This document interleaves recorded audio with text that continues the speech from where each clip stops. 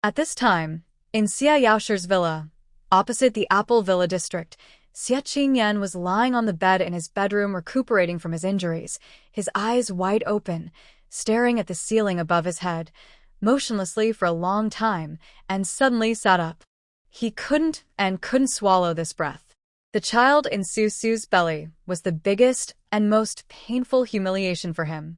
This was even more difficult for Xia Qingyan to accept than if Su had directly followed Yu. Just at this moment, Xia's mother opened the door and came in. Seeing Xia Qingyan's appearance, she immediately walked to the bedside, with tears in her eyes, and asked with concern, "Son, what's wrong with you?" "Mom, I feel bad." "Don't be sad, Qingyan. Mom knows you're feeling miserable, but there's nothing we can do about it. Don't mess with Su." Xia's mother didn't know what to say to Xia Qingyan. She and Xia Qingyan were just ordinary people with limited abilities, but Su and Yi were both people with lofty status and special abilities. However, Xia Qingyan still wanted Su to obey his orders in this way or that way, which was simply not feasible in reality. She saw things more clearly than Xia Qingyan, and she also knew that the mother and son's current status and position in this villa area were actually just two appendages kept by Xia Yaoshi. But Xia Qingyan was the only one who couldn't see this clearly. He was unwilling to wake up from his dream of being the pride of the sky in the past, and he brought some messy survivors to annoy Xia Yaoshi. The most urgent thing now is to save his life. How can he allow himself to be sad? Looking at Xia Qingyan, who seemed to never grow up, Xia's mother was also anxious. She glanced at the door, lowered her voice, and said to Xia Qingyan, "Son, Mom went to see Chief Chu Xian of the safe zone today. He said that as long as I go to their side as a hostage and let your eldest brother follow their arrangements to go to the Superpower Vanguard team, they can protect you in the name of the army, and then you won't be afraid of Su and Yu coming to kill you." "Really?" Xia Qingyan's eyes lit up, as if he had heard the best news in recent days. He reached out and hugged his mother's neck, smiling as brightly as he did before the end of the world. "That's great, Mom. You're so kind. As long as I'm safe, I'll get my revenge sooner or later. By the way, I have to go find Fei Fei. They said that as long as Fei Fei joins the superpower team, I can also get a position in the army. I must go and persuade her again. As long as he can gain a foothold in Liu Yin's army, can he not kill the evil child in Su's belly? It doesn't matter. It doesn't matter. There is a long way to go. One day, Xia Qingyan will take off the green hat on his head."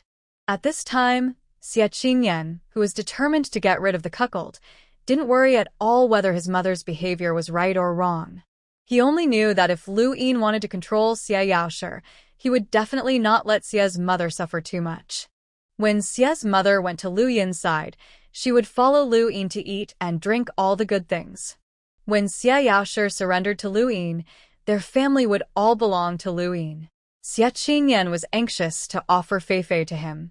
In fact, he was also anxious to make contributions to his new master and achieve some results. He wanted to be valued by Liu Yin. So Xia Qingyan hurriedly got up, leaving Xia's mother sitting on the bed. She raised her hand and opened her mouth to stop Xia Qingyan. Before she could say anything, Xia Qingyan, who was covered in injuries, had already run out. Xia's mother's heart was a little tight. After all, he was her own son. Facing Xia Qingyan's eagerness for quick success and his clumsy means, she couldn't bear to blame him, nor could she bear to see him so depressed. It's just that Xia Yaoshi suffered. I'm sorry that Xia Yaoshi is a child in a safe zone.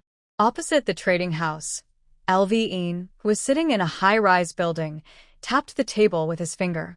The eagle on his shoulder stood quietly. One man, one eagle, three eyes, looked at Li Ying and Wang Zijiao standing in front. Behind him, outside the French window, a red sun was rising slowly. Yin snorted coldly. Xia Yaoshi's relatives have been controlled. What about Yiyu's? Commander, Yiyu has no relatives. Wang Zijiao lowered his head and stated the fact.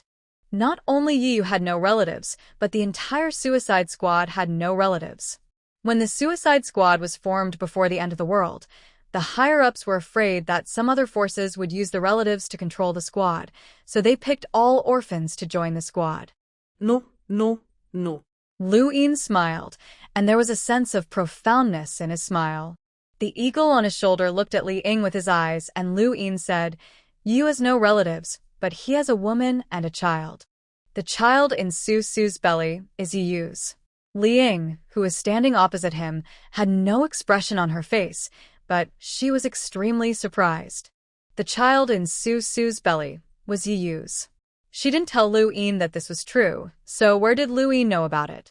This was indeed a powerful character. Immediately, Li Ying thought again, if Lu Yin is not powerful, how can he be the commander? She was immediately relieved, raised her head, looked at Lu Yin, and asked, "Commander, do we need to arrest Su Su? Don't you think it's a bit cruel to take a pregnant woman as a hostage?" Lu Yin looked at Li Ying. A cold light flashed in his one eye, but he was smiling. He said, "Let's wait until Su Su gives birth. It's much easier to control a baby than a high-level psychic." Lu Yin meant that Su Su was still useful. His water-based ability could easily feed the entire army, so it was a relatively risky approach for them to control Su Su. But controlling a baby is not a problem. A baby has no resistance and worries the parents all the time. Since the baby in Su Su's belly will be born in 6 months, Lu Yin will wait for 6 months. By then, as long as he holds the child in his hands, neither Su Su nor Yu can escape from his palm. It's really cruel. Li Ying looked at Lu Yin, and her heart beat uncontrollably. It wasn't the beating of her heart, but a feeling of fear. For some reason, words popped up in Li Ying's mind, seeking the skin of a tiger. Then she lowered her head, and a smile flashed in her eyes. What was there to be afraid of? The more such a leader there was, the more he could lead her to the sky. Didn't she always look down on this team and that team? She always felt that these teams were too cumbersome, too many considerations, and too soft-hearted. Now that she was following someone like Lu Yin, it was exactly what she wanted, so what was she afraid of? Who was nearly skinned from a fever in the Apple Villa district, Li Ying suddenly felt that the child in Su Su's belly was a little pitiful. This child had already been targeted by all kinds of people and forces before he was born. If he could really give birth safely in the future, who knows how he would become a burden to his parents. It was also because people like Su Su could not accomplish great things. If it were Li Ying, she would have aborted the child on the first day she found out she was pregnant. In such a society at the end of the world, she actually still wanted to have a child. Isn't it ridiculous? After listening to Lu Yin's admonition with Wang Zijiao, Li Ying walked out of the tall building. Suddenly, a woman ran over to them. She had disheveled hair and looked panicked. Her clothes were messy and she was shouting, there are bugs eating people, there are bugs eating people, it's so scary, help, help." The direction the crazy woman ran from seemed to be near the Apple Villa district. Just as she ran closer to Li Ying, she was stopped by 2 soldiers holding long spears, one on the left and one on the right. Li Ying looked up and saw that everyone on the street was walking in an orderly manner. There was no commotion in the direction of the Apple Villa district. Where did these bugs that eat people come from? What's wrong? Wang Zijiao walked out from behind Li Ying and looked at the crazy woman who was held up by 2 soldiers with a frown. The crazy woman was still shouting and screaming as if she was stimulated by something and couldn't calm down at all. The words she shouted were somewhat illogical. So Li Ying could only turn around and say to Wang Zijiao, she seemed to say that there were bugs eating people. Bugs eat people? Wang Zijiao repeated Li Ying's words, stretched his head to look around, and didn't find any disturbance. He could only glance at the crazy woman and ordered the soldiers, keep her away and don't disturb public order. Yes. The 2 soldiers who were driving the crazy woman nodded their heads, pointed their guns at the woman's head, and took her away. Even from a distance, they could still hear the crazy woman shouting, "That bug is so big, so big. There are so many of them, as big as a child's arm. They bit off my husband's head with one bite at a time. They hide underground in the stinky ditches, in the toilet pits, everywhere, haha. They are waiting to grow up. Everyone run, run." Madman. Wang Zijiao listened to the crazy woman's words and spat. If it was true that the woman said that there were bugs everywhere underground, how could they live peacefully on the ground?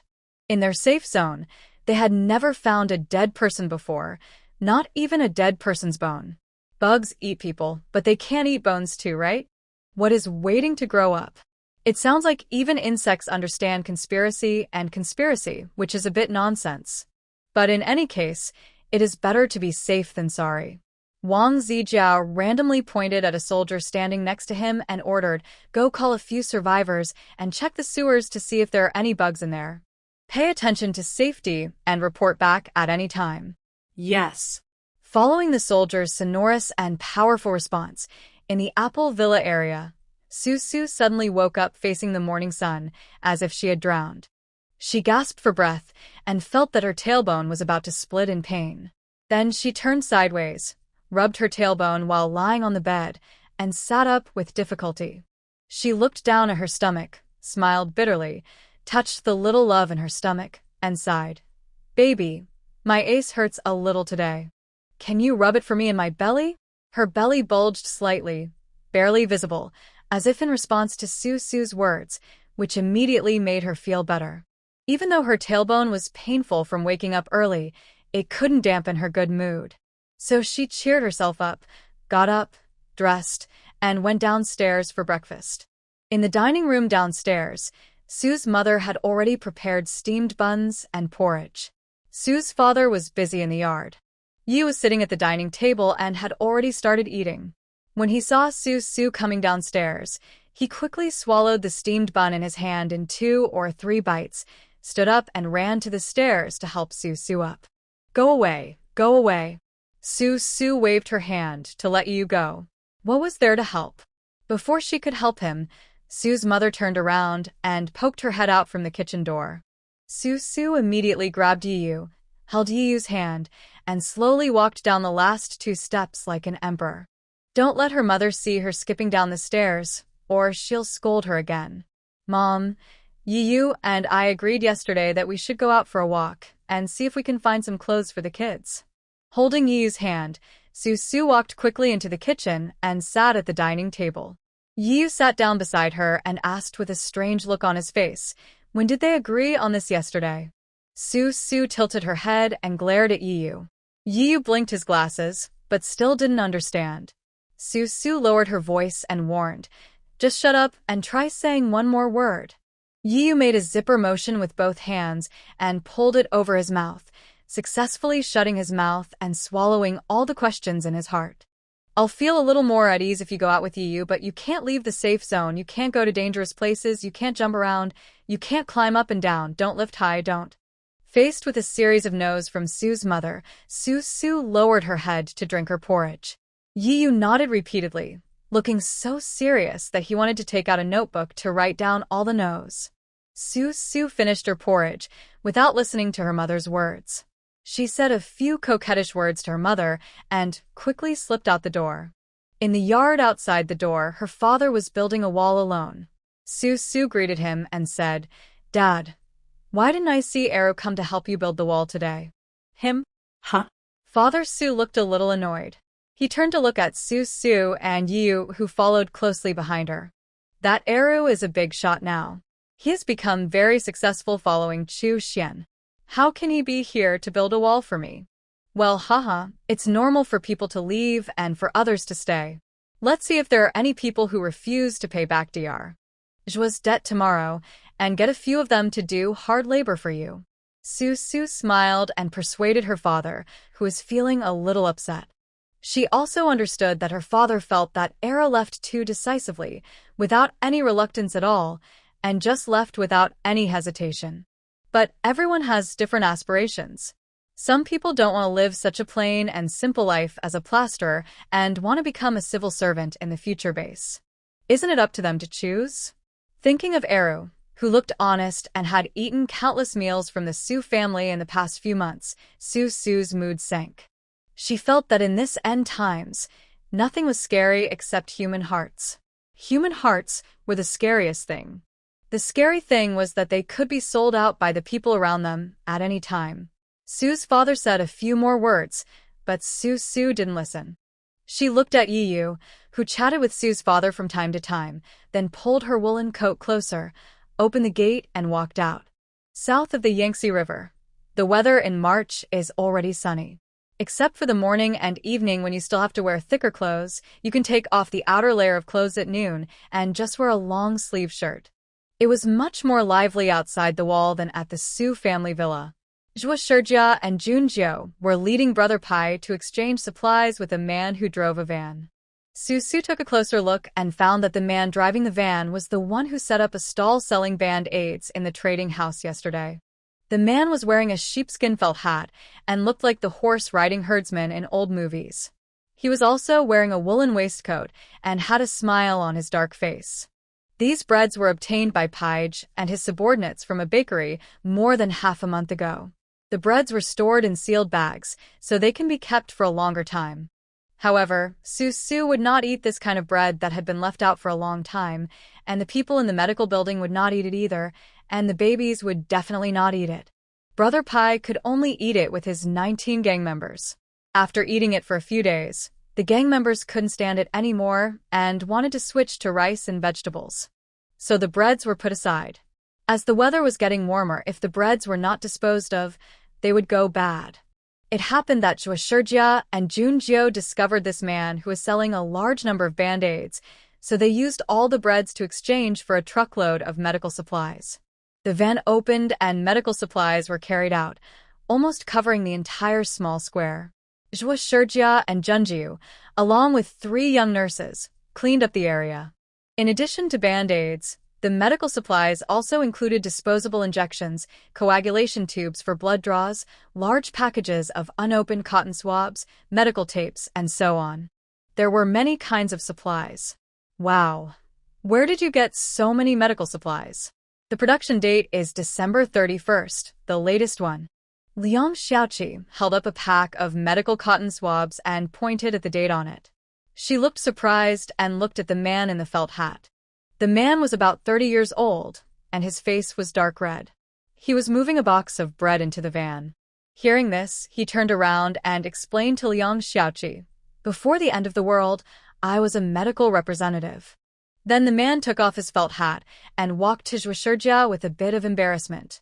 After a pause, he said, "Dr. Zhuo, I didn't have the face to recognize you, but I just checked and found that you have opened a hospital here." Yes.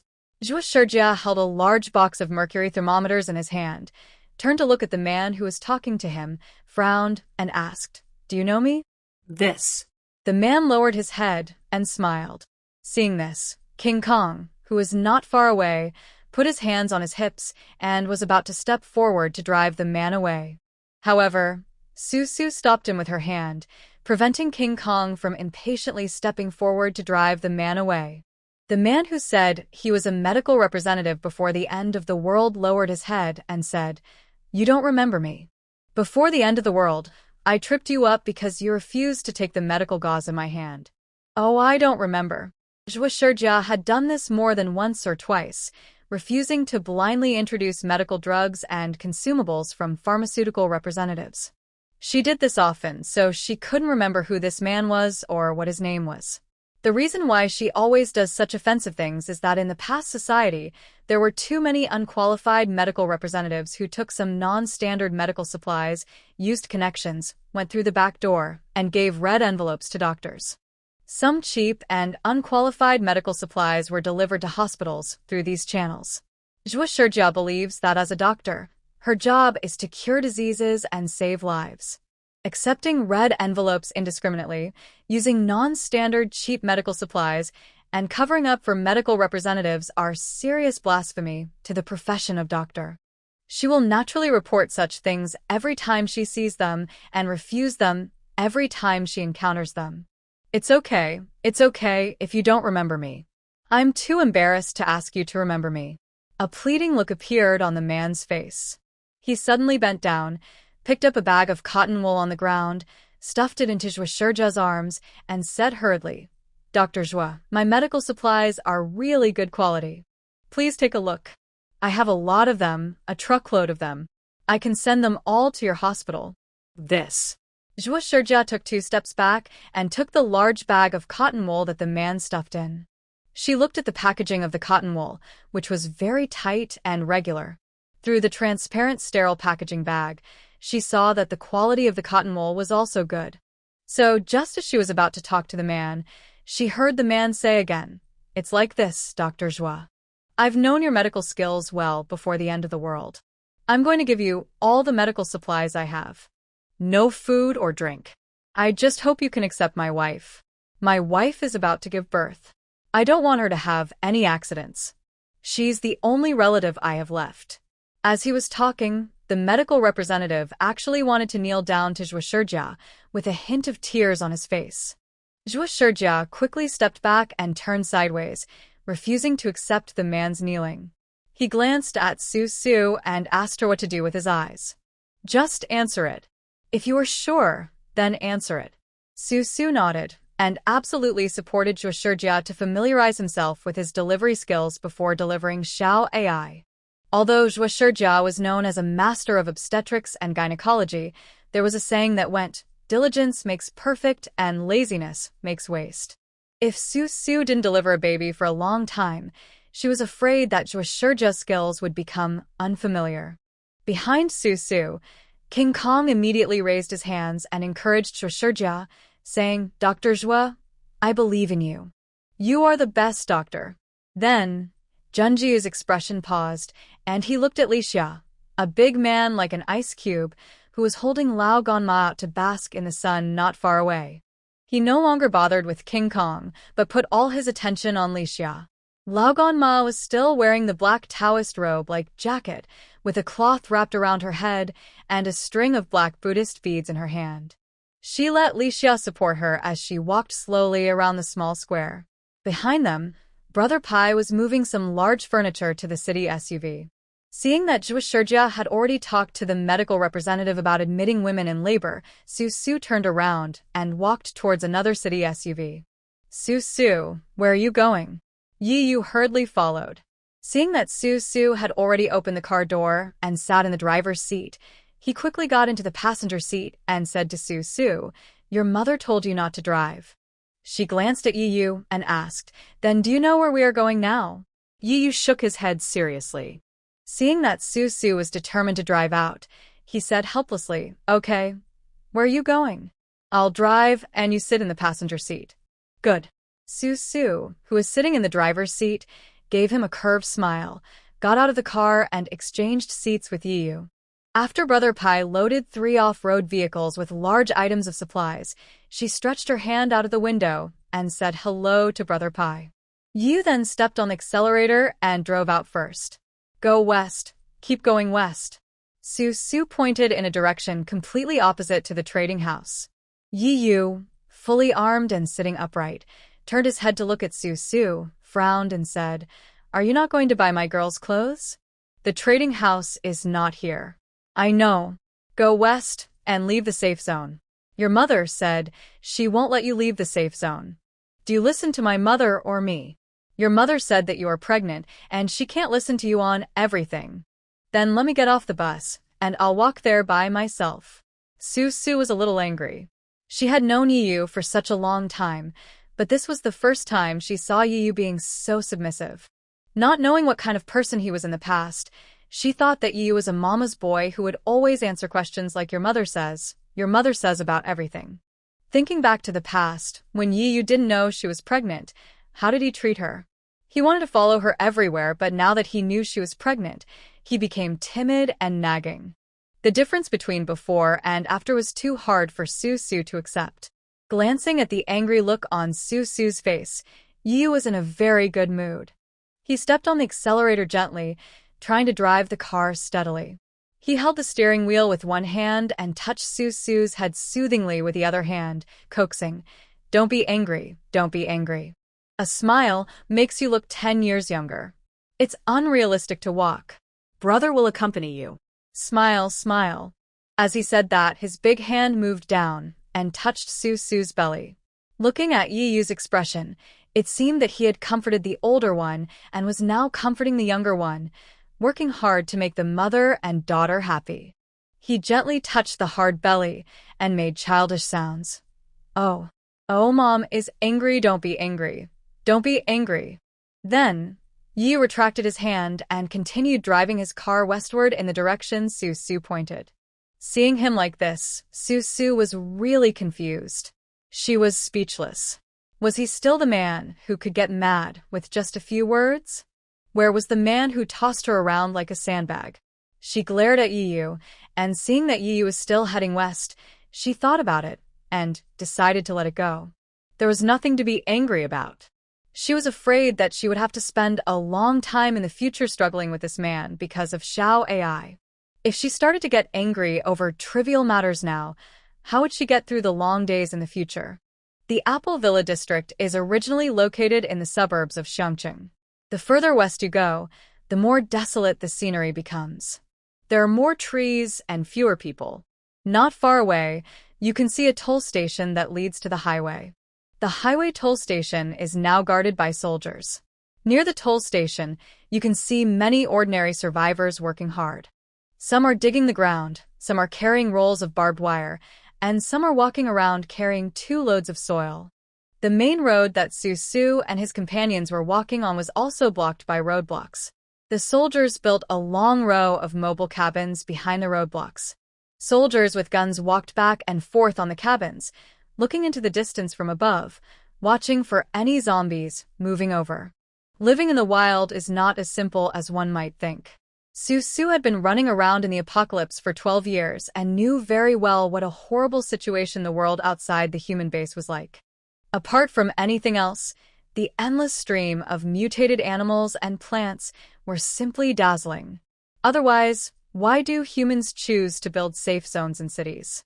Because in cities, there are only zombies to deal with, but in the wild, there are mutated plants and animals everywhere.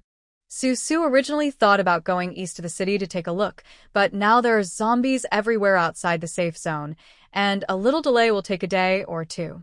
She just told her mother that she was going to the trading house to take a look, and she didn't tell her the truth.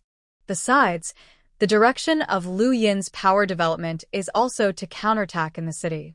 If she finally set up a nest outside the safe zone, it won't be long before the area near the nest is occupied by Lu Yin and included in the safe zone. What's the point? So she just went west and went to the wild to take a look. Maybe she could find some surprises before the plants and animals mutated into so many kinds of species?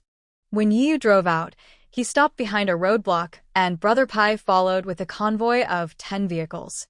It didn't take much effort for this group of people to leave the city from the west. The soldiers behind the barrier just registered their number and the vehicles in the convoy and let them pass. Xiangqing was originally built on a relatively flat area, so after driving a long distance from the west, there are no mountains or rivers blocking the way. Except for some half-built buildings by developers, the rest of the road is flat land that has been cleared for building houses. They killed a few zombies wandering on the road, and after driving a little further, they saw small 2-story buildings in groups of 3 or 4. There were also several fields near the buildings. This was the range. Even in a provincial capital like Xiangqing, there was a difference between rural and urban areas. What Su Su saw now were the small country villas built by farmers in the countryside. Yiyu, what do you say? We should move the hospital and my parents here? The car was moving forward. Su Su leaned against the car window, watching the 2-story villas passing by. She couldn't help but show a longing expression on her face and continued, "There are houses here and fields that have long been cultivated. My mother can cultivate her land however she wants. Let my father build a wall and be more careful and diligent in cleaning out those mutant plants and animals. I think this is good. Go a little further ahead and take a few small roads. There is a manor. If you plan to move here, you might as well live in that manor."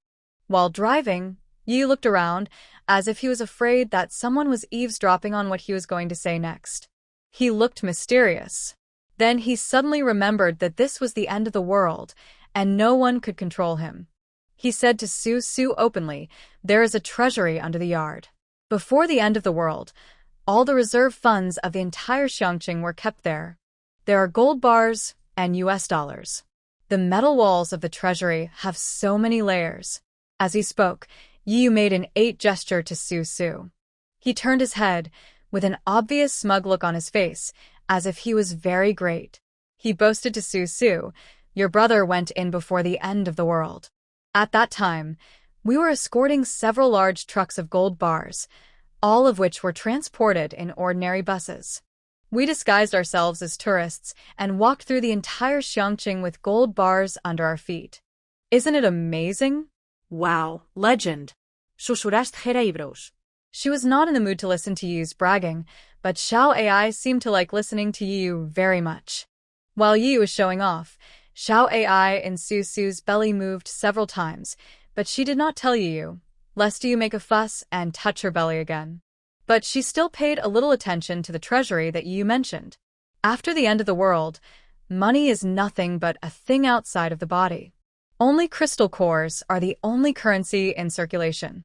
What she paid attention to was the treasury with 8 layers of metal walls that Yu mentioned. 8 layers. Just thinking about it makes it very solid. She decided to go with Yu to scout the area and search for supplies in the surrounding farmers' homes. In fact, for Su Su, there was not much food left to search for. Many foods could not be preserved for a long time. After so many months, they had already become moldy and spoiled. For the sake of the little baby in her belly, she never ate moldy or spoiled food. Her family has fresh water and vegetables. The only thing missing is meat. This time, Su Su plans to find a home and bring back some mutant meat. The frozen meat worth several $1,000s that she stockpiled before the end of the world is almost finished. Brother Pai and the others followed her out with the same idea, and also to see if there are any small clinics in the countryside. The convoy drove for about 40 minutes. In the empty landscape, small country villas became denser and denser. At the same time, there were many more zombies. Yi slowed down the car, burned the zombies casually, and explained to Su Su, "This is the village. It's called Bafang Village. The manor is called Bafang Villa. It was built in imitation of the mansions of the princes of the Qing dynasty. It usually receives some tourists. There is also a VIP area that is reserved by some rich people for a long time. Ordinary tourists can't enter." After burning all the zombies, Yu got out of the car, walked around the front of the car, and went to Su Su's passenger door and opened it. Su Su unbuckled her seatbelt, held Yu's hand, and walked out. Yu laughed and said, "But that's all superficial. The truth is underground.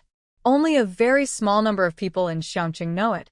"Then tell me, will Louis know?" Su Su walked forward and looked around. The cement road leading into the village was very flat and wide. Besides small country villas, there were rice fields on both sides of the road. There were bunches of yellow grass in the fields. The wind blew gently, bringing with it the scent of trees. It was very gentle and comfortable.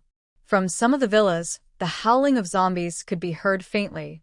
There were no cries for help from humans. It had been several months since the apocalypse, and there were survivors who had gone to the safe zone in Xiangqing. Yi let out a scornful sound, supporting Su Su as they walked forward as if taking a walk. At the same time, he said he is either in the highest position in the province, or he is lowly like us. For someone like Lu Yin, even if he knows where the treasury is, he won't know how to get in. Okay, this place is good. I like it. Su Su took a step forward and watched Brother Pai and the others park the car, took out the zombie crystal core and handed it to Yu, then walked onto the path, crossed the barren rice field, and prepared to pry open the nearest country villa. There were zombies howling in the villa, so Su Su stood there and waited. Yu followed her and held out his hand to support her. There were few zombies in this place, and people like Brother Pai had been in the apocalypse for a long time, so it was more than enough for them to deal with this number of zombies. After a while, Brother Pai and others cleared out the zombies in the building and rummaged through the drawers and found several large bags of millet, some bacon, and a few bottles of mineral water. Su Su glanced at them casually and was not very interested in these things. She looked at the road leading to the village and instructed Yu, "Go in and see if there are any chickens, ducks, fish, pigs, etc. that are still alive. Kill a few and stew them for us to eat." Can I eat it? Yu had some hesitation on his face. To be honest, he and his group of meat-loving brothers had eaten a lot of mutated chicken, duck, fish, pork, etc., and they hadn't gotten sick. But giving the meat to Su Su was a bit risky. Yi didn't dare to give it to Su Su, for fear that his girl would get sick. It's okay, I've eaten it before, it's really delicious, and it didn't poison me to death. Susu instigated 예유. Mutated animals are also divided into different levels according to their ferocity and abilities. They are just some mutated ordinary chickens, ducks, fish, and pigs. Apart from being difficult to kill, their meat is not poisonous at all and can replenish the energy of the psychic. Of course, as long as high-level mutant animals are killed and handled properly, there is nothing that cannot be eaten. In fact, it won't be long before the researchers on Liu Yin's side come to a conclusion about which mutated animals can be eaten and which mutated animals need to be observed and studied. They will be announced one after another, and the first ones announced as edible will be the mutated ordinary chickens, ducks, fish, and pigs. Yu didn't quite believe what Su Su said. He didn't want to take the risk of looking for those mutated chickens, ducks, fish, and pigs, so he stood still and hesitantly advised, "Don't we have a pig at home? If you want to eat fresh meat, I'll kill the pig when we get back. Don't worry." Oh. Don't look at me like that. Go, I'll go look for a live one. Yu originally thought that he would never listen to Su Su. Why would a pregnant woman eat mutant meat? He couldn't spoil her like this. But after Su Su looked at him with such grievance, Yu softened his heart and immediately turned around and left, working tirelessly to look for those mutant chickens, ducks, fish, and pigs. As soon as he left, Su Su drove the 3 watermen to the villa to kill zombies, just like letting a tiger return to the mountains. She strode forward, followed the watermen, entered the villa, and began to search through the drawers for supplies. The whole family of the villa she entered had turned into zombies. No survivors dared to enter the country villa with zombies, so everything in the villa was still well preserved. Su Su drove the waterman up and down to explore. After killing all the zombies, she took the crystal core. Just as she was about to walk out of the villa, Su Su glanced at a bedroom on the 2nd floor and found a brand new set of story picture books inside. So Su Su walked into the bedroom wearing soft flat boots and took out a book from the shelf of the small desk and flipped through it casually. It was a story about a little girl not to go with strangers. She thought it was quite useful, so she took out a few more books and flipped through them. One was about educating little girls about which parts of the body should not be touched by others, and the other was about educating little girls about how to refuse others' unreasonable requests. This set of books is amazing. Su Su immediately picked up the storybooks. It was a very thick stack. She decided to save it for Xiao AI. When Xiao AI is 8 months old, she will read this set of storybooks to her every day as bedtime stories. Then Su Su looked through the bedroom again.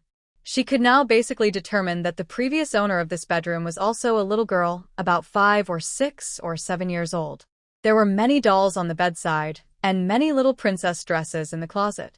There were also several calligraphy books on the bookshelf in the bedroom, all of which were new and untouched.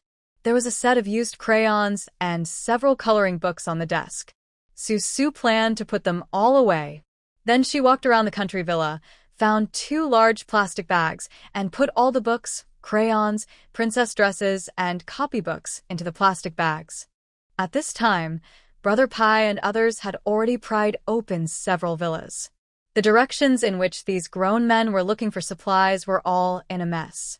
When Su Su came out carrying 2 large plastic bags, she glanced at Brother Pai's cars. They were all full of millet, bacon, and several large baskets of potatoes and sweet potatoes. If you just pack these things, there would be several large cars. The so-called country people before the end of the world, who lived near provincial capitals like Xiangqing, actually lived a much richer life than city people. They did not have to pay water bills, as the water was pumped from their own wells. They also did not have to pay rent. The land was passed down from their ancestors, and they built their own houses. You may have to pay some money for electricity every year, but now many country villas have solar panels on their roofs. Some people don't even need to pay for electricity at home. The electricity generated by solar panels can be sold into the power grid, and the power company will have to pay these people for the electricity. Moreover, there are very few families living not far from the provincial capital who do not have a car. With a car, it is much more convenient to go in and out. Living here is much happier than living in the city. If you pry into a house casually, you can find a huge amount of millet and miscellaneous grains that can be preserved for a long time in the granary. Su wanted to ask Brother Pai not to move so much back. Anyway, she would move everyone here to live soon. But when she thought that if they didn't drag some things back to the safe area after their trip, Lu Yin might become suspicious again, so she let Brother Pai and the others move. Putting the 2 plastic bags in her hand into the trunk of the car, Su lowered her head to glance at the Special Forces watch on her wrist. In just a moment, she had been busy for an hour, but Yu had not come back yet.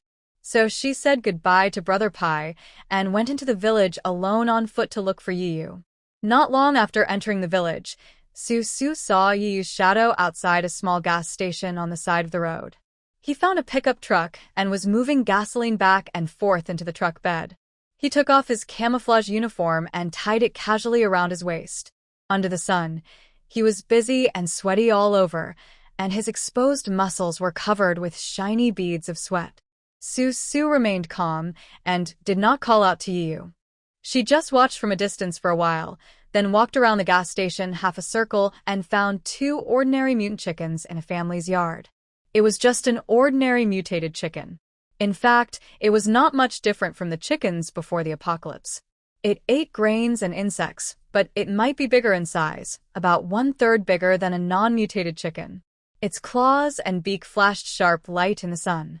It lowered its head, smashed its beak into the mud, making a deep pit, and pecked out an earthworm from the pit and started to eat it.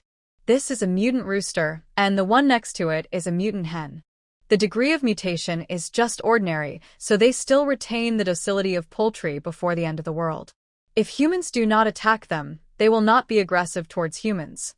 When Su appeared, the 2 chickens raised their heads and glanced at Su vigilantly, as if they thought Su was just standing there motionless, and they could not sense any danger, so they continued to pecking at their earthworms. Very good. Su remained motionless, and 2 water men walked out from behind him, approaching the wire fence. The water men walked into the yard silently and suddenly pounced on the 2 mutant chickens that were eating earthworms happily. The mutant chickens instantly spread their wings, raised their heads, and screamed. The 2 water men turned into 2 water cages, covering the 2 mutant chickens in the cages, and then quickly cooled down and formed ice crystals. If the mutant chickens were dealt with like this, they would not be called mutant chickens. The 2 chickens began to peck at the ice cage with their sharp beaks, making a hole with each peck. Soon, Su's ice cage was no longer in shape. She had no choice but to lift her fingers. Then Su looked at the 2 mutant chickens. They twitched a few times on the ground, and then became motionless. It seemed that their IQ was very limited. Su looked at the silly look of the 2 chickens and couldn't help laughing. Then, holding the 2 water ropes in his hands, he dragged the 2 chickens on the ground and walked around the vegetable garden behind the house. The vegetable garden was larger than the one planted by Su's mother. No one took care of it, but it actually grew a large area of lush green vegetables. Su, with a bulging belly, made a special trip to the vegetable garden to take a look. There were vegetables such as cabbage, shallots, and radish that were suitable for growing in cold weather, and they were all growing vigorously. There is also another piece of land where coriander is planted, but perhaps because of the weather, they are not yet fully mature. Anyway, if these vegetables are sold at the base, a lot of money can be made, and every household in Bafang village has such a vegetable garden. Su thought that Lu Yin is really stupid. He is still looking for wood-type mutants in the safe zone to grow vegetables. Why not mobilize a few people to go to the countryside to look for them, or reclaim a few plots of land and let ordinary people farm? In this way, they can slowly recuperate and develop, instead of always focusing on how to expand the territory of the safe zone. The Xiangqing base will not have survived for only 2 or 3 years. Thinking of this, Su slapped her forehead. Could she harvest all these vegetables, wrap them in plastic wrap, and send them to Lu Yin's safe zone to roll some crystal cores? But this is a big project. She can't do it alone. She needs to find someone to help. Thinking of this, Su turned around and dragged the two mutant chickens tied tightly with water ropes back to the convoy. When she returned, Yu had not come back yet. Su originally wanted to put the two chickens in her hand into the trunk of her car, but after thinking about it, she put the two chickens into the trunk of Brother Pai's car and then sat in the car to rest and wait for Yu to come back.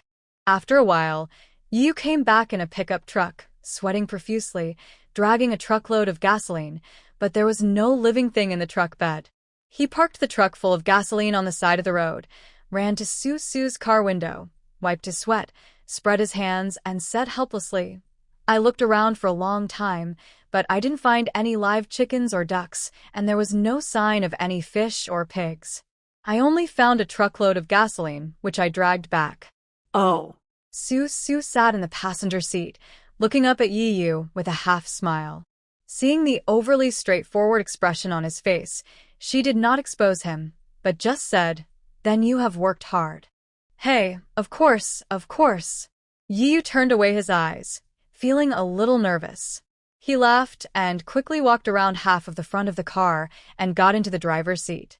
Brother Pai, who was standing nearby, covered his mouth with his hands and laughed, and also called his subordinates, preparing to rush back. This time, except for Su and Yu who drove one car, Brother Pai brought 8 gangsters with him. He and the gangsters each had a car. But now Yu brought back a whole car of gasoline, so naturally they had to abandon one car and drive the one with gasoline back.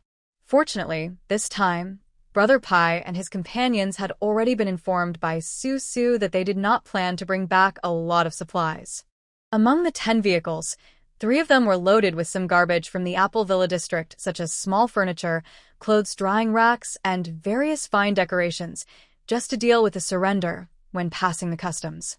After scouting the area outside the village, Su decided to set up his nest in this village in the future. He would just wait until he was fully prepared and bring a few more psychics with him.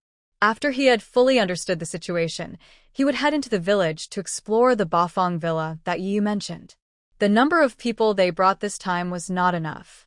Although the external environment of Bafang village seemed relatively stable, Su was pregnant with Xiao AI and was unwilling to take any risks. So, as it was almost time for lunch, she decided to return to the safe zone. When passing the checkpoint, they were indeed asked to hand over the supplies in 3 vehicles. Brother Pai greeted the gangsters cheerfully and moved the decorations that were not edible or drinkable from the vehicles. The soldiers' faces turned green when they saw the confiscated supplies, but they couldn't say anything because of the regulations, so Su and others were very happy. The next step is to get off the car and have your temperature taken. You also have to do some identification questions, just like testing color blindness. You are given several pictures and asked the survivors who want to enter the safe zone to identify them. This is to test whether the survivors' reactions are normal. There are more and more rules in this safe zone. Will it ever end? Seeing the medic in front of him holding a few pictures for him to identify, Yu became very annoyed. He had been a thorn in the side before the end of the world, and he had a particularly strong opinion about Lu Yin. He was still hesitating to enter the safe zone, so his temper flared up. Brother Pai and the others were naturally not easy to deal with. They echoed Yu and kept making trouble one after another. Su, who was at the front of the line, cooperated and took her temperature. While identifying the card the medic brought over, she turned around and looked at the group of people behind her. She sighed, "You have to get used to it. It will be more and more troublesome to enter the safe zone in the future. There will be more and more procedures. For example, in the past, people were allowed to pass directly after taking their temperatures after bringing back supplies. This will never happen again. If Lu Yin wants to build a base, he must have relevant equipment, such as researchers. He also needs a few experts who specialize in studying this doomsday. As these experts and researchers delve into the doomsday, they should slowly come to the conclusion that 24 hours is the observation period for humans. If humans want to turn into zombies, 24 hours is enough. If they haven't turned into zombies after 24 hours, they will not become zombies.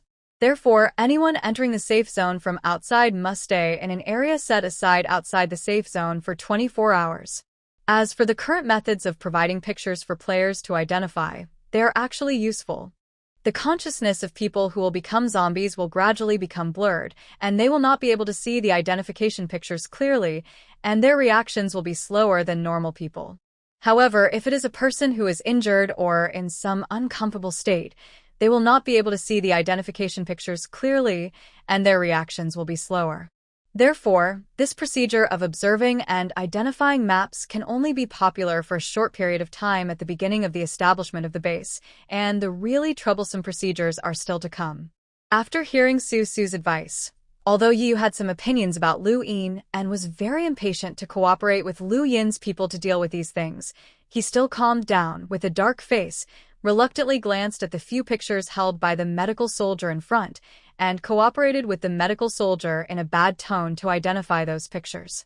The medical soldier was trembling with fear, obviously frightened by Yiyu's aura. As soon as Yiyu finished identifying the person, he quickly ticked the form in his hand and turned around and ran away. It took another hour or two to pass the customs. By the time Su Su, Yiyu, Pai Ge, and others returned to the Apple Villa district, it was already 1 or 2 o'clock in the afternoon. While Su's mother was scolding Su Su, she was heating up rice and dishes for her. Su's father didn't say anything. He chatted with Brother Pai for a while, and then went to hide aside with Brother Pai to do something. Yiyu felt guilty, so he took Su Su for a safe walk. He felt guilty in front of Su's mother and lied to Su Su. He felt guilty towards Su Su, so he simply didn't eat lunch in the Su family villa, but went back to the villa where his brothers lived to find food. After lunch, Su Su went back to the bedroom for a nap. At about 4 o'clock in the afternoon, she was awakened by a loud noise outside the window. She rubbed her eyes, covered her 4-month-old belly, and got out of bed. She looked at the sky outside the window. The sun was shining brightly, so she took out a long white sweater and a pair of maternity pants, put them on, and walked out of the bedroom. In the small yard outside the wall, Su's father was drying the millet with Brother Pai. On the path outside the small yard, there was a big truck parked. A pregnant woman with a big belly, who was dirty all over and with messy hair, was holding a big bag and standing timidly beside the truck. Zhua Shijia and Junjiu, with a few young nurses, were talking to Dai Chun, a medical representative, wearing a felt hat. Su Su walked around the grains spread out on the small square and came to the side of the truck. Just as she was about to ask what was in the truck, the pregnant woman's eyes lit up. She looked at Su Su's belly and approached her in a friendly manner, as if she had finally found a soulmate. She said, "Hello, my name is Zhou Xiaolin. How many months have you been?" "More than 4 months." Su Su smelled a strong sour smell on Zhou Xiaolin's body, so she turned her head to look at Zhou Xiaolin's belly and asked, "How many months have you been pregnant?" "I'm about to give birth, soon, probably in the next few days." Zhou Xiaolin seemed particularly anxious as she spoke. She frowned, touched her big belly, and said with emotion, "In this world, I don't know how to give birth to this child, and after giving birth, I don't know how to raise it." Then Zhou Xiaolin turned around and looked at the surrounding environment, her face full of envy, and said, "Your place is really good, everything is good. You must have no worries about food and drink." "It's okay. It's passable." Su Su looked at Zhou Xiaolin, who seemed to be considering staying. She didn't say anything, just casually responded to Zhou Xiaolin, then turned and went to Li Xiuyu's villa. Because Brother Pai and others were asked by Su Su to organize their supplies, many things were laid out and left in the sun to dry.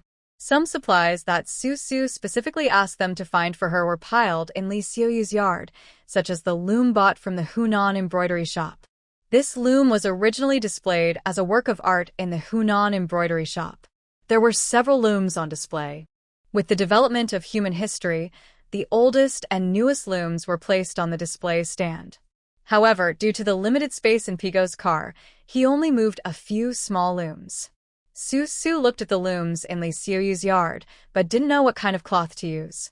She was completely uninterested in this. Besides, her mother probably wouldn't be able to use such an ancient weaving tool. Su Su felt that she had thought too simply about the idea of taking Li Xiuyu's cocoons and weaving cloth for Xiao Ai. She couldn't even understand the complex structure, and she was still weaving cloth? Su stood beside one of the wooden looms and shook the frame on it out of boredom. The loom also made a creaking sound out of boredom. It was obvious that this thing was something that only high-tech talents would use, and no one knew how the various parts worked. Su studied it for a while with little interest, and then felt that her IQ was not suitable for fiddling with this thing, so she put the loom aside, turned around, and went into the villa to look at Li Xiuyu. Unlike last time, this time, she sat next to Li Xiuyu's cocoon and closed her eyes deliberately to feel the energy around Li Xiuyu. It's a bit like the wood type, but it's definitely a secondary mutated wood type. The secondary mutated abilities are more elusive, unlike the 5 elements abilities, which are just gold, wood, water, fire, and earth. After sitting with Li Xiuyu for a while, Su walked out of the villa. The sky had gradually darkened. Brother Pai and Su's father were busy harvesting the millet in Zhaoping. The scholar was leading the special forces and gangsters to help unload the medical supplies in the medical building. They were unloading the medical supplies in the truck driven by Dai Chun. She looked around casually and didn't see Yu or King Kong among the people helping to unload the goods. She felt a little strange, so she grabbed a special forces soldier and asked, "Where did Yi Ba Pai go?" "He just came back at noon. He ate a few bites of food and then dragged people out with King Kong and the others. He said he was going to get some frozen meat. The road to the freezer is a bit far, so he might not be back until tomorrow morning." After the special forces soldier finished speaking, he carried a box of medical supplies to the medical building. When Su heard this, she stood there in a daze for a moment. She didn't know what emotion she was feeling, and there was a sour-sweet taste in her mouth. She had just been clamoring to eat mutant meat during the day, but Yu didn't agree at the time. He came back and led a team to search the frozen warehouse. Wasn't he going out just because she wanted to eat meat? Yu wouldn't do such a thoughtful thing. Su rubbed her swollen heart unconsciously and went back to her kitchen to eat. After a while, her father came back with the grain harvested, holding a blueprint in his hand, thinking about how to make a pestle and container for pounding rice. Her mother muttered to herself, and Su was thinking about Yu going out to look for meat, and she didn't have the heart to listen to her mother's nagging. The family of 4 sat at the kitchen table and began to eat. It was already dark, and the Su family had not finished half of their meal when a shrill female scream suddenly rang out in this world. Then, outside the wall of the Su family, voices began to rise. The atmosphere suddenly changed, and even the air became tense and chaotic. Su quickly put down the bowl in her hand, hurried into the living room, went to the entrance to change shoes, took Yu's 2 knives, and walked out of the wall. She took a quick look. The lights in the medical building were bright, and there were many people. Doctors and nurses were busy coming in and out. Women screamed one after another. Brother Pai and the special forces ran out of the nearby villas. Su's mother also ran up quickly and told Su, who was standing there, "Go back and take good care of yourself. Finish your meal. The new Zhou Xiaolin is about to give birth." Don't scare you. Ah? She's about to give birth? Su was a little surprised. Looking at Dai Chun walking back and forth nervously outside the yard, she thought that it was no wonder that this man was so anxious to kneel down to Zhou Shijia in the morning. It seemed that Zhou Xiaolin was about to give birth, and he had to kneel down. The screams of pain echoed in the night sky. The special forces and gangsters standing outside the medical building all looked scared, as if they knew for the first time that giving birth to a child could be so painful for a woman. The screams were so miserable that it was heartbreaking. It's no wonder that these grown men are making a fuss. Before the end of the world, women gave birth in delivery rooms. What kind of place is a delivery room? It must be surrounded by 3 layers of walls. Even if a woman in labor screams until her throat hurts, people outside the room may not be able to hear her. There are scenes of women giving birth in TV dramas, but that's just a TV drama after all. No matter how much pain a woman is in, she will just scream "aw" a few times, and when the scene ends, the baby is born. How can it be so painful in real life?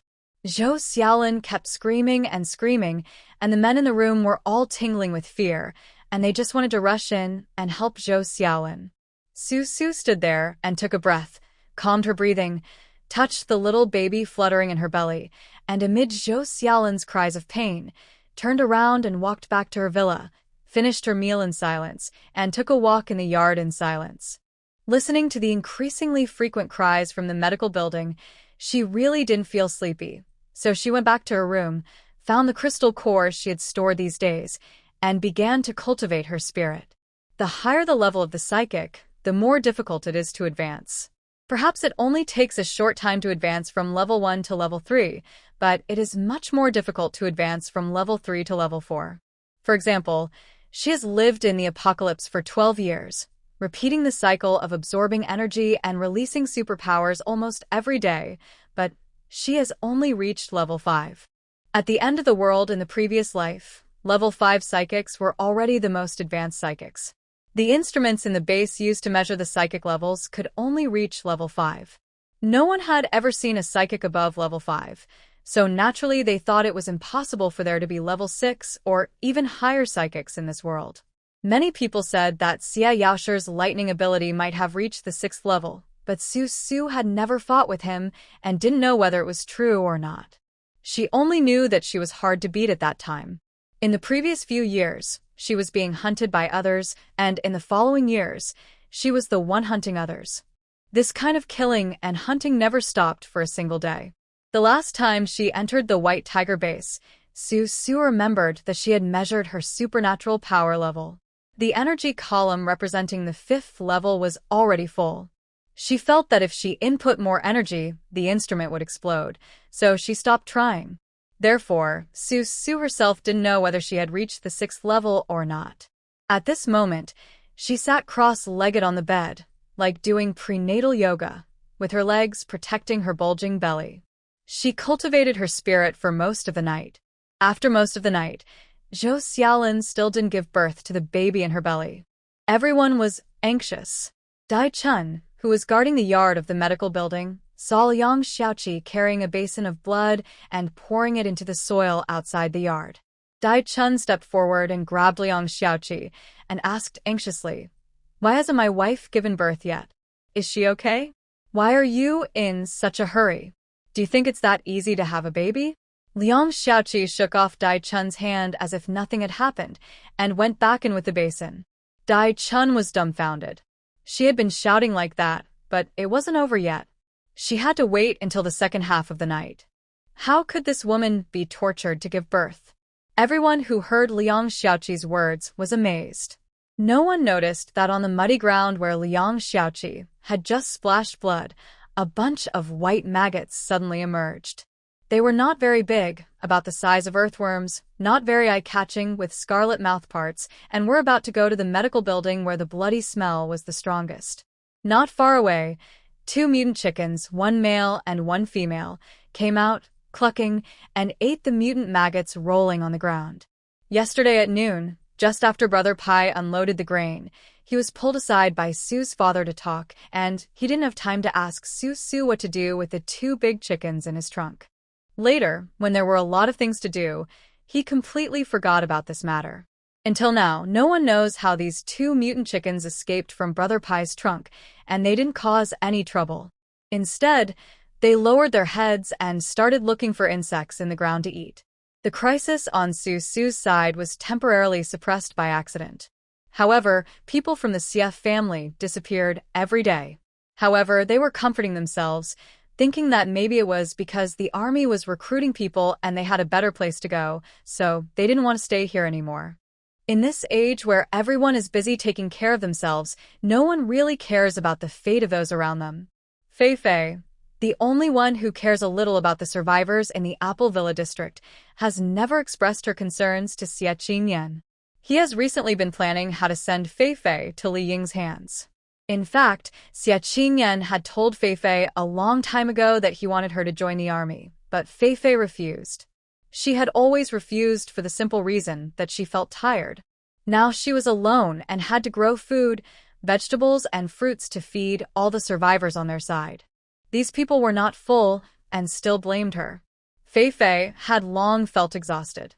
Now Xia Qingyan wants her to join the army. How can she support so many people in the army? She is afraid that she will die from overdrawing her superpowers. Xia Qingyan is not a superpower user, so he has never known what kind of pain a superpower user will suffer when his superpowers are overdrawn too thoroughly. Do you know the feeling of hunger? Her superpowers were overdrawn so thoroughly that the feeling was even worse than hunger. It felt like countless needles the size of horseflies were pricking her all over. It was extremely painful. But no matter what Feifei said, Xia Qingyan insisted on letting her go to the army. He said that he loved her and he also wanted to go to the army to make a living. If the two of them were in the army, they would take care of each other in the future and their careers would be smoother. It was also said that the base was about to be built and that society would slowly return to its pre-apocalyptic state. Xia Qingyan said that he wanted to work hard in the army and asked her to do the same, and that they would save some crystal cores and build a nest of their own and have a large group of children in the future. Women are auditory animals, and some women can really survive on sweet words. Feifei couldn't resist Xia Qingyan's sugar-coated bullets, and finally, after Xia Qingyan's endless persuasion, she hesitantly and fearfully agreed to serve in the army. Not long after she agreed, Xia Qingyan prepared a car and sent Feifei to Li Ying's residence overnight. Li Ying lived not far away. It was said that she lived next to the Apple Villa district in a business district with a circle of soldiers on guard. The soldier in charge of the guard listened to Xia Qingyan's explanation of his purpose, looked behind Xia Qingyan, and saw Feifei, who looked pale and listless. He turned back and entered the iron gate of the community to inform Li Ying that Feifei was in place. Soon, another soldier came out, stood in the cold wind, and said to Feifei, "You can go in." "Oh, okay. Thank you. Thank you." Xia Qingyan nodded and thanked him, turned around and grabbed Feifei's hand, and was about to bypass the soldier blocking the door in front of him, but the soldier stretched out his hand and stopped Xia Qingyan. The soldier's expression was a little contemptuous, looking down at Xia Qingyan, and said in a stiff tone, "Team leader, Li only said to let Miss Feifei in, and didn't say to let anyone else in." But. Xia Qingyan got anxious when he heard it, and held Feifei's hand tightly, fearing that after Feifei went in, Li Ying would not be able to fulfill the official position she promised him. So he shook his head and said, No, I sent Feifei here because I wanted to see with my own eyes that she would live well here. If I can't see that she lives well, I won't let Feifei come to work here. That won't do. We're already here. Do you think this is a joke? You can just leave when you want to and stay when you want to?" The expression on the face of the soldier guarding the gate changed, and several people behind him raised their guns. There were about 5 or 6 guns, and the muzzle of each gun was black, all pointed at Xia Qingyan's eyebrows. Those with guns also opened the safety bolts on the guns, making it clear that if Feifei did not go in, Xia Qingyan would be disobeying orders and would be killed without mercy. Xia Qingyan was so frightened that he almost knelt down before these people. He quickly let go of them, his face pale, and said to Feifei, who looked as pale as death, "Well, then you go in, take good care of yourself, and come out to see me when you have time. Remember to come out to see me." No, I don't want to go in. Qingyan, I'm scared." Feifei was trembling all over. She was a young girl who had only attended college for 1 year. Even though she had experienced the end of the world, she had never seen such a grand scene. She suddenly felt that behind the iron gate of the building and under the cover of the lush trees, there were unimaginable and unpredictable horrors. She shook her head, hoping that Xia Qingyan could take her away from here, or give her some courage so that she could resist and walk out of the aiming range of the guns. Tears of fear were hanging on her face, and she felt a heavy sense of imbalance in her heart.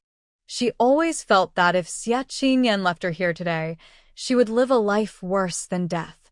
Xia Qingyan stepped back step by step. He looked at Feifei, her whole body shaking, and his legs were shaking too. He had not expected the situation to be so out of control. The promised wealth and glory did not come to him just because he handed Feifei over. Instead, he was forced to separate from Feifei. Xia Qingyan cursed in his heart for miscalculating, turned around, and ran faster than a rabbit. Feifei chased after him, crying and shouting, Qingyan, I'm scared. Don't leave me. and the soldier behind her put away his gun, stepped forward, hugged Feifei's waist, and dragged Feifei into the iron gate with a smile. Feifei struggled miserably and shouted, "Let me go, let me go. What the Hades is this place? I don't want to stay here. I want to go back. I know nothing about you. Please let me go." No one paid any attention to her and dragged her away until she gradually disappeared into the iron gate. Once she entered the iron gate, Feifei became the army's granary. Naturally, no one would abuse her body. She could rest assured because any occupation would waste the time of the granary in producing food. The night passed little by little.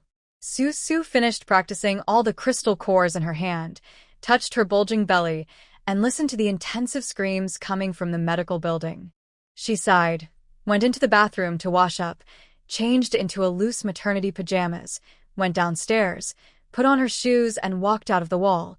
She heard a very tragic woman scream, loud and colorful, accompanied by the loud cry of a baby, and she breathed a sigh of relief. Everyone breathed a sigh of relief. Dai Chun knelt on the ground and kowtowed 3 times towards the medical building. The gangsters and special forces all had smiles on their faces, as if they had seen something wonderful, and even felt relaxed. After a while, Liang Xiaoqi appeared at the door of the villa, holding a wrinkled baby that had been cleaned up. Dai Chun immediately rushed over, his face full of tears. While looking at the baby in Liang Xiaoqi's arms, he expressed his gratitude to Liang Xiaoqi. "Thank you. Thank you. I am deeply grateful for your kindness today. If you need my help in the future, I will be willing to die for you." Don't talk about that. She was born at 6:27 a.m. on March 31st, 2017. She's a baby girl. She weighs 5 pounds. Hold her tight. The mother needs to clean and suture the episiotomy. She won't be out for half an hour. Liang Xiaoqi placed the wrapped baby girl in Dai Chun's arms, directed Dai Chun, and sat on the leather sofa in the living room of the medical building with the child in her arms, waiting.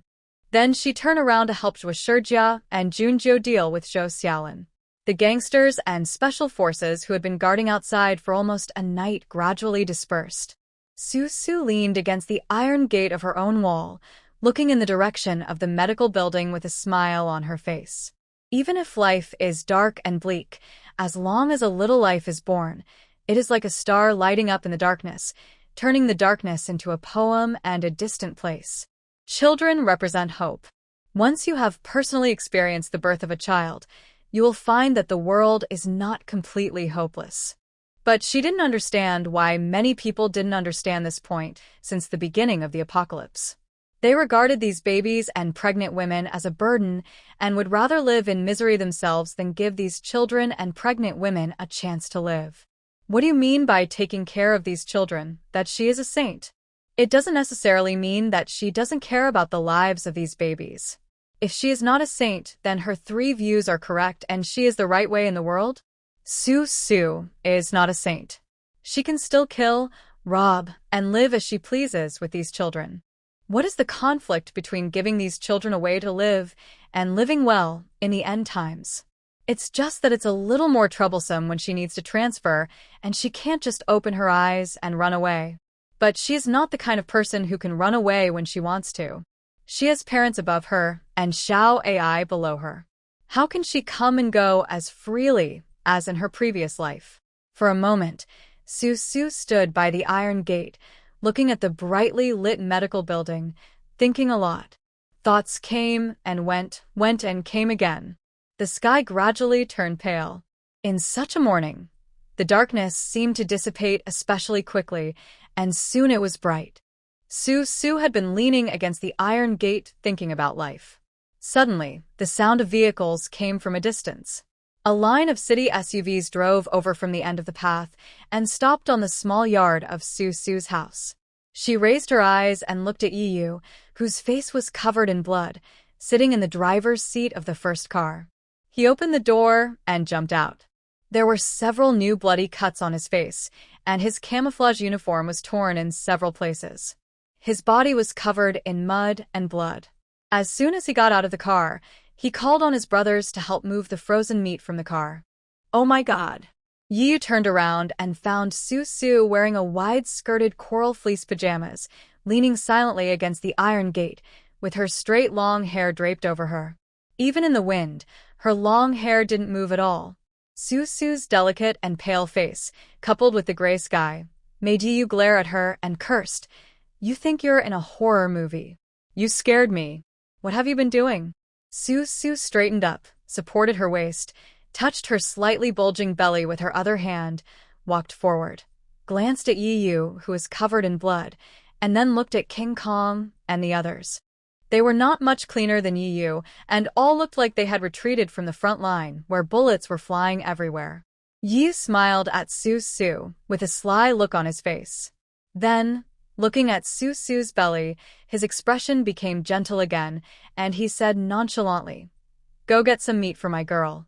"Hee, the meat is not fresh, it's all frozen, but it's harmless to eat. I'll get it all in the basement for you. You put some ice cubes in it and freeze it. You and my girl can eat it slowly." She said she had to eat meat, and Xiao Ai would not have enough nutrition without meat. In fact, that was just a casual remark. It was good to be able to eat meat, but it didn't matter if she couldn't. In her previous life, she only ate junk snacks and was able to give birth to Xiao Ai. There was really no need to be so particular about nutrition in this life. But Yu took it seriously and was worried that she would be harmed by eating the meat of mutant animals. He had just come back from the countryside, had a quick meal, and then gathered a team of people to go to the freezer to find meat. Xiangqing outside the safe zone was not in the suburbs, where it was so peaceful. One afternoon and one night, that's one round trip, such a man. Alas.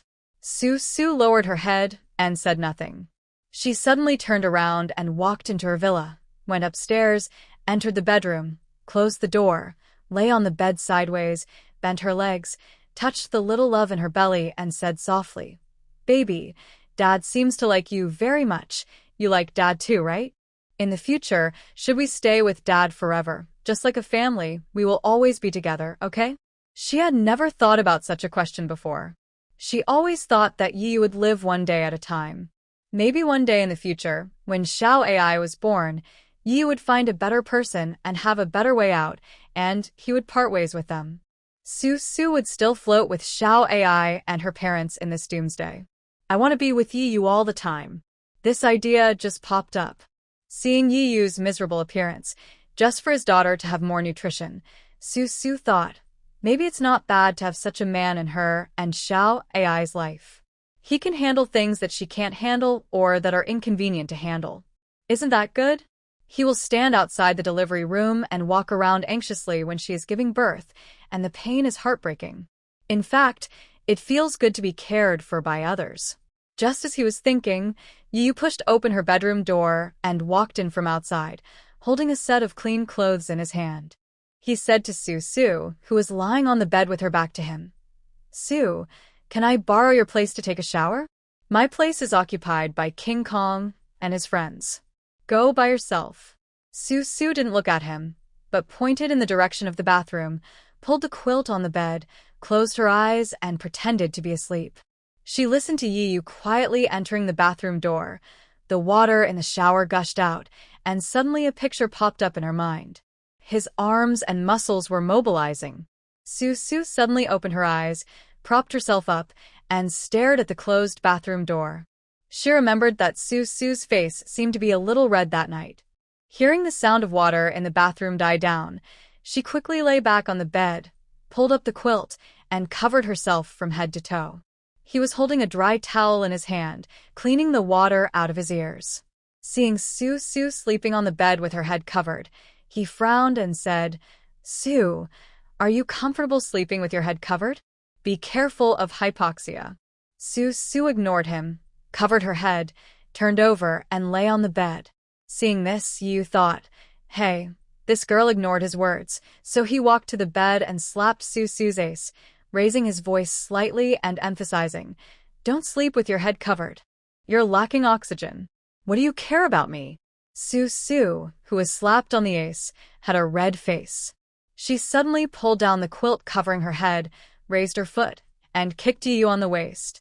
Yi was afraid that her big movement would hurt Yi Xiaoai, so he stood by the bed and did not run away, and took Su Su's kick. He snorted, bent down and fell at Su Su's feet, lying in the shape of a big character on the bed, staring at the ceiling, without saying a word or moving a muscle. After Su Su kicked Yu, she thought Yu was going to play with her, but he just fell on the bed and didn't move. She became curious, so she sat up on the bed with her hands. Yiyu's eyes were staring at the ceiling, and there were some bloody cuts on his face, which were swollen because he didn't pay attention when taking a shower. She took a breath, got up quietly, walked out of the bedroom, went to Su's mother to get some iodine cotton swabs and band-aids, sat on the bed, dipped a cotton swab in some iodine, and gently applied the medicine to the bloody cut on Yiyu's face. Yiyu's eyes, which were staring at the ceiling, moved, with a somewhat lazy expression. He raised his hand and touched Su Su's belly. She was kneeling beside him, within his reach. Yiyu turned over, moved closer, put his face on Su Su's belly, and rested his head on Su Su's thigh. Yiyu maintained this posture for a long time, motionless, his breathing steady and peaceful, as if he had completely lost his usual impetuousness. Su Su was stunned for a moment, and lowered her head. She was not used to Yiyu being so close to her, so she had no place to put her hands, so she had to continue applying medicine to the wound on his back. Her soft hair gently caressed Yiyu's cheek as she moved. Suddenly, Yiyu opened his mouth and said slowly, "This feeling is so good. Holding you and your mother in my arms feels like holding the whole world. My heart is full." On his back, Su Su stopped holding the cotton swab. She lowered her head and glanced at Yiyu, who was resting his head on her legs, against her bulging belly. Yiyu's eyes were closed, and in an instant, his breathing became steady, as if he had fallen asleep. Su Su's eyes were warmed. Somehow, she felt that Yiyu at this moment was like a poor person, without a home, without relatives, and no one who loved him. He had never understood what love was. He just felt that he had a responsibility towards her, so he crossed mountains and rivers to find her, but he didn't expect to find a whole world. Yu felt satisfied just by holding her and the baby in her belly. The capacity of his heart was really small, so small that it couldn't accommodate any ambitions or expansion of power. It could only hold her and Xiao Ai, and that was enough. After applying medicine on Yiyu's back, Su Su raised the cotton swab in her hand and threw it into the trash can. She then put the iodine and the remaining cotton swabs on the bedside table. She gently moved Yiyu's head off her legs. Then Su Su covered him with a quilt, lay down beside him, and fell asleep. Su Su had a good, dreamless sleep, which was deep and warm. When she woke up, it was already afternoon. The sunlight was shining through the curtains, and Yiyu had already gotten up. Su Su pushed the quilt away and sat up. She felt as if her coccyx was pricked by a needle. The pain made her grimaced, and she couldn't recover for a long time. She was almost 5 months pregnant, and it was time for her coccyx to hurt. She had to go see Zhuo today, have a prenatal checkup, and then discuss with others about moving her position. We had already marked the spot yesterday, and in the coming days we will arrange for people to clean up the place and prepare for move-in. Rubbing his coccyx, Su Su put on his clothes, ate in the kitchen, and walked out of the wall. Outside the wall, Su's father and brother Pai found a small rice mill from somewhere, which was only a little bit big, and had electricity. The two of them were busy threshing the rice. The medical building had received several people with special abilities who came from nowhere, and they were busy treating them. Su Su greeted her mother, father, and others, and was about to go to the medical building to find Zhuo when she heard the sound of a car behind her. She looked back and saw several military vehicles driving over and stopping in the small square. Wang Zijiao, Chu Xian, Li Ying, and a group of accompanying soldiers jumped out of the vehicles. "Uncle, I'm threshing rice." Although Chu Xian had never dealt with Su Su's people, he still greeted Su's father enthusiastically. Su's father nodded. As the saying goes, don't hit a smiling person. He also greeted Chu Xian. "Yes, we have a large population, and if we don't get some rice, we won't have enough to eat. Haha, you guys know how to live."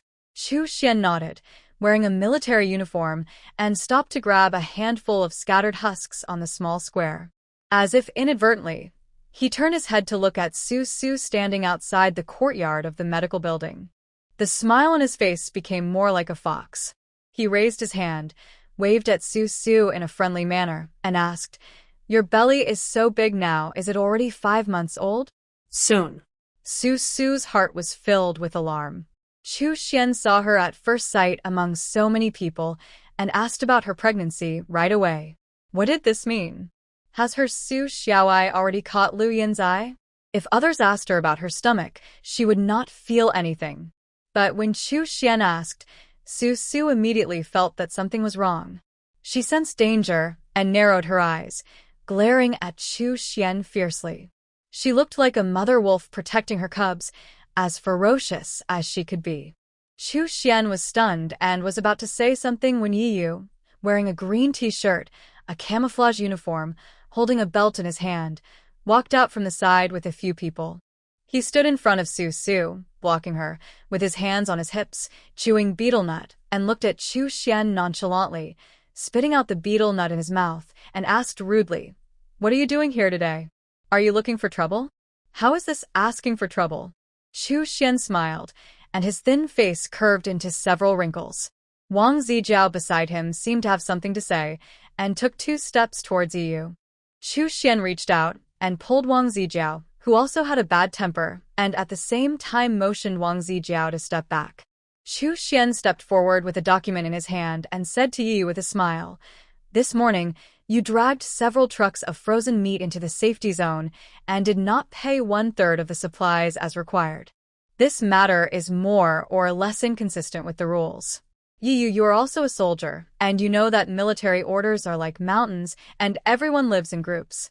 As a person, you cannot break the rules. Breaking into the safety zone by force is not enough to do it once, and it's okay to do it again, but people's patience is also limited. Do you think you'll be given a 3rd chance?" According to what Chu Xian meant, the frozen meat that Yi Yu and his men had looted after risking their lives for a day and a night was confiscated this morning when they entered the safe zone. This must have been another unpleasant outcome. Anyway, Yi Yu did not hand over any supplies and came in swaggeringly, which attracted several of Lu Yin's minions to come over in such a high-profile manner. Su stood behind Yi Yu, stretched out a finger, and poked his waist. Yi Yu grabbed Su's finger with his backhand and said to Chu Xian arrogantly, "What, you still want to fight me head-on? Come on. I'm afraid of you? Haha, this is of course the worst situation." Chu Xian laughed again. He was always laughing. "If we go head-on with a group of special forces like you, even if we have tens of thousands of people, we will probably end up in nothing good." Then, Chu Xian paused, turned his head, and looked behind Yi Yu. He didn't see Su, but only the medical building and the villa next to the medical building where babies were placed. In the villa, there was a baby crying. Chu Xian smiled more kindly and continued, "But you are also burdened with children and pregnant women. It is true that you Special Forces soldiers with special abilities cannot be hurt if you fight us head-on. But if you are not careful, a shell will fall on the heads of pregnant women and babies. I'm sure Captain Yi doesn't want to see this situation either." Yi Yu's face gradually turned ashen. Not only his face turned ashen, but the faces of all the people who heard Chu Xian's words also turned ashen. It was clear that Chu Xian was threatening Su and the child. War was ruthless, and swords and guns had no eyes. If the 2 sides started fighting, Yi would regret it if he was not careful. What Yi feared the most now was that something would happen between Su and Yi Xiaoai. Threatening him with Su and Yi Xiaoai was completely effective. He instantly became a little timid, and his arrogant attitude was about to disappear. From behind, Su poked him hard in the waist. Yi Yu immediately came to his senses, threw a betel nut into his mouth, looked at Chu Xian in a rogue manner, and shouted with a grin, "That's right. If, by that time, my woman and child are even slightly injured, you and all of you don't even think about surviving. If I don't kill your entire family, I'm not a man." He raised a finger and pointed at the heads one by one. Chu Suan, Wan Zikia, Li Jing. None of them would survive. No matter where they were, Yi would chase them and kill them. He would not stop until they died. Yes, that's right. King Kong clapped his hands, and everyone applauded and cheered, as if Yu had given a wonderful speech, which made Chu Xian's face suddenly look a little ugly. He also knew very well that in the army, anyone who could become a soldier leader was a troublemaker.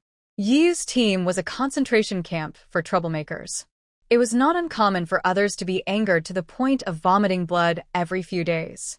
Chu Xian quickly adjusted his mood and blocked Wang Ziqiao, who was about to provoke him. Chu Xian laughed and said, of course, none of us want to see this situation. Okay, let's not talk about this anymore. We are here to tell you about the base construction. As he spoke, Chu Xian handed over the document in his hand. No one took his document, so he smiled again. He didn't feel that he was being rejected by others. He just comforted himself. Well, since you are all busy, I will read it to you. I will not talk too much.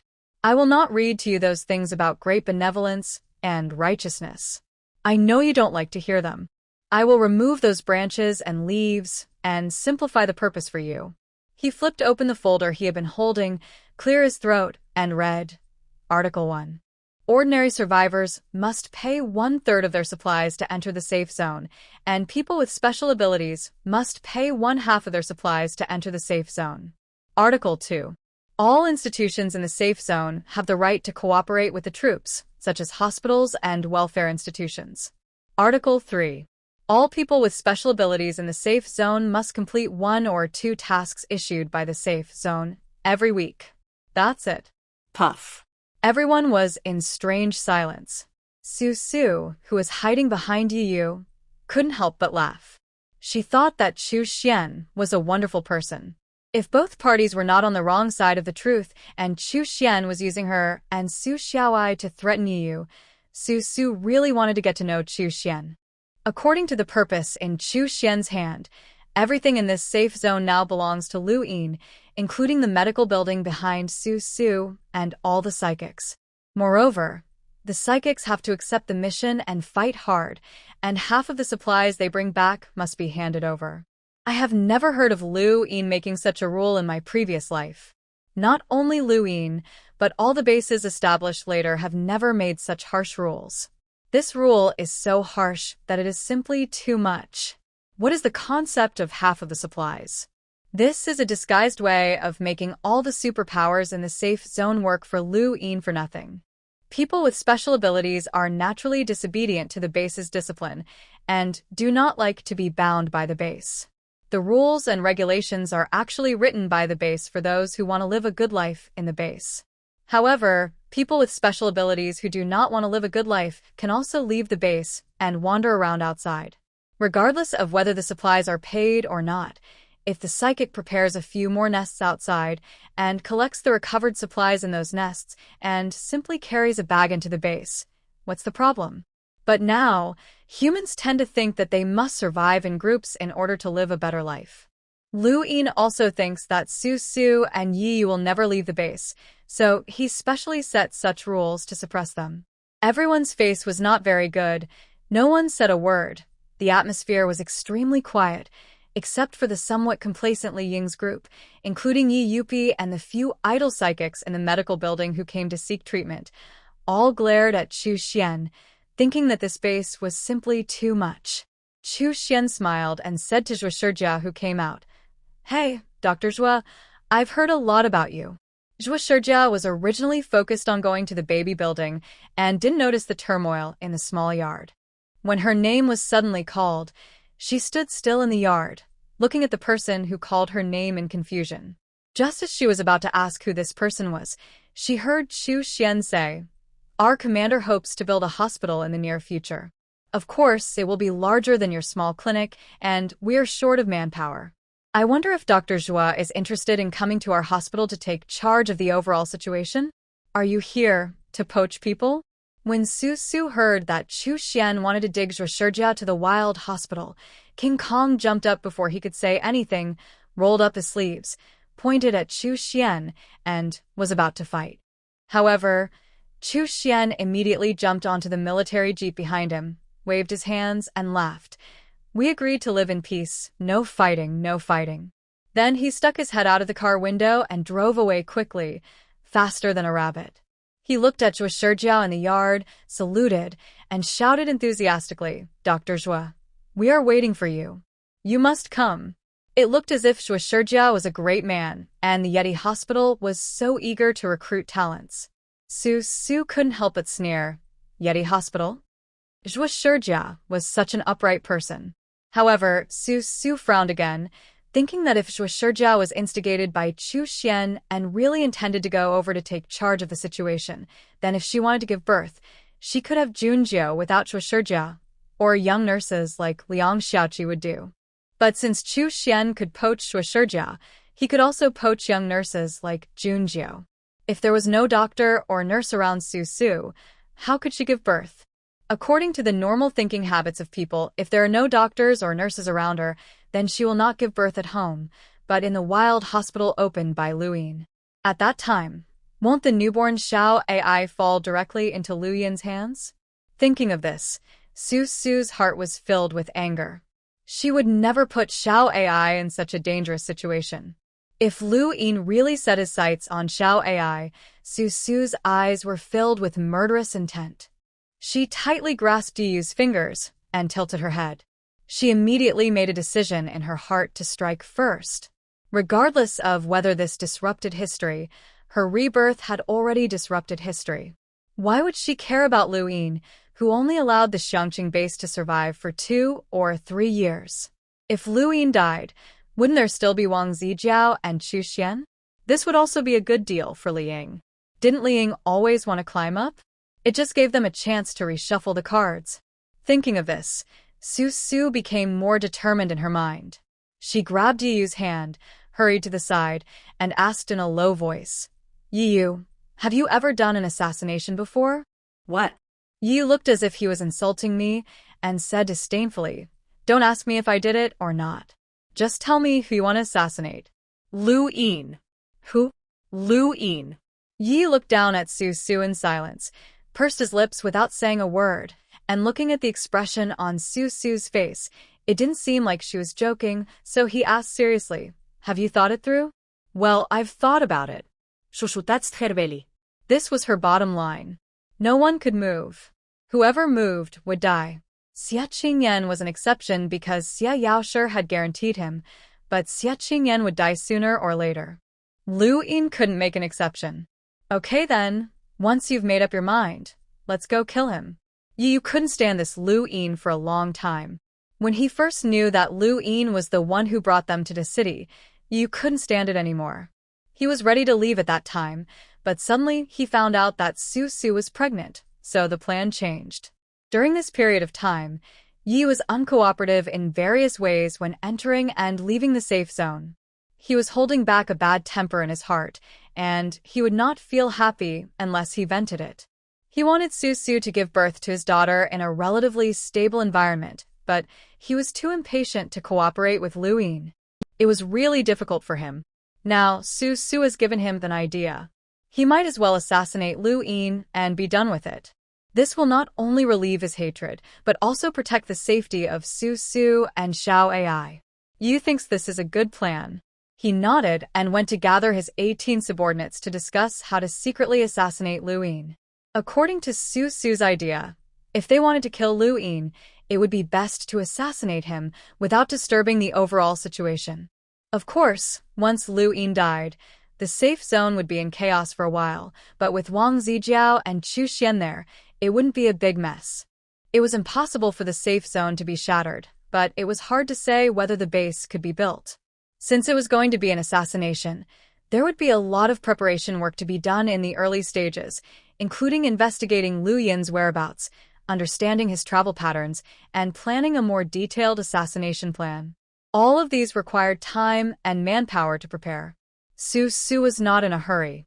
Since she had already handed the matter over to Yu, she would just wait for Yu to bring Luyin's head to her. Moreover, Luyin was not so easy to assassinate. Since he dared to send people to the Apple Villa district to read out such a harsh base instructions, as a future base commander who is going to do great things, would he easily show up and let someone assassinate him? If it was so easy to assassinate a big shot, he would not be called a big shot. At this moment, Chu Xian had already conveyed everything that needed to be conveyed. Li Ying, Wang Zijiao, and others had already run away with Chu Xian. In Zhaoping, a group of people who had been informed of the will were left behind. In addition to being surprised by the newly published base notice, they also felt extremely depressed and angry. What was the basis for Lu Yin to come up with such harsh, new base regulations? Was it because he believed that no one with superpowers would dare to leave their single status and walk in the apocalypse? Or was it because Su Su was now pregnant and had difficulty walking, and Yi would never dare to let Su Su give birth outside the safe zone? But he still didn't expect that Su Su, this rabbit, would bite people if she was stepped on the bottom line, and Yi was no longer the soldier king in the army who followed military orders. Over in the medical building, several new patients with special abilities have been temporarily diagnosed. Some minor suture operations can now be performed by young nurses like Liang Xiaoqi, although they may not be as delicate as Zhuo Shijia and Junjiu, but they are learning slowly. Those people with special abilities were not from Xia Yaoshi's side, but they heard from people that a small hospital with a very good environment and medical ethics had opened in the Apple Villa district. They happened to be injured, so they came to check on their injuries. When they saw such a scene, the people from Su Su's side had no time to say anything before those people with special abilities started discussing it in the medical building. What the Hades? We have to hand over half of the supplies we found to the safe zone? Why? That's right. Didn't we work so hard to find our supplies? If it weren't for the bustle of the safe zone, I could have just bought a house somewhere else and still be able to make a living. It's true that humans are social animals. After a long time of wandering outside, a person always wants to return to a crowded place to get some popularity. But if they have to hand over half of their supplies to the base in order to get some popularity, the psychics will feel dissatisfied, as this will force them to set up their nest outside. On Su Su's side, because of the new regulations conveyed by Chu Xian, while everyone was discussing, in the departing car, Chu Xian put a small handful of soil into a sterile plastic bag taken out by a nearby entourage and told the entourage, "Take it back for testing to see if the land occupied by the Su family is really a mutated piece of land," as Eru said. This small handful of soil was picked up by Chu Xian just now as if accidentally. Now, the researchers of Lu Yin have issued a research report saying that not only humans will mutate, but also animals and plants will mutate. So it is not surprising if the soil mutates. There are precedents for some doomsday viruses being mixed into the soil, which can change the composition of the soil and prompt plants to grow rapidly. According to Eru, the Su family's crops grew particularly fast because they chose some mutated vegetables as seeds and took advantage of the special geological conditions of this area.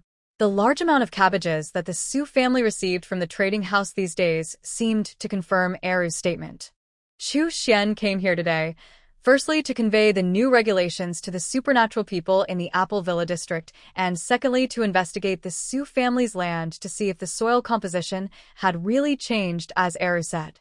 If there had really been some changes in the soil, then the Su family would have to relocate. For humans to survive and the base to develop, food and water are the most important rear areas. In order for everyone in the base to survive, it is necessary to do some things like robbing and occupying. Chu Xian didn't think there was anything wrong with his idea.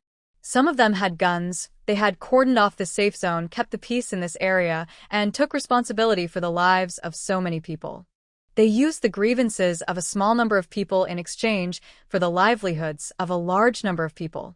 This deal was a good deal anyway.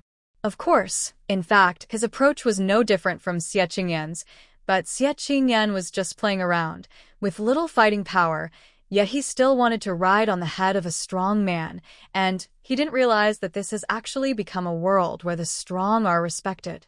If Su Su and Yi were stronger than them, they would not give in. However, Chu Xian did not think that Su Su and Yi could afford to make such a fuss at this moment. The baby in Su Su's belly had not been born yet, but it had already become the weak point of these two people. In order to ensure the safe and smooth birth of the child, the two of them would not dare to confront the entire safe zone. On this point, Lu Yin agreed with him. For the sake of the child. Of course, everything was for the sake of the child. In the small yard in front of the Su family villa area, Yu blew a whistle, and 17 Special Forces soldiers went into a villa for a meeting, leaving only King Kong standing outside. He didn't know what he was worried about. He kept turning his head and looked at Zhuo in the yard. Everyone turned their heads to look at Zhuo in the yard, but Zhuo frowned, walked out of the yard, and went to the baby building without any feelings. King Kong immediately turned around and followed Zhuo. Junjiu, who walked out of the medical building, stared at Li Xia. After looking at the big guy's back, he blushed for a moment, then followed him out of the yard and went to the baby building. The psychics who came to treat the injured were still cursing and blaming Lu Yin loudly in the medical building. It was getting dark, but King Kong followed Zhuo and kept nagging, Dr. Zhuo, do you really want to go to Lu Yin's hospital? Hey, let me tell you, Lu Yin is not a good person. If you go to his hospital, isn't it like sending a sheep into a tiger's mouth? It's so good here. Balabalabala. Zhuo walked along, took out the stethoscope from her white coat, entered the baby building, stood at the door, and listened. It seemed that the baby building was quite quiet. Apart from a few babies babbling, there was no sound of babies crying. She turned around, raised her hand to stop King Kong from continuing to persuade her, and whispered, "Your voice is too loud. Don't talk. It will scare the babies." "No, you have to tell me something to back it up, otherwise I won't feel at ease." King Kong took a step back and stood outside the door. His face had an extremely determined expression, as if Zhuo didn't give him an answer, he would bother her all night. Zhuo stood in the shadow inside the door, frowned and looked at King Kong for a long time. He straightened his back and waited stubbornly, so Zhuo waved, put the stethoscope in his hand into his pocket, walked out, and took King Kong to a secluded place in the backyard. In the backyard of the villa, there are some wooden barrels filled with wine. I don't know where Brother Pai and his friends got them from. They originally planned to send them directly to the trading house to exchange for crystal cores, but were stopped by Yi Yu and others. They thought that they could drink the wine when setting up the banquet later, so they piled them in the backyard of the baby building and no one touched them. Zhuo took the covered King Kong to the backyard and sat down. She sat in the shadows and looked at King Kong sitting on a wine barrel. She thought for a while before asking, "King Kong, do you like me?" King Kong looked a little embarrassed, lowered his head, raised his hands, scratched his ears, and scratched his cheeks. He thought Zhuo would not know until a long time later, but he did not expect that she would ask him so directly. So King Kong did not hesitate, straightened his chest, admitted honestly, and said in a rough voice, "Yes, that's right. I like you. What's wrong?" Zhuo, who was sitting under the eaves, frowned slightly because of King Kong's admission and looked a little annoyed. Seeing that, King Kong felt a chill in his heart. He stood up suddenly, stared at Zhuo with a red face and thick neck, and said, I know I didn't study hard, so I only got a primary school diploma, but I did go to junior high school, I just didn't graduate. You are a top student, you are smart and pretty, but this society is different from before." He continued to speak in a stuttering manner, but he found that Zhuo's brows were frowning more and more, and King Kong stuttered even more. He was afraid that from now on, he and Zhuo could no longer even be friends. "Dr. Zhuo, do you hate me?" The expression on King Kong's face was quite ugly. He clenched his fists tightly and stared at Zhuo. He felt an indescribable discomfort in his heart. However, Zhuo only frowned and shook her head, as if she had come back to her senses from some memory. She focused her eyes on King Kong again and said, "No, not really. I was just thinking of my husband." You. King Kong's eyes widened, with a look of death on his face. He was a rough man. How could he have thought that Zhuo, who was alone every day, was actually a married woman? In fact, Zhuo was not ugly, and she was 30 years old. How could she not be married? Now, let's get back to the question of whether to go to Lu Yin's place. As if not noticing King Kong's ugly expression, Zhuo said to King Kong matter-of-factly, "You don't have to worry about this problem. I don't have any advantages, but I'm still not interested in the fun of changing jobs. Since I've done Su's job, there's no reason to give up halfway." Back then, Zhuo Shijia had been suppressed countless times by personnel in large hospitals because of her upright style. Sometimes she had hopes of being rated and promoted, but because she had offended so many people, her file was withheld. At that time, more than one private hospital extended an olive branch to Zhuo Shijia. But she didn't move, not because she had feelings for the hospital or anything, but because she felt that even if she went to another place, she would still offend a lot of people, so why should she start over in another place, adapt to a new environment, and repeat the cycle of offending everyone around her? She was a doctor, and she always felt that being a doctor was only about medical skills, and interpersonal relationships were something Zhuo Shijia couldn't handle.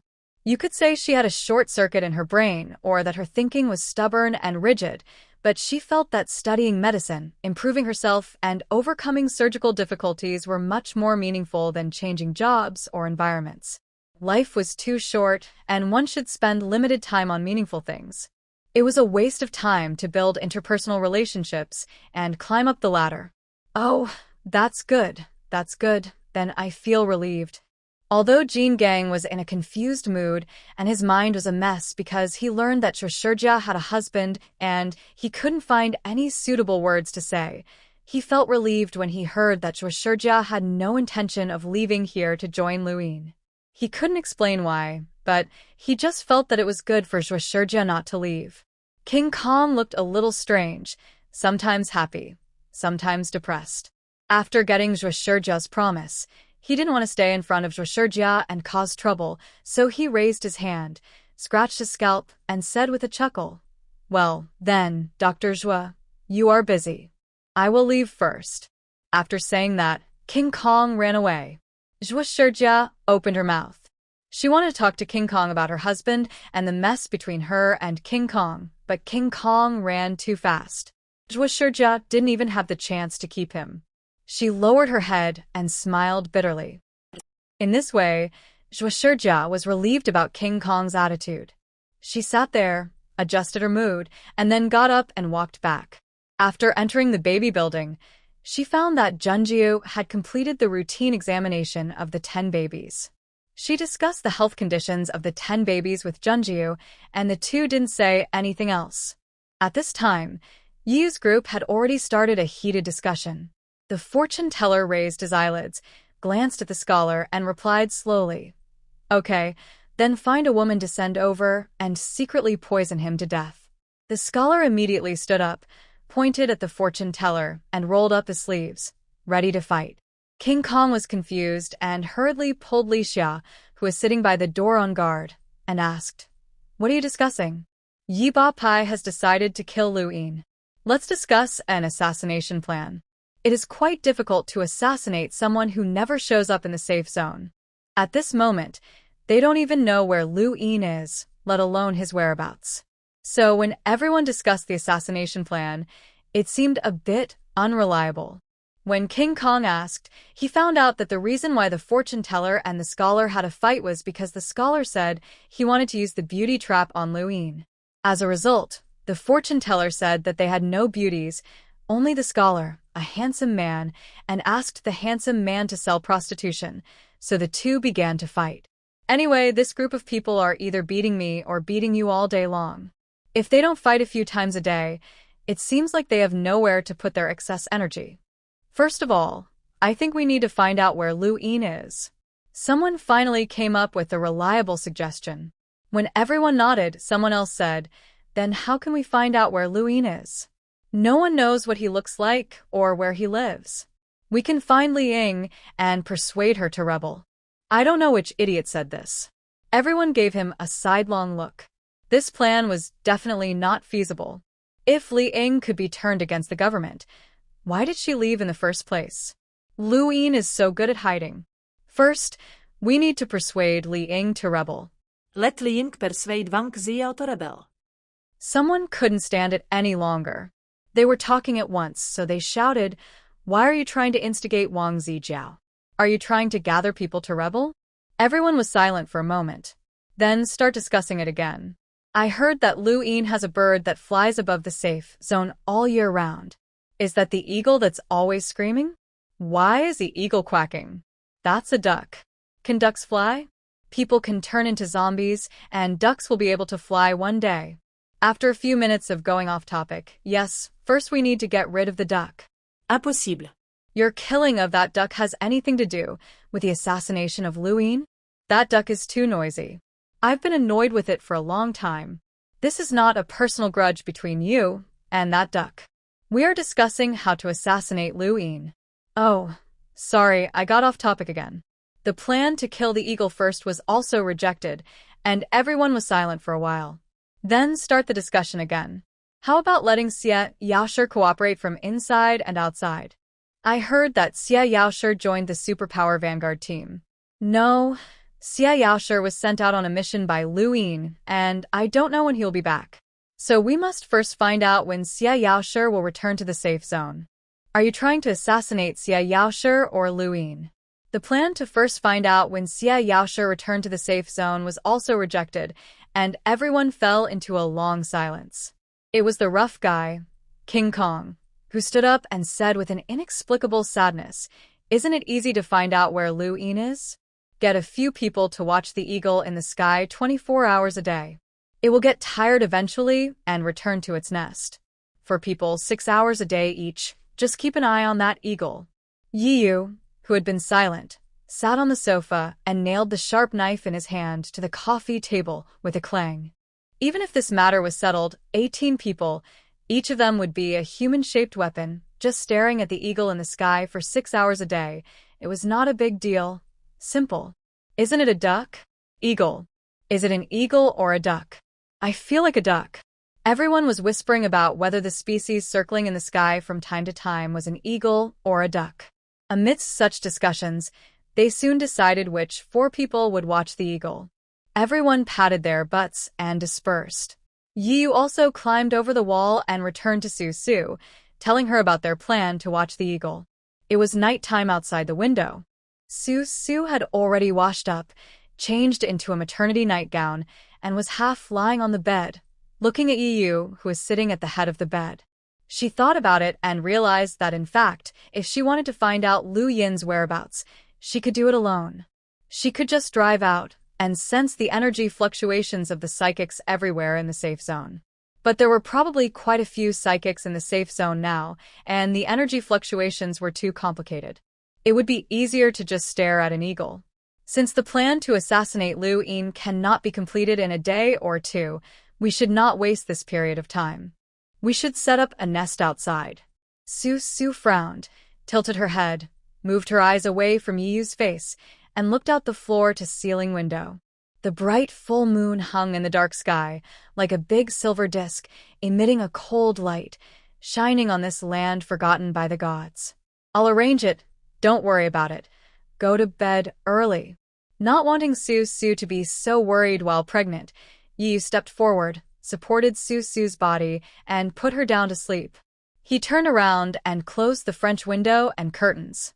Then he turned around and lay down beside Su, hugged her from behind, and said softly, "Your task now is to have a good rest and take care of the baby. Let men worry about these annoying things." All right, you really look like my mom." Impatiently interrupting Yiyu's chatter, Su yawned, lay on her left side, and let Yiyu hold her like that. Zhou Shijia said that as her belly grew bigger, it would be better to lie on her left side. This would maintain normal blood flow in the uterine artery, ensure blood supply to the placenta, and provide the fetus with the nutrients needed for growth and development. So Su could only maintain this uncomfortable posture now. Although it made it a little difficult for her to breathe, she had no choice but to listen to the doctor. When she opened her eyes, it was the next morning again. Yiyu had already gone out for a morning run without her knowing.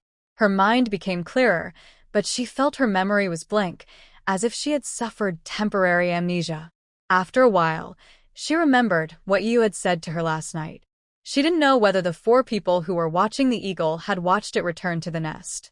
She got up, washed up, thought about the problem, went downstairs, had breakfast with Su's father and mother, and then went out of the wall. Yiyu had just finished his morning run and was covered in sweat. He smiled at Su, walked over and touched Su's belly and said with a smile, "Just got up? Let me help you take a walk." "Okay." So Su Su was supported by Yi to go for a walk. After walking for a while, she finally remembered and asked, "Did you watch the eagle return to the nest yesterday?" "Not yet. They left the safe zone yesterday and went to find a high point so they could keep an eye on the eagle." The terrain of the Apple Villa district is relatively flat, and it is a villa area. There are not many high-rise buildings here. There are quite a lot of high-rise buildings in the safe zone, but most of them house survivors or soldiers. If 4 well-equipped special forces suddenly appear, it will definitely attract people's attention. Since it is an assassination, of course there can be no mistakes. So, after the meeting last night, the 4 special forces assigned to watch the eagle left the safe zone overnight to find a suitable vantage point to watch the eagle. Naturally, the news did not get back to the Apple Villa area in the safe zone so quickly. Su Su nodded and figured it out. Just as she was about to tell Yu that she wanted to leave the safe zone with Yu and set up home in Bafang village and clean up Bafang Villa so that she could move her parents there first, 5 psychics came out of the medical building next to them. These psychics had already been treated for their injuries yesterday, but were still reluctant to leave. One of them seemed to be waiting for Su Su to come out. When he saw Su Su, he raised his hand and greeted her. Su Su was walking with Yiyu's support. When she heard someone greet her, she stopped and nodded in response. The psychic who greeted her had already led the other 4 psychics over and said to Su Su, "Do you have any plans to leave the safe zone today? I'm a gold psychic. Can I join you and go out with you to find some supplies? I'm an earth element, so count me in. I'm a fire type, haha, but my fire type isn't as strong as Captain Yez." In just a few words, Su Su suddenly recruited 5 people with special abilities. She tilted her head to glance at Yiyu. Yiyu didn't say anything, but looked at her in confusion. It was obvious that he didn't realize that their power was expanding, and his attitude was neither happy nor angry, as if it had nothing to do with him. So Su Su cleared her throat, turned her head and looked at the psychics who were injured but could run and jump after being sutured by the nurses, and said with a smile, "That's no problem, of course. However, we are not going to a downtown area with abundant supplies today. Instead, we are going to some remote clinics to look for medicine. There won't be many types of supplies for you to choose from. Of course, if you don't mind, you can recover here first. After you recover, there will be plenty of opportunities to cooperate with us." This was very honest. Su Su obviously didn't want to expose her hideout to these strange psychics. But it was also the truth. If these psychics went to the Bafang village outside Bafang Villa, they might only find some grain. They were injured and didn't know how to dry or thresh the grain, so there was really no need for them to go with them. She did not reject the addition of fresh psychic blood, but that also depended on the actual situation. If Su Su blindly asked the injured psychics to be put to use, not only would it drag down the people on her side, but she would also have to take the trouble to take care of these psychics. Therefore, everything should be done after they recovered from their injuries. Since Su Su said so, the several psychics decided to find a villa in the Apple Villa district to live in. Although they really wanted to join Su Su's team and follow Yiyu and other psychics to find some supplies, what Su Su said was very reasonable. They were injured, and Su Su was not going to a place with abundant supplies, so there was no need for them to rush forward to show off. In fact, after settling down yesterday, they found that living in the Apple Villa district was actually quite good. Here, they could buy clean water, rice and vegetables with crystal cores that were half the price of what they could get at the trading house. Su's mother was also very easy to talk to, and she happily negotiated the price with her, even for 1 or 2 crystal cores. Moreover, most of the villas still have electricity and natural gas. People can cook and fry their own dishes. The hot smell of oil smoke and the leisurely and comfortable attitude towards life make these 5 psychics who are busy in the end times almost cry with excitement. So the 5 psychics listened to Su Su, turned back willingly, and stayed in the Apple Villa area to recuperate. Ever since Su Su inexplicably accepted 5 people with special abilities in front of the medical building after lunch, Su Su couldn't hold back any longer. He dragged Yu to the RV and called Brother Pai and Zhuo Shijia to tell them about his plan.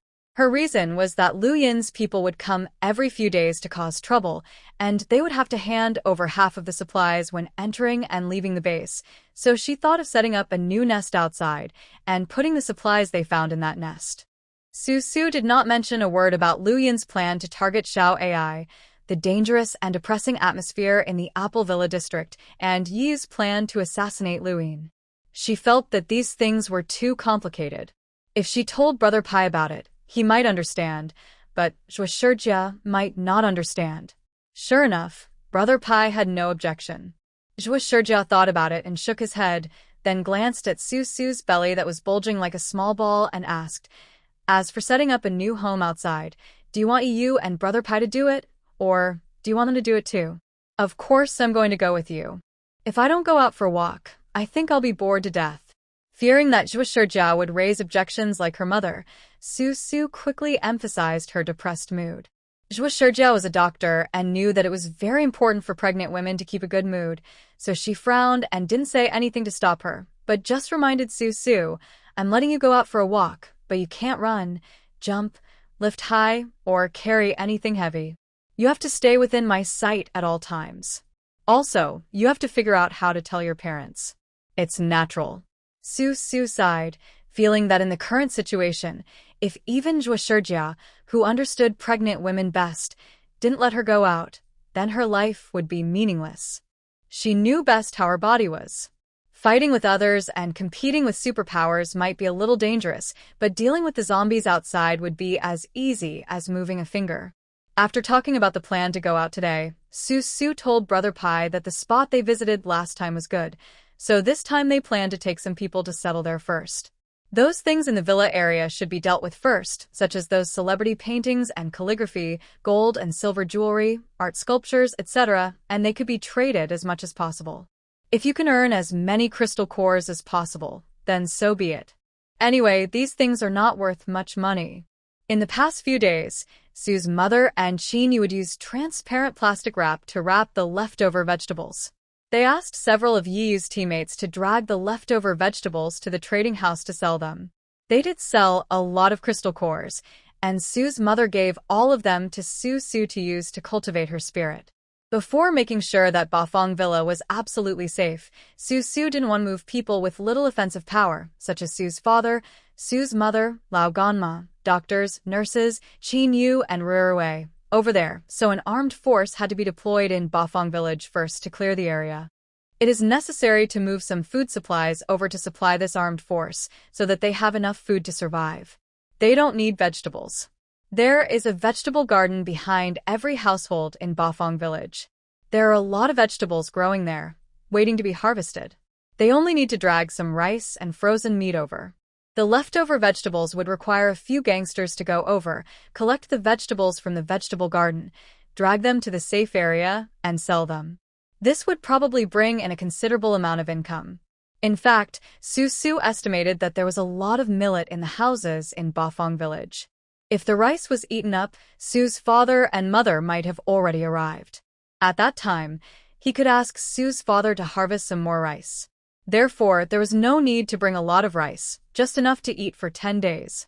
In addition, since the safe zone established by Lu Yin still has a lifespan of 1 or 2 years, Su Su thought that she should exchange more crystal cores. Otherwise, once the base is defeated, who knows who will get the crystal cores in the trading house. If they fall into the hands of others, it would be better for her to exchange them out. Therefore, in the Apple Villa area, if there are vegetables and rice that cannot be eaten, they can be sold if they can. There are so many vegetable gardens in Bafang village, and the vegetables in them can be planted again after being picked. When Su's mother goes to Bafang Villa, she will no longer have to worry about vegetables and rice.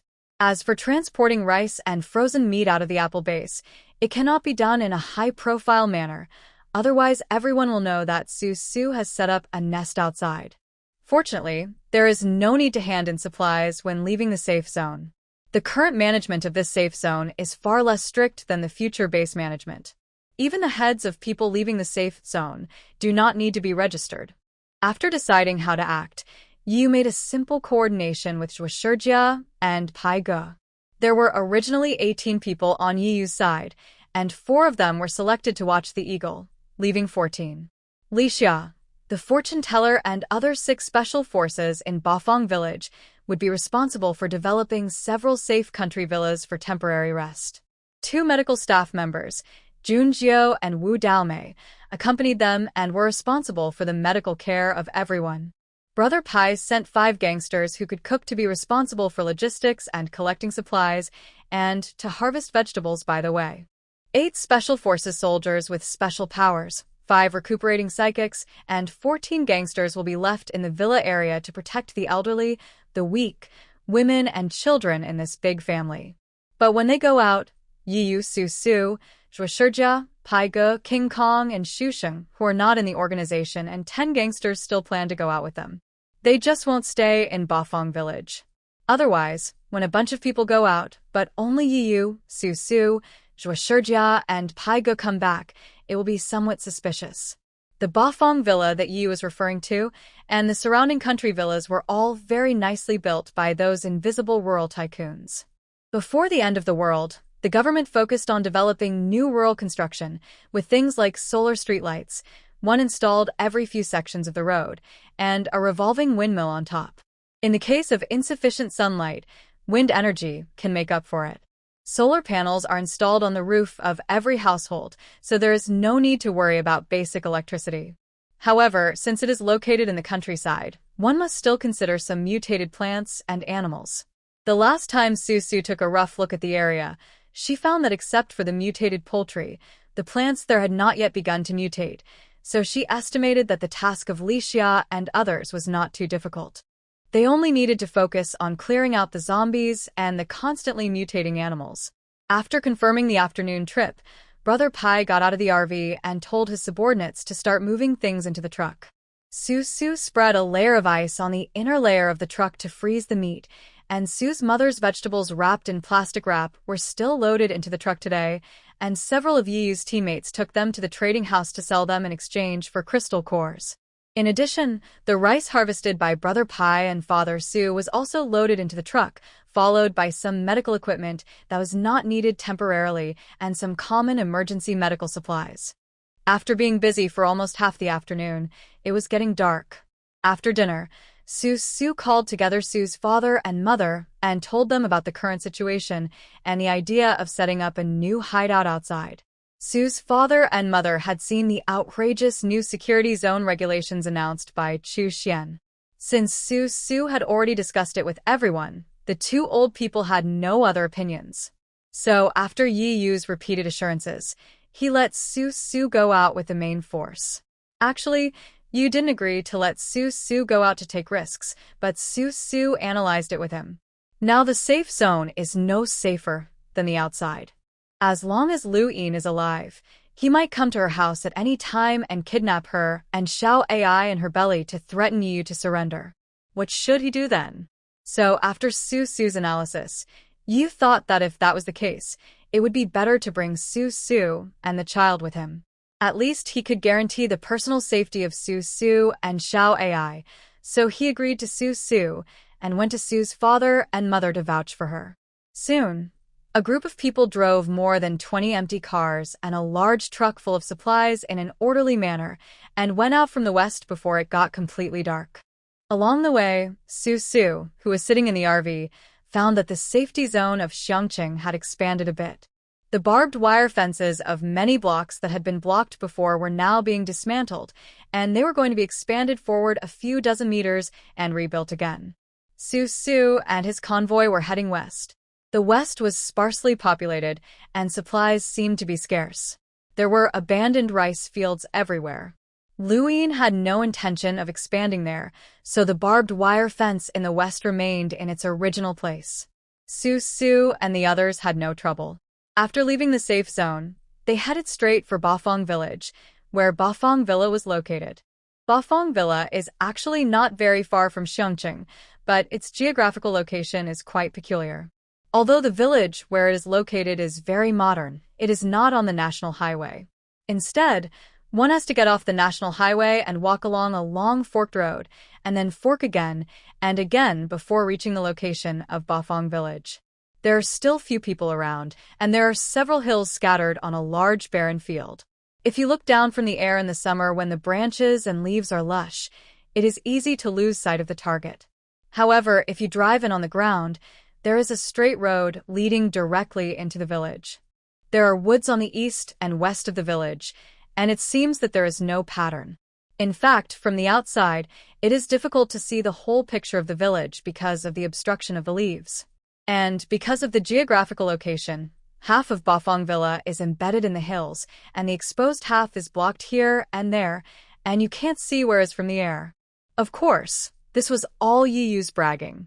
Since it was a treasury, it naturally had to be made mysterious. It was said that some feng shui things were put in there to prevent it from being discovered. The villas at the entrance of the village had been cleared out by Brother Pai and others, so they stopped the convoy. As soon as Yiyu got off the car, he took King Kong Li Xia and 10 others for a wander. Their mission tonight was to clear out all the zombies in the country villas in Bafang Village. Bafang Village is quite large. After the end of the world, many survivors who could run away ran away, and no one cleaned up the zombies in many places. The deeper you go into the village, the more zombies there are, especially near some supermarkets in the village. Sometimes you can encounter small groups of zombies gathered together. The zombies outside that were gathered together were easy to clear out, but the difficult ones were those locked in the villas. One had to pry open the doors one by one. Some villas had no zombies, while some had only a few. Or, after clearing one villa, one had to walk a few steps to clean up another one. To walk a few steps, one didn't even have to take a car, but countless walks a few steps would take up an entire night. So this is what Yiyu and the others are most impatient about, but since this is to provide a nest for themselves in the future, they have to be patient and slowly look for zombies from house to house, which is very tiring. As for Su, she chose a small building further back at the entrance of the village, and Brother Pai led his men to clear out the things inside. During this time, Su hurried back to the RV to take a short rest. Because it was the first night they spent in Bafang Village for safety reasons, except for Yiyu and others who went out to clean up the zombies and Brother Pai and others who cleaned up the small building, the rest of the people drove the car into the yard of a small walled country villa. The yard was quite large, and it was obvious that before the end of the world, the owner of the yard was also a wealthy man. There were 3 or 4 luxury cars parked in the garage alone, and the wall was quite high, the kind that no matter how hard the zombies jumped, they couldn't get in. The remaining people drove several cars, and together with the RV that Su brought with her, they filled the yard. Then, after Brother Pai arranged people to keep watch, everyone locked the iron gate of the yard and slept in their own cars all night. When it was late at night, thinking that Brother Pai and the others had cleaned up the house, Su got out of the RV again, left the yard, and walked to the house that Brother Pai had cleaned up under the cover of darkness and began her part of the renovation. They were a little rushed in terms of time, but they were now in the wilderness where dangers abounded, unlike in the safe zone. Except for the pregnant Su, no one dared to close their eyes and sleep deeply. Su in the RV naturally couldn't sleep too deeply or comfortably, so she took the initiative to get up and work without Brother Pai knocking on the door. She took some time to cover the walls and floors of the small building with a thick layer of ice. Rice and meat were stored in the freezer, and any food she found in the future could also be stored in the freezer. Even though the conditions in Bafang Village are a bit difficult now, as long as the environment is made safe and the fussy Father Su is brought over, he will naturally think of renovating the water tank in the villa, and so on. Before Father Su comes, Li Xia, Junjiu, and others will have to endure it for a few days. After finishing the freezer, it was already early morning. To celebrate the good start in the new territory, Brother Pai and his gang of good cooks prepared a simple meal for everyone. Then everyone took a break and did a brief tidying up in case of any unexpected situations. No one slept well on the first night in Bafang Village, and Yiyu and his friends didn't even close their eyes. After hurriedly coming back to have breakfast, they drove out again. After another whole day of cleaning, they finally finished searching the front half of Bafang Village one by one. It was estimated that if they went further, they would reach Bafang Villa. Yiyu took advantage of the cover of night to return and planned to explore Bafang Villa the next day. After a night's rest, on the next day, Yiyu's men continued to patrol the back half of Bafang Village looking for zombies. Su had finished working on the freezer and had nothing to do, so she was bored, so she took her saber and drove with Yu to see Bafang Villa. It is quite naive to walk from the village entrance to Bafang Villa. Bafang Villa is located in the center of the village, on the only hill in Bafang Village. Looking up from a distance, you can see a manor with high walls surrounded by lush trees. That is Bafang Villa. There are two ways to go up to the villa. One is to climb the stairs directly up, and the other is to drive around the hill to reach the parking lot behind Bafang Villa. Su decided to take a walk to exercise her leg strength, so she asked Yu to park the car on the parking lot below the steps. With her belly as big as a small ball, she walked up to Bafang Villa step by step and took the opportunity to observe the environment around Bafang Villa. After a while, Yu locked the car door, put on his two sabers, took out a backpack of supplies from the trunk, took 2 or 3 steps up the stairs, and caught up with Su. He stretched out his hand and was about to help Su up the stairs, but Su waved her hand, rejecting Yu's kindness, and said without blushing or panting, "Climbing stairs more often will help with a normal birth. Don't help me, let me do it myself." Okay, go slowly. If you can't climb anymore, I'll carry you up." Yu had been guarding Su's side, cautiously afraid that Su would accidentally roll down the stairs. However, Su tilted her head, looked at the pious expression on Yu's face, smiled, and said, "Yu, I'm beginning to think that you would be a good father." Hey. As if he had been praised, Yu smiled while scratching his head a little embarrassedly. He looked like a young man who had just begun to fall in love, very innocent. Seeing that the two were almost done climbing the stairs and standing in the dark green shade of the trees, they could just see the open gate of the villa. The gate, with its quaint shape and rivets, was ajar, and there were many bloodstains on the door. The dark and depressing atmosphere was like a horror movie with horror music, which made Su feel extremely depressed. She was just about to remind Yu that there might be high-level zombies or some other mutated plants or animals in here. Suddenly, a pale, skinny, peeling, dirty hand with black and red nails appeared in the gap of the half-open door. With a creaky sound, the heavy door was opened, and a zombie crawled out from it. "Be careful, it's a level 2 zombie. Its fingernails are poisonous." Su whispered something and stopped climbing the stairs. She and Yu had been mentally prepared for this.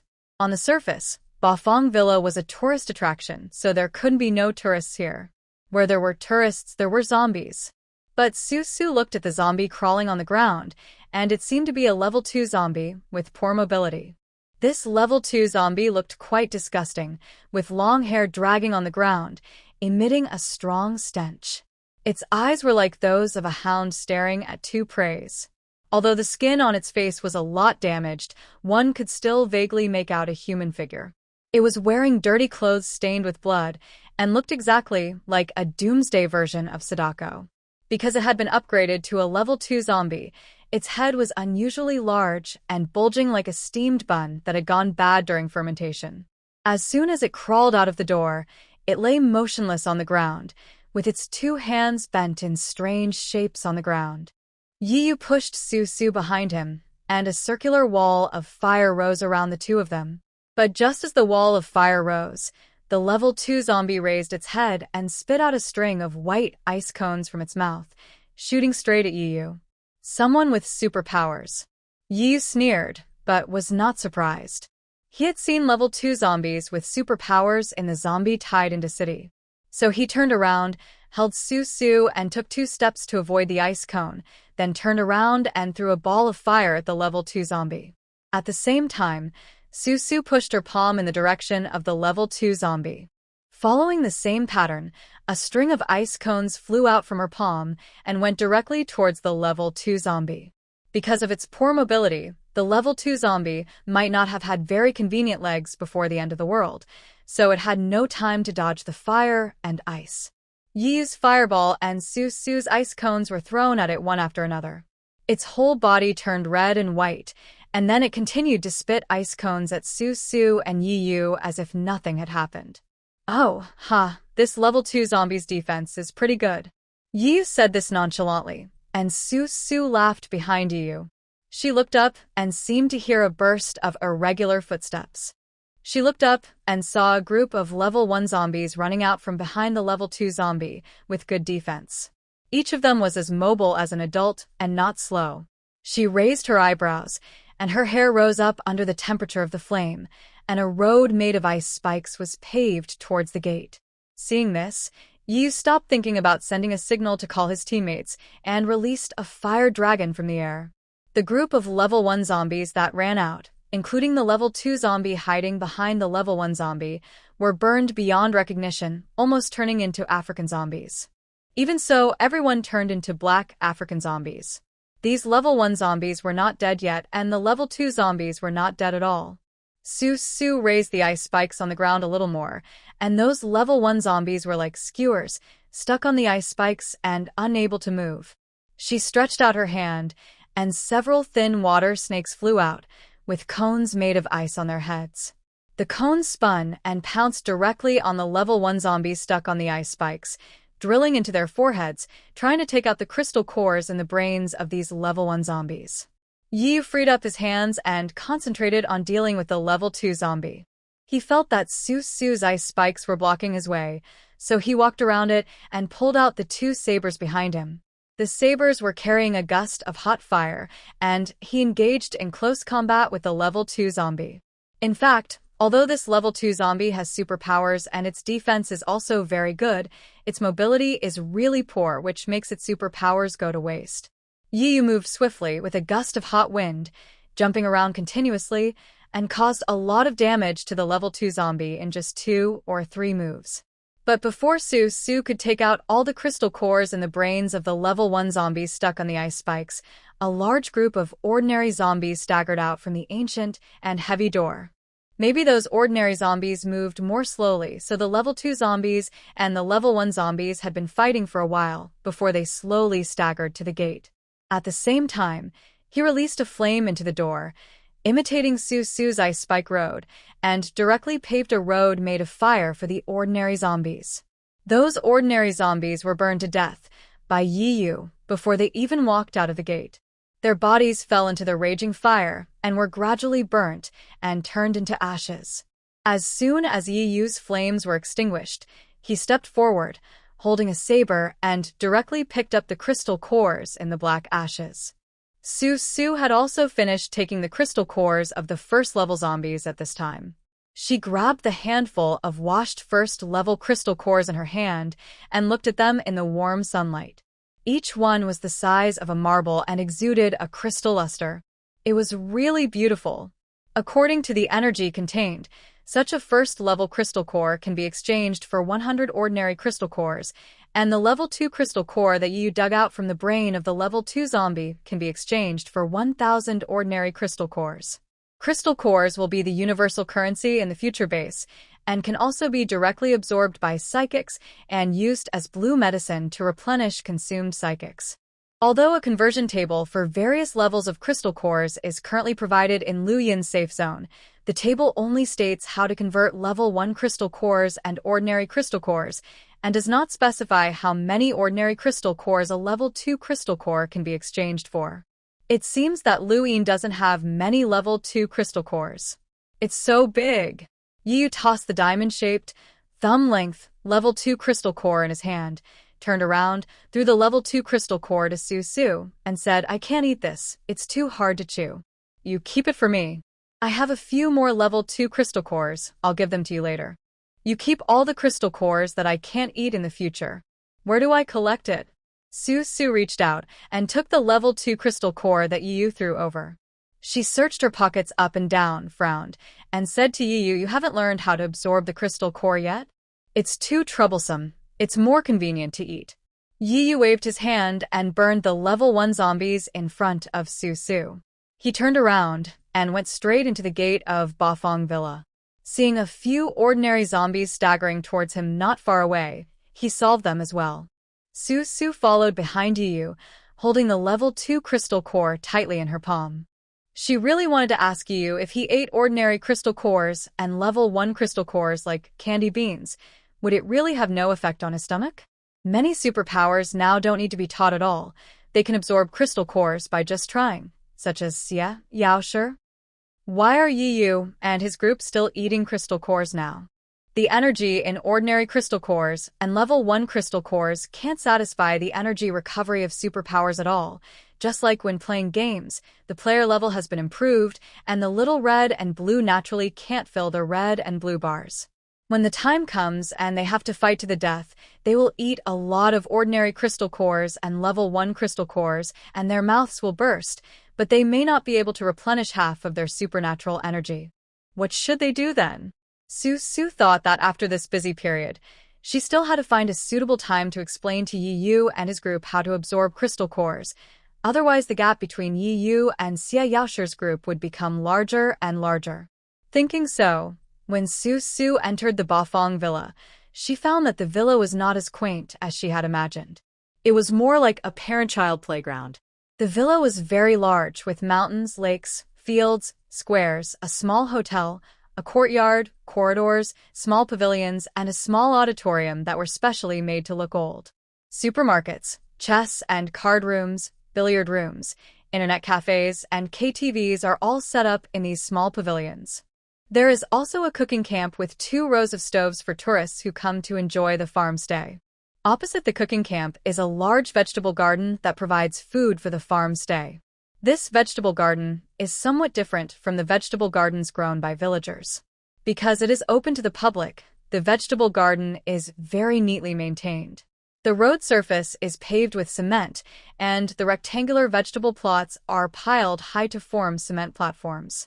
The vegetables in them also grow very neatly, one by one, as if they were planted at measured distances. Yu, how many crystal cores can we get by selling these vegetables to Lu Yin's safe zone? Su sighed as she looked at the large vegetable garden in front of her. She began to think in her mind that Brother Pai's people must have been picking vegetables. The vegetables from Bafang village plus the vegetables from Bafang villa. Once this crop of vegetables is harvested, she doesn't know how high the crystal cores that are exchanged will pile up. I don't know, probably quite a few.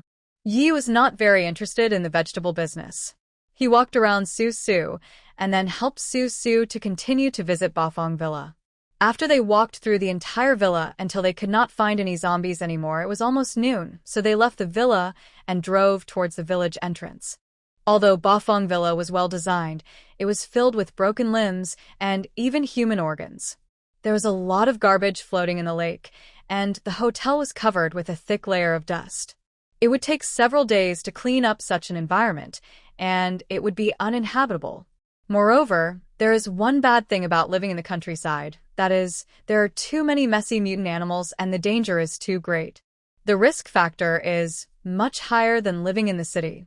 Although zombies are easy to deal with, the reproductive capacity of mutant animals is too strong. A large group of densely packed and large mutant animals will crush you at any time. The reason why Su stationed an armed force here and let this armed force clean up the site first is precisely because of this threat. They drove to the entrance of the village. Brother Pai and others had already set up the pots and started cooking. Soy sauce, seasonings, vegetable oil, etc. were all collected from a nearby country villa. There was no need to worry about these cooking supplies in a place like this. The vegetables were also freshly picked from the fields. They just melted a piece of ice, washed them, and tasted very fresh. In the new nest at the entrance of the village, Su and the others had a simple meal and walked around. At night, they found a farmer's house with a relatively clean environment to rest. Because she had informed Su's father and mother before, she didn't need to go back for the next few days, and it was okay for her and Yu to stay outside for a few more days. This bedroom was decorated in a rather high-end style. It was obvious that the owner was a wealthy person who knew how to enjoy life. The European-style decoration also showed the owner's luxury. However, Su lay on the bed in the bedroom and could not fall asleep.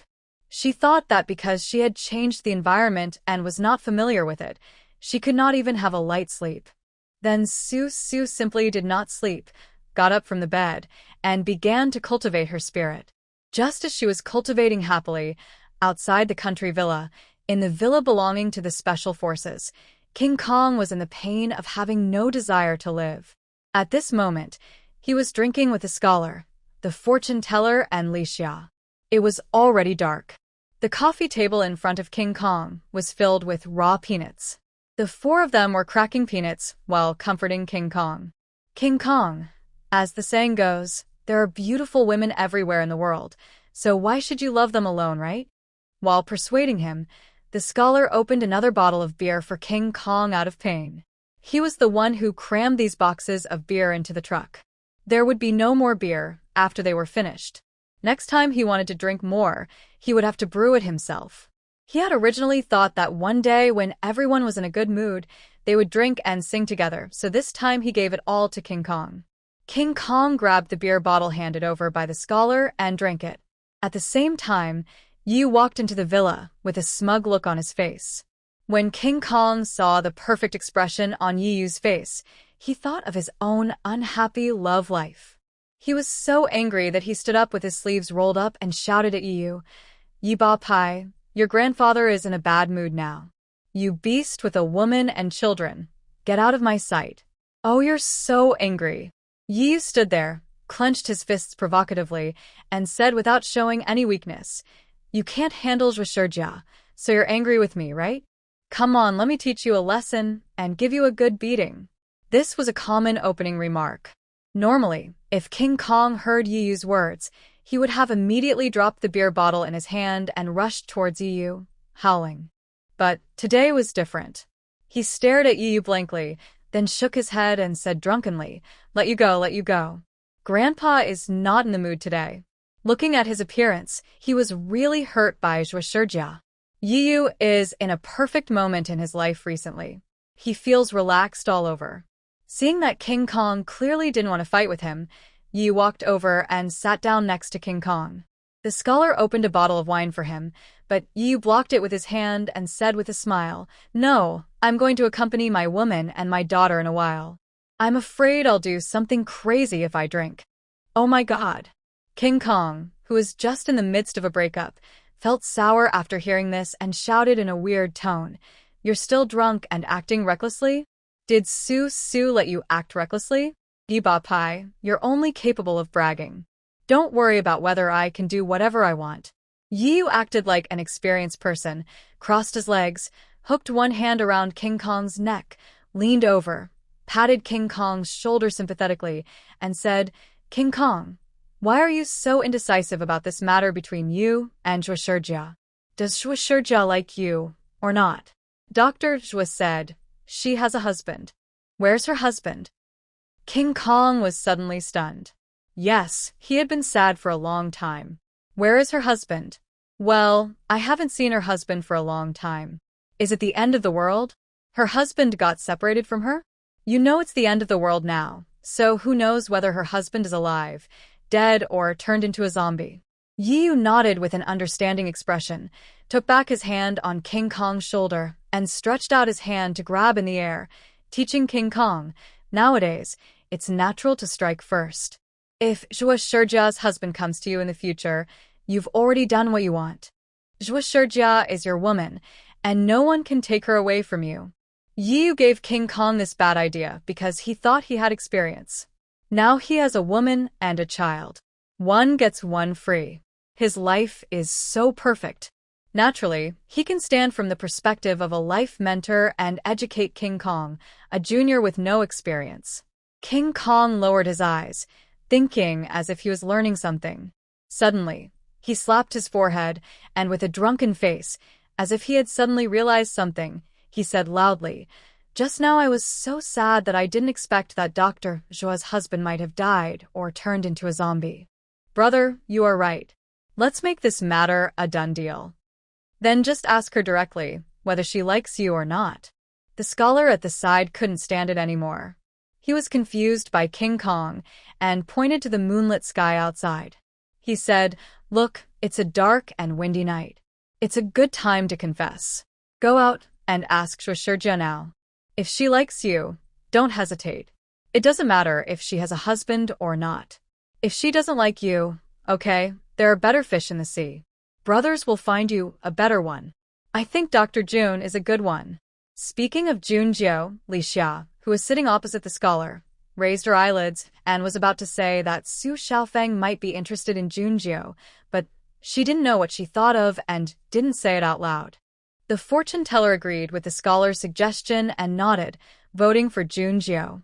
I think Dr. Jun is not bad. She is young, beautiful, and lively, and she is also youthful and beautiful.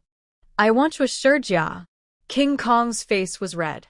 He stood up and swayed, then yelled at his brothers. What, Dr. Jun? I want to assure Jia. Then go ahead. Go ask Zhuo right now whether he likes it or not. 2 words or 3. Yi raised his foot with an impatient look on his face, shouted loudly, and kicked King Kong in the ace. King Kong immediately pounced forward, flipped over the coffee table, and fell flat on the carpet. Yi Yu and a few others immediately laughed without any conscience. King Kong was provoked by these brothers and pounded the floor angrily, then stood up and went to find Zhuo Shijia. Zhuo Shijia, Junjiu, and Wu Daomei were cleaning a small clinic. The clinic was a building. The first floor was designed by the locals to look like a storefront, with transparent floor-to-ceiling glass and red words on the glass. And Kangtai Diagnosis and Treatment Center, medical insurance cards accepted. The first floor of the clinic is where medicine is sold. One wall is filled with Chinese medicine cabinets, one wall is filled with Western medicine cabinets, and one wall is filled with veterinary medicine on the shelves. On the second floor, there are several rows of brand new blue leather chairs, which look like they can be used for intravenous strips. Then there are rooms which are also very large. There are some hardware equipment for nebulization and 2 or 3 beds. The third floor is the doctor's office and some equipment for routine blood tests. There was a doctor's office with a label gynecology on the door. There was an operating table inside, and a brand new, most advanced color ultrasound machine next to the operating table. Walking along gynecology, there were internal medicine, surgery, physical therapy, and that was it. This small clinic is located at the entrance of the village, blocked by 1 or 2 country villas. It is estimated that the owner of this clinic has no intention of opening to the public. He only needs to deal with the common headaches and fevers in Bafang village, so he has not thought about looking for a good geographical location. In addition, it has only been opened for a short time, and many things inside are new. Zhuo Shijia and the other 2 were wiping the blood off the counter on the first floor and taking the opportunity to count the medicines on the first floor. King Kong stumbled to the outside of the clinic and stood in the dim streetlights. He looked at Zhuo Shijia's busy figure in the brightly lit small clinic. His throat tightened, and he shouted, Dr. Zhuo, please come out for a moment. I have something urgent to discuss with you. He said this a little hastily, as if something serious had happened. Zhuo Shijia quickly put down the rag in her hand and turned back to find her medicine box. Junjiu and Wu Daomei also ran out. King Kong quickly waved his hand to drive away the 2 light bulbs and said in a rough voice, You 2 go back, go back. I'm going to find Zhuo Shijia. Don't interfere with my confession. Confession? She smiled and nodded, saying, Oh, okay, ha ha ha. The 2 of them turned around and went back. Zhuo Shijia happened to run out with her medicine box. She also heard what King Kong said and stood there in a daze. Junjiu took the medicine box back for her and winked. Dr. Zhuo, someone wants to confess to you, so we won't bother you anymore. After saying that, Junjiu and Wu Daomei walked back to the clinic laughingly. However, Zhuo Shijia was still standing at the door, looking at King Kong outside with a frown and tilted his head as if he was thinking about something. King Kong, who was covered in the light of a street lamp, turned around and walked away. He walked 2 steps back and waved to Zhuo Shijia. Come here, I have something to ask you. Zhuo Shijia took 1 or 2 steps forward hesitantly. Her movements were a little slow, and King Kong became anxious seeing this. He turned around, took 2 quick steps towards Zhuo Shijia, grabbed her hand, and walked towards a dark country villa next to them. This building had been cleaned up by them during the day, and there were no zombies inside. King Kong pushed the door open and walked in quickly with Zhuo Shijia. He pushed her to the sofa on the first floor, sat in front of Zhuo Shijia, and asked in the dark, Dr. Zhuo, I just want to ask you one question. Do you like me? Are you willing to be my wife and give birth to a son for me? The light outside the window, accompanied by the moonlight, gently flowed into the living room. Zhuo Shijia sat up straight on the sofa, looking at King Kong sitting on the coffee table opposite, without saying a word. She was silent for a long time. King Kong couldn't wait that long. Just as he was about to open his mouth to repeat his question, he heard Zhuo Shijia say faintly, "Do you know how my husband died?" Huh? "Your husband is dead?" Hearing this, without noticing the resentment in Zhuo Shijia's tone, King Kong was overjoyed. He groped his way forward and was about to carry out what you said and make it a done deal with Zhuo Shijia. However, Zhuo Shijia blocked him, pushed King Kong, and continued, "I pushed him down the stairs and he died. Before the end of the world." Why? Bad relationship? Jean Gang began to feel that Zhuo Shijia's words were a little wrong. He sat back, slapped his forehead, and suddenly realized, no wonder when I first met you, you said you were just out of the police station and got involved with Brother Pai. You were arrested for killing your husband before the end of the world? Then, do you know why I killed him? Your husband is having an affair? No. Zhuo Shijia smiled and shook her head. The smile on her face was a little bitter. She stretched out her hands and rubbed her face. The color of her face looked particularly pale under the street lights outside the window. Seeing that King Kong was looking at her intently and seemed to be listening very attentively, Zhuo Shijia shook her head again, folded her thin arms with her hands, curled up in the sofa, lowered her eyes, and thought carefully about how to organize the language to tell King Kong about the problems between her and her husband. I am 31 years old this year. When I was 20 years old and still in college, I became a couple with my husband. We had a good relationship. In the first few years of our marriage, we lived in love and were envied by others. But as we grew older and our parents passed away, we both longed to have a child of our own. At first, we didn't care, but gradually, because we couldn't have children, we had more complaints and less communication. In the darkness, Zhuo Shijia, with her back to the silver moonlight, softly talked about the problems she had encountered. A child is a bond between two people. If a family does not have a child, it will lose a lot of fun. Over time, it will also cause poor communication between the couple. Of course, this only applies to those families who long for children. King Kong tilted his head, sitting in the shadow, listening to Zhuo Shijia very seriously, with a puzzled look on his face.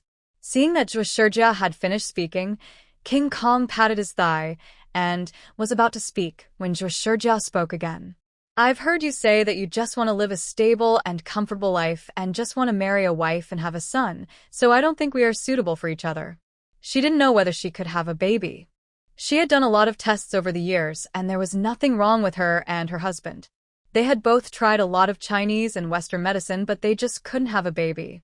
Therefore, Zhuo Shijia felt that she and King Kong, who was determined to get married and have a son, were not meant to be together, so why bother trying? She had already been married once, and was more realistic about relationships. Before she said whether she liked him or not, she had to consider whether he was suitable. But King Kong patted his thigh again, waved his hand, and said heroically, "It's okay. It's okay, if you don't have children. Let's adopt a few. Didn't you pick up so many babies? I'll adopt them all. You will be the mother, and I will be the father. It's decided." Now in the Apple Villa district, in addition to Pigo's son Sule, Dai Chun, and Zhou Xiaolin's daughter, there are 8 babies without parents. King Kong is going to adopt all of them. Zhuo Shijia smiled for no reason and shook his head. "Thank you for your kindness. Being a parent is not that easy. For me, this life is very good. I don't want to cause any trouble, and I don't want to change anything. Everyone can say nice things. Before a man coaxes a woman to bed, he will make all kinds of promises. Now King Kong says he wants to adopt 8 babies with her, but is raising a child as simple as just talking? There are also all kinds of illnesses and fevers of the children, which is very stressful. In addition, it is the end of the world now, and life is already trivial and difficult. After fighting for her life, she still has to deal with the crying of the children. Zhuo Shijia feels that a man as careless as King Kong can only live this fresh life for 2 days. Once the novelty is gone, he will be like her husband, complaining about her everywhere and disliking her everywhere. After saying that, Zhuo Shijia stood up and prepared to leave the dark villa. King Kong hurriedly stood up, stretched out his hand to grab Zhuo Shijia's wrist, and said anxiously, Dr. Zhuo, I know you don't trust me, and think I'm one of those frivolous people out there who makes promises without thinking. It doesn't matter. Time will prove everything. Let's take it slow. Zhuo Shijia turned around and was about to speak when King Kong let go of her hand, strode forward, held his head high, and walked out of the house. He had just made a lifelong promise to Zhuo Shijia. The promise sounded light, but King Kong knew that he would have to spend his entire life to fulfill it. But it doesn't matter. Zhuo Shijia is worth it. At the same time, Yu also returned to Su Su's place and gently opened the door. He originally thought that Su Su's breath was so quiet, but he saw her sitting cross-legged in the dark, with her eyes closed, as if she was practicing some incredible magic skills. There was a silver-white breath surrounding her body. Yu was a little stunned, not knowing when to make progress. Didn't it say in the novels that when masters are practicing some magical skills, they are most afraid of being disturbed? If they are disturbed, they will go crazy and have various heart meridians broken. Yi was afraid that if he acted rashly, Su Su would go crazy. What should he do? Come in. Su Su closed her eyes, looking extremely sophisticated, with the soles of her feet pressed against her bulging belly in a pregnant woman's yoga pose. Her long black hair fluttered in the wind as the silver and white energies of water and ice entangled her. Yi Yu, who was outside the door, immediately entered the room and did not forget to close the door. He sat down next to Su Su quietly and asked cautiously, Master, are you going to teach me your unique martial arts? You've read too many meaningless novels. Su Su opened her eyes and looked at Yi Yu, who was sitting next to her with a serious look on his face. She raised her hand, patted Yi Yu on the forehead, laughed, and said, I am cultivating my spirit. Practice? Spirit? Yi Yu tilted his head, not understanding what Su Su was talking about. Su Su didn't know how to explain to Yi Yu, so she waved her hand, asking Yi Yu to come closer, then placed her palm on Yi Yu's forehead and said, It's the thing in the zombies' brains. Psychics also have it. The zombies are called crystal cores, and the psychics are called spirit essences. They are both a carrier of energy. What kind of spirit is this in the brain? Not necessarily. Some are in the brain, and some are not. Su Su took back her hand that was on Yi Yu's forehead, propped it on the side of her cheek, bit her lip, and continued, You have to find it yourself, and after you find it, you can make it grow yourself. Many years after the end of the world, a base issued a research report saying that there is something called essence in the body of people with special abilities. The so-called essence is actually a crystal core. However, in order to distinguish them from zombies and those mutated animals and plants, and to make people with special abilities appear particularly different, the authorities called the energy carrier in the body of people with special abilities the essence. Generally speaking, the crystal cores of zombies and mutated animals are in their brains, and the crystal cores of mutated plants are in their roots, but the souls of people with special powers are more difficult to find. The human body is so big that the souls can be hidden anywhere and wander around. Those with special powers can decide for themselves where to put their own souls, and of course they can also find out where the souls in other people's bodies are. Lantern Festival. Aren't you guys going out to play? It's so boring just sitting around me. Just now, Su Su put her hand on Yi Yu's forehead, just to find out if there was any spirit in Yi Yu's brain, but in the end, she thought about it and decided not to do so. Why was she trying to find out where his spirit was? She didn't want to take his spirit to absorb it. After the end of the world, exploring people's spirits is an extremely bad, provocative, and impolite behavior. Looking at Yi Yu, who was originally sitting next to her, now sitting cross-legged on the bed, he closed his eyes like Su Su, frowned for a long time, shook his head and sighed. I can't find it. Su Su held her cheek and sighed, looking at the man in front of her who couldn't absorb crystal cores and couldn't find his own essence. He had a great prophet like her, but he was so stupid that he couldn't use anything she said. He had a good hand of cards in life, but he played them in a mess. How could this be possible? If you can't find it, stop looking. It's tiring. She yawned. When Yi Yu came, the whole bedroom became warmer. Shushu felt sleepy. With Yiyu's help, she lay on the bed, closed her eyes, and said, "What I'm telling you is the top secret of the country. No one can reveal it except you. Yes, I promise not to spit a single word." When Yiyu, who was extremely sensitive to the term, heard Su Su say top state secrets, he immediately looked solemn and crossed out every word Su Su said tonight. He was professionally trained, and he would not say anything even if he was caught and beaten half to death. Then another night passed and no mutant animals came. It was estimated that there should be no mutant animals around Bafang village that could cause serious trouble. So the next morning, Su Su, Yiyu, and others prepared to return to the safe zone. Brother Pai was making breakfast. In the wisps of smoke, he looked at Su Su standing beside him. Su Su was holding a large bowl with a belly as big as a ball, preparing to serve her rice. He asked Su Su, "Yesterday, a few of my brothers were accidentally hit by a fallen cabinet when they were trying to pry open the door. They have some injuries on their bodies, but they don't look infected and their spirits are good. Should my injured brothers be taken back to Apple Villa District, or should they stay here to recover?" Su Su held the bowl, tilted her head and thought for a while, then said, "Now that safe zone, I'm afraid it's not so easy to enter if you're injured, and I'm also afraid that some mutant animals will come tonight. It's best for the injured to rest and recuperate here. This is the most troublesome thing about living in the countryside." "Yes, I think so too. If you are injured, you might as well not enter the safe zone, so as to avoid any unexpected problems when passing the level." Brother Pai responded and used a large spoon to serve Su Su a bowl of bone soup, letting her drink it first, while he continued to cook his meal. After people from all parties arrived one after another, the people on Yiyu's side and the people on Pai Ge's side began to make a new allocation.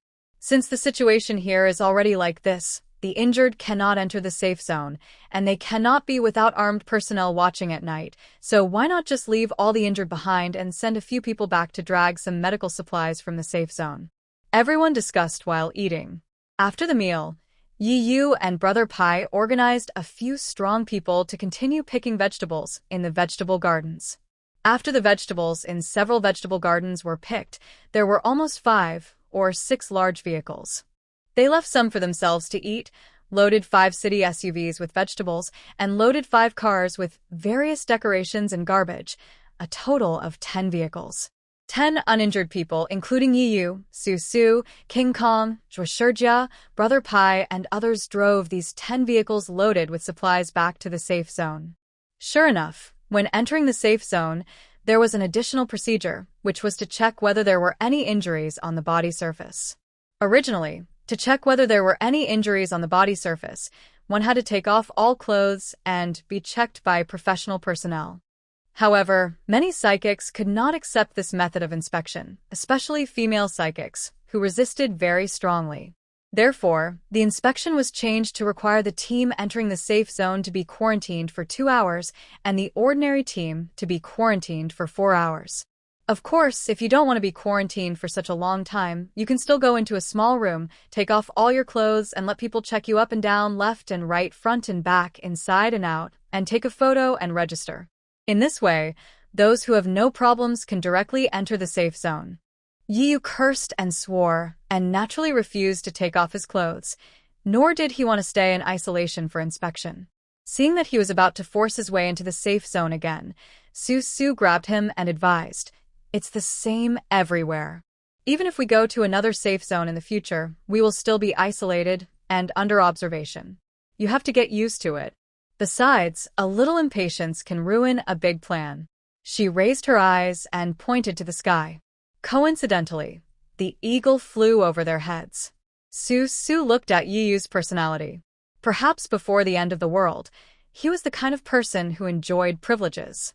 So after the end of the world, he was like a thorn in the side of things wherever he went. Anyway, he was impatient to follow the rules. Su Su was a little helpless. Such a person would not be able to integrate into anywhere unless he built a base of his own. But if you build a base yourself, you have to follow the rules of the base. Otherwise, if you make the slightest mistake, you will bring the virus into the base you built with your own hands. It would be a pity to think about it. Besides, Building a base and managing the lives of tens of thousands of people was not something that she and Yu could handle. To put it bluntly, neither of them was in the mood. Fortunately, Yu still listened to what Su said. She held Yu, and he stopped making trouble. He stayed by Su's side obediently for 2 hours, handed over 5 trucks of garbage and materials, and while the weather was still good, he dragged 5 trucks of vegetables back to the Apple Villa district. When they got home, they couldn't help being nagged by Su's father and mother again. Su was responsible for laughing and Yi was responsible for nodding and saying yes. The old people were a little nagging, but it was also a kind of happiness to have 2 old people nagging them from time to time in life. So, just listen carefully. If there are some things that disagree with them, just listen. It is your own business whether you do it behind their backs or not. Your parents are old, and it is impossible for them to supervise you in everything. In fact, your parents also know in their hearts that what else can they do for their children now besides nagging? After being nagged, Yu went to see his brothers and checked how the Eagle Eye plan was going. Su was at home and had a good meal with her parents.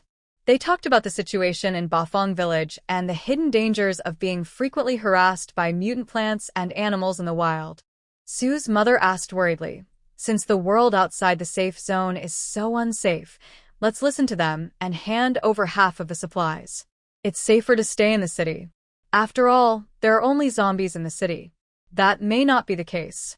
Su leaned on the sofa, looking at the luxuriously decorated villa. The decoration style here was indeed obviously different from those of the country villas. She hesitated and did not speak out her worries. She just said to her parents sitting on another sofa, "Lu Yin will not let go of the child in my belly." Did Su feel more and more restless staying in this Apple Villa district, or did she think that even if Lu Yin built a base, it would only last for 2 or 3 years, and they would still have to leave by then? Either of these 2 worries made her parents hard to understand. If she said that she felt something was wrong here, her parents would ask why. If she said that she was reborn and knew that the Xiangqing base would only last for 2 or 3 years, her parents would think that she had prenatal anxiety disorder, and it was a very serious one, so serious that she had delusions. Wasn't that serious? Are you sure? As it was about their grandson, Su's father and mother were obviously more nervous. They looked at Su, and their expressions became serious. This child hasn't been born yet, but Lu Yin is already thinking about him? Su's father and mother looked at each other again. Not only Lu Yin is thinking about him, but Xia Qingyan has also been thinking about him, right? Su nodded, and looked at Su's father and mother's faces. The hesitation turned into an expression that wanted to leave immediately. She knew that what she said just hit her parents' soft spot, so she explained, "Although the environment outside is not very good now, it is quite harsh and there is nothing yet, but fortunately we can deal with the mutant plants and animals that are about to appear. After we go over there, we can do some repairs, build some walls, plant some mutant bushes, and live our lives with caution. It is better than living in this safe zone and being on guard against being harmed all the time. After moving to Bafang village, it will be much more difficult at first than staying here, but in the long run, they can still earn Lu Yin's crystal cores after leaving the safe zone. Bafang village is not far from the base that Lu Yin will build in the future. By then, they can plant more vegetables and transport water and vegetables to the base to sell." Oh, Lu Yin had been assassinated by then, and I don't know whether the base could be established. Su's father and mother were persuaded by Su, and they stood up and began to discuss what to pack and take out. Su's mother treasured her mutant fields the most, and thought of getting a whole truck to transport the soil out. As for Su's father, his blueprints were the most important. In addition, all the dry goods, frozen meat, and baby products in the basement had to be taken away. Su watched the 2 old people busying themselves. She sat on the sofa, smiling and not interfering. Just as she was planning to take a rest and have a bowl of soup, she heard the sound of knocking on the iron gate outside the wall. So Su got up, walked out of the living room, passed through several greenhouse vegetable fields in the yard, and went to the iron gate. She saw Dai Chun and Zhou Xiaolin. Dai Chun had an embarrassed look on his face, and Zhou Xiaolin was wearing ordinary clothes, which were wrinkled and smelled of sweat, but she still wore a hat on her head symbolically. Although it was very difficult for her to stay in confinement after childbirth, she still didn't want to get any serious illness during the period. Su opened the iron gate, stood by the door, and looked at the two people, and asked, "What's the matter?" We. Dai Chun lowered his head, not knowing where to start. Zhou Xiaolin took over his words, smiled awkwardly, and said to Su, "It's like this, Su, we too want to stay with you, is it okay?" Oh. Susurraste cerebros. She saw Dai Chun and Zhou Xiaolin, who looked worried and sallow. They looked at each other, neither of them knowing how to start the conversation. They probably came here to say that they wanted to stay. She didn't say they could stay, nor did she say they couldn't, just because Su knew that she was about to leave here, but these two people were only interested in the stable life in the Apple Villa district and felt that following her would give them the shade of the trees. If these two people didn't want to follow her to live a wandering life in the wild, why should she keep them in the Apple Villa area now? "We don't eat and drink for free. My husband knows the addresses of many pharmaceutical factories, which have thousands of varieties of drugs. I can wash clothes and cook, and help take care of the children." As Zhou Xiaolin was talking, her face suddenly turned red, as if she had been driven into a panic by Su's indifferent look of hesitation. She stiffened her neck and suddenly said loudly, "I still have milk. Really, I have a lot of milk. I can help feed the babies. All 9 babies can be fed." Puff. Su couldn't help but laugh at Zhou Xiaolin's words. Her eyes curved like 2 crescent moons. She nodded and smiled so hard that her teeth could not be hidden. She said, "Okay, sure, then you can stay. In fact, there is enough milk powder for the babies. I heard from Liang Xiaoqi that recently several babies are over 6 months old and can add complementary foods. As the 9 babies grow gradually, they will drink less and less milk, but they will not stop drinking milk completely. However, nothing in the world is absolute. What if one day the milk powder is no longer available? Isn't it just right for Zhou Xiaolin, a wet nurse who claims to be able to breastfeed 9 babies, to come in handy?" Thinking of this, Su unconsciously looked at her chest again. I don't know if Xiao Ai's milk is enough. The next morning, Su, who had eaten and rested enough, changed into thin April clothes with her 5-month-old belly and walked in the small square with Yiyu to bask in the sun. She had already agreed with Brother Pai last night to first move some baby supplies into the car, as well as the mutated soil that Su's mother forced to be moved into the car, and then transport the baby supplies out. Father Su is going to go out with them today. They still need someone like Father Su over there who can concentrate on studying how to build the wall. Otherwise, there will be mutant animals harassing them every night in the future, and people will not be able to sleep well. When Zhuo Shijia walked out of the baby building, he saw Yiyu supporting Su as they walked around the small square. A special forces soldier was supporting Lao Ganma and walking slowly in front of Yiyu and Su. Zhuo Shijia was stunned for a moment, and then looked at the villa area on the Su family side. It was tinkered with by Su's father all day long, and a small prototype of a city wall was built. Except for the small path leading to the gate of the villa area, the medical building, the baby building, the buildings where Brother Pai and the young and dangerous lived, the buildings where Yiyu and the special forces lived, the building where Li Xiaoyu formed a cocoon, the building where Qinyu, Ruerui, and Lao Ganma lived, and the Su family villa were all silently surrounded by a wall. With just the last bit left, their area would become an independent entity. Su's father had long planned to enclose the villas where all the people in the Su family lived within the small city wall. When Wang Jun was around, Su's father discussed it with Wang Jun. When Wang Jun was not around, Su's father tinkered with it slowly by himself. No one cared when it became like this. By the time it attracted people's attention, the city wall was already standing tall here. Su and Yi were walking slowly around the small plot of land surrounded by several villas, and Zhuo Shijia's eyes were following them. When they passed the place where Su's father and Brother Pai were drying the grain, Zhuo Shijia discovered that the place where Su's father was standing was originally a small forest, but now it had been flattened for him and Brother Pai, leaving a small open space. On the open space, a grape trellis was built at some point, and under the trellis was a round table with a pot of tea next to the table. Su's father's drawings were spread out on the round table, pressed underneath the teapot. Rue was holding a ball in his hand, running around in the open space at Chinue's call, while Chinue was at the stove at the back, using a large spatula to turn the dishes inside. Under the stove, chopped firewood was burning. Is Chinue cooking breakfast for the Special Forces? Ever since Sue's mother quit cooking for the Special Forces, Chinue has taken over the job, cooking for 18 Special Forces soldiers every day. The firelight faced the morning sun, and a wisp of smoke rose in the early morning light. A team of soldiers in short-sleeved army green t-shirts were running along the city wall in an orderly line. They had not run far when two young nurses brought out a basin of sheets. One nurse collected the sheets that were drying in the yard, and the other nurse began to hang the freshly washed sheets on the rope. In the corner, two chickens were raised at some point. The chickens were too big, but Zhuoshijia could still tell they were chickens.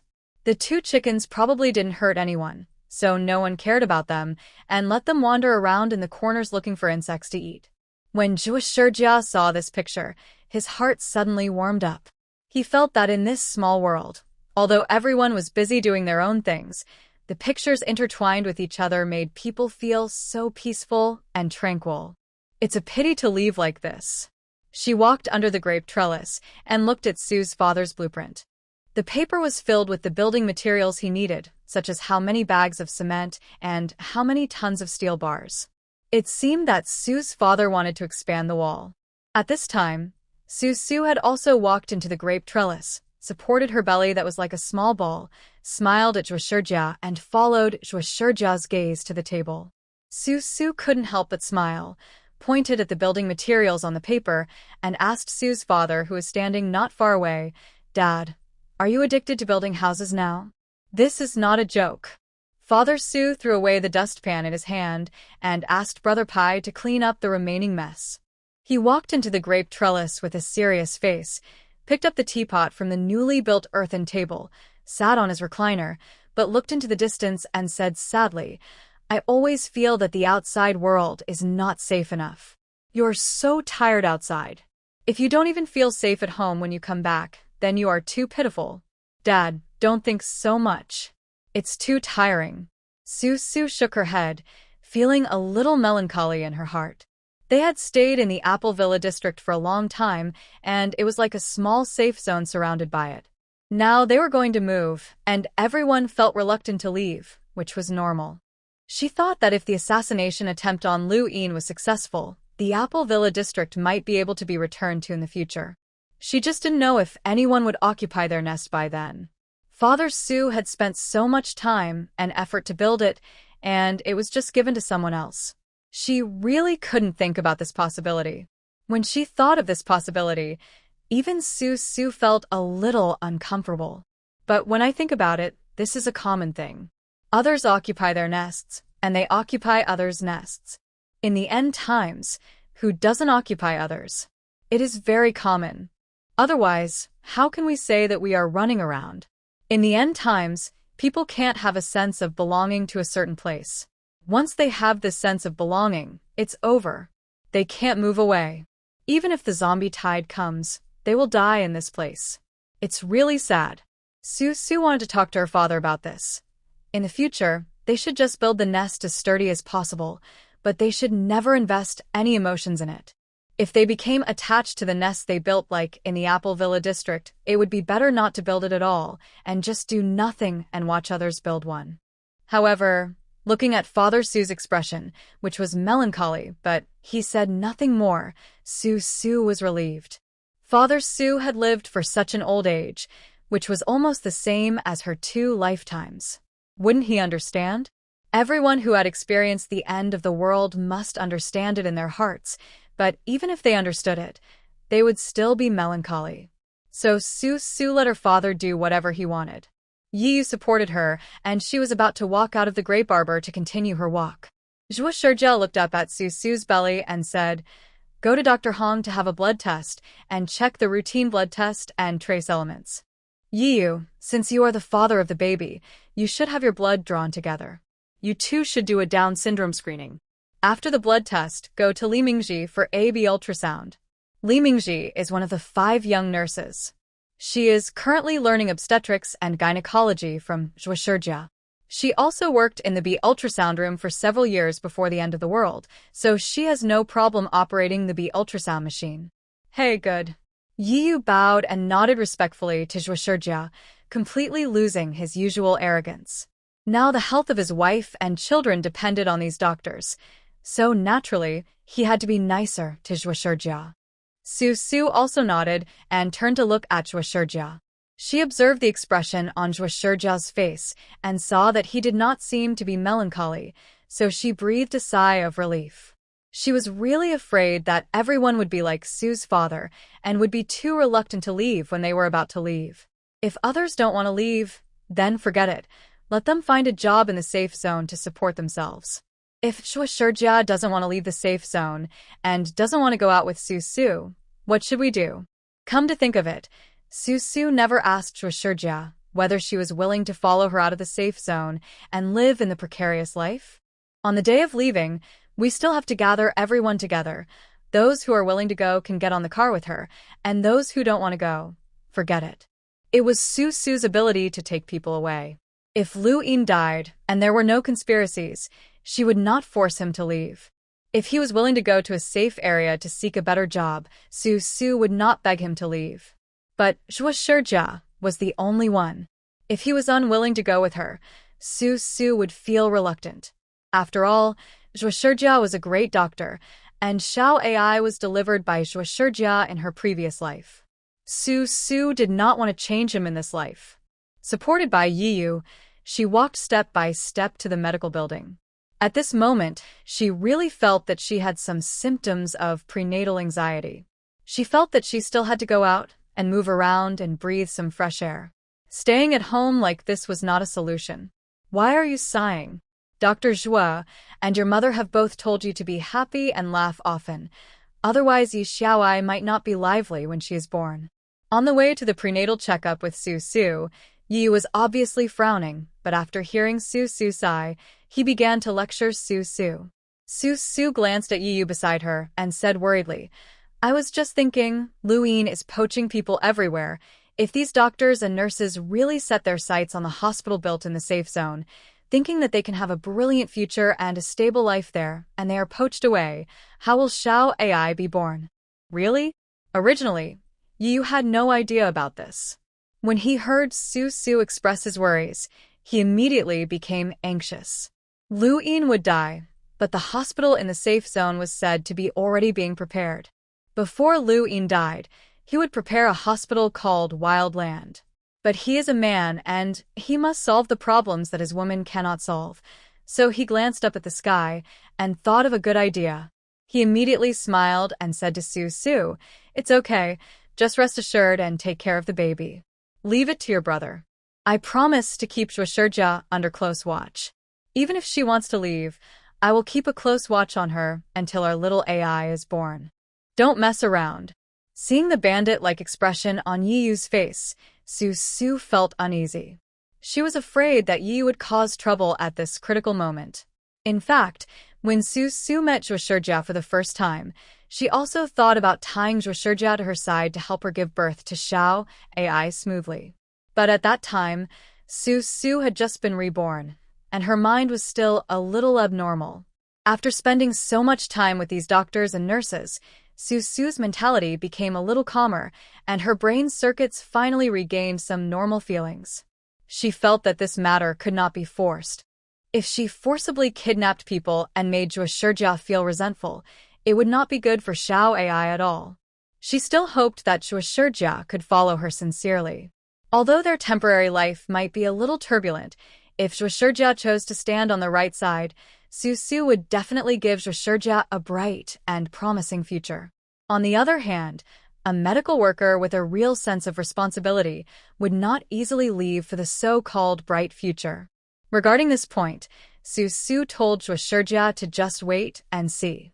So Su told Yu again and again, telling him not to act rashly or do something like kidnapping someone. The two of them went all the way to the second floor of the medical building and found Dr. Hong to draw blood. Now, the second floor of the medical building is completely Dr. Hong's world. It is filled with various research instruments, and every room is filled. Su has no idea what each instrument is used for, but Dr. Hong is immersed in these instruments all day long and never leaves the second floor. He was wearing a mask on his face and a very clean white coat. He called Su and Yu into a room that had been decorated like a laboratory.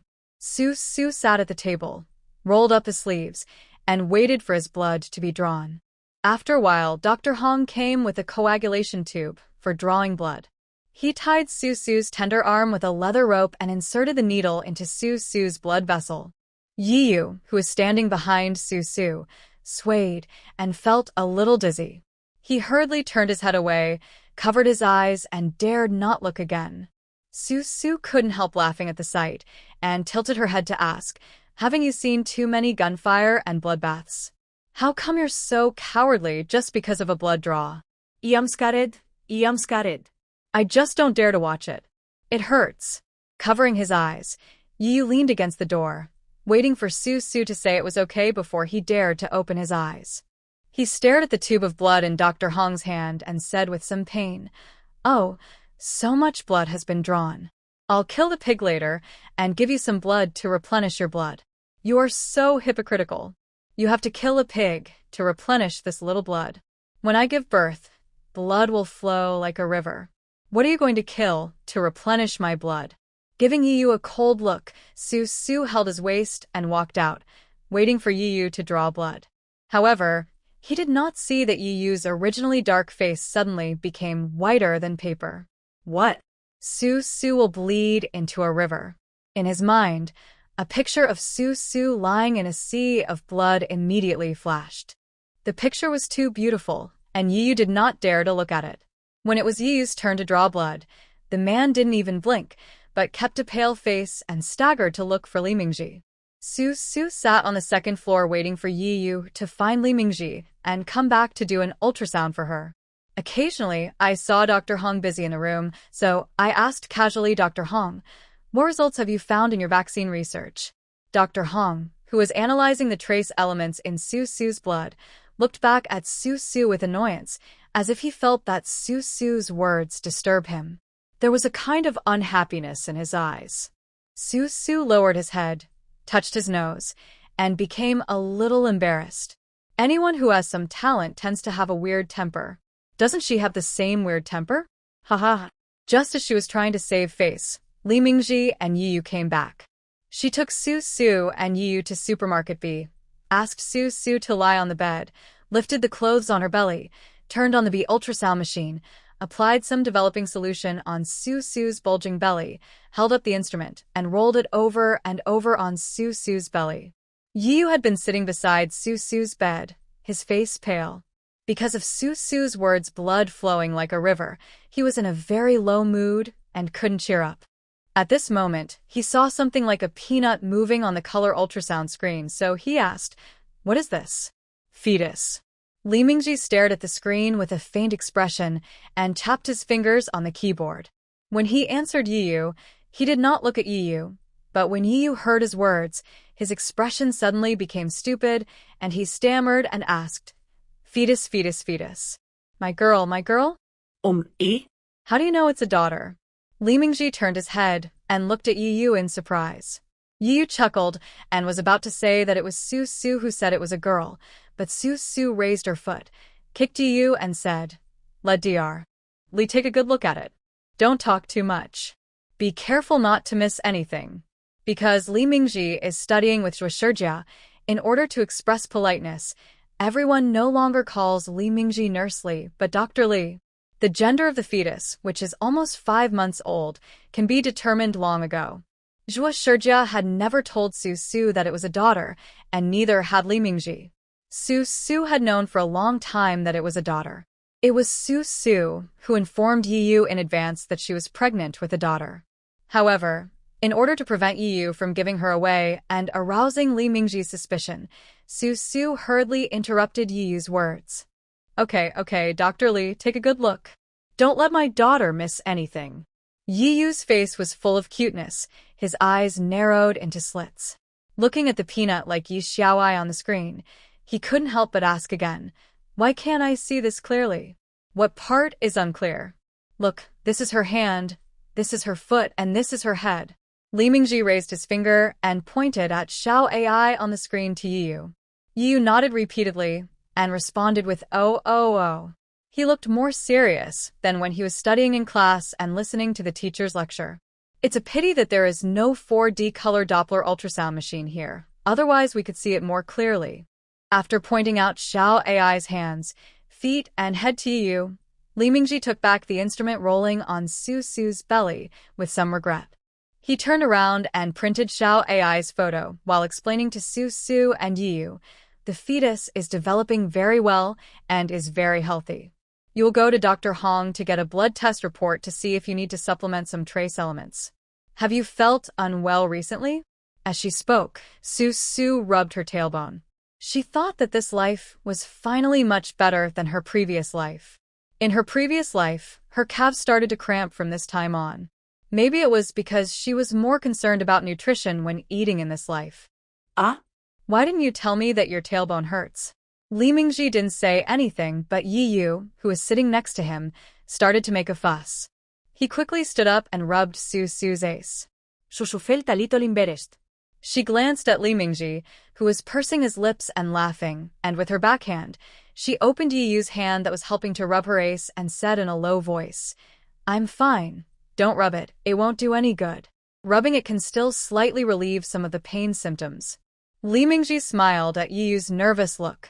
Although she had been working for several years and had deeply experienced the fickleness of human nature in the apocalypse, and felt that although the apocalypse was full of sadness, Li Mingji still liked to watch the interaction between Yiyu and Su Su. She explained to Yiyu, as the fetus grows, it will press on the mother's spine, causing the coccyx to be overloaded. So it's really not easy for a woman to give birth. As a father, you should be more considerate and caring towards the mother. After all, she gave birth to children for you. If the father doesn't understand the pain involved, then the woman's life will be too miserable. Yes, you are right. Yiyu nodded rapidly, agreeing to whatever Li Mingji said. Actually, for a rough man like him, the matter of women giving birth was nothing. But he had heard from Su Su that she bled like a river when she gave birth, and also heard from Su Su that she had a sharp pain in her coccyx. Now, he was lectured by Li Mingji. At this moment, Yiyu felt that Su Su, who was pregnant with a child for him, was great no matter how he looked at it. He slowly developed a sense of respect for Su Su for no reason, so he was even more attentive when he accompanied Su Su for prenatal checkups. Su Su frowned, thinking about how she had never had coccyx pain when she was pregnant at this month in her previous life, so she asked, but I heard from my mother that when she was pregnant with me, her tailbone only hurt when she was about to give birth. It all varies from person to person. You can't just rely on what the textbook says. Pregnancy knowledge is very important, but not everyone can get pregnant according to pregnancy knowledge. Yes, you are right, Su. Listen to the doctor. Su Su was about to ask again, but Yiyu interrupted her. Now he just believed whatever the doctor said and whatever Su's mother said, without any doubt at all. She thanked Li Mingji and was helped out of the ultrasound room by Yiyu. Without Su Su's instructions, Yiyu took the initiative to go to Dr. Hong to get the blood test results. The results of the Down syndrome screening did not come out so quickly, but Su Su's trace elements came out. Dr. Hong handed the test reports filled with dense data to Yiyu and said, calcium, iron, and zinc deficiency. So many missing? Su Su held her waist and appeared from behind Yiyu in surprise. She took the test report from Yiyu and didn't quite understand. She looked at Dr. Hong and asked, I feel pretty good. Why am I lacking so many trace elements? These are just low values, reminding you that you should supplement calcium, iron, and zinc. If you don't, it will cause various health problems for the mother and the fetus. Dr. Hong glanced at Su Su, then looked back at his microscope, appearing to be very busy and concise. Su Su was about to ask if a lack of calcium, iron, or zinc would cause her calf cramps or something, but Yiyu immediately jumped out, nodded, and said firmly, she must be supplemented. Calcium, iron, and zinc, right? I'll give her supplements right away. Thank you, doctor. Then, Yu carefully helped Su Su downstairs and went to Liang Xiaoqi to ask for calcium, iron, zinc, and other trace element supplements. Unexpectedly, Liang Xiaoqi spread her hands and said directly, "We don't have Elevate, and we don't have calcium, iron, and zinc suitable for pregnant women." Ah? How can there be nothing? What kind of a lousy hospital is this? Yi was anxious, and his voice was a little loud. Su Su was sitting on the sofa in the medical building. She turned her head and looked at Yi, who seemed to be about to lose his temper. She quickly stretched her head and shouted, "Come here. Yi, come here." Yi frowned and glared at Liang Xiaoqi, as if he felt that Liang Xiaoqi and her team were extremely unprofessional in running this hospital without any medicine to supplement trace elements for pregnant women. However, since Su Su was sitting on the sofa and kept calling him, he didn't want to continue to cause trouble for Liang Xiaoqi. He just turned around hurriedly and trotted back to Su Su. "What's going on? Why are you angry at Liang Xiaoqi? It's the end of the world now, and you know that medicine is scarce." Su Su reached out and pulled Yi, who was standing in front of her with his head down, to sit down. With a smile on her face, she gave Yi some advice: "Gather a few people, and we'll go out to find some medicine tomorrow morning." "Okay, I'll find it for you, so you don't have to go." "Why shouldn't I go? Are you pregnant, or am I pregnant?" Okay, Yi did not argue with Su Su. He had figured out that Su Su just wanted to go out and have fun under various excuses. No matter if it was to set up a nest or to look for medicine, as long as there was a chance, Su Su would definitely go outside. But the situation this time was a little different. The calcium, iron, and zinc he was looking for had to be found in the downtown area before the end of the world. With Su Su's big belly, the process would be too slow. You might as well get a few brothers together to move faster and go back and forth in one night. So he agreed with Su Su on the surface, saying that he would take her out, but in fact he took advantage of the middle of the night and quickly counted a few heads and ran away. When Su Su woke up the next day, she found out that Yi had run away in the middle of the night. She was a little embarrassed. She was only 5 months pregnant, and she had become a burden? It would be fine if he ran away, but he actually ran away secretly. If he didn't take her out, would she still insist on going out with him? However, since Yi had already taken people out to find medicine, Su Su stayed in the Apple Villa area with peace of mind and did not want to cause any more trouble. According to her schedule, after filling the water tank on the top floor with water, she began a walk around the small square alone. At this time, in Xiapingli, Brother Pai was instructing several gangsters under his command to move things to the car. On the path at the gap in the city wall, a black jeep drove over and stopped by the side of the path. After a while, Xia Yaosher got out of the car wearing a black short-sleeved t-shirt and black casual pants. Getting off the car with him were Zhang Anquan, who had a smile on his face, and Su Xiaofeng. Su Xiaofeng was a person with special abilities, so his recovery from injuries was faster than that of ordinary people. Despite being injured so badly that even his intestines fell out of his abdominal cavity, he recovered in just a week and was discharged from the hospital. The three of them walked into the city wall with long legs. Xia Yaosher frowned and stared at Su Su up and down with his dark eyes.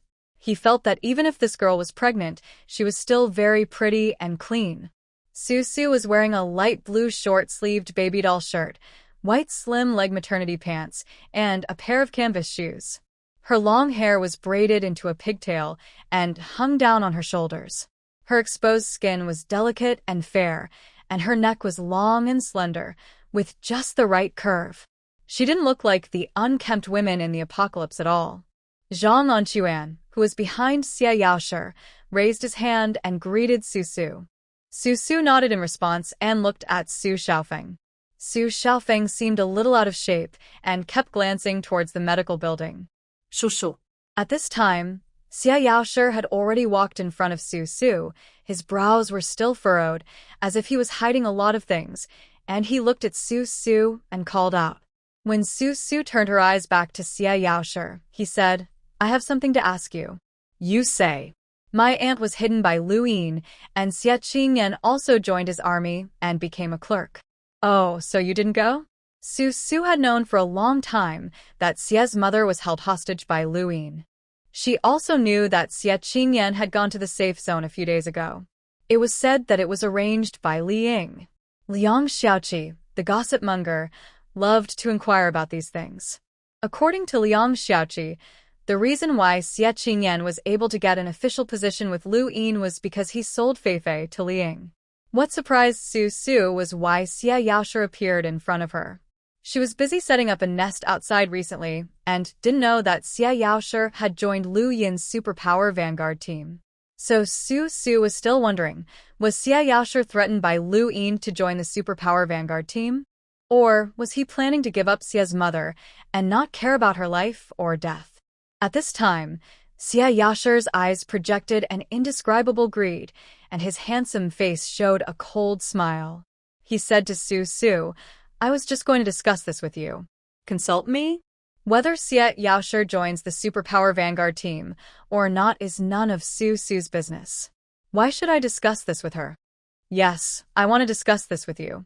Xia Yaoshe tilted his head, and a strand of short hair on his forehead swayed. In his deep eyes, there emerged an indescribable stubbornness and hidden anger that was unwilling to be trapped. I have joined Lu Yin's superpower vanguard team for several days. I want to discuss cooperation with you. I want to monopolize all the food, vegetables, and clean water produced here.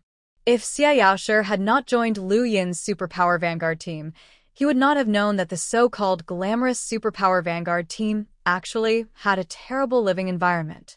From the moment he joined the superpower vanguard team, he was ordered by Lu Yin to kill outside every day without even a rest. Today was his first time back to the safe zone. According to Xia Yaoshe, before him, people died every day in this 300-man superpower vanguard team. Since the day it was formed, nearly 100 superpower people have been killed by Lu Yin. The zombies that walked slower than a turtle could kill nearly 100 superpower people, which shows how well Lu Yin used the superpower vanguard team. Of course, the various enviable preferential policies that were agreed upon before after joining the superpower pioneer team still exist, but that also requires that the people in the superpower pioneer team have the time to return to the safe zone. If they don't have the time to return to the safe zone, they naturally won't be able to enjoy those preferential policies. This is what Su looked at Xia Yaoshe and thought carefully. What on earth was Xia Yaoshe trying to do? His team of superpowers couldn't consume all the food, vegetables, and clean water produced by her, but he still wanted to monopolize it. Indeed, Xia Yaoshe did not deny his feelings at the moment. When he finished the weekly tasks issued by the base and returned to the safe zone, he learned that Xia's mother was now in Lu Yin's hands. The hatred in his heart still could not be calmed for a long time. Yes, he has never been the kind of person who can be manipulated by others. If Lu Yin wants to manipulate him, he can go to that superpower vanguard team for Xia's mother. But once he joined the superpower vanguard team, and the survival conditions there were like that, don't blame him for seizing the opportunity and causing trouble.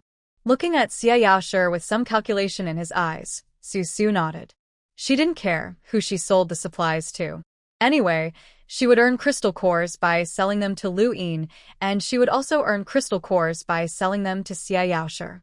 Perhaps selling them to Xia Yaoshe would be a little safer. After all, Lu Yin was not a very easy person to deal with. She turned around, intending to continue her walk, but after taking 2 steps, she turned back, half sideways, looked at Xia Yaoshe and smiled. Who did you say I met at the trading house a few days ago? Your aunt and Chu Xian were standing in front of the side door of the trading house, talking quite speculatively. How come after just a few days, your aunt was taken hostage by Lu Yin?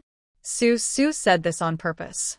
Seeing Xia Yaoshe's handsome face changing color, she couldn't help but feel happy. She asked Xia Yaoshe to protect Xia Qingyan again and again. What kind of feeling is it to be betrayed by the relative she protects with all her heart? Ha ha ha ha ha, she smiled, turned her head with a happy face, and continued to walk. Xia Yaoshe was full of coldness, standing tall in the warm sun. Before Zhang Anquan could go up to ask what was wrong, Xia Yaoshe suddenly turned around. His tall body was glowing with purple lightning, and he left this place. Zhang Anquan stood there, thinking for a moment, and then he figured out what Su Su meant. Did Xia's mother and Chu Xian get along well? Chu Xian was Lu Yin's think tank. Many of the families of the superpowers were arranged by Chu Xian. If Xia's mother came to Chu Xian's house to arrange things for her, how could they not be in a good mood? Did Xia's mother run into Chu Xian by chance? In this situation, everyone knows that Xia Yaoshi and Su Su, the two special teams, are unwilling to join Lu Yin and obey Lu Yin's orders. But Xia's mother happened to run into Chu Xian and was able to have a good conversation with Chu Xian. If she wasn't stabbing Xia Yaoshi in the back, how big of a heart does Xia's mother have? So Zhang Anquan's face darkened, and he turned around and followed Xia Yaoshi out. When he passed by Su Xiaofeng, he pulled Su Xiaofeng, who had been staring at the medical building, and pulled Su Xiaofeng away. After walking for a while, Su Su felt a little tired, so she sat down under the grape trellis to rest her feet. She covered her stomach and wanted to bend down to rub her tight calves, but she felt unable to bend down. She straightened up, rubbed her stomach, which was as hard as a small ball, sighed, and gave up the idea of rubbing her calves. At this time, Brother Pai had already loaded several cars with baby supplies. At the request of Su's mother, he shoveled out 5 large cars of mutated soil from the Su family's wall. Then he said hello to Su Su, took Su's father, and drove out of the city wall, intending to deliver these supplies and Su's father to Bafang village in advance. He was only gone for a while, and Su Xiaofeng, who had left not long ago, came back with his men, driving more than 10 pickup trucks, carrying a large plastic bag of crystal cores. He smiled brightly, and after parking the car on the small flat land, he walked under the grape trellis with the crystal cores in his hand, put the large bag of ordinary crystal cores on the stone table, and said simply, "Su Su, count them. These are crystal cores for buying vegetables, rice, and water purification for your family. The extra ones will be stored with you, and the less ones will be replenished next time. I'll ask my mom to order later." I'm tired. Su Su pushed the bag of crystal cores, stood up, and walked to Su's father's rocking chair. She half lay down with her belly in her hands, but glanced at Su Xiaofeng and asked, "Has Xia Yaoshi decided to stay in the vanguard team?" Why not? "We must make sure he has no more superpowers to use." An evil smile flashed on Su Xiaofeng's young face. The supplies they asked Su Su to buy were precisely those used to bribe the superpowers of the Superpower Vanguard team. The superpowers who would join the Superpower Vanguard team were probably desperate people attracted by the various benefits of Lu Yin. Since they could work for Lu Yin for the benefits he gave them, they would definitely be bought by Xia Yaoshi. They wanted Lu Yin to slowly become a commander, without troops. Xia Yaoshi is still suitable for doing big things. Su Su was rocking gently in the rocking chair, letting out a faint sigh. Su Su had never known how to deal with these interpersonal conspiracies and intrigues in her previous life. In this life, her ambition was not to do this, so it was even more unsuitable for her. Su Xiaofeng smiled modestly, then changed the subject and asked, "Hey, I've been here for so long. Why haven't I seen Dr. Jun? I'm out on a mission." "Oh, who did you go out with? Is it dangerous?" "It's not dangerous. I'm with Li Xia and the others." Su Su tilted her head and looked directly at Su Xiaofeng, who was sitting on the stone chair. Seeing the obvious worried expression on Su Xiaofeng's face, she smiled and joked, "Are you looking for a follow-up visit with Dr. Jun? Or do you have something else to ask for?" Not long after, the subordinates brought by Su Xiaofeng entered the Su family's wall and began to move vegetables into the bed of the pickup truck. Su's mother watched from the side with a smile on her face. Once Xia Yaoshi's people monopolized the vegetables in her yard, Su's mother's pressure was suddenly reduced. Because Xia Yaoshi wanted a lot of vegetables, any pickup truck could clear out some of the Su family's yard. Otherwise, those vegetables would be piled up in the yard, and they dared not dump too many of them into Lu Yin's trading company, so they could only stay here and wait to go bad. Xia Yaoshi's more than 10 small pickup trucks bought all of Su's mother's stock at once. How could Su's mother not be happy? Moreover, they would be moving away soon, and the vegetables in the yard were really a burden. It would be better to sell them all, and then transport the mutated soil in the field to a safe area, which would save a lot of effort in moving the vegetables back and forth. After slightly filling the cargo beds of more than 10 small pickup trucks, the people brought by Su Xiaofeng pulled out a piece of tarpaulin and covered the vegetables. In this way, from the outside, no one would be able to find out that there were vegetables under the tarpaulin unless the tarpaulin was lifted. If some miscellaneous supplies were placed on the tarpaulin at that time, it would be even more difficult for people to notice. After more than 10 pickup trucks drove away, Su Xiaofeng sat for a while out of courtesy, and then got up to say goodbye. Su took a nap in the rocking chair for a while. When it was almost time for lunch, she carried the big bag of crystal cores on the table and entered the Su family's wall, asking Su's mother to count them so that she could keep an account for Xia Yaoshi's people. I don't know what the situation is like in Bafang village now. Brother Pai has been driving for several hours. I guess he has already arrived in Bafang village. Is Father Su used to the living environment outside the safe zone? Has Yu come back from looking for medicine? Is he being detained in the safe zone for observation for 2 hours? With a faint worry in their hearts, Su and her mother had lunch. Her mother went to continue sorting out the supplies. Su, because Xiao Ai had put too much pressure on her coccyx, planned to go back to the bedroom to take a nap and rest. I don't know what was wrong with the road today. Before Su walked up the stairs, several cars came into her little world. They stopped on the small square outside the Su family's wall inside the city wall and honked their horns several times to ask if there was anyone there.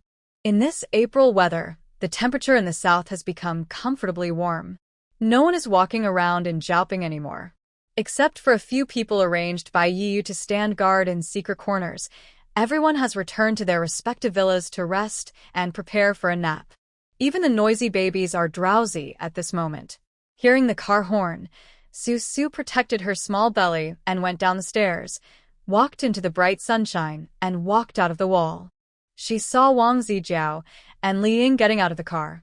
Several soldiers also got out of the cars behind them. Following the soldiers came 3 or 4 people in white coats who looked like researchers. Shushu? Wang Zijiao, wearing a neat military uniform, turned around in a standard posture and saw Su coming out of the iron gate. He saluted Su with a serious face, pointed at the 4 researchers, and said to Su, "These are our researchers. They want to test the soil in the safe zone to see if there is any virus. It would be best if they could take some soil from the wall of your house." Su laughed. Her body shrugged for no reason. She tilted her head to look at the 4 researchers, and then looked at the soldiers who were responsible for protecting the 4 researchers. She felt that every soldier had a look of watching a good show, especially Li Ying, whose smile was so joyful. While Su was busy looking for a home outside and settling her family, the researchers from Luyin had already thoroughly analyzed the soil that Chu Xian brought back. There was indeed a doomsday virus that caused human mutations, but this amount of doomsday virus was just like the doomsday virus in the air we breathe every day. The amount was very low, and was not enough to support the theory that it was this soil that caused the Su family's vegetables to grow faster than others. Some researchers have suggested that in addition to building a circle of city walls, the Su family also built a separate wall around their villa, most likely to protect the mutated soil within the wall and prevent others from coveting their soil. So, if you want to confirm whether the Su family's vegetables grow so fast because of the soil, the best way is to enter the wall and take some soil for testing.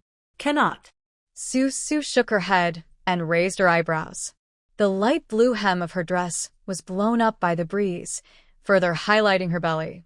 No matter what, she couldn't let Wang Zijiao bring people into the wall of her villa today. Others thought there was something fishy about her soil, but she let people in so easily and openly to take soil tests. Wasn't that a mistake? Shushu, please cooperate. Seeing that Su refused, Wang Zijiao took a step forward in high military boots, with the invisible energy emitted by a gold-type mutant, trying to put pressure on Su who was pregnant. Behind Su, the special forces left by Yu, the gangsters left by Pai Go, and the 5 psychics who had decided to stay with Su under the pretext of recuperating, all rushed forward in an instant. In an instant, the soldiers behind Wang Zijiao and Li Ying all raised their guns, and aimed at Su Su's stomach. Su Su, you can try it. Which is faster, your ability or the bullet? Li Ying stood behind Wang Zijiao, looked at Su Su and smiled, and said very considerately, "Of course, if we can't survive, I'm afraid that the baby in your belly will also die, so why bother? Just listen, and we'll take the soil sample and leave. How about that?" If all that Lu Yin did in the past and the threats Chu Xian made were just stepping on Su Su's bottom line, then today, the actions of these people pointing guns at her belly were already forcing her to become a demon. As a mother, it was too easy to become a demon. If anyone dared to touch her children, she would become a demon. Su's mother, who was inside the wall, was furious and trembling as she rushed out.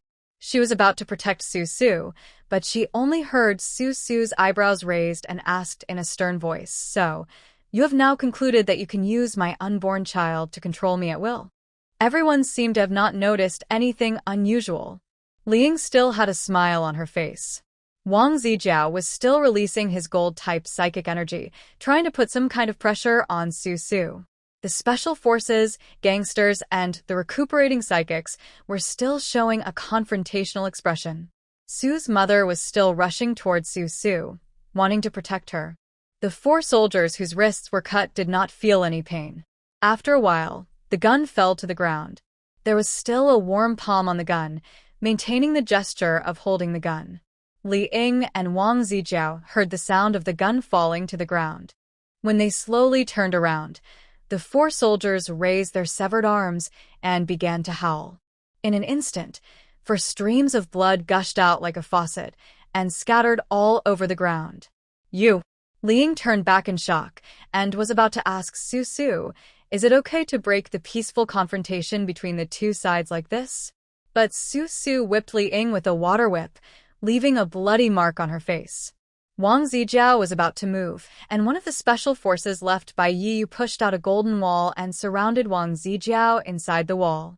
"I don't want to make things worse." Su Su protected her belly and took a step forward to block her mother, who rushed over behind her. She looked straight at Li Ying, whose face was full of horror. "But you came up again and again, testing my bottom line again and again. Now you understand. Where's my bottom line?" Wang Zijiao, who was trapped in a circle of golden walls, began to beat the golden walls desperately. The originally smooth wall surface suddenly had many uneven marks. Su Su took a look and then looked at Li Ying. She stepped forward and looked at Li Ying. In her clear eyes, she saw Li Ying's figure retreating step by step. She continued, "As you expected, I am a high-level water-based psychic, but I am also very timid. I can't accomplish anything big, and I don't have any ambitions. But you all know that I am timid only because I want to protect the baby in my belly. Once I find out that it is useless to protect the baby, you will understand how terrifying it is to be an enemy of a high-level psychic and a crazy one who doesn't care about his life. 10 years of searching, 10 years of madness, 10 years of blood and gore. Su Su spent every day stepping on corpses. She was famous for not caring about her life in the apocalypse. Because of a clue about Xiao AI, she massacred an entire safe zone. That safe zone was even bigger than the one Lu Yin had now.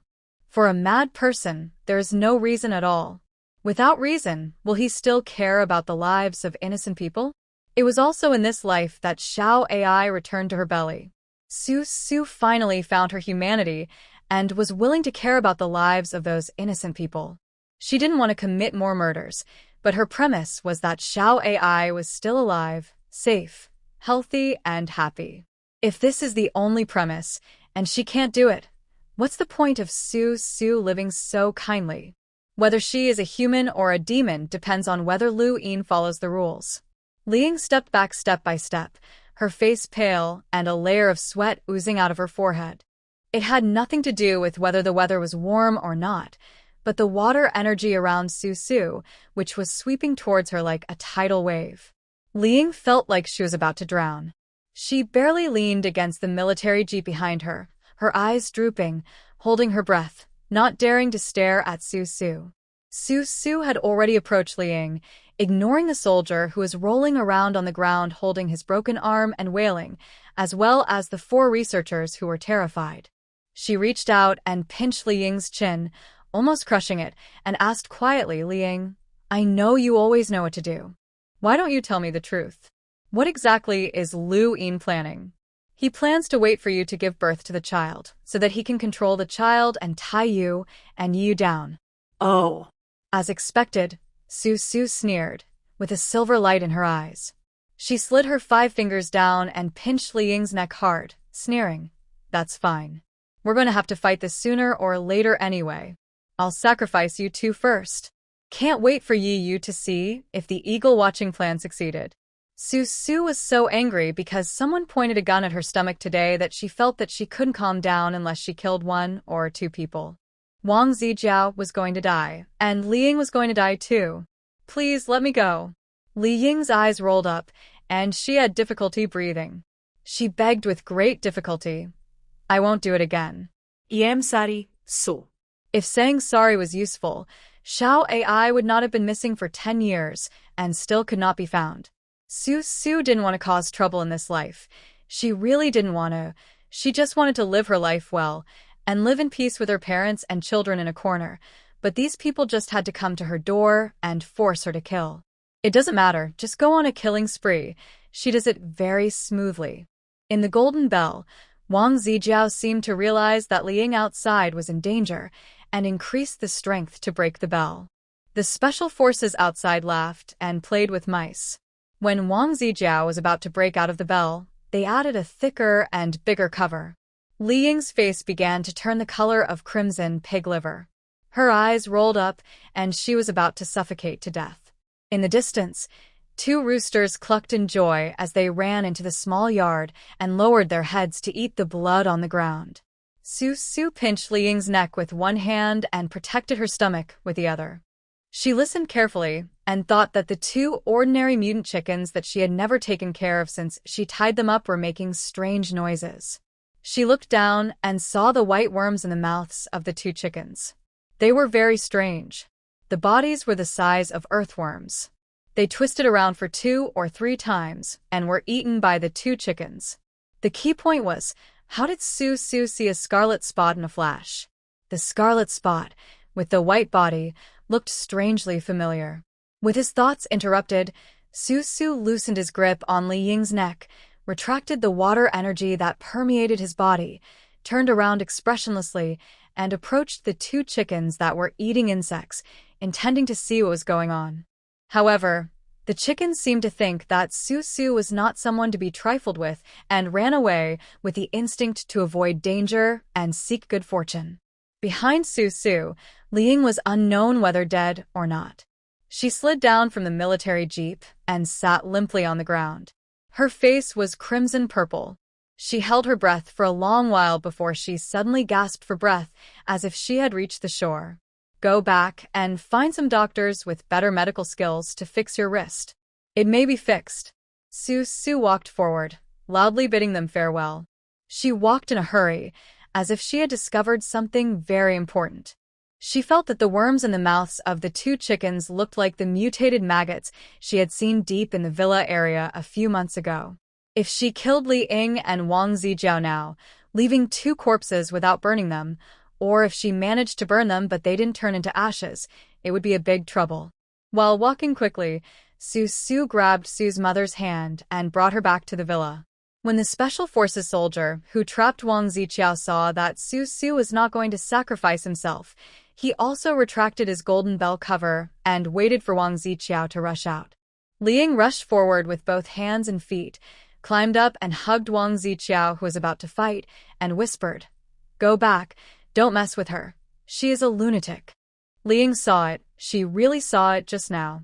Although it was difficult to explain, Li Ying completely understood Su Su in that instant. Under Su Su's pure and delicate appearance, there lived a demon who had lost her humanity. The one who kept this demon from causing trouble was the child in her belly. This was a person who was even more difficult to mess with than Yiyu. No matter how wild, arrogant, or unruly Yiyu is, that is his nature, and he still has ethics in his blood. Maybe he is unwilling to hand over supplies and is unwilling to cooperate with the inspection of the safe zone, but he still has order and rules in his mind and knows not to implicate innocent people. But Su didn't do that. She was just a lunatic who was barely wearing a human skin for the sake of her child. Her order and rules were only based on her desire to settle down. Don't think that she abides by the rules of the safe zone more than you. Once she is unwilling to abide by them, the lives of others are no longer life to her. Liang grabbed Wang Ziqiao and got into the car. She drove the car and turned around to drive outside the city wall. At this time, she had no time to care about the 4 researchers and the 4 soldiers with broken wrists who were lying on the ground and wailing. Liang was so scared that her brows were tightly knitted. All the way out of the Apple Villa district, she had only one thought in her mind: I can't go down the same road with Luin. She always knows how to adapt to the current situation. Su was right in saying this. After seeing Su's true face today and being forced to reveal Luyin's plan to Su, she understood that Luyin's plan to control Su's child and control Su and Yi would never come to fruition. So Liang naturally couldn't get involved with someone who was bound to fail. Beside her, Wang Zijiao, who had not yet figured out what had happened, had a look of hidden concern on his resolute face. He looked at Liang, who was driving at full speed, and was still wondering in his heart what had happened in just a short while ago, and why Liang was so scared. Liang stopped the car in an alley with less traffic, staring straight ahead, holding the steering wheel with both hands, her knuckles turning bluish-white. Just as she was thinking about which team of superpowers could provide her with shelter in the current safe zone, a handkerchief suddenly covered her face. Liang turned around and saw Wang Zijiao holding a handkerchief with an unspeakable affection in his eyes, wiping her face carefully. There are blood beads oozing out. Let me wipe it for you. Liang, who was sitting in the driver's seat, tilted her face, looked into Wang Zijiao's eyes, and smiled instantly. She reached out her hand, touched Wang Zijiao's fingers with her cold fingers, and took Wang Zijiao's handkerchief. The moment she saw Wang Zijiao's eyes, Liang suddenly had an idea in her mind. It is no use following Lu Yin, who is bound to fail. Fortunately, Wang Zijiao is Lu Yin's right-hand man. He can lead a lot of soldiers. If they are integrated, they will be a strong guarantee. Why not build a good relationship with Wang Zijiao now? If Lu Yin fails in the future, she can pull Wang Zijiao to set up a new company. Thinking of this, Li Ying's smile towards Wang Zijiao became even sweeter. Meanwhile, in the Apple Villa area, Su dragged her mother back to the villa quickly, and the others also dispersed in 2s and 3s, leaving the researchers and the soldiers with broken wrists wailing, not knowing what to do. One researcher hurriedly got into the car and drove away. The world outside the laboratory was really too dangerous. How could these unarmed researchers face such plunder and brutality alone? So he ignored the soldiers with broken wrists and drove away. Seeing this, the other 3 researchers also turned around and got into the car and ran away for their lives. 4 soldiers were left unattended, rolling around on the ground, with blood all over the floor. Zhuo Shijia couldn't bear to watch it any longer, so he called Liang Xiaoqi and several other young nurses to help these soldiers with their broken wrists. Zhuo Shijia can perform some simple surgical operations, such as suturing a person's belly, but she is not very good at performing more complicated operations, such as reattaching severed limbs. This requires professional orthopedic surgeons, vascular surgeons, and neurologists to cooperate with each other to perform the operation. But in this world, it is hard to find doctors and nurses, so where can we find professional doctors who can reattach severed limbs? She could only sharpen her knife temporarily. Although she was an obstetrician and gynecologist, she worked part-time as a general practitioner, frowning and helping people reattach severed limbs. There was a pool of blood on the ground. When the bright sun shone on it, the smell of blood was extremely strong. Soon, the ground was covered with white maggots that looked like earthworms. In the villa, Su grabbed her mother and quickly said, "Mom, pack up quickly. Take what you can take with you. If you can't take it with you, don't take it. The maggot tide is coming." In fact, Su's mother should have gone out with Brother Pai's car this morning, but Sue's mother was still worried that the things in the villa had not been packed. Sue also thought that Bafang village was not very safe, so she planned to keep Sue's mother here a few days in the safe zone. But even though she just glanced at the earthworms in the mouths of the two chickens, she looked very familiar. After a moment of thought, she thought of the mutated maggots after the apocalypse. Those things were so abnormal that they were not affected by Yi's fire. Even if the root is burned off, it still grows to such a big size. One of the most striking features of mutated animals is that there are so many of them, so many that it's mind-numbing. They attack humans in different levels. The ones that come out first are the lowest level, low-level mutations. The animals are almost exhausted, and those high-level mutant animals will be late. The two chickens in Sue's family were an exception among exceptions. Maybe the two chickens were not interested in doing that kind of thing, or maybe the rooster had been castrated. In any case, the two chickens could not reproduce, so there were not so many offspring. The maggots are different. They have grown to the size of earthworms. It is conceivable that the heads of the high-level maggots hiding in the back will be even bigger. So, if Sue doesn't leave now, when will he leave?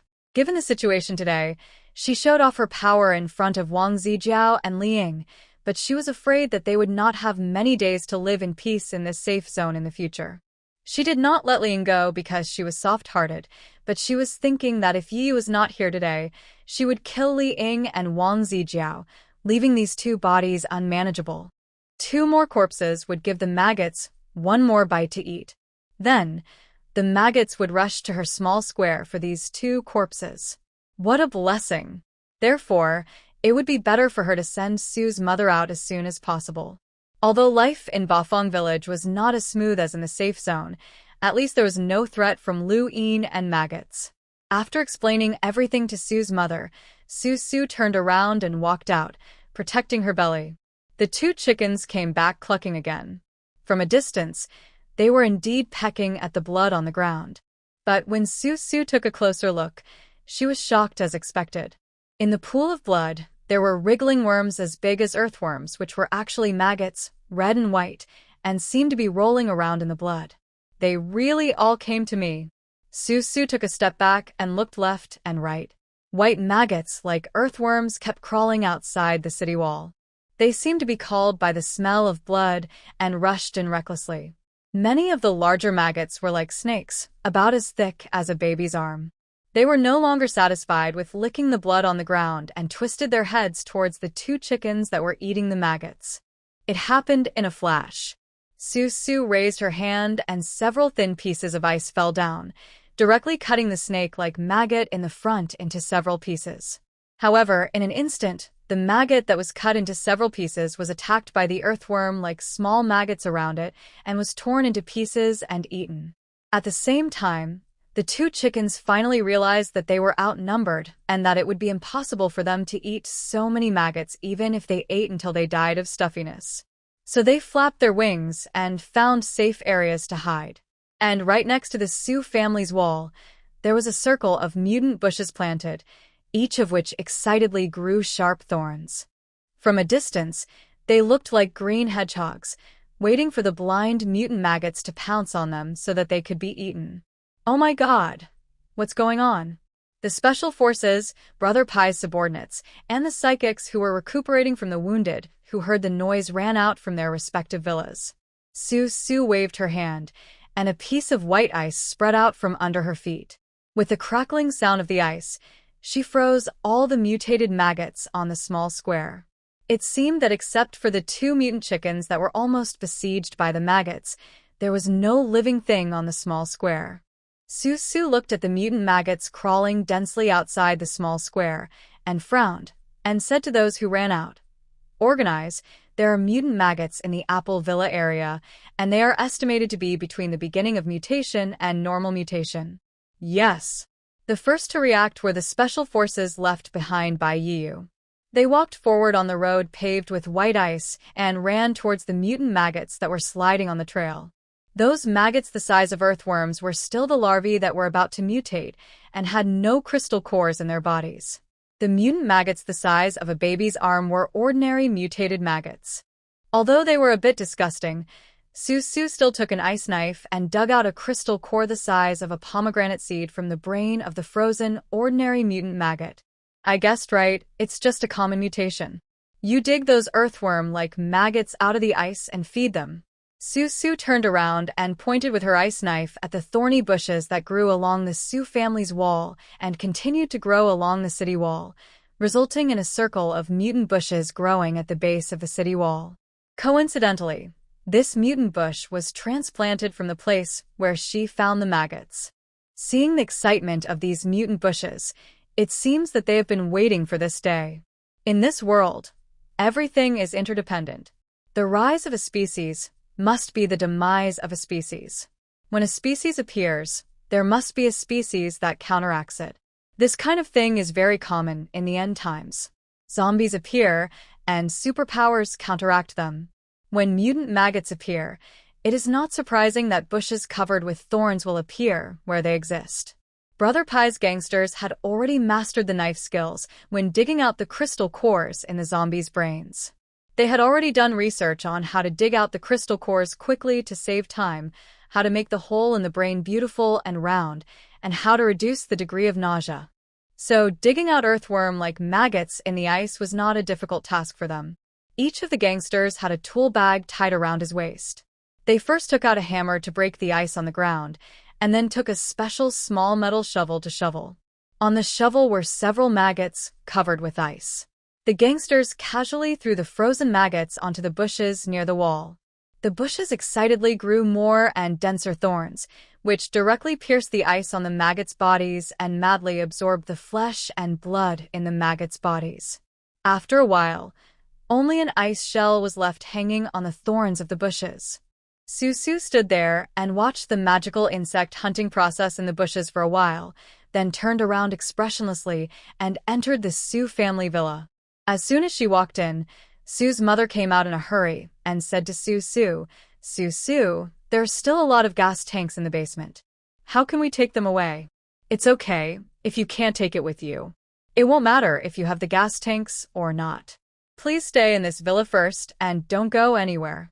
I'll go out and check the situation. Su changed into a pair of breathable running shoes suitable for running and jumping at the entrance, turned around, and walked out of the door. Her mother stamped her feet anxiously behind her and shouted, Su, don't go. I just saw a lot of bugs outside on the second-floor balcony. You stay in the villa and wait for you to come and save us. Mom. Shushu stopped walking. She stood outside the door. There was a layer of white frost on the back of her snow-white neck. Su turned around and looked at her mother, who was standing inside the door and was about to cry. She said again, you just stay at home. It's safe here. Wait for you to come and save you. She thought that she still couldn't do something like waiting for others to rescue her, even though Yi would definitely come to rescue her. But if a person didn't fight hard first and waited for others to rescue her from the very beginning, it was really not in line with the rules of survival in the apocalypse. What's more, it's not the time to fight yet. These are just a few low-level maggots. Even though there are many of them, it's far from enough to make her feel tired. Su. Seeing Su walking out of the iron gate with a bulging belly, Su's mother hurriedly chased after her. As soon as she walked out of the gate of the villa, she suddenly remembered what Su's father had said. In the current situation, she and Su's father were a burden to Su, so they should stop disobeying arrangements and causing trouble for Su. So Su's mother could only shrink back and wait for Su to come back with full of worry. Su walked out with a bulging belly. She glanced at the gangsters who were busy bending over and digging maggots from the ice in the small square.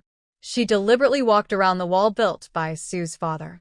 She found that although there were no maggots on the thorns of the bushes under the wall, each one of them was more lush than the bushes under the Su's wall.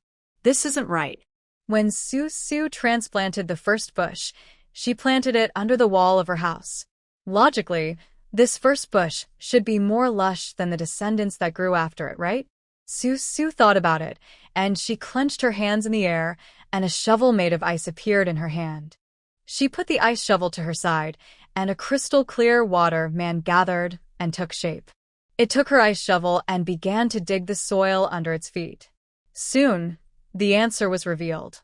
Since some time ago, under the soil of a city wall, under a layer of soil about half a foot thick, there was densely packed with fine roots of bushes. The white shells were mixed in the black soil. After a long period of corrosion, they would soon become part of the soil. But Su was not surprised by this, but by the fact that there were so many maggots in the Apple Villa area since when.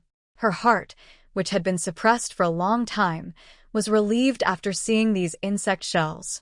It seemed that what humans fear most is unknown dangers.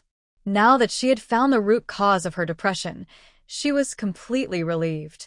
Reassured, Su roughly assessed the current situation in her heart, then turned around and walked quickly to the courtyard of the medical building and said to the worried nurse Liang Xiaoqi in the courtyard, "It's very safe inside the city wall.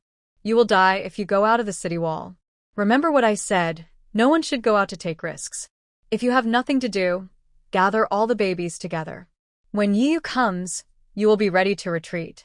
But Dr. Zhua is still operating on the 4 soldiers with broken arms. Liang Xiaoqi looked a little embarrassed, not knowing whether it was right or wrong to say this in front of Su. After all, it was Su who cut off the hands of the 4 soldiers. Su cut off the hands, and Zhua Shijia put the hands back. Why did this feel a bit like betrayal to Su? Who knew that Su nodded, and although there was no expression on her delicate and fair face, she was still very understanding and said, "Take it, they just stood on the wrong side, and they didn't do anything big."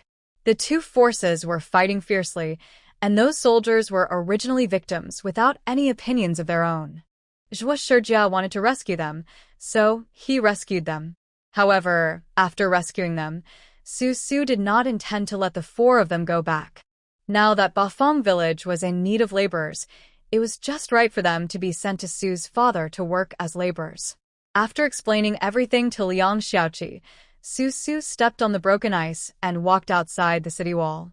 At this time, the people left by Yiyu and the few psychics who were recuperating in the Apple Villa area had all rushed out. In the distance, in addition to the sound of psychic special effects, some shouting for help could be heard. It might be the group of survivors around Xiaqingyan who were calling for help, but Su glanced around and did not see any survivors running towards her. She thought that they might have been engulfed by the maggots as soon as they ran out of the door. There is no doubt that the speed at which these mutant animals eat people is absolutely unimaginable.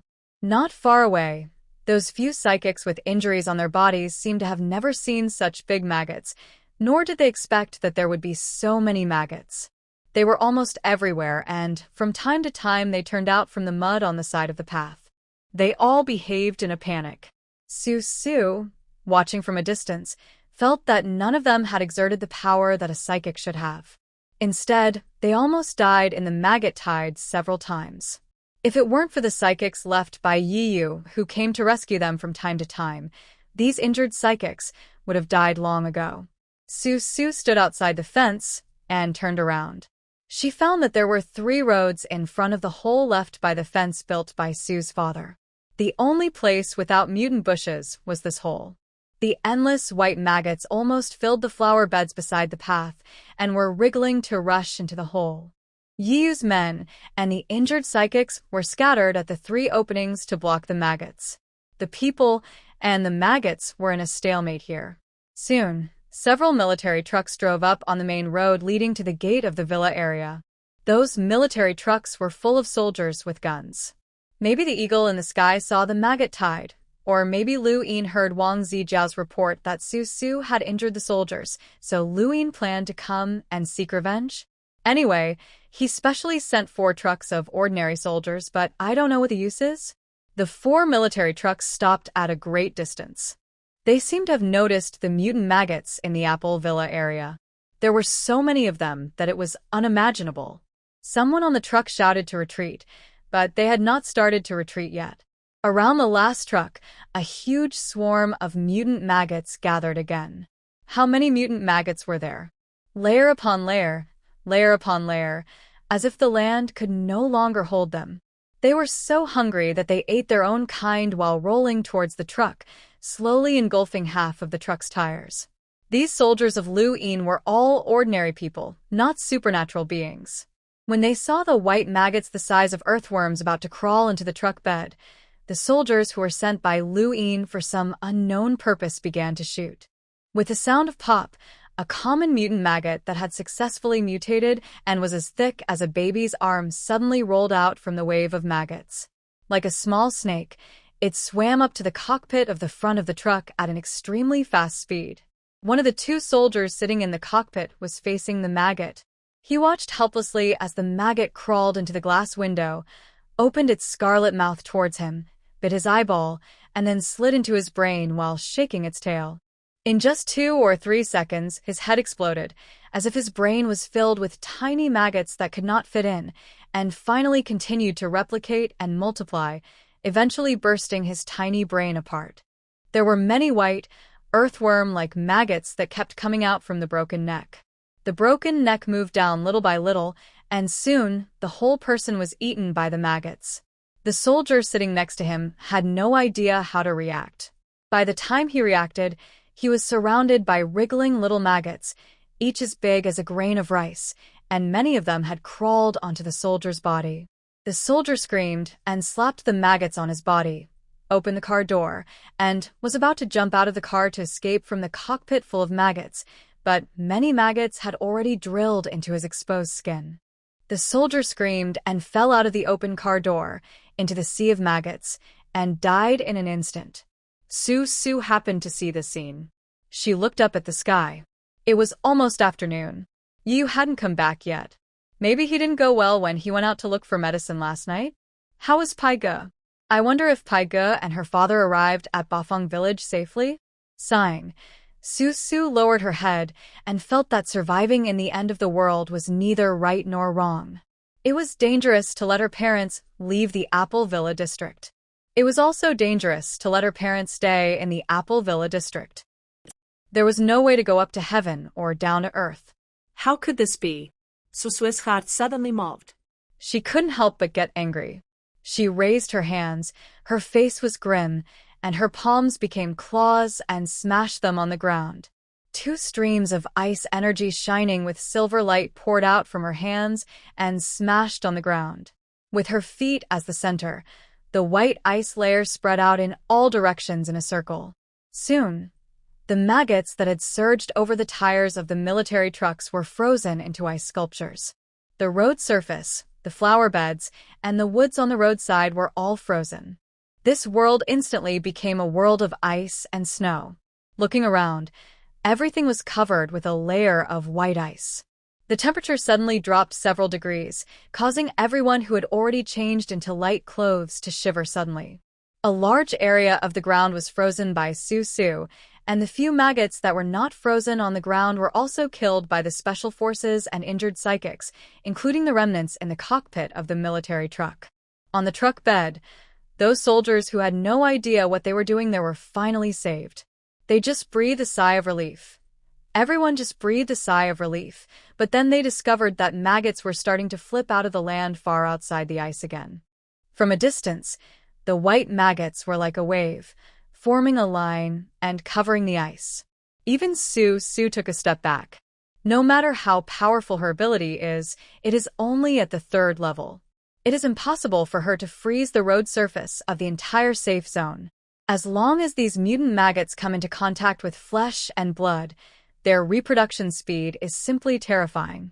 According to Su's experience, the existence range of these maggots is probably already spread throughout the entire safe zone. Could it be that Lu Yin couldn't even build a base in his lifetime, and he would have to die here in a safe zone?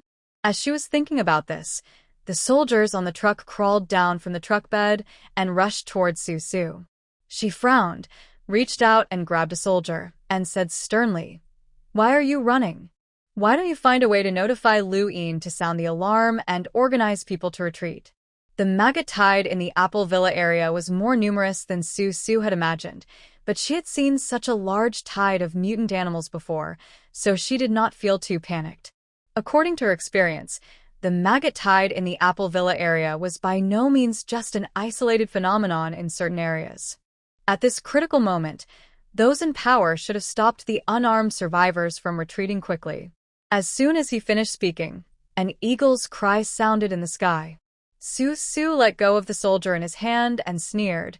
No need. Lu Yin already knows. She forgot that Lu Yin's eagle could see it, so Lu Yin must have known it. Did he send these 4 truckloads of ordinary soldiers? Did he think that he could solve the maggot crisis with just these 4 truckloads of ordinary soldiers? Or was it for the matter of Wang Zijiao and Liang? It was unknown. What we know is that the soldiers in the 4 trucks all ran behind Su. Su was helpless as they were all ordinary people. They could not deal with these mutant maggots with extremely strong reproductive ability and huge numbers. Forcing these people to go forward and shoot would only provide food for these maggots. She could only guard these 3 roads with the special forces and the 5 injured psychics, and the alarm in the sky had not been sounded. Su frowned and released her ice power for a long time, and she probably understood Lu Yin's intention. He was consuming her and also using her to deal with these maggots. Judging from this level, it seemed that all the mutant maggots came to her place and did not spread outside the Apple Villa area. Why? Because the Apple Villa area was the nest of mutant maggots. Those mutant maggots ate all kinds of rats and cockroaches underground. Now there was nothing to eat, so they could only crawl out and expose their whereabouts. In any case, Su and her psychics could still deal with these maggots that were about to mutate and those that were mutated normally. They could hold on for a few days, but the ice layer was frozen layer by layer and Lu Yin never sent the psychic vanguard to help, which was a bit annoying. In the distance, in a tall building, many psychics were standing or sitting in the rooms. One of them was holding a high-powered telescope and was looking at the Apple Villa district by the window. He turned around and gave a thumbs up to Xia Yaoshi, who was standing behind him with his hands behind his back, and said, "Captain, they held on." Su's psychic ability actually mutated a second time and became an ice psychic ability. Xia Yaoshi was originally walking around, but when he heard what Su Xiaofeng said, he stopped and nodded sternly. He should have known that Su would not be defeated by such a low-level mutant maggot. Now that he had received Su Xiaofeng's confirmation, he felt more relieved and asked again, "Look over there in the safe zone. Has you come out?" He just entered the safe zone's defense line. It will take at least 2 hours for him to come out. Su Xiaofeng shook his head, put his eyes on the high-powered telescope, and moved the lens to the west. He just saw Yu in the west, who was standing in the defense line with his arms folded, with a few special forces soldiers, with a smelly face, waiting for the 2-hour observation period to pass. So Su Xiaofeng smiled and said, "Captain, I think Su can hold out for another 2 hours. You really can't make it in time. It will be the same if we lead the troops to charge into the Apple Villa district. Have you forgotten the order that Lu Yin just gave?" Zhang Anquan walked past Su Xiaofeng, leaned against the window, and looked towards the direction of the Apple Villa district with a gloomy face. The Superpower Vanguard team and anyone in the troops are not allowed to interfere with anything in the Apple Villa district. We can rush in to save people, but now we are exposing ourselves. It won't be so easy to kill Lu Yin in the future. To be honest, Lu Yin's behavior really makes people feel more and more disgusted. From the discovery of maggots to the time when Su and others killed the maggots in the Apple Villa area for such a long time, Lu Yin never issued any rescue order. The soldiers in those 4 trucks were the ones Lu Yin had sent to get back the cause after Wang Zijiao and Liang were nearly killed by Su. However, they failed to get back the cause and then encountered a maggot tide. Lu Yin simply gave up and turned a blind eye, allowing the maggot tide to consume Su. In order not to alert Yu, who was far away in the safe zone defense line, he deliberately did not sound the alarm. He was betting that within the 2 hours of Yu's observation period, Su would be consumed by the maggots, and then Lu Yin would send someone to pretend to rescue her and capture Su and her baby. If Su still persisted after 2 hours, he would get a free laborer to help him eliminate the maggots in the safe zone. Even if Yu came out of the defense line, it didn't matter. Lu Yin would just have another laborer to eliminate the maggots. He won't send anyone to rescue us anyway. So this Lu Yin never thought that those mutant maggots would crawl out of the Apple Villa district? Su Xiaofeng se ne gon li. He was not very happy with Lu Yin's pettiness.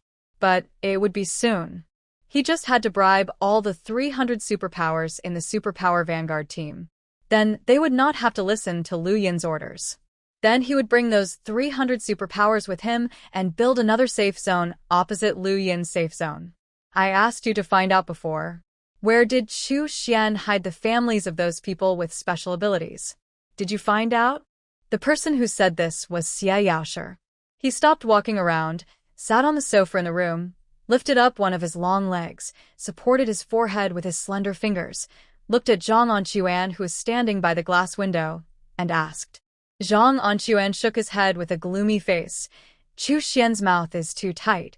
We can't pry it out, but we have gradually learned from others where some insignificant hostages are kept. Where should we put these hostages? It is said that there are 4 pregnant women. We are doing something big, so we don't want to bring pregnant women, the elderly, and children with us, right? Send it to Su Su. Su Xiaofeng, who was still looking at the Apple Villa district with a high-powered telescope, happened to see several nurses, a man and a woman carrying a baby from one building to another inside the wall built by Su's father, so he smiled again. Su has everything, and there is Yiyu's group of high-level psychics as guards. It is a holy place for recuperation. We will get those hostages out one by one and send them to Su for custody. It's too eye-catching in the Apple Villa district. Zhang Anquan shook his head and rejected Su Xiaofeng's proposal. Xia Yaosher, who was sitting on the sofa, smiled and said, "Didn't you notice that they have been moving things outside recently? There are 18 superpowers, 19 gangsters, a gangster boss, 3 doctors and 5 nurses, but only 5 superpowers, 5 gangsters, 2 doctors and 4 nurses are left in the villa area. Most importantly, Su's parents, her mother stayed in the villa, but her father was sent out. Most of these people have gone out." Zhang Anquan nodded suddenly, and suddenly said, "Father Su is good at building walls? Was he sent out to build walls? This is great." They were just worrying about where to send the families of the 300 superpowers after they had been stolen out one after another. Su had set up a new nest outside, which made it convenient for them to release the hostages. But where was the nest set up by Su and the others? After so long, had they made any progress? Opposite this group of people, on another high-rise building outside the safe zone, a Special Forces soldier was fully armed and also had a high-powered telescope in front of him. However, their telescope was much smaller and more sophisticated than the one Xia Yaosher had. It seemed like it could be easily disassembled into several parts and put in a pocket to take away. He was watching the sky above the safe zone, and suddenly he shouted to the 3 men in the tent behind him, "Hurry, the eagle is acting a little abnormal today." "What's wrong? What happened?" "MD, after watching for so many days, the eagle is finally tired and wants to go back to the nest." The 3 people who were lying in the tent and preparing to rest immediately jumped out and moved to the high-power telescope. One of them leaned forward to take a look and slapped his thigh. "It's really abnormal. It keeps flying around above the Apple Villa district. What does it want to do?" Something happened, something serious happened. Someone nearby shouted, hurry up, inform Ibeopi, something happened to Su. I'll send a wireless message right away." One of them immediately turned around and entered the tent, lifted the quilt, revealing a small and exquisite radio communication equipment terminal, and began to radio Yiyu. Nowadays, the mobile phone signal has long disappeared, and the only thing floating in the sky is the military wireless short and long waves like theirs. Instantly, the beep, beep sound of a telegraph was heard. The rhythm was a bit chaotic, but it all revealed a sense of tension. It made people feel that listening to such a sound, their whole body was tense. At the same time, outside the Apple Villa district, Li Ying, who had already started an ambiguous relationship with Wang Zijiao, sat in the car, looking at the gate of the Apple Villa district with a pair of eyeliner eyes. There was obvious worry on her face. After a while, a soldier trotted over, stood by Li Ying's car window, and saluted Li Ying in the car. Wang Zijiao, who was sitting in the passenger seat, rolled down the window and said in a deep voice, "Speak." "There are too many mutant maggots in the Apple Villa area. All the survivors from Xia Qingyan's side who can run have run away. Those who can't escape have already run away. Those who couldn't escape naturally became food for the mutated maggots. The mutated maggots ate people too quickly. After eating a person, they would choose the next target nearby. They all went towards Su because the scent of living people was closer to Su, and also because many maggot corpses had accumulated there. But sooner or later they will find that maybe crawling outside the Apple Villa area will make it easier to get food. Is Yiyu still staying in the safety line in the north? Wang Zijiao tilted his head and looked at the soldier outside the car window. After receiving the soldier's affirmation, he frowned. Li Ying beside him smiled and asked, Yiyu's fire is useful. It burns the bodies of the mutant maggots to pieces. Naturally, there is no food for the maggots. By then, the number of mutant maggots will be reduced as they are killed. Although it is said that there are also fire-type psychics among the psychics who stayed with Su, they seem to be very useless. The fire is exhausted after just a few strokes, and the maggots are burned faster than they reproduce. Therefore, this large area of maggot tide can only be dealt with by sending out high-level fire-type psychics like Yiyu. It's a pity that the commander didn't think of this. Don't be too surprised that Su's ability had mutated into an ice ability at some point. The current situation is that although Su can freeze the maggots that are about to mutate or have already mutated into ordinary levels, the frozen layer in the Apple Villa area is already piling up layer by layer, getting higher and higher. And maggots can eat maggots. Many maggots were crawling towards Su while eating themselves. The small maggots ate the big maggots and reproduced countless smaller maggots. In short, when there was food to eat, they reproduced in large numbers and at a very fast speed. When there was no food to eat, they could still reproduce and continue to evolve. Sooner or later those maggots will crawl out of the Apple Villa area. Unfortunately, at such a critical moment, Lu Yin was only thinking about consuming Su.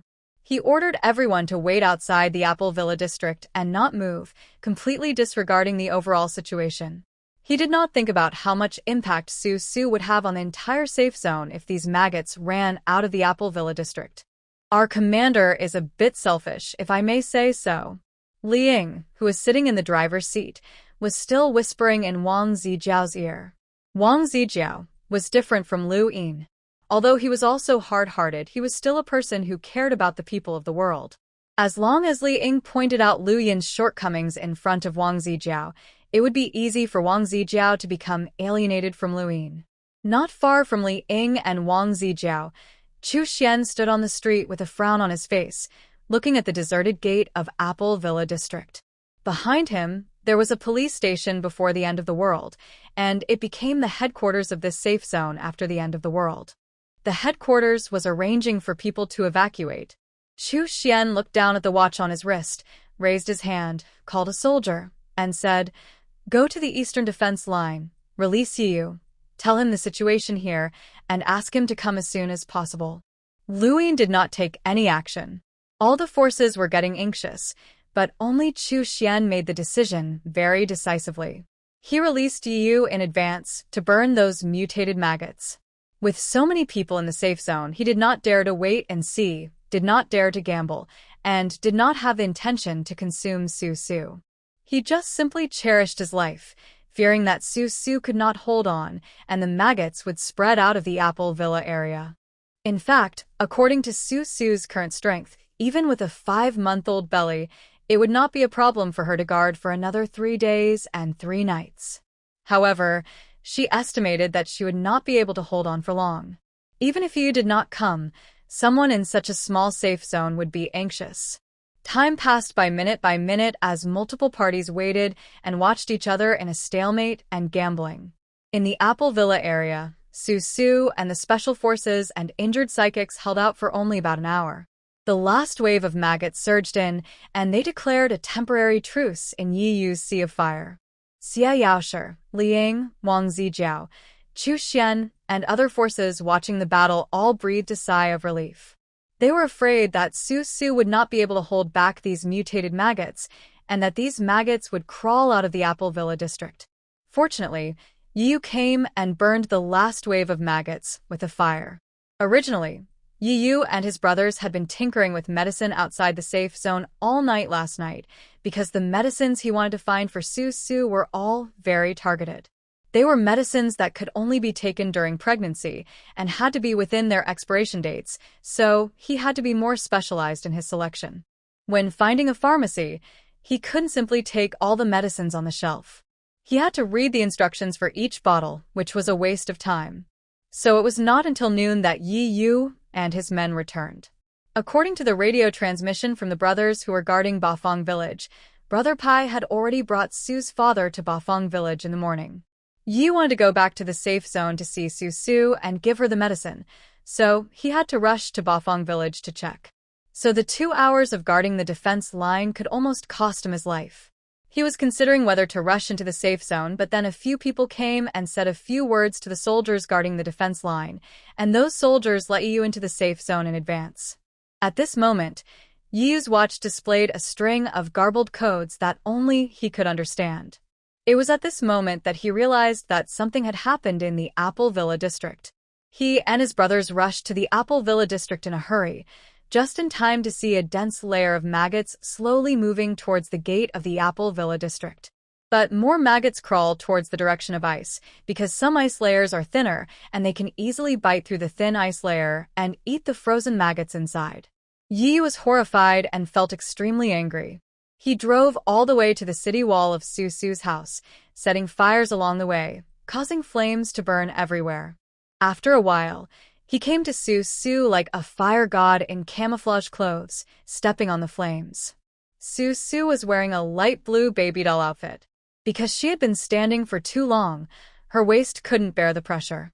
The pain at the place where her thighs connected to her pelvis made her feel uncomfortable, so she sat on an ice chair. She wanted to put on a comfortable expression and look up at Yu, but she suddenly felt that it was difficult to breathe.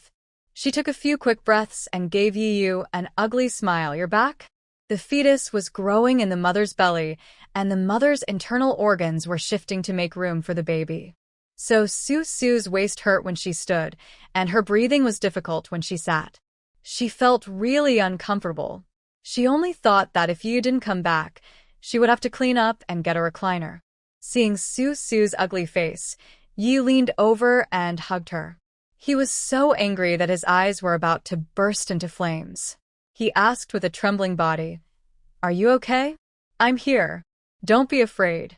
He should never have thought that the so-called safe zone was safer than Bafang village.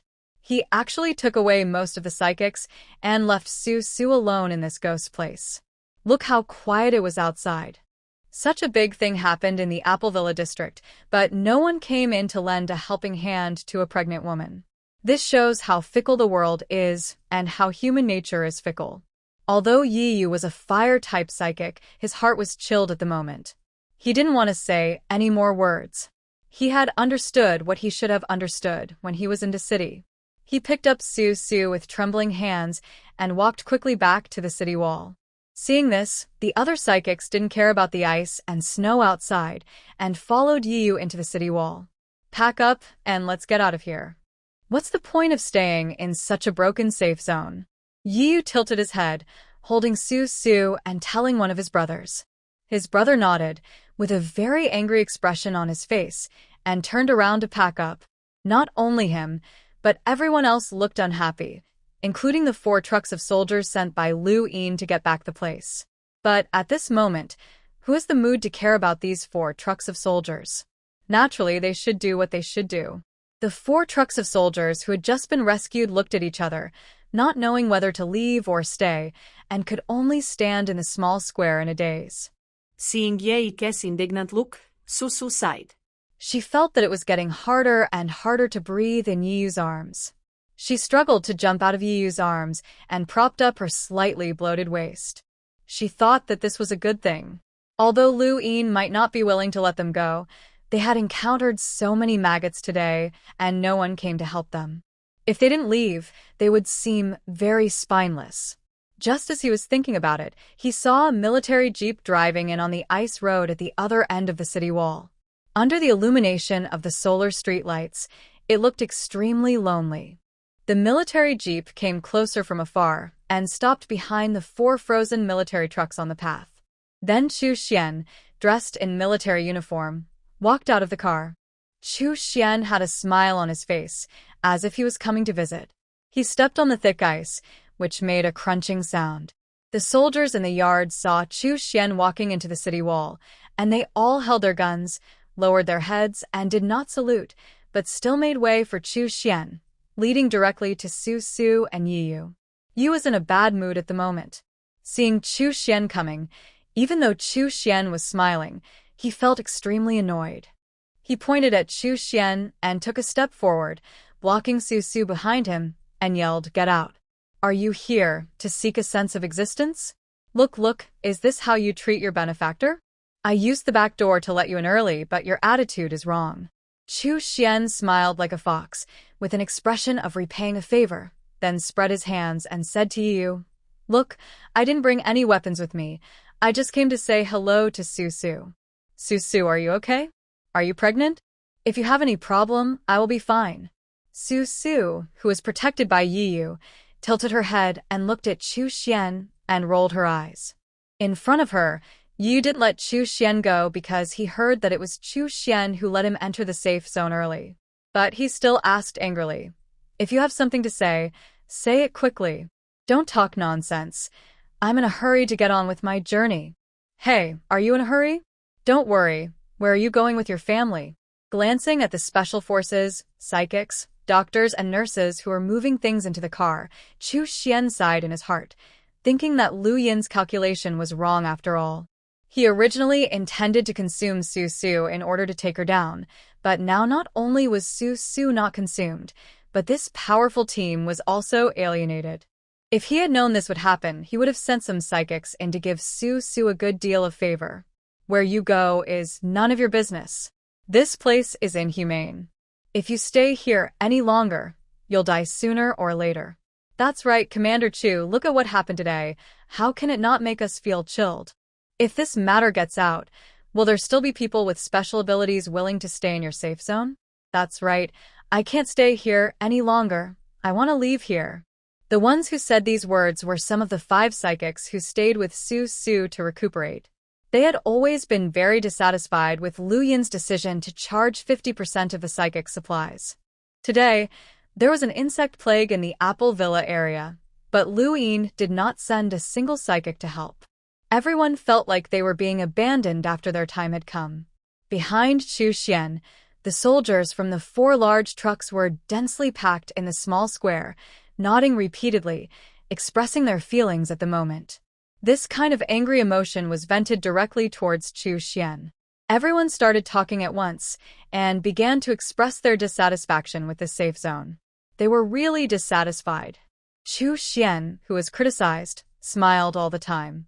He listened to everyone's venting patiently, then raised his hands, signaling everyone to be quiet, and said to Su Su and Yi Yu in a friendly manner, "Look, it's late at night, and you have elderly people, pregnant women, and children here. It's too difficult to transfer them. If they are all gone at once, Commander Lu Yin will definitely be suspicious. Why don't you be patient and transfer them in batches?" What he said was weird.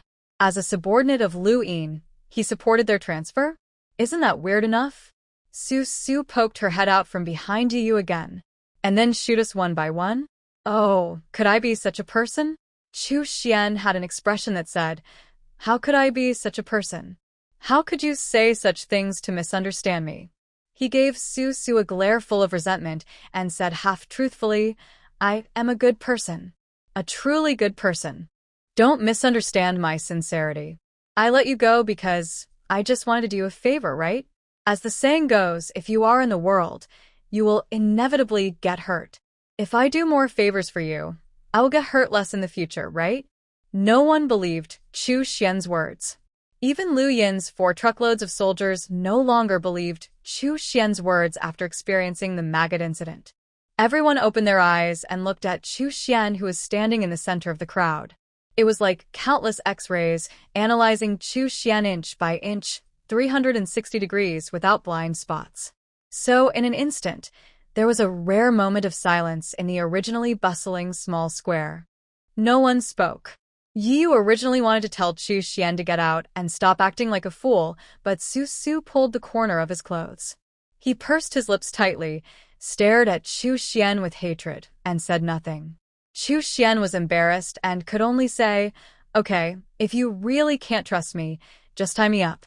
It won't be too late to let me go after you've all moved out." "Hey, this is a good idea." Su Su was inspired. Her eyes lit up. She nodded, pushed Yu, and looked at Chu Xian again. "You said it yourself. Let's tie him up." The man next to Yu handed over a bundle of climbing ropes in a flash. Chu Xian's face froze. Seeing two psychics coming up with ropes and really wanting to tie him up, he shouted, "Do you really want to tie you up? I'm just talking to show my sincerity. If we don't really tie you up, it would seem like we are insincere." Susu similet be hindi Yu. Although she felt that based on Lu Yin's character, if they really had to fight a life and death battle with them, he probably wouldn't care about Chu Xian's life, but with Chu Xian in her hands, it would be easier to get through it. After tying up Chu Xian, someone brought a piece of rag and was about to stuff it into Chu Xian's mouth. He shook his head, frowned, looked at the rag with disgust, and said, "No need, I won't shout. Just give me a bed to lie down and sleep." Hostages don't get such good treatment. They're tied to a pillar. When they go out, if they meet someone who wants to stop them, they'll hold their heads as hostages. Su Su waved her hand to stop the man from stuffing a rag into Chu Xian's mouth, pointed to the pillar under the grape trellis, turned around and walked into the wall. She happened to see Ruerue, who was almost 3 years old, standing in the crowd. Su Su waved her hand and called Ruerue over. She pinched his sensible face, lowered her head and said softly, "You and Mom, take good care of your brothers and sisters. We are going to start wandering again." Ruerue nodded very hard. He was young and didn't quite understand the ins and outs of the division of forces in such a small safe zone. He just vaguely knew that they were going to move to another place and would not live here anymore. Su Su's words made those who heard them suddenly feel some sadness of parting. This sad emotion lingered in people's hearts, but was instantly cut off by the anger brought to them by Lu Yin. "So you are now disappointed with the commander?" Chu Xian smiled at a soldier standing opposite him, holding a gun and lowering his head. The soldier nodded, tears flashing in his eyes, and a drop of hot tears fell on the back of his foot. He sniffed, raised his hand to wipe away the tears in his eyes, looked at Chu Xian, and said, "Commander Chu, we are all very scared. We really feel useless. I want to retire. Do I need to write an application? In this day and age, what kind of application do you need to write to retire?" There was some indescribable emotion in Chu Xian's eyes.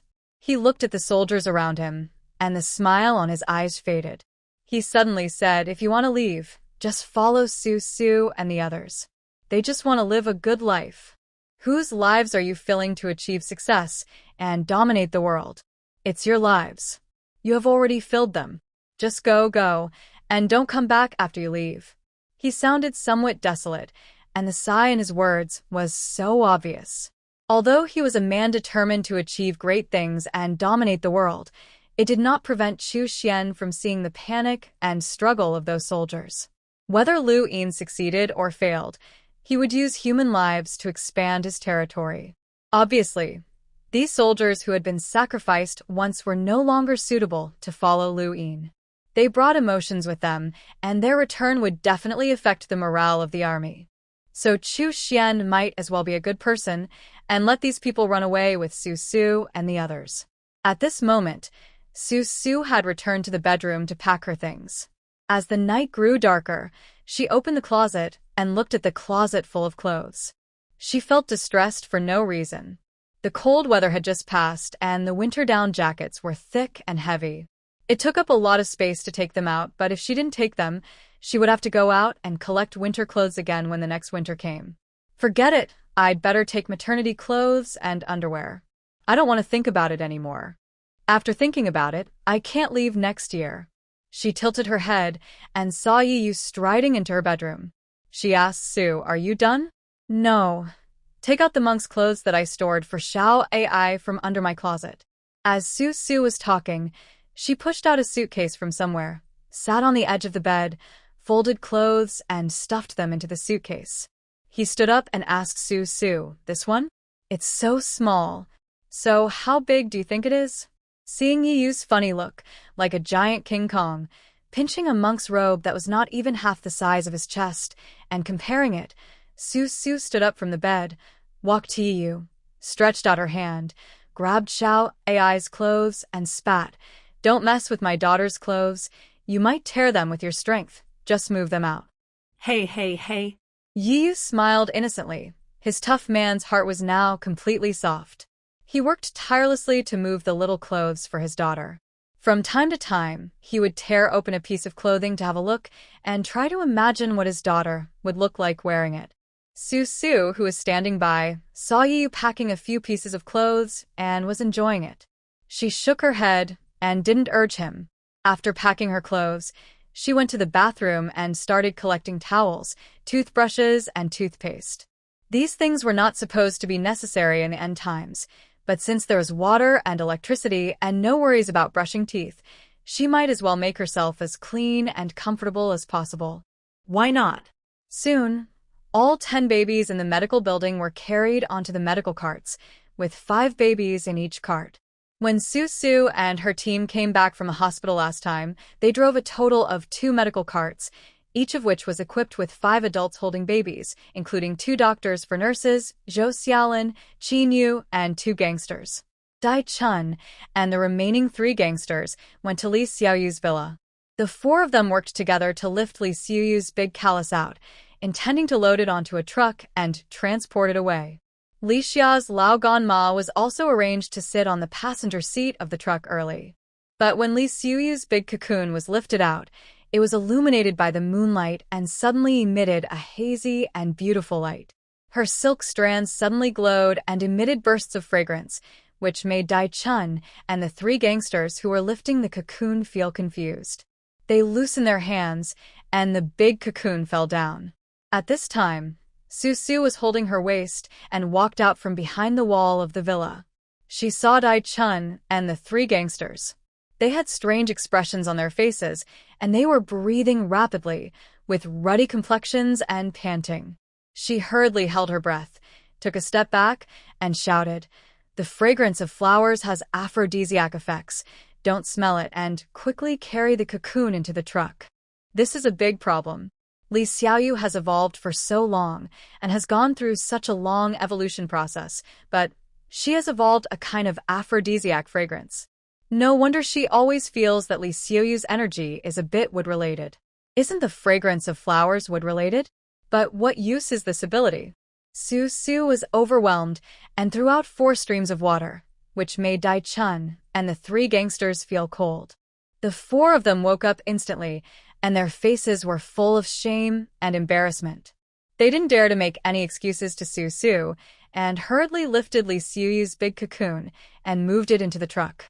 They also caught the 2 mutant roosters and hen that could eat insects, the pig that was raised in the Su family's yard and was helping to consume vegetables, and a mutant bush seedling, and threw them all into the truck and locked the door of the truck tightly. Dai Chun and 3 gangsters were put in a farce by Li Xiaoyu's scent of flowers. The 4 of them discussed and drove a car. The rest of them drove 1 car each. Su Su ignored the remaining 4 trucks of soldiers, but when they saw that Su Su was ready, they also found a few pickup trucks, city SUVs, and ambulances in the small square. The military trucks of these soldiers had been frozen by Su Su on the path in front of the city wall. Although Yi Yu's fire was powerful and melted some of the ice, Su Su was frozen through so many layers after all, and half of the 4 trucks were still embedded in the ice and had not melted. So the 4 large trucks naturally could not be driven. Fortunately, Brother Pai usually liked to have some cars. These cars could not be taken away if they were left here, so they could be driven out. The remaining soldiers who could not find their cars quickly ran for a while, ran out of the ice and permafrost, and found a lot of good cars in the Apple Villa district. They squeezed in a few times and followed Su Su and Yi Yu's convoy out of the Apple Villa district. Then there were a lot of large items left that couldn't be taken away, such as large medical equipment and so on. Because they left in a hurry, they were all left here. Fortunately, Lu Yin was about to die, so after Lu Yin was dead, They could go back to the safe zone to drag these things. Alas, what a pity for the mutated soil. Beside him, Sue's mother had a depressed look on her face, as if she was in a bad mood because she didn't load the soil from the Sue family's wall into the car. Although her face looked depressed, her eyes were clearly a little uncomfortable. Her hands, which she had not had time to wash, were covered with a layer of mud. Under Chu Xian's gaze, she was hiding her hands and became more and more uncomfortable. Chu Xian had just suspected that when Sue's mother walked out of the wall of the Sue family villa, she was carrying several boxes of luggage, but she put the rest of the boxes in the trunk of the car and only placed this big box at her feet. This made Chu Xian even more certain that what Sue's mother was stepping on was none other than the mutated soil inside the Sue family's wall. Chu Xian remained calm and did not expose Sue's mother. He just sighed a few times and watched the convoy leave the Apple Villa district in the moonlight. He said again, "I told you that you guys made too much noise this time, and the commander isn't a very good-tempered person, so he may or may not let you out. You'd better listen to me and stay in the Apple Villa area and transfer in batches. Don't we still have you? It's better to go with us and live freely." This, hee. Chu Xian smiled awkwardly, feeling as if he had fallen into Sue's trap. In the past, he was the only one who brainwashed others, but this time he was almost brainwashed by Su. In fact, what Su said seemed to be right. Although he, Chu Xian, wanted to follow Lu Yin to do great things, if he was really the kind of person who could be sacrificed at will, it seemed that there was no point in staying with Lu Yin. But there is a living ancestor here. Whether Chu Xian can be successful in the future depends on whether he can protect this living ancestor. Thinking of this, Chu Xian feels that even if Lu Yin does not spare his life, he must not leave this safe zone casually. By the way, once night fell in the safe zone, the streets became very quiet. Apart from the patrolling motor vehicles, there were one or two thinly dressed and revealing women standing under the dim yellow solar streetlights. Su, sitting in the speeding car, casually glanced at the women standing under the streetlights. These were the so-called streetwalkers in the apocalypse. Each of them had a drooping face and looked miserable, as if they were forced into prostitution. She straightened her head without feeling anything and watched the car speeding forward until it gradually entered the western defense line of the safe zone. In front of the defense line, there was indeed a large number of soldiers blocking the way, all of them fully armed, holding submachine guns and ready for battle. Su, please sit down. There is someone in front of you in the driver's seat. Yu opened his mouth and called Su. Just as he was about to tell Su to sit tight, he was about to rush out, but Su fastened her seat belt and shouted, "It's already this late. Stop whining, rush over. Anyone who stands in my way will die." After saying that, Su waved her hand and threw it back. A circle of water rope was tied around Chu Xian's neck, gradually tightening. Her eyebrows were cold, and she had a domineering and tyrannical aura. She signaled Yu to open the window next to Chu Xian, turned around, looked at Chu Xian and sneered. "Commander Chu, I don't think I need to tell you what to do." This bad tone and the tough approach to Chu Xian were really unlike the Su who was chatting and laughing with him in the car just now. She turned hostile at will, and her aura was completely different. One was like an innocent daughter who could only rely on Yu, and the other was like a ferocious gangster who was rampant with a group of minions.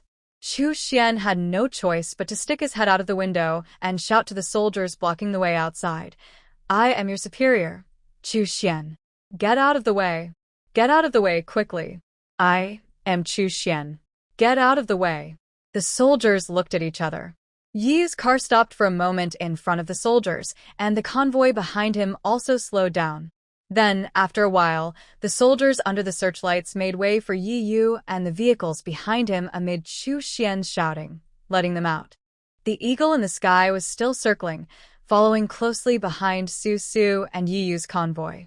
Yu raised his head and looked toward the sky. With one hand holding the steering wheel of the car, he rolled up a fireball with the other hand and threw it into the sky. The fireball was heading towards the eagle in the sky. However, before the fireball could reach the eagle, it fell down in mid-air. Ha ha. Su, who was sitting in the passenger seat, couldn't help but smile. The eagle was flying high in the sky, following above their heads, trying to track their whereabouts. Yi was only a third-level fire-type mutant now, so naturally he couldn't catch an eagle that high. Yi glanced at Su, who was laughing. His face froze with anger. He changed his hand to hold the steering wheel, and with the fingers of his other hand, he pressed a few times the Special Forces watch on his wrist. Beep, beep, beep, beep. What do you want to do?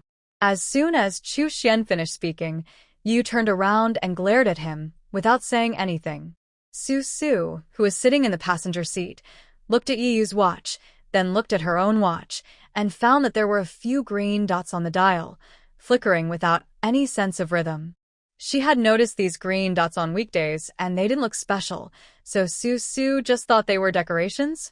After Yu pressed a few times and heard Chu Xian's explanation, Su suddenly felt that the watch she had been wearing on her wrist seemed very awesome, and it could even send Morse code. Just as he was thinking about it, a long-range bullet suddenly flew out from the sky and shot directly at the eagle that was following them high in the sky. It shook off a few feathers and ran away. Su tilted her head and looked up at the direction the eagle was flying in the sky. This eagle had such a high defense, so it must be at least a second-level mutant bird, so Luin must be at least a third-level psychic? Generally, the psychic who controls mutant beasts must be of a higher level than the mutant beasts, otherwise they will easily be backfired. The most prominent feature is that when a mutant beast is injured, the damage it suffers will be transferred to varying degrees to the psychic who controls the mutant beast. If the psychic's level is higher than the mutant beast it controls, the damage it suffers will be less. If the levels are similar or slightly lower, the psychic who controls the mutant beast will probably suffer more serious injuries than the mutant beast. At this time, in the safe zone, Luin, who was writing calligraphy behind a desk, suddenly got so angry that he slapped the brush in his hand. A line of blood and tears flowed from behind the eye patch covering one eye. Black drops of ink splashed out from the crooked tip of the pen and fell on the white paper. He shouted angrily, "Someone notify the Superpower Vanguard team to bring Su back to me. Life or death. Just want to say life or death." Luin felt something was wrong. His current Superpower Vanguard team, including Xia Yaoshi, only had 300 people. If these 300 people were to forcibly stop Yu and Su, who knows how many would be killed or injured. Now superpowers are becoming more and more difficult to recruit. The death of a superpower means one less piece of territory. Luin thought of Su, who was let go by Chu Xian. It was a good move. He only had to sit outside the Apple Villa district and wait for Su to be almost consumed by the maggots. Then he could rescue her and surround the Su family on the pretext of protecting Su. However, the appearance of Yu ruined his plan. There was a sound of the door opening. Luin raised his hand to wipe the blood off his face. He was about to scold the soldier who came in, but he saw the soldier yelling in panic. "Commander, something happened. There are so many maggots on the street. Maggots are everywhere. You have to think of a solution quickly." Luin was stunned for a moment, and Lung Ling's face was filled with shock. He hurriedly wanted to drive his eagle to check out the situation, but the eyeball covered with the eye patch began to feel a burning pain as the supernatural power in his body was activated. Ah! Luin couldn't bear it anymore. He yelled angrily and fell on the table with sweat all over his forehead. He felt it was difficult to mobilize his eagle at the moment. Before he could get over the pain, the sound of flapping wings was heard outside the slightly open window. His eagle returned to the nest. "Move quickly." He glanced casually at the eagle flapping its wings outside the window and coming in through the gap. Luin bent down, caught his eagle in his hand, and said to the soldier standing opposite him who was waiting for his order, "Notify everyone to go to the high buildings for temporary shelter." The Superpower Vanguard team returns to the safe zone. Everyone prepares to kill the maggots. As expected, he was a man who was going to do great things. He knew that the reason his eagle was shot was that Yu's men must have targeted his eagle and did not want his eagle to follow them and find out where they were going. But why did Yu's men target his eagle? Was it because Yi wanted to run away and notified his teammates to shoot, or did Yi already have people targeting his eagle? Without rushing to analyze all of this, Lu Yin was angry at the moment. Weren't the maggots that were originally in the Apple Villa area wiped out by Yi's fire a long time ago? Why are there more of them now than before? They are crawling all over the streets of the entire safety zone? No matter how surprised and puzzled he was, he reacted quickly. The most urgent task was not to find out where Su Su and Yi were, but to solve his own urgent problem first. Soon, Xia Yaoshi received Lu Yin's order. Su Xiaofeng was still looking at the high-powered telescope. He turned around and said to Xia Yaoshi, who was sitting on the sofa, Su Su and the others were taken away by Yi Yu and went west. Xia Yaoshi was holding a map in his hand, which was spread out on the coffee table, studying the geographical environment of the entire safe zone. After hearing Su Xiaofeng's words, he nodded. So Su Xiaofeng asked again, now the streets in the safe zone are full of maggots, and everyone has evacuated upstairs. Lu Yin has already ordered us to return to the safe zone quickly. Should we go back? Go back. Xia Yaoshi took a red marker and drew a circle on a certain point on the map. His handsome face had a resolute look, and his slender fingers tapped the red circle. It is said that there are several hostages here. We should take advantage of the fact that Lu Yin's eagle has returned to its nest after being injured. We should split into two groups. One group will kill the maggots, and the other group will get the hostages out. What do we do after we get them out? Zhang Anquan was already preparing to leave. While packing, he turned around and looked at Xia Yaoshi and asked, should we let these hostages meet the families of the superpower vanguard team? Let's talk about it later. Xia Yaoshi shook his hand to refuse. Send these hostages to Su Su and give them some crystal cores to feed them. The hostages in Chu Xian's hands were not gathered together, but a few were placed here and there. The entire safe zone was full of places where he hid hostages. These hostages lived well. He did not abuse them, but provided them with food, clothing, and crystal cores, so that these hostages really lived a worry-free life. Therefore, Xia Yaoshi also took this into consideration. He was afraid that many hostages were simply unwilling to leave the life of eating and waiting to die given by Chu Xian, and thus pass this emotion to the superpowers of the superpower pioneer team. Therefore, when bringing these hostages out, Xia Yaoshi decided not to let them meet the people of the superpower pioneer team first, so as to prevent the hostages from spreading their unwillingness to leave to the superpowers of the superpower pioneer team. Everyone nodded, took the map drawn by Xia Yaoshi, took a look at it, packed up, and went out armed, ready to return to the safe zone to kill the maggots and rescue the hostages. However, as soon as they walked out of the high-rise building, they were frightened by the vast ocean of maggots in front of them.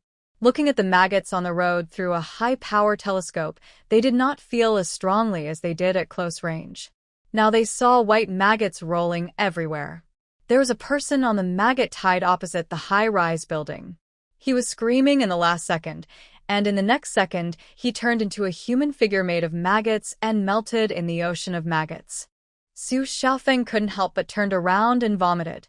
Xia Yaoshi, who was at the front, frowned, and purple electric sparks flashed from his hands, weaving a large net that covered his feet. Instantly, the smell of burnt protein, accompanied by the sizzling sound of electricity, filled everyone's eardrums and nasal cavity. This man was unreliable and had a treacherous mind. Su Su would definitely not take Chu Xian back to Bafang village. When she left the safe zone, she only thought that in the apocalypse, the mutated animals would not be so easy to deal with. Their terrifying reproductive ability was the most terrifying thing about the mutated animals. However, she did not expect that shortly after they left, the entire safe zone was almost engulfed in a sea of maggots. In fact, survival in the apocalypse is like this. There is no permanent place of peace. The bases that people have spent countless thoughts and years to build will be besieged by tides of zombies from time to time. A base will be destroyed if you are not careful, let alone a small safe zone. After surviving for a long time in the apocalypse, you will find that constant moving and running around are too common, and there is nothing to be surprised about. After an hour or so, Lu Yin's safe zone was getting farther and farther away, and Su Su and Yi Yu had already arrived at Bafang village in an orderly manner with a convoy. After a brief rest, everyone went back to their work. First of all, there were the 4 trucks of soldiers brought out from the safe zone, and the 4 remnant soldiers who had just been casually taken back by Zhushijia. Su Su threw all of these people to Su's father. That night, each of them was given a big bowl of rice, with a big mouthful of meat and a big mouthful of vegetables, and then they began their hard labor career, repairing the wall. Although they now have 3 or 4 Earth-type mutants, it is still a big project to enclose the entire Bafang village. Survival in the wild is not like in the safe zone. A large number of mutant animals will emerge at any time. The defense of the wall is indispensable, and the cement and construction glue required are also indispensable, and the corresponding coolies are also a lot. However, given the current living conditions, Father Su suggested that everyone temporarily move to Bafang Villa to hide for a few days. Although there is blood, dirt, and stench everywhere, it is surrounded by a wall and is on a commanding height. There is also a small hotel inside that is comparable to a 5-star hotel, so it is no problem to accommodate the elderly, the weak, women, and children. The rest are young and middle-aged people like Yi Yu. Since the hotel is full, it is okay for them to stay outside for a few nights. It will not be too late to make arrangements after the wall is built. The zombies in the small hotel at Bafang Villa were cleared out by Su Su and Yi last time. This time they're going to move in, so they need to clean the environment. No one has lived there for several months, and it has been ravaged by zombies. Not only is there blood everywhere in the small hotel, but the entire Bafang Villa is also covered with blood. Father Su first instructed the soldiers in the 4 trucks to find some digging tools such as hoes in the farmers' homes and started digging trenches at the entrance of the village. Then he took 2 special forces soldiers with him and drove to survey the terrain of the entire Bafang village, looking for building materials. Except for some guards, all of Yi Yu's men hid in the car to sleep. They had to be on duty at night, so they had to rest well during the day to maintain their strength. Brother Pai took the initiative to clean up Bafang Villa without anyone's instructions, and the babies were concentrated on the medical car. It was better not to take these babies with weak resistance out of the medical car before a clean environment was cleared. The hotel is located opposite a fishing pond in Bafang Villa. It is about 3 stories high. The first floor is the lobby. Behind the lobby is an antique corridor. Through the corridor is a large kitchen. The second and third floors are guest rooms. There are not many guest rooms, only about 10 on each floor. Because it is a parent-child manor, each room is decorated in a high-end manner and is very large. There is also a children's play area in the room. Brother Pai and others thought it was very good. While cleaning the hotel, they also sorted out the toys, floor mats, and the like. They planned to wash them and put them in the sun for a few days when the sun rose the next day. In the patio surrounded by the hall and the kitchen, there is a quaintly shaped well. Because they were afraid that the children brought by the tourists would crawl into the well was very shallow. Although there was flowing water, it was not very deep, only about half a meter, so it could only be used for viewing. Farmers in Bafang village also have wells, but most of the wellheads are sealed. When farmers need water, they use submersible pumps to pump water from the ground to the water tanks on the roof, and then connect the water pipes of the entire building. But now, no matter whether it is Bafang Villa or Bafang Village, all the groundwater cannot be used. The water sources of the entire world have been polluted. There is no reason why such a small village would be an exception. Su Su was originally guarding in front of the hotel, watching Brother Pai and others search out more than a dozen buckets, and then she filled the buckets with water. After washing the buckets, she filled more buckets with water. Later, she remembered that she could actually go find a water tower at the highest point and directly fill the water into the water tower. Thinking of this, she looked around and went to look for the water tower. In the entire Bafang Villa, the tallest building was this 3-story hotel, so the water tower was easy to find. However, the submersible pump connected to the water tower was always turning. The water in the water tower was pumped up from the ground before and after the end of the world. She had to pump out all the water in the water tower before she could put clean water in. The view on the top floor of the hotel is also very good. There is a glass greenhouse with a water tower at the very edge of the greenhouse, decorated like a tree. There is a warning sign next to the tree prohibiting children from approaching. After Su opened the window of the glass greenhouse and pumped out all the water in the water tower, she turned into a water dragon and flew out of the glass window and directly fell into the fishing pond in front of the hotel. She then destroyed the pipe connected to the submersible pump and injected clean water into the water tower. After doing all this, it was already noon. Brother Pai and others had already set up a big pot in front of the hotel and started cooking. The big kitchen of the hotel had not been tidied up yet, and the conditions were limited, so everyone could only make do with solving the problem of lunch outdoors. In fact, eating a big pot meal in the open air is quite lively. There are doctors, nurses, gangsters holding babies, soldiers in 4 large trucks, Yu and his group of special forces soldiers with special powers, and 5 idle special powers people shuttling among them, Su's father and mother, Qin Yu, Zhou Xiaolin, Dai Chun, and Ruerue. It is as bustling as Chinese New Year, and such a harsh environment is created with a Chinese New Year atmosphere. Due to limited conditions, there were no small dishes that were finely chopped and fried. After all, there were so many people waiting to work after dinner. So Brother Pai and others set up 5 large stoves with 5 large pots on them. 2 of the pots were used to steam rice, and the other 3 were filled with water. After the water boils, large pieces of meat are cooked in one pot, vegetables are thrown in another pot, and some hot water is symbolically boiled in another pot. When eating, there are no tables, chairs, or benches around the table, as it would be too troublesome to move them around. Everyone eats while standing, and after eating, everyone needs to scoop a bowl of hot water from the pot to wash their own dishes. Su, come here, let mom wash you. In the crowd, Su's mother took the bowl and chopsticks from Su's hand and walked to the hot pot with her. Su held her waist and watched her mother wash the dishes for her carefully and seriously.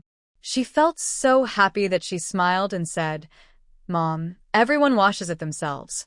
If I encounter this kind of situation again in the future, I will just wash it myself." "Oh, your stomach, please calm down a little. My waist can hardly bend down." Su's mother slapped Su's hand that was about to help her with the chopsticks and took the 2 bowls, her own and Su's, and washed them once and again. Su's father happened to come over with his bowl and wanted to give it to Su's mother and help wash it as well. However, after washing the bowl, Su's mother ignored his father and took Su to the parking lot behind the villa, leaving Su's father alone, standing there with a dirty bowl, feeling very embarrassed. As the 2 walked along, Su's mother spoke in a mysterious voice, as if afraid that someone would hear her. She asked Su, "Where do you think we should put those truckloads of mutant soil?" Before the maggot infestation in the safe zone, Su's mother asked Brother Pai to transport several truckloads of mutated soil to Bafang village. Now that everyone has been resettled in Bafang villa, Su's mother must find a place to store her mutated soil so that they can live without worries about food and vegetables.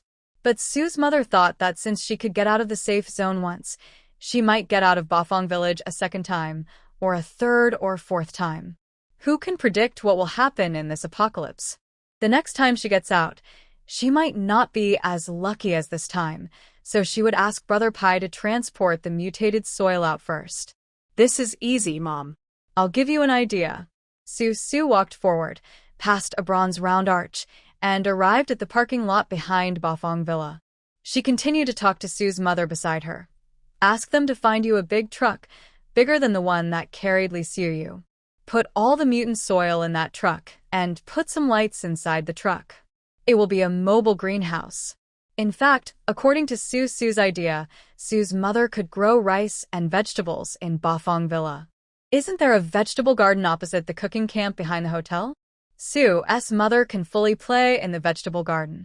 But since Su's mother was only thinking about how to use the mutated soil to grow vegetables, she followed Su's mother's line of thought and put the mutated soil into the truck and planted vegetables and rice in the truck. There was nothing wrong with this. If she wanted to run away at that time, she could just drive the truck. Su's mother thought this was a good idea. When she took Su Su to the parking lot, she called a few young men along the way and asked them to help the whole truck. Then she watched Su Su return to the RV and then got busy. She turned around to see her mutated soil. Speaking of these young men, they were all Brother Pai's subordinates. 2 of them were responsible for delivering meals to the soldiers who were digging trenches at the entrance of Bafang village. Because they had accepted the commission from Su's mother, they selected 5 more soldiers to help find a truck while delivering the meals. A total of about 10 people were wandering around Bafang village. After searching the nth yard, the gangsters became a little more familiar with the 5 soldiers. Originally, there were about 10 people acting together, but later they felt that the efficiency was too slow, so they split into groups of 2 and continued searching. In one of the cars, a soldier was partnered with a gangster. After a pleasant conversation, the soldier asked curiously, "Brother Bao, what are we looking for?" The gangster called Brother Bao has a very funny middle-parted doll-like hair. The ends of his hair are yellow, and the newly grown roots are black. The reason why his hair grows like this is because the end of the world has come, and he doesn't have the leisure to dye the newly grown roots yellow. After a long time, his hair becomes clearly black and yellow, which looks quite unique. Brother Bao is sitting in the driver's seat, holding a cigarette in his mouth, turning the steering wheel. Hearing this, he glanced at the soldier in the passenger seat and said in a high tone, "What are you looking for?" "A truck." The soldier smiled, his eyes rolled, and he handed Brother Bao a cigarette and asked, "There are so many cars in our village. Why do we have to find a truck? Why are you looking for a truck?" Brother Bao waved his hand to block the cigarette handed over by the soldier, turned his head and smiled at the soldier very warmly. Then suddenly his face turned serious and said viciously, "Why ask so many questions? Just be alert and look for it." Okay. The soldier was not annoyed by Brother Bao's bad attitude. He turned his head and looked out of the window. He seemed to be looking carefully to see if there were any trucks on the roadside, but no one knew what he was thinking. At this time, outside Bafang Villa, Su Su practiced yoga in the RV for a while, and then lay on the bed, ready to take a nap. Su Su thought that in that coke truck there were Li Xiuyu's big cocoon, 2 chickens, and a pig. Her memory was getting worse and worse recently, and she actually forgot such a big thing. So Su Su hurriedly got up and walked out of her RV accompanied by the shrill cry of a rooster. She then walked around several cars full of supplies and came to the back of Li Xiuyu's truck. She reached out her hand and used an ice knife to break the big lock hanging on it. Walls of the truck had been pecked with holes by the 2 ordinary mutant chickens, and a strange fragrance wafted out of those holes. Su Su accidentally smelled a hint of it on the way here. She was horrified, thinking that she would be aphrodisiac, but she found that she was not disturbed at all by the fragrance. So Li Xiaoyu's love scent is ineffective for pregnant women? Or is it ineffective for women? She didn't know. As for scientific research matters, it would be better to ask Dr. Hong to do the research. Now she just had to release the 2 chickens and the pig. As soon as the big lock on the car door was opened, a big hen rushed out as if running for her life.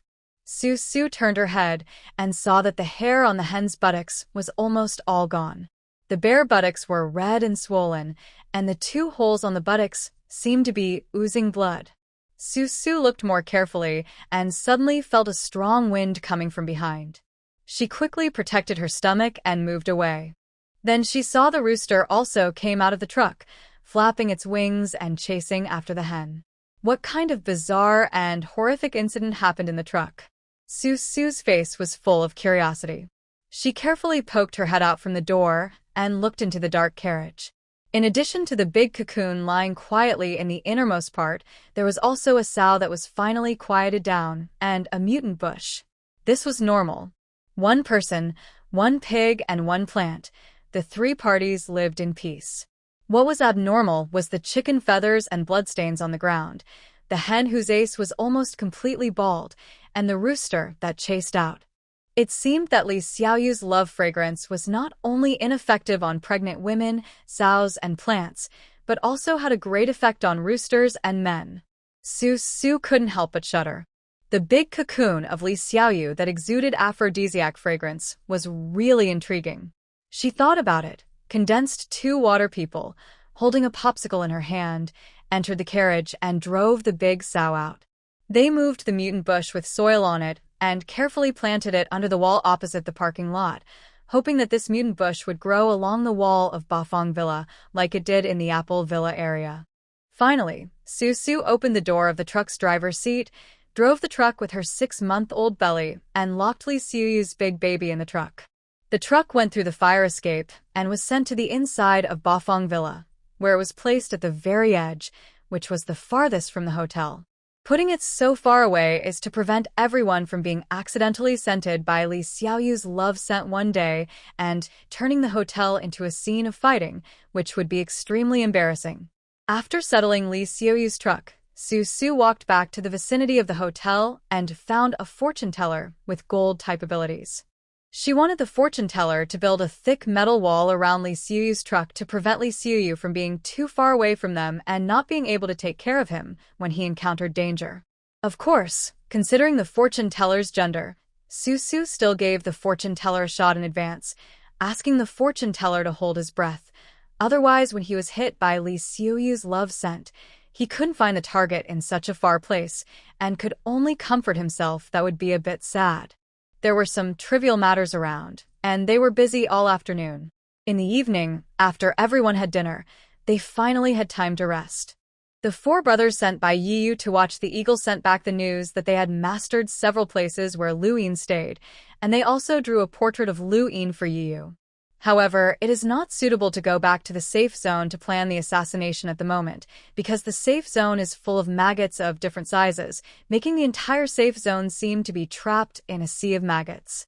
If these special forces enter the safe zone at this time, they will help Lu Yin to eliminate the maggots. Logically speaking, in the face of the coming of such a great human disaster, Su didn't think it was a big deal to put aside some of the little prejudices, thoughts and plots of human beings and help Lu Yin deal with the maggot tide. After all, from a certain perspective, dealing with maggots is everyone's responsibility. But since Lu Yin first wanted to plot against Su and used maggots to consume Su, it would seem too pretentious for Su to show her great benevolence and righteousness and think about the welfare of mankind and saving society. She was not a saint who would use her own resources to save her enemy's life, even though there were still many innocent survivors in the safe zone. But since the safe zone belongs to Lu Yin, everyone who enters and leaves the safe zone must pay supplies to Lu Yin, then these innocent survivors are Lu Yin's responsibility. No matter who is on the list, it is not Su's turn to worry about it. When those survivors pay her supplies for shelter, she will eliminate the maggots without hesitation. As for now, she should live her own life and build a good defense on her own territory. That is what she should do most urgently. The night became darker and darker. Su sat in the RV, leaning on the bed, touching her 6-month-old belly, and looking at the portrait of Lu Yin that Yu gave her in the afternoon. She no longer remembers what Lu Yin looks like. In her previous life at the Xiangqing base, she only saw Lu Yin from afar on the day the base was built. She only knew that he was a mutant who was missing an eye and could drive mutant beasts. At that time, she didn't know that one day she would have to assassinate Lu Yin, so she didn't look at Lu Yin's appearance carefully. Even though she saw him, she didn't remember him deeply in her heart. Looking at this portrait of Lu Yin again, Su was a little skeptical for a moment. With just 2 simple strokes, could Yiyu successfully assassinate Lu Yin? In May in Xiangqing, even in the countryside, there was a hint of hot air. Su sighed, put Lu Yin's portrait on the bedside table, got up and left the bedroom, went into the small bathroom, and planned to take a shower. Living in an RV is much better than living in a car outside. Because the hotel has not been cleaned for a long time, all the daily necessities inside, including bedding stored in the warehouse, were turned out and cleaned by Brother Pai and others. When everyone came out, they were in such a hurry that they didn't take any large bedding items that took up space. Now they are probably left in the maggot tide, waiting to be eaten by them. In order to prevent the appearance of maggots in Bafang Villa, Dr. Hong gave a formula for disinfectant. Brother Pai and Zhuoshijia are now leading people to spray every corner. It is estimated that the hotel will be uninhabitable for 3 to 5 days, so everyone can only sleep in the car. The hotel is full of the smell of disinfectant and is really not suitable for pregnant women, infants, and the elderly.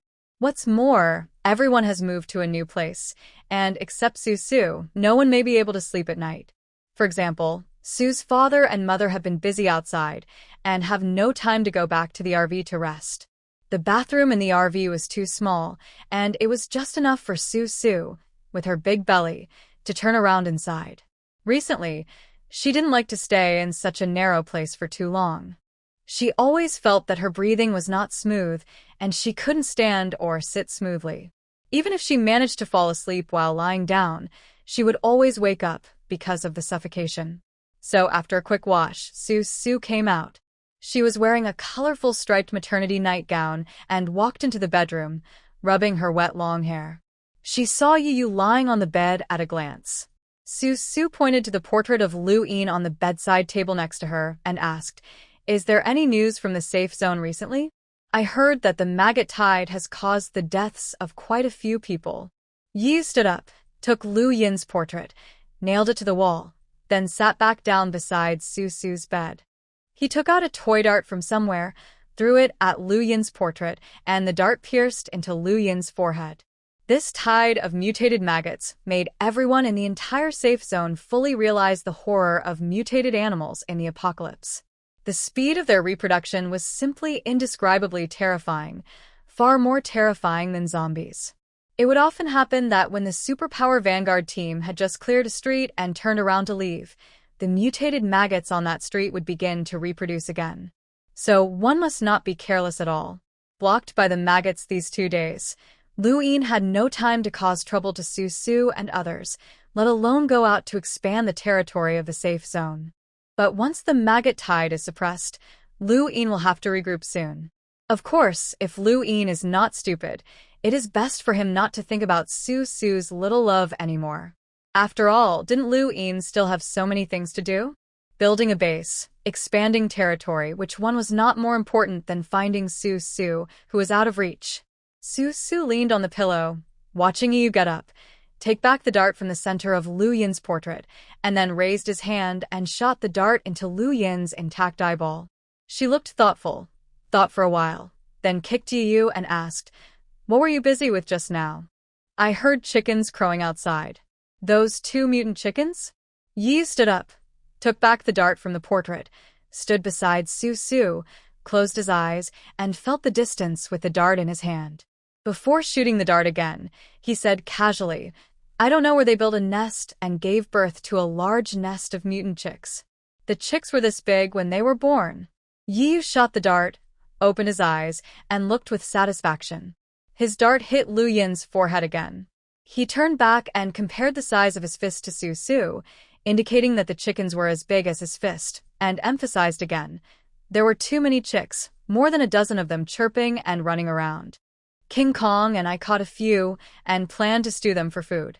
"Wow, that's great. There's chicken soup to drink." Su felt hungry for some reason when she heard that. Without waiting for Yu to refuse, she asked curiously, "Those 2 mutant chickens have been kept in Apple Villa district for so long, but they haven't given birth to any chicks.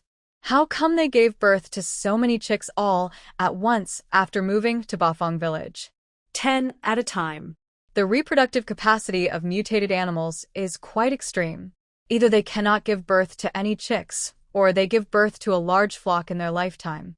The fact that they did not give birth to chicks before can be explained as being unable to do so, or the 2 chickens did not want to give birth. Oh. Su remembered that the 2 ordinary mutant chickens were locked in Li Xiuyu's truck, and they were obsessed with the fragrance of flowers for a long time. The reproduction rate of creatures in the apocalypse cannot be viewed from the perspective of the pre-apocalypse. The size of ordinary mutated chickens is 1/3 larger than that of non-mutated chickens before the apocalypse. Laying 10 eggs at a time is still considered a small number. Hatching chicks? No. You can tell by looking at the speed at which the maggots replicate and reproduce that the eggs laid by this mutant hen will hatch as soon as the chicks hit the ground. If we still look at it from the perspective before the end of the world, thinking that there will always be a long incubation process, then it is not called a mutant chick. Hearing this, Yu smiled wickedly. He sat down next to Su Su, raised his hand, and embraced Su Su, who was sitting on the bed. He whispered mysteriously in her ear, "I saw the rooster riding on the hen this evening. The hen is next to Li Xiaoyu's truck." "Ha ha ha. Why did you sneak over to Li Xiaoyu's place for no reason?" Su Su dodged the hot breath that Yi Yu was spraying on her ears and looked at Yi Yu with suspicion. Yi Yu immediately raised his hands and said innocently, "God knows, I just heard those 2 chickens were too noisy, so I ran over to take a look. How could I know that the rooster was being naughty?" "Bah, you're a hooligan." Su Su pushed Yi Yu away, rolled her eyes, lay on the bed sideways, and pulled the thin quilt to cover herself. "I won't talk to you anymore. Go to sleep. I have to go to the bathroom early tomorrow morning. I'm sleeping at your place today." Yi Yu stood up and planned to take a shower in the bathroom. Su Su raised her head and frowned as she heard this. "What does it look like for you to sleep here with me? How are you going to explain to my parents when they come back tonight?" He thought he was still in Apple Villa. Su Su and her parents slept in 2 separate bedrooms. Yi Yu could climb over the wall and sneak into her bedroom every night. "It's okay. Just say I'm protecting you." Originally, Yi Yu squeezed into the RV to sleep with Su Su, which meant to protect Su Su. If he didn't do that, why would he get close to her bed every night? Su Su was so pregnant, even if he wanted to do something, he didn't dare. Moreover, it was late at night and in a new environment, so it was understandable that Yi Yu was a little careful. Su Su, lying on the bed, closed her eyes and followed Yi Yu. Before she had time to think about what would happen if her parents caught Yi Yu sleeping in the same bed with her, she watched Yi Yu go to take a shower. She closed her eyes and fell asleep on her left side. When Yi Yu came out of the bathroom in his shorts, steam rising from his body, he saw Su Su lying on the edge of the bed with her wet hair casually spread on the pillow. The moisture had not yet dried up and had soaked the pillow and sheets a little. He looked at Su Su's extremely tired appearance with some heartache, walked forward quietly, lay behind Su Su, grabbed Su Su's long hair and dried it with high temperature. After a while, the wet black hair was dried by his big hands, and the moisture on the pillowcases and sheets was also dried. The next day, Su Su got up. It was already noon. She frowned and rubbed her sore waist. She looked around. She didn't know when she fell asleep. Yi Yu had left long ago. She didn't know if her parents came back last night. She yawned, washed up, and got out of the RV. What she saw was a century-long battle between humans and chickens. The cause of the incident was this. Yesterday, it was only one afternoon. There were at least 10 eggs in a nest. They were all ordinary mutant chicks. At that time, Yi Yu and others did not pay much attention. They just caught a few chicks and killed them. They put them in the freezer and planned to eat them the next day, which was today. The remaining chicks seemed docile and had no intention of attacking humans, so they left them alone. So, in the end, no one knew how many chicks were left, about 8? Or 7. Anyway, the remaining mutant chicks were completely free-range overnight. They kept eating earthworms in the ground, vegetables in the fields, and all kinds of things that could be digested by them. In just one night, they grew to the size of 2 fists. This is nothing. If you go to the countryside to make a living, which family doesn't raise a few chickens? There are only 7 or 8 chickens. Su Su's family has a lot of food, vegetables, and frozen meat. They can't afford to raise these mutant chickens. But the key problem is that the bad thing is the rooster. It's pitiful the original ordinary mutant hen has lived in the Apple Villa district for so long, but there is no sign of laying an egg. It has been kept with Li Xiaoyu for only 1 or 2 days. I don't know what it ate or smelled, or whether its egg-laying function has been activated. The ordinary mutant hen had exo-life again and began to lay eggs one after another.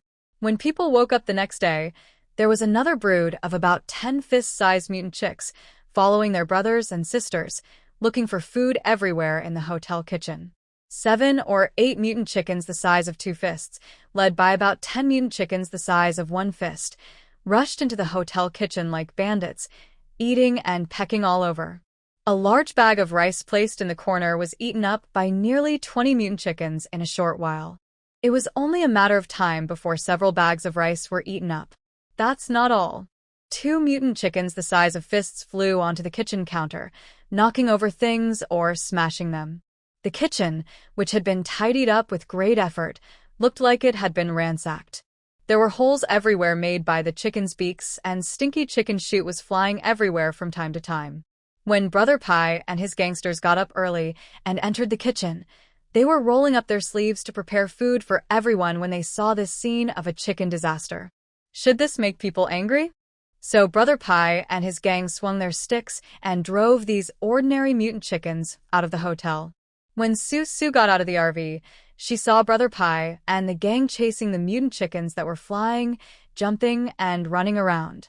Although ordinary mutant chickens retain the docility of poultry, rabbits will climb walls when they are forced into a corner, and chickens will fight back when they are in danger of being killed.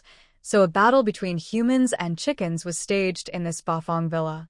Sue stood there, staring blankly at a chicken flying in front of her, and the gangster chasing after the chicken with a butcher knife in his hand. She couldn't help but laugh for a while holding her pregnant belly, and then, as if she had finally regained her IQ, she realized that the situation was probably not going well. Maybe because of the influence of pregnancy, Sue has been forgetful recently. She just listened to Yiyu's casual words last night and did not think about the harm of the mutant roosters and hens. She just thought that there was a group of little mutant chickens that could eat maggots in Bafang Villa. Not only that, Sue was secretly happy, just waiting for the maggot tide in the safe zone to become uncontrollable.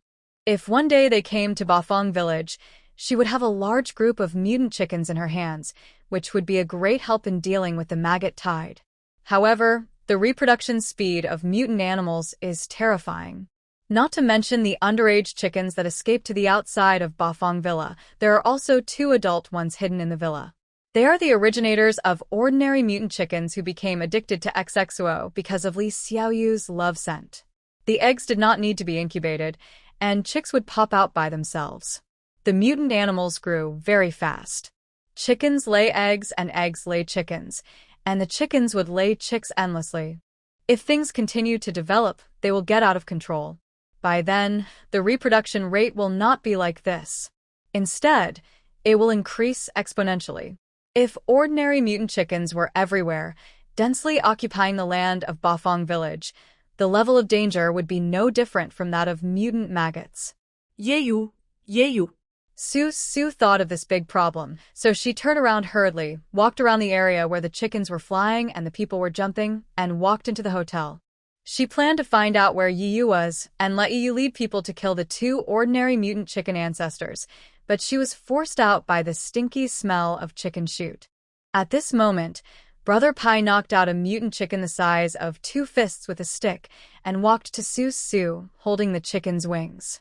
Brother Pie looked worried and asked Sue, what are we going to eat this morning?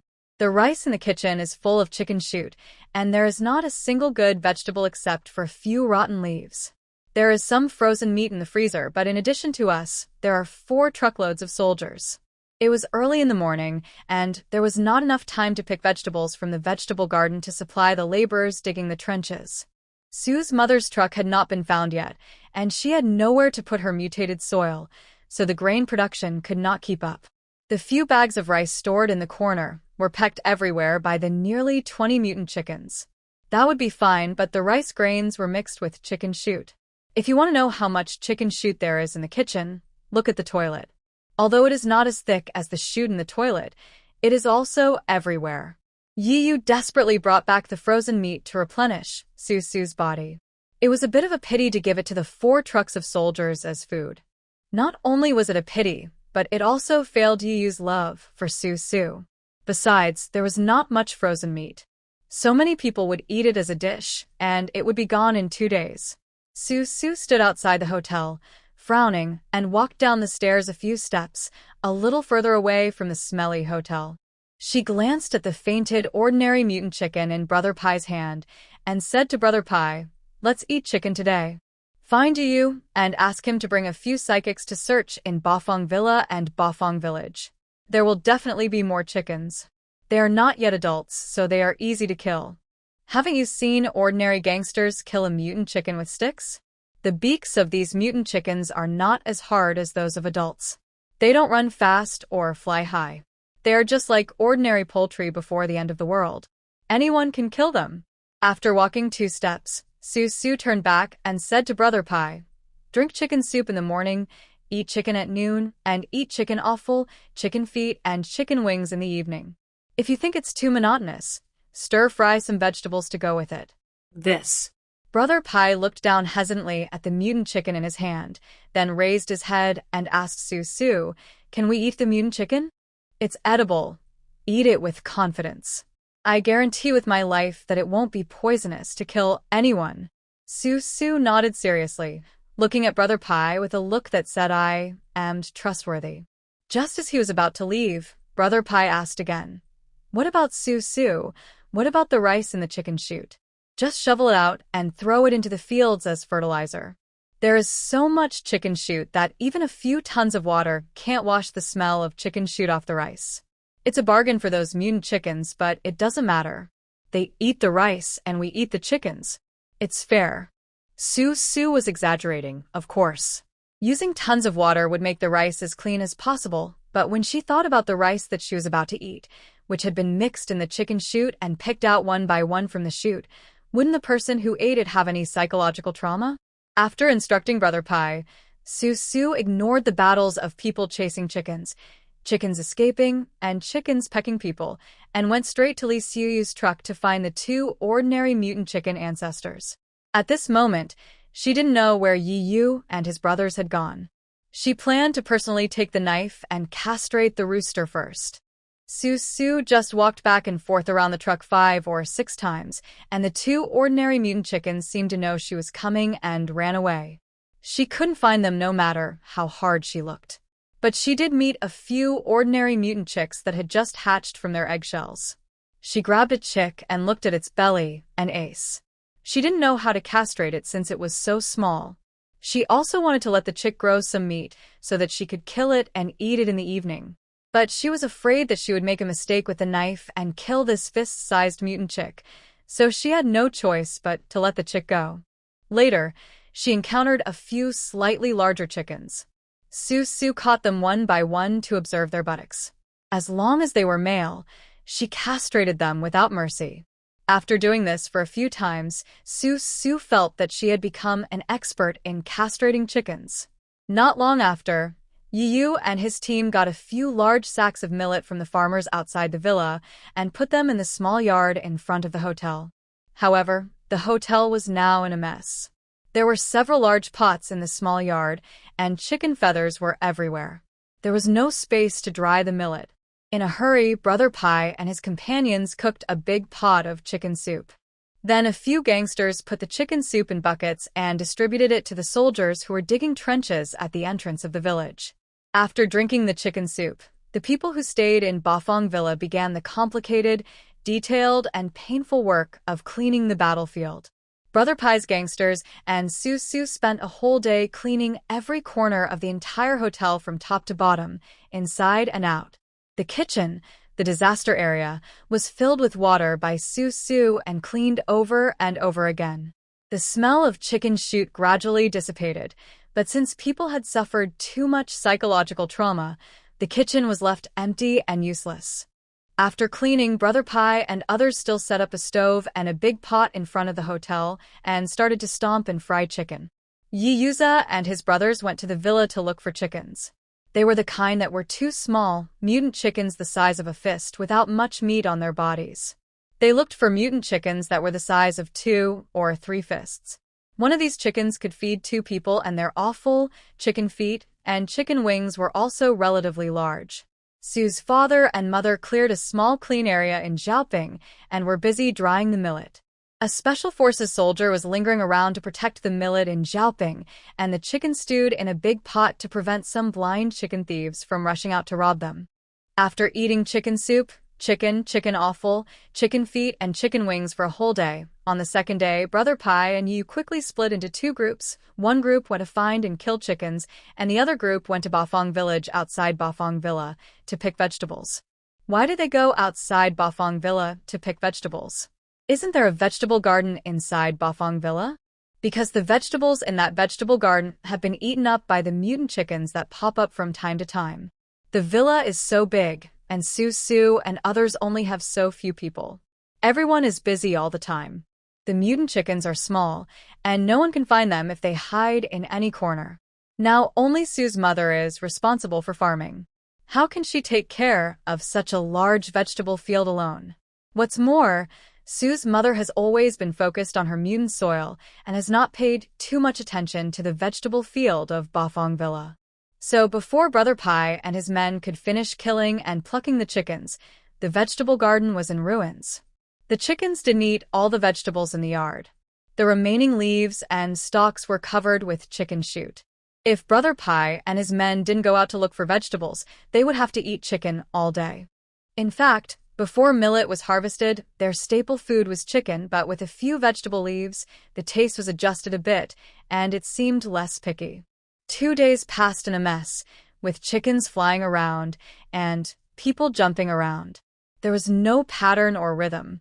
During these 2 days, everyone repeated tasks like killing chickens, scalding chickens, plucking their feathers, looking for vegetables, cleaning up chicken droppings, and cleaning the environment.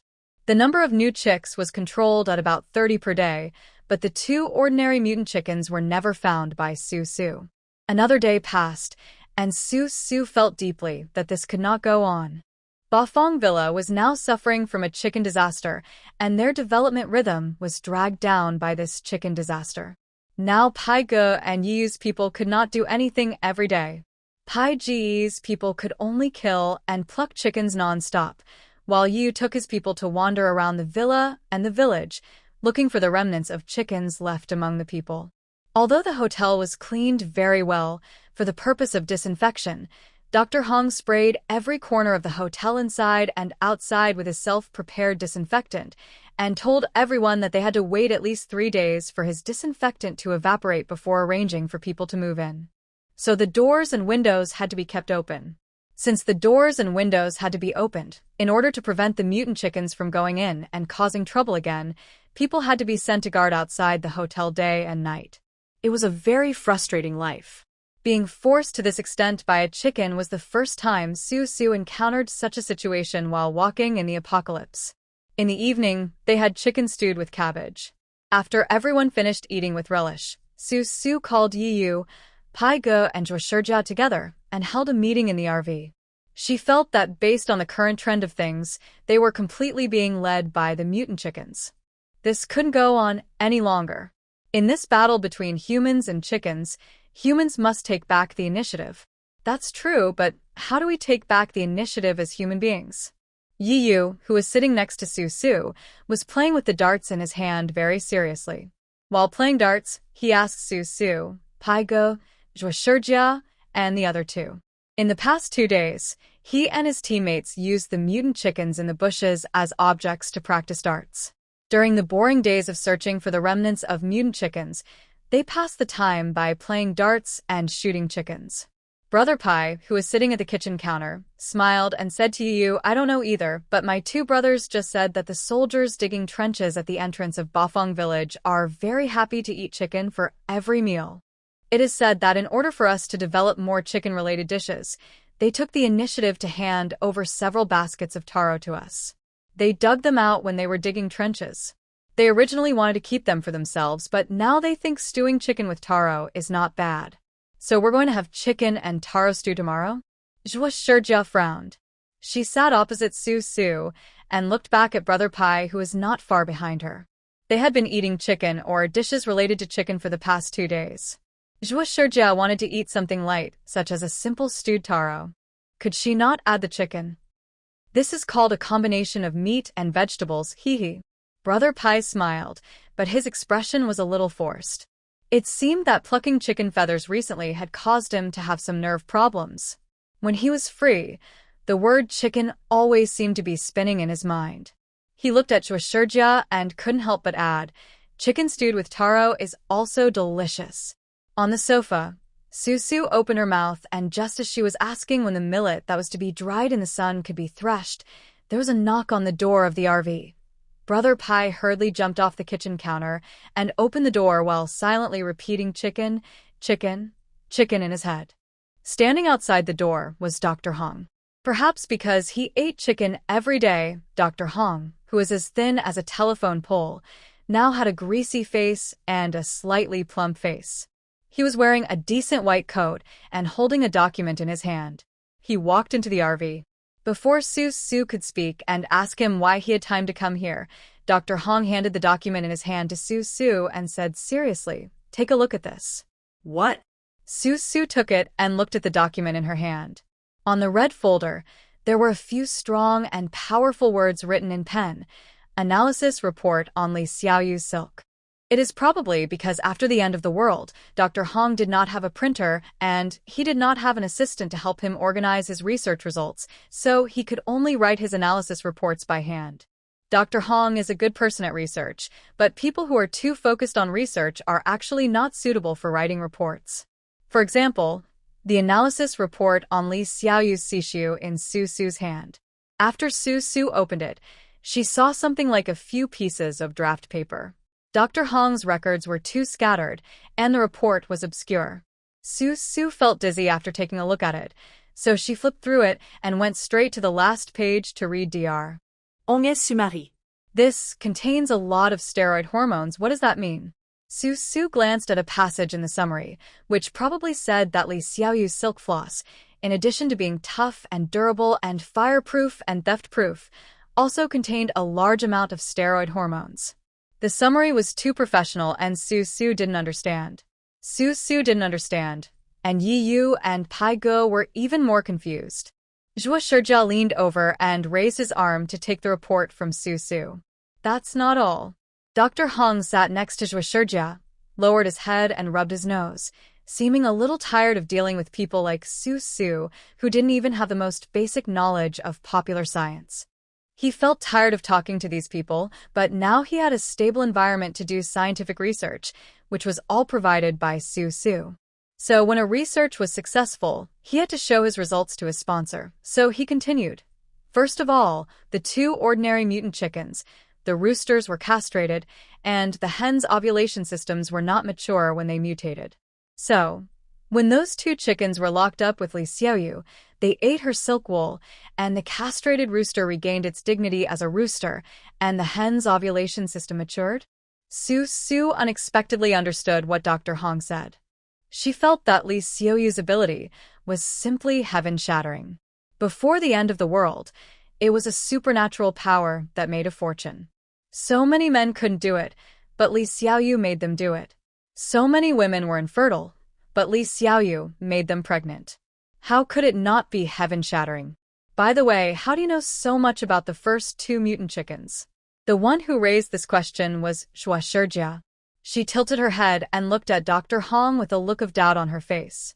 He even knew whether the rooster had been castrated or not, and whether the hen had matured or not. Dr. Hong smiled and said nonchalantly, "I dissected the 2 mutant chickens." The ancestor. The ancestor was dissected by you? Su's eyes widened, looking at Dr. Hong's nonchalant expression. When did it happen? Yesterday? You caught those 2 mutant chicken ancestors yesterday? Su's voice could not help but rise 8 octaves.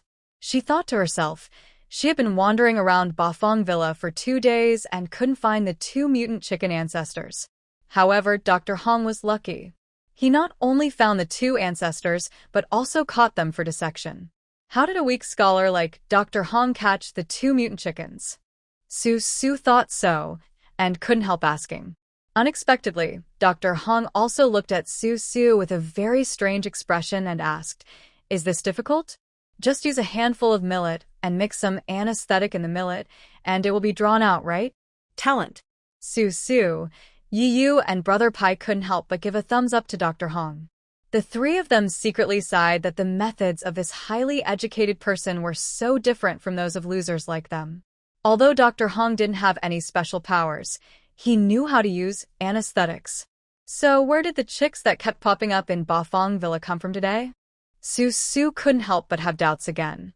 Logically, the 2 ancestors were caught by Dr. Hong yesterday, so there shouldn't be any more chicks being bred today. However, the number of mutant chicks in Bafang Villa today was no less than yesterday. When questioned, Dr. Hong shrugged his shoulders with an expression of "it has nothing to do with me," and said that he didn't know either.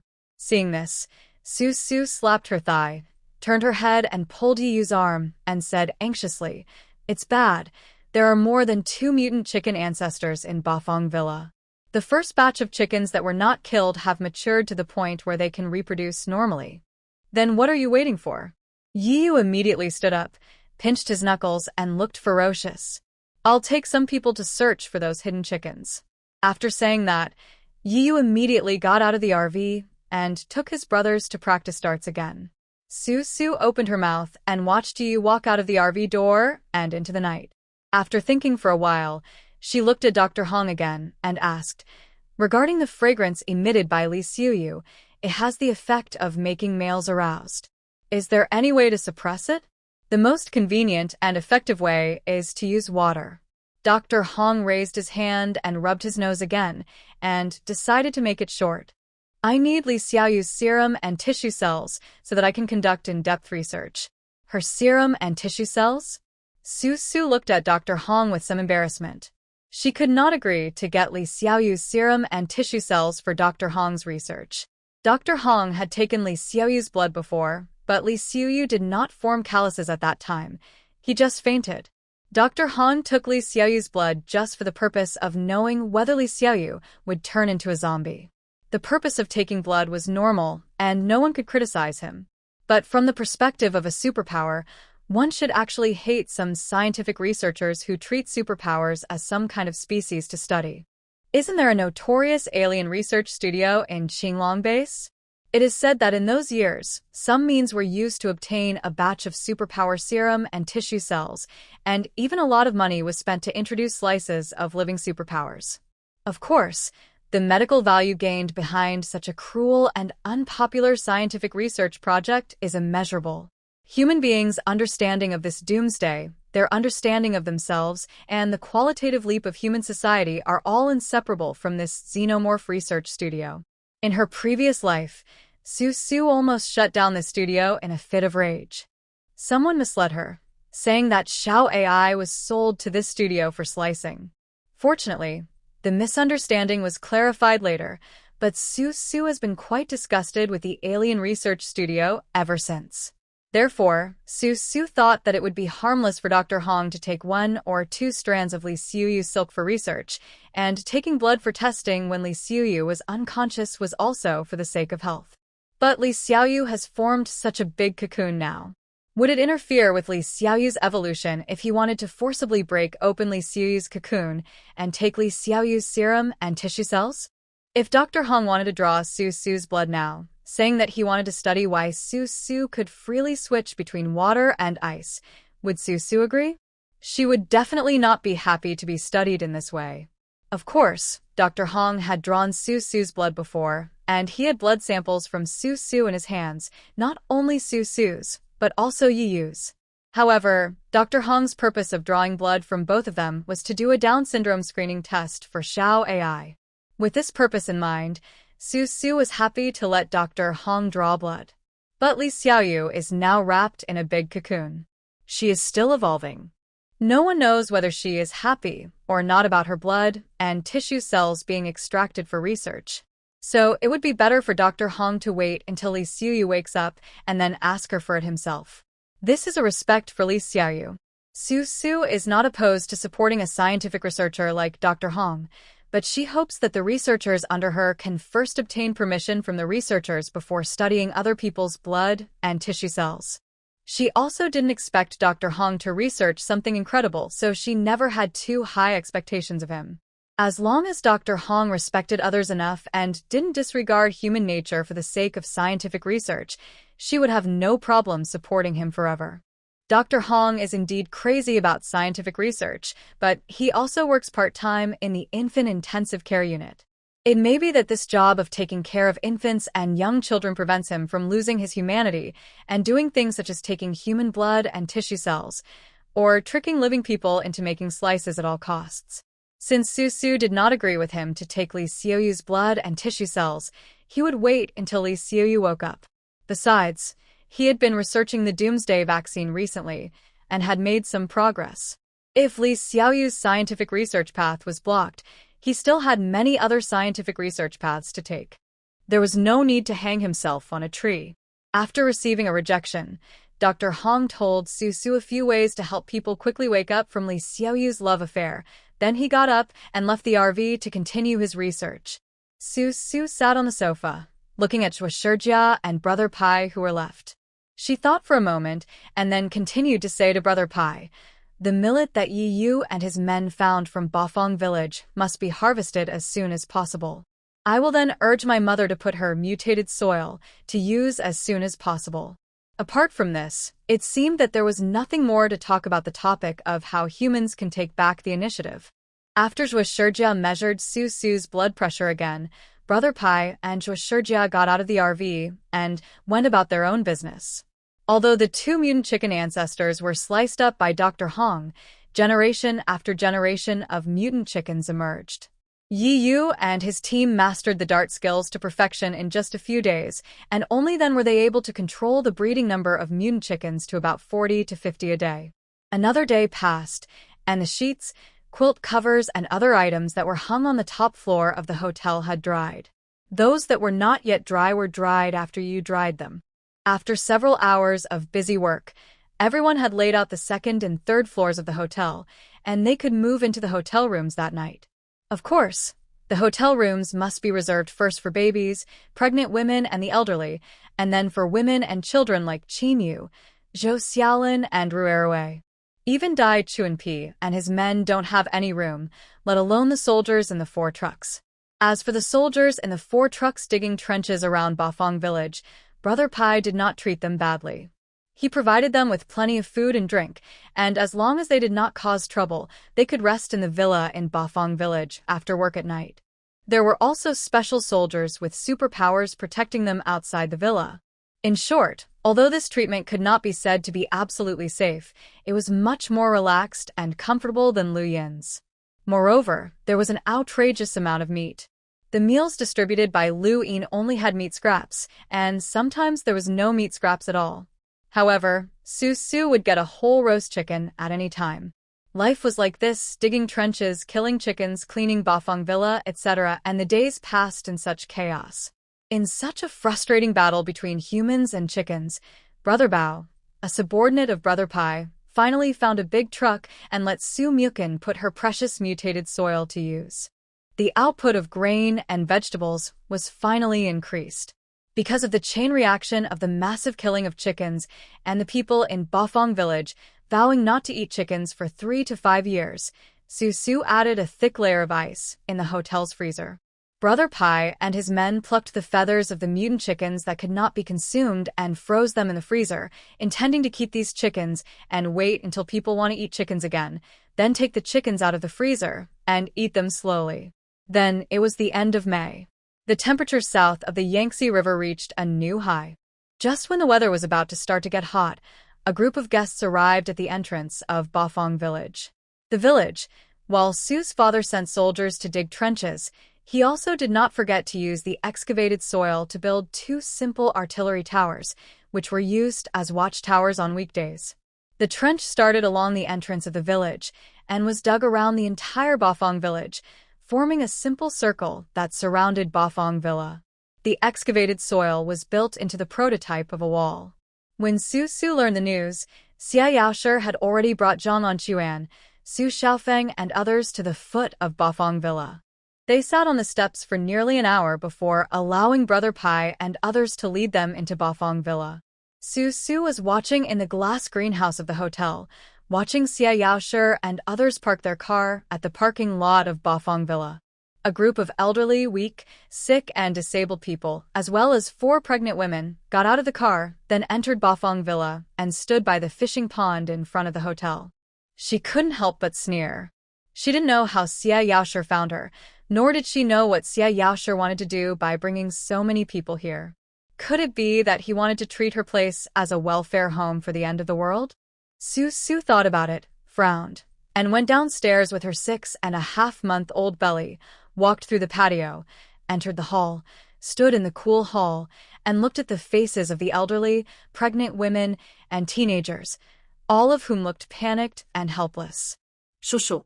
Xia Yaoshi, who was standing and talking with Brother Pai on the side, was dressed very neatly in a black t-shirt and black thin pants.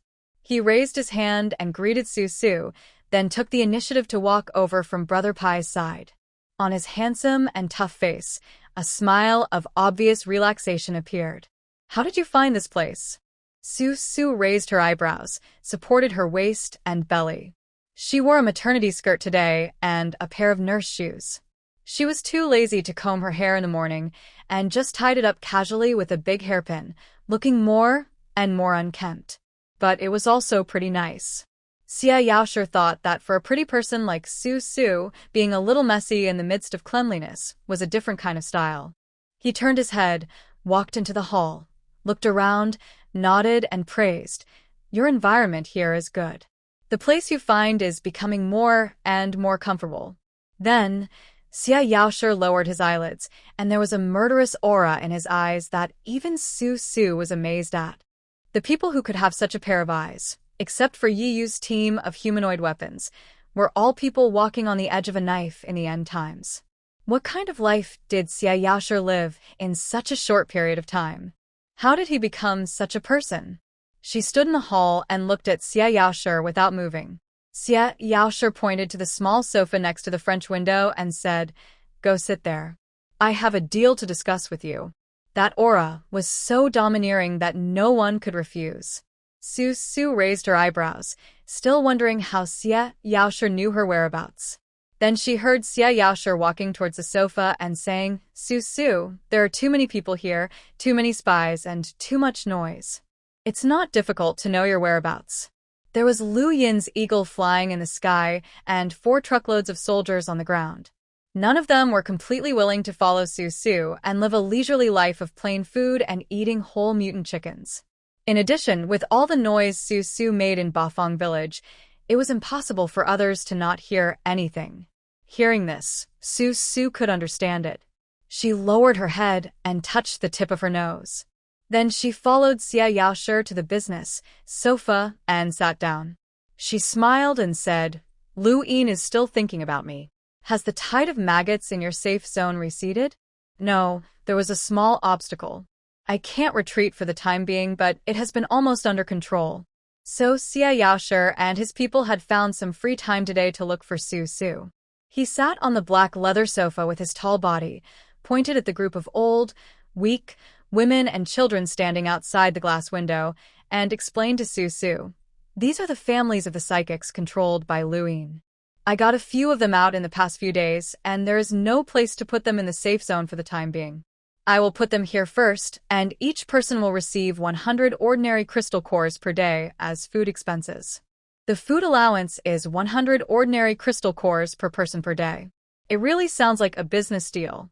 Su Su couldn't help but smile when she heard it. She leaned back in the soft and thick sofa chair, tilted her head and looked at the group of people standing outside the glass window. There were at least 15 people. 1,500 ordinary crystal cores are actually nothing to her, but her mutant chickens are about to burst the freezer recently. 15 more people to consume these mutant chickens, and an additional 1,500 crystal cores per day is not bad. Okay, no problem, but these people have to work if they stay here. Even if you pay them for food, they are not here to be served by others. Su Su nodded and made it clear in advance. She couldn't bear to see anyone idle here. Even a 2.5-year-old boy like Rue had to do something within his ability.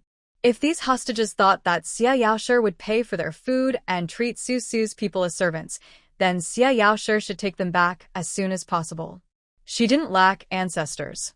Of course, I've given them to you. Just don't torture them to death, and let me have a good explanation. Knowing that Su Su didn't keep idle people, Xia Yaoshi didn't think much about it and nodded in agreement. When Zhang Anquan walked into the hall with a bag of crystal cores and placed them on the coffee table in front of Su Su, Xia Yaoshi asked again, "Do you have any food or vegetables here?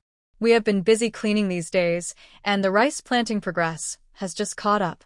We can give you some vegetables." Su Su tilted her head and panted slightly while speaking. It seemed that she had some difficulty breathing. Then she smiled and said, "But I have a lot of chicken here. Do you want some?" Su Su seemed to be asking nonchalantly, but in fact, she was just saying to Xia Yaoshi, please monopolize the chicken quickly. If you don't monopolize her chicken, I'm afraid that the people in Bafang Villa will have nervous breakdowns when they see chicken on the dinner table from now on, and her freezer will soon be squeezed to pieces by the mutant chickens. Hey, there's a meat shortage, vegetable shortage, and food shortage everywhere. How much chicken do you have here? I heard that you guys ate chicken for every meal a few days ago. The soldiers digging trenches were given 3 roast chickens each day. Do you still have any stock now? Behind Xia Yaoshi, Zhang Anquan glanced at Su Su with a smile. They arrived a little late today, so of course they didn't see you and the others, who were chasing the mutant chickens running around the villa with small darts. By the time they entered Bafang Villa, the mutant chickens of the day had been almost cleared out, with only a few mutant chickens walking around, and Xia Yaoshi and the others just treated it as normal.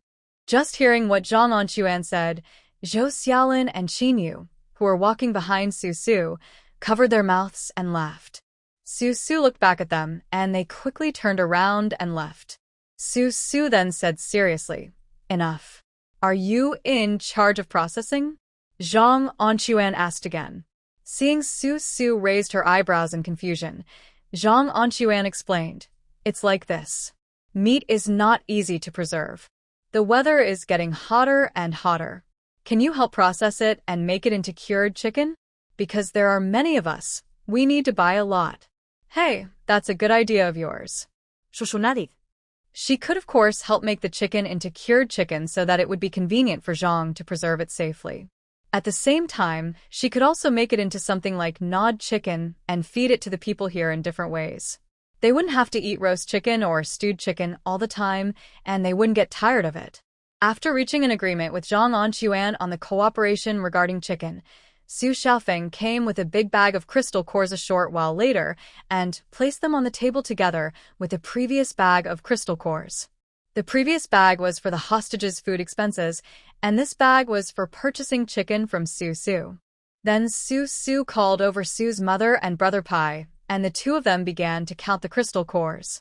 While counting the crystal cores, Brother Pai called a few gangsters to go to the hotel's freezer that was about to be squeezed to pieces by the chicken and move the chicken to the cooking camp at the back so that they could make cured chicken there. To make the smoked chicken, Yi Yu, a fire-type mutant, must be needed to help. Although Yi Yu does not know how to make smoked chicken, it can be foreseen that from now on, in addition to practicing the dart stunt, he will need to add a skill to smoked chicken. The price of a pound of frozen meat in the trading house in the safe zone is 8 crystal cores. We are old acquaintances and old customers. How about you charge 10 crystal cores per pound for the smoked chicken? Brother Pai laughed so hard that he couldn't stop talking. He counted the crystal cores while negotiating the price with Zhang Anquan. Zhang Anquan thought the price couldn't be too cheap, so he immediately nodded and agreed. He also ordered 100 kilograms of frozen chicken to change the taste of the cured chicken. Frozen meat has moisture in it. The cured chicken is dried on the Kong, and the labor cost of the Kong cured chicken is also included. The price per kilogram is naturally higher than that of frozen meat, but it is not too outrageous. 1 kilogram only increases by 2 ordinary crystal cores. In the trading house in the safe zone, the price of 1 kilogram of cured meat is at least 24 crystal cores. Therefore, regarding the price of 10 crystal cores per pound of cured chicken that Brother Pai mentioned, the people on Xia Yaoshi's side felt that it was very affordable. Except for Xia Yaoshi, everyone left happily, as if they had gotten a huge bargain. Leaving behind a group of hostages standing there, obviously at a loss, Su Su sat on the sofa and tilted her head to look for a while.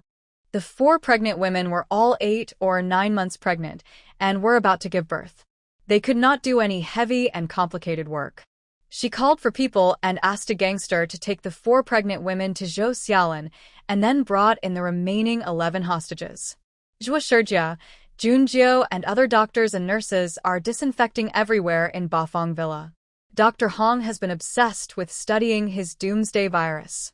Today, Qin Yu and Rue have gone to the small clinic at the entrance of the village to help deal with some of the soldiers' minor health problems. Zhou Xiaolin and Liang Xiaoqi are taking care of 10 babies on the 3rd floor of the hotel. The reason why the 4 pregnant women were asked to go to Zhou Xiaolin was because they were about to give birth and could not do any heavy work, while Zhou Xiaolin and Liang Xiaoqi were short of staff to help take care of the children. Letting the 4 pregnant women learn in advance how to be mothers and take care of children was the best job for them. The remaining 11 people lined up in the hall, all with a look of you are the knife and eye and the meat on their faces, which made Su tilt her head and look at them. She couldn't help but ask, "What did you do in Chu Xian's place before?" "Commander Chu didn't ask us to do anything. In addition to the supplies distributed every month, we also receive crystal cores." The person who spoke was a skinny 40-year-old man with a listless look on his face, as if he thought life was nothing more than eating and waiting to die. Hearing this, Brother Pai sneered, "Then go dig trenches. There's a big project over there, and they need young men like you." This made sense.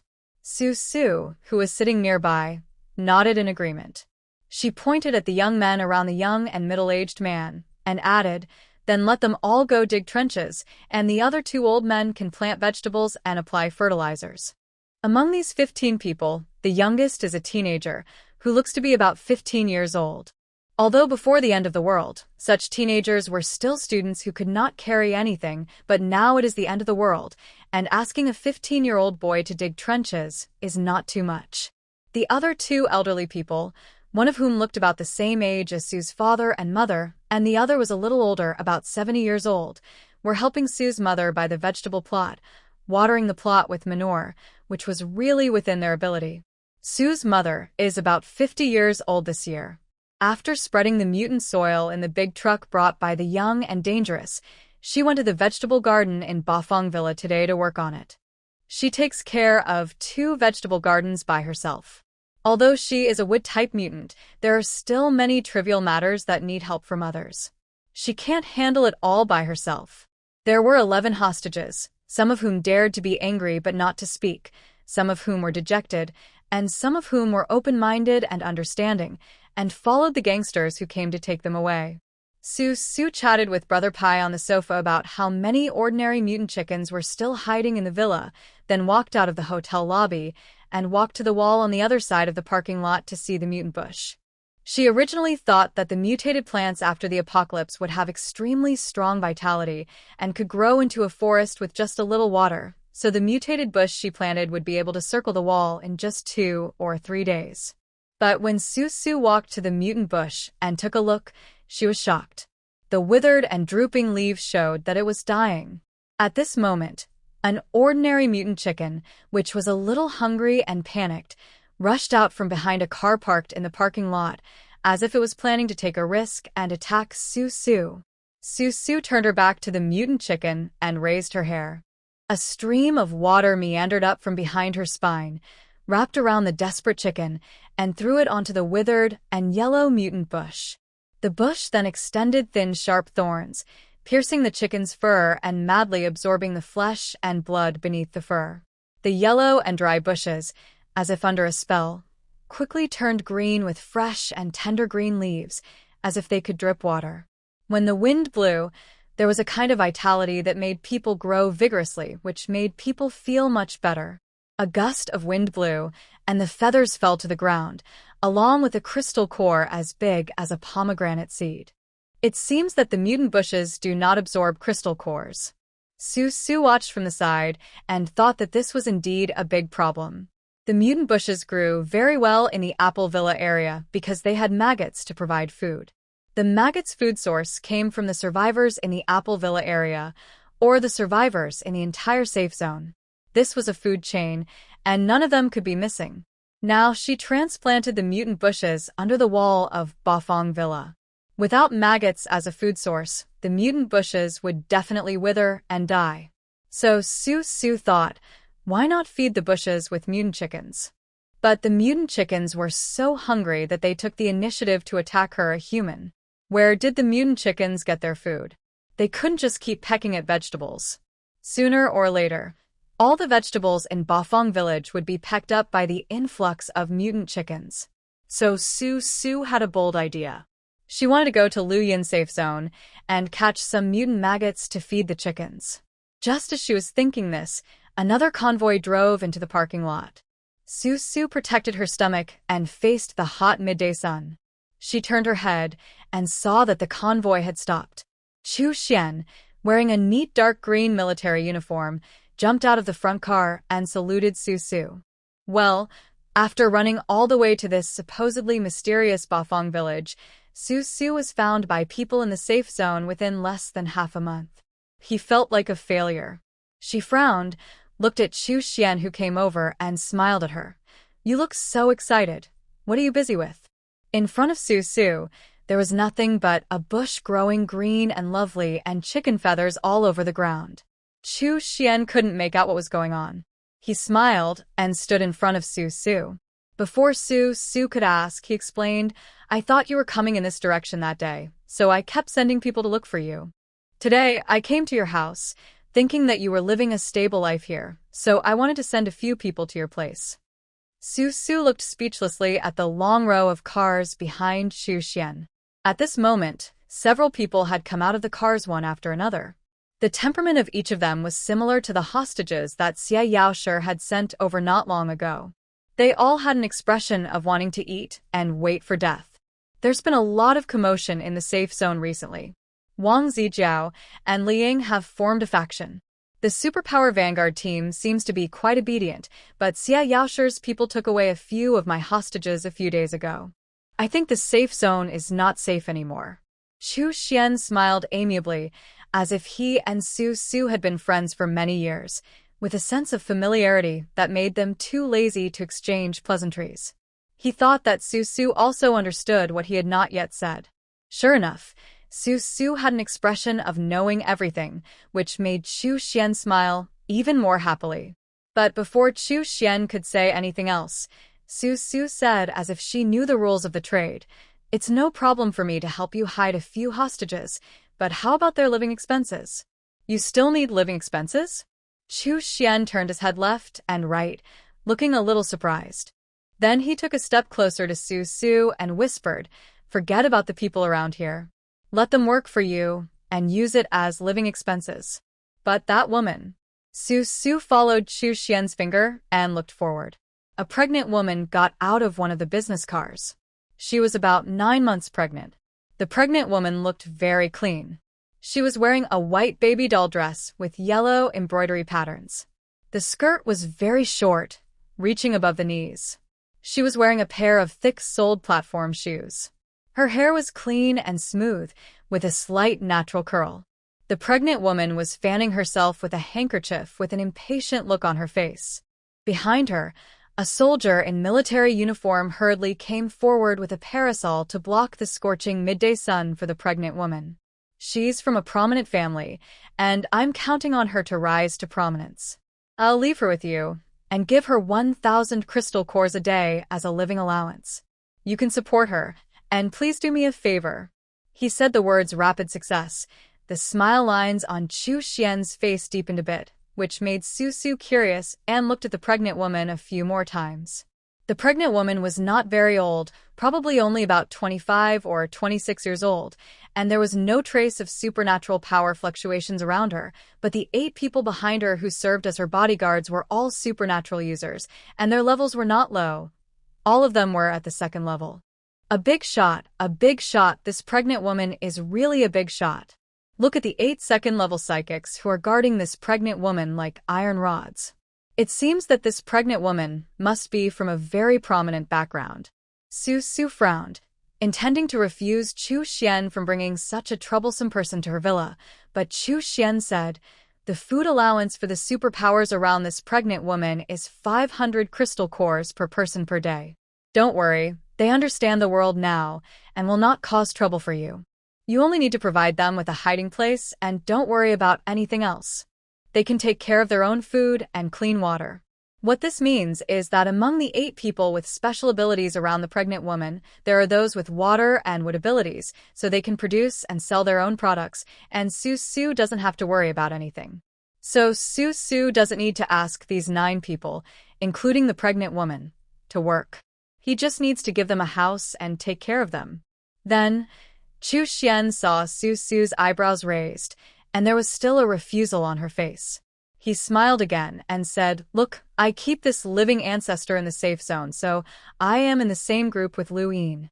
I put this living ancestor, who can make me successful with you, so I am in the same group with you. How about it? Do you want to do this deal or not? This made Su Su a little excited. She heard from Xia Yaoshi and Chu Xian that there were some signs that Lu Yin's safe zone was about to fall apart. Who knows? Before Yi Yu could carry out the assassination plan, Lu Yin would be killed by his own internal troubles. Chu Xian was one of the internal troubles, so Su Su would naturally support him. Then, Su Su pointed at the hostages except the pregnant woman and said to Chu Xian, "These people need to work, but they also need food expenses, 100 crystal cores per person per day. If you are willing, you can keep them. If not, take them away." "Okay, deal." Chu Xian gritted his teeth. 100 crystal cores is 100 crystal cores. He was annoyed to hide these idle people with good food and energy every day. What a lousy place.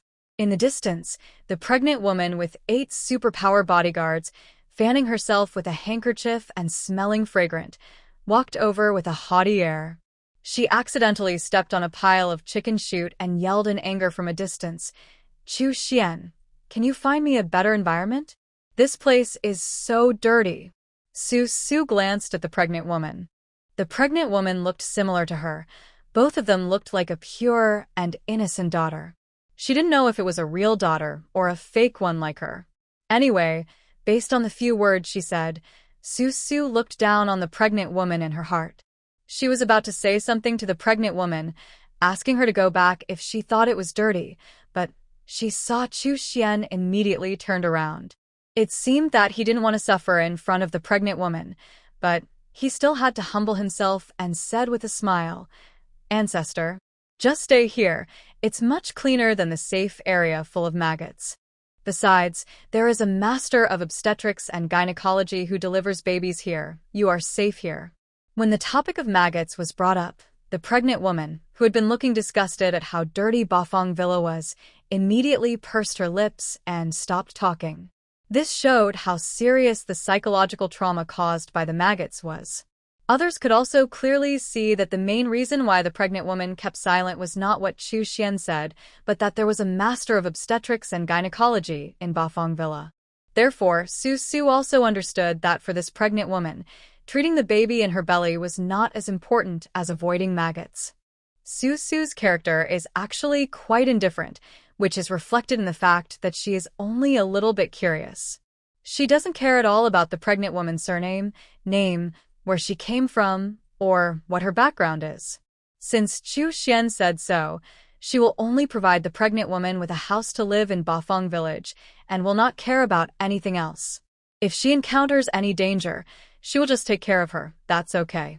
Having decided to accept so many hostages sent by Chu Xian, she took Chu Xian to find Brother Pai and briefly told Brother Pai about the food allowances that Chu Xian would give to the hostages.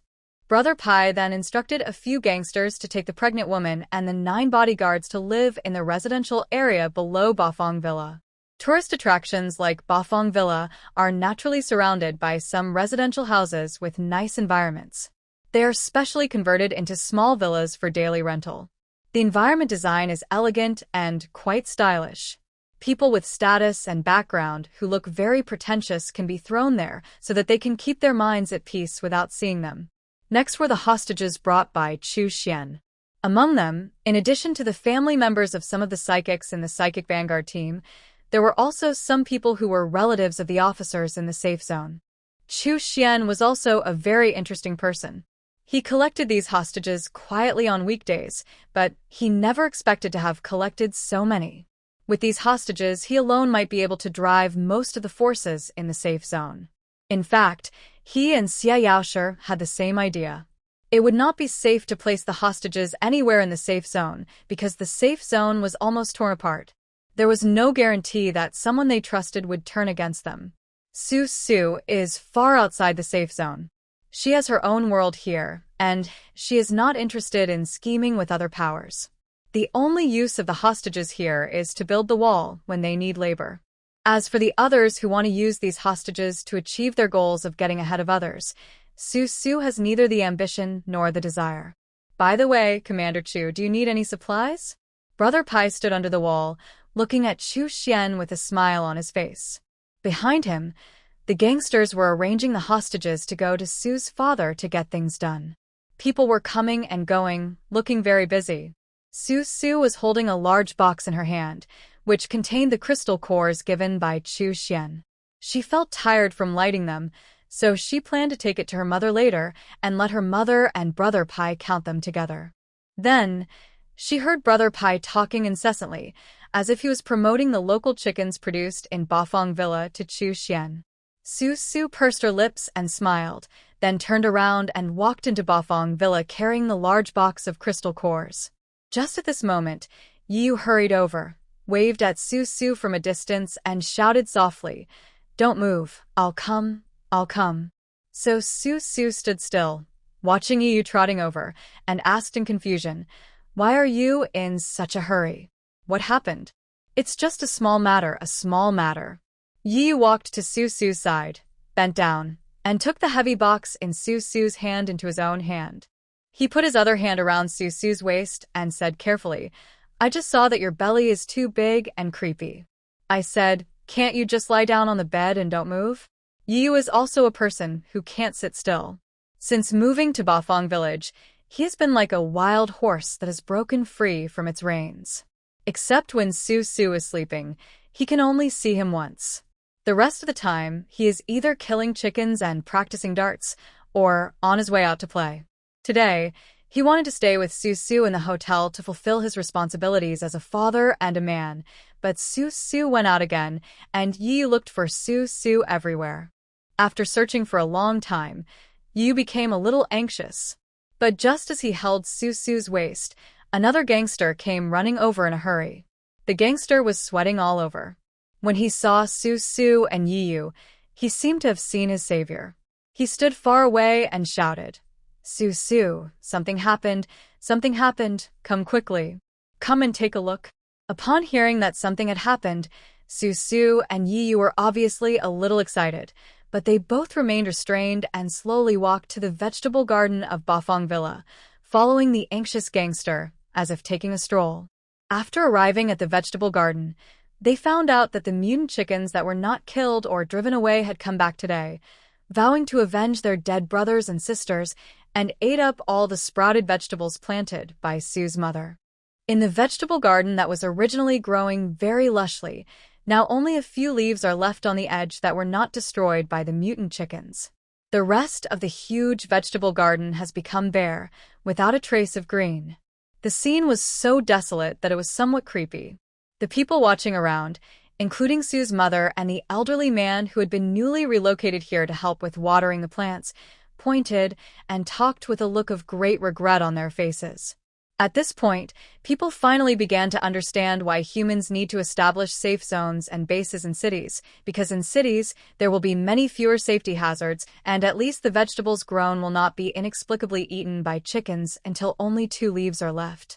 What is even more frightening is that even though these mutant chickens are suppressed by Yu and others, they can never be eradicated. Moreover, when people relax a little, the remaining chickens will run out and cause trouble everywhere. The vegetables in the vegetable garden have been eaten up by the remnants today.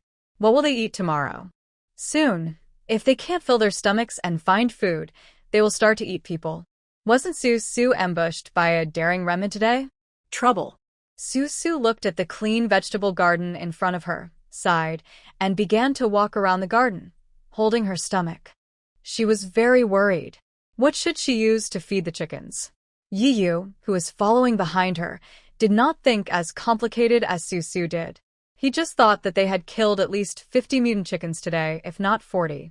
However, there were still some remnants, which meant that the number of chicks increased a little more than yesterday. He should gather a few brothers and search carefully in every corner. Thinking about his team of Special Forces soldiers, the first thing they do every morning is to kill chickens everywhere. Yu couldn't help but laugh when he thought about it. As for these vegetables, they still need to be planted. Su took a few steps and turned to face the bare vegetable garden. In fact, she didn't have to leave Bafang Villa.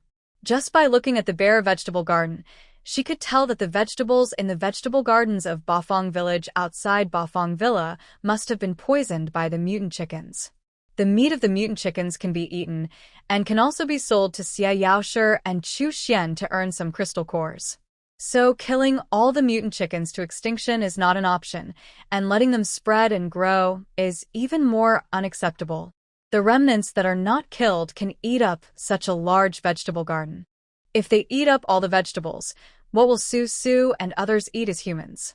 The reason why they still have vegetables to eat is that they rely on the vegetables grown by Su's mother in the truck, but the truck is so big, and Su's mother's superpowers are not easy to expose, let alone use superpowers to cultivate and plant on a large scale. Seeing that their burden is getting heavier and heavier, the vegetables grown by Su's mother alone can only barely meet the needs of everyone now, and it is far from enough to export. Besides, Su felt that her mother had no obligation to satisfy everyone's portion. She didn't want her mother to be too stressed, didn't want her mother to be tired, and didn't want her mother to easily experience the feeling of overdrawing her supernatural powers. Therefore, the vegetable fields in Bafang village had to be planted. We need to mobilize a group of people to tidy up the vegetable garden in Bafang village. It would be best if the soldiers who dig trenches can also plant a piece of land in their spare time. Without wood-related abilities, the vegetables they grow will not grow fast, but that doesn't matter. Before the end of the world, didn't people also wait for the vegetables in the fields to grow slowly according to the laws of nature? Yu didn't understand what Su was thinking or worried about. He followed behind Su and listened to her say one sentence now, then another sentence, then she said one sentence, took 2 steps and stopped. She looked very cute. So Yi followed behind her and carefully protected her to prevent her from thinking too hard and falling. Then I heard Su say, "Don't put all the chickens you kill tomorrow into the freezer. Get a few alive and feed them to the bush under the parking lot wall. The bush is too small and weak now. It is too weak to actively hunt for food.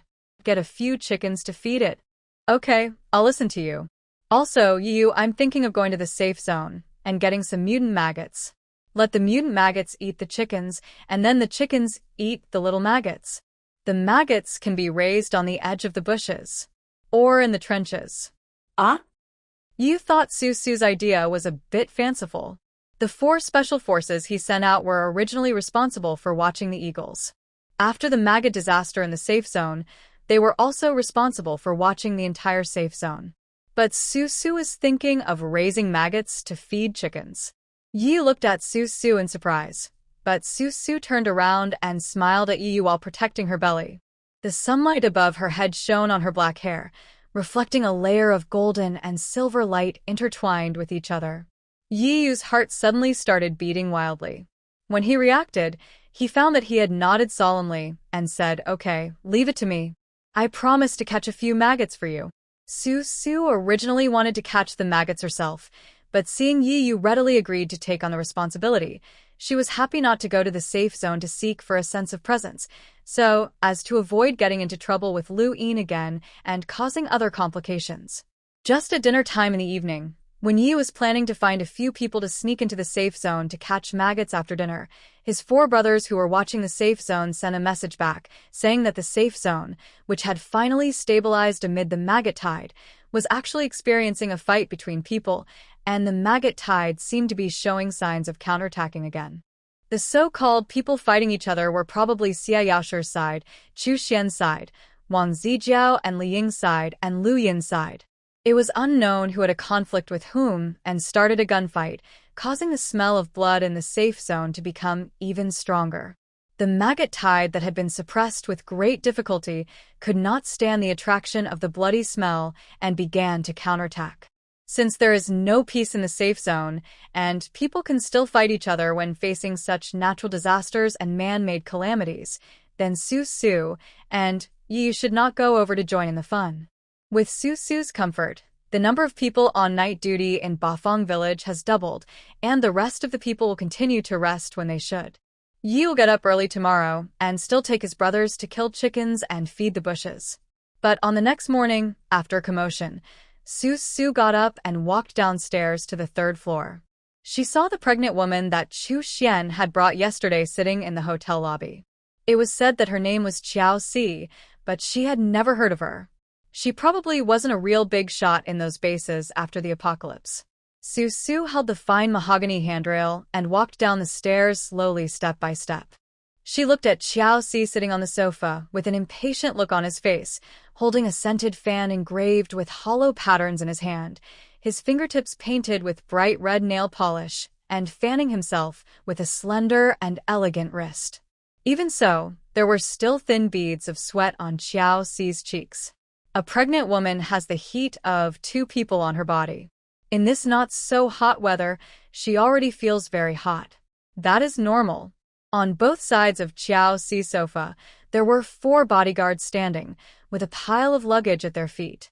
Each suitcase was pink or white or goose yellow in color, a typical girlish style. One could tell at a glance that these were Xiao Si's things. Seeing Su coming down from upstairs, Brother Pai turned around, his face full of embarrassment, his eyes full of questions, as if he didn't know what to do. "What's wrong?" Su walked down holding her waist and took a look at Xiao Si, who had delicate makeup, specially trimmed eyebrows, and applied countless layers of skincare products. She rubbed her nose and stood far away. She could smell the scent of skincare lotion on Xiao Si from such a distance, so Su didn't want to get close to Xiao Si at all, for fear that she would not be able to resist and drive away Xiao Si, the human-shaped perfume. "The lady said you came at the right time. Let me ask you, are you the person in charge here?" Before Brother Pai could explain the whole story, Miss Xiao Si, who was sitting on the sofa, stood up while fanning herself with a scented fan and holding her belly. She took 2 steps towards Su with dissatisfaction and said, "Didn't Xu Xian give you the crystal core? You also arranged for us to live at the foot of the mountain. I don't know who lived in that house before. It's so dirty everywhere. The trench you dug makes the air smell like dirt. I heard that there were maggots yesterday. I don't want to live there. I want to live here. Oh my, it's the end of the world now. Isn't everything dirty? If you want to make it less dirty, can't you just clean it yourself?" Su complained in her heart, raised her eyebrows, looked at the somewhat domineering and arrogant young lady, but smiled, pointed at the stairs behind her, and asked, "Are you sure you want to live here? There are 10 babies living here, crying and making noises 24 hours a day. Are you sure you can sleep well?" Xiao Si opened her mouth, and she didn't know what kind of lip balm she had put on her small red lips, but they sparkled in the sun. She was just about to tell Su not to lie to her, but she heard a baby crying from upstairs, and then one baby seemed to wake up the other babies, and a large number of babies crying came down. The sound was so loud that Xiao Si couldn't help but raise her slender jade fingers to cover her ears. "It's so noisy. So annoying." Xiao Si pouted her red lips, fanned her high-end scented fan vigorously, and said to Su, "Then move them away. Anyway, I don't want to live outside this villa anymore. There's a fight in the safe zone. It's so dangerous to live outside the villa. Are you doing this on purpose? Move away." Su looked straight at Xiao Si. Looking at Xiao Si's slightly long standard oval face, pointed chin, small mouth, the proportions were too perfect, as if she had undergone plastic surgery. Su couldn't help but sneer, and asked 3 words, "Why? You?" Xiao Si was furious, as if it was the first time in her life that she had met someone like Su who dared to contradict her. She stamped her feet regardless of her big belly, and said angrily, "Do you know who my godfather is? How dare you talk to me like that? How did I talk to you? Just stay down there. If you want to stay, stay here. If not, get out." "What the Hades?" Su took a step forward, also angry. Her belly had been getting bigger recently, and her temper wasn't as good as it had been in the past few months. Seeing Xiao Si's face turn pale and take a step back, Su took a step forward and said directly and rudely, "Why are you acting like a young lady on someone else's territory? Don't you know that it's the end of the world outside? If you don't know, go and see. You're such a grown-up. Are you embarrassed to let a tiny baby make room for you?" Xiao Si's face was filled with shock and fear. To others, Su seemed particularly aggressive. Xiao Si's face turned pale, and his overly large eyes were suddenly filled with tears, as if he had been bullied by Su. He pointed at Su Su with trembling fingers and shouted several times, You. Then she seemed to burst into tears, turned around, and complained to the superpowers behind her. She bullied me, a pregnant woman with a big belly, and you didn't help me? A superpower stepped forward, seemingly posing to appease Xiao Si, but the superpower bodyguard had an embarrassment on his face, saying that Su Su bullied Xiao Si, a pregnant woman with a big belly? They looked at Su Su, the owner of Bafang Villa, who was also pregnant, and asked how these burly men could help Xiao Si get back her face. Xiao Si didn't like the residents outside Bafang Villa, and insisted that they pack up their things and move into Bafang Villa. The bodyguards were somewhat reluctant, but yesterday they heard from the soldiers who had finished digging trenches and returned from work that there seemed to be a few maggots at the head of the village, but before they could hurt anyone, they were pecked to death by a few chickens. So the bodyguards wondered if the maggots in the safe zone were not controlled and ran to Bafang village? Because Xiao Si was pregnant with their eldest master's child, the bodyguards could only go along with Xiao Si and thought of moving to Bafang Villa and asking Su Su to give Xiao Si a bedroom. But Xiao Si was used to being a young lady. Now she was in someone else's territory and couldn't understand the situation. She not only wanted a bedroom, but also wanted all the babies to move out to give her a place to live. Even if the eldest young master heard about this in the future, he would only scold Xiao Si for being ignorant. The bodyguards did not move in the face of Xiao Si's complaint. Although the bodyguards did not move, Su Su was furious and yelled at the crying and pitiful Xiao Si, Get out. Take your people and get out of Bafang village immediately and go back to Chuxian. I saw that you were about to give birth, so I thought it would be good for you to stay with me for 2 or 3 days. Who would have thought that you would be so ungrateful and cry about it? I am so annoyed. Are you going to get out or not? If not, I will chase you away with a broom? There is a type of people in this world who are the ones who obviously made some excessive demands first, and when they are rejected, they act as if they are being bullied. They put on a weak and helpless attitude to win the sympathy of the world, making people feel that everything is Su Su's fault and that Su Su is being unreasonable. To be honest, Su Su really hated this kind of person. She was pregnant with Xiao AI and her mood was fluctuating a lot. When she heard Xiao Si crying and making a fuss, it was like a buzzing fly, giving Su Su a headache. She yelled at Xiao Si and really turned around to find a broom. Xiao Si cried even louder. As she cried, she seemed to have been treated inhumanely. She grabbed the sleeve of one of the bodyguards and hid behind them, saying sadly, I didn't say anything. It's still scary here. Let's go quickly. Woo, brother, where are you now? When will you come to pick me up? She was like a person made of water. At first, she was arrogant and wanted the babies to make room for her. But perhaps because she saw that Su Su's temper was not very good, Xiao Si collapsed all of a sudden and cried out of breath. Her red eyes were like a rabbit. She hid behind the psychics with a look of fear on her face. The bodyguards had probably seen Xiao Si so many times that they were immune to him. They calmly picked up the box and ran away with Xiao Si, leaving one bodyguard behind to wait for Su Su to go find a broom. When Su Su came back with the broom, he bowed his head and apologized sincerely. I'm sorry. Our eldest daughter has never known worldly things since she was a child, and she is a little immature. I'm very sorry to cause you trouble. Su Su was still holding the broom, one hand holding the broom, the other hand supporting her waist, looking at the sincere and serious bodyguard. She sneered, I have always had a bad temper. I think those who obey me will prosper, and those who disobey me will perish. If you are obedient and stay here quietly, I won't mind making room for you. But your eldest daughter, who doesn't care about worldly things, is a troublemaker at first glance, and she may go to your master to make trouble for me in the future. If you don't leave, do you want me to go all out and kill you to silence you for peace and smoothness? Anyway, she's been portrayed by Xiao Si as a villain who enjoys torturing others. After hearing Chu Xian describe Xiao Si's identity as extremely noble and mysterious, Su Su doesn't know if she can defeat Xiao Si's backers. Looking at today's situation, Xiao Si has already held a grudge against her, and there may be more conflicts in the future. If she doesn't get rid of this sticky person quickly, it may cause a big hidden danger in the future. This The bodyguard looked embarrassed, lowered his head, and said carefully, "Please rest assured, our eldest master and his whole family understand our eldest lady's temper. Everyone is not unreasonable. Even if our eldest lady deliberately embarrasses you in the future, the eldest master will not listen to her one-sided words." Su tilted her head, still holding the broom in her hand, and looked at the bodyguard with a look of "I don't believe your one-sided words either."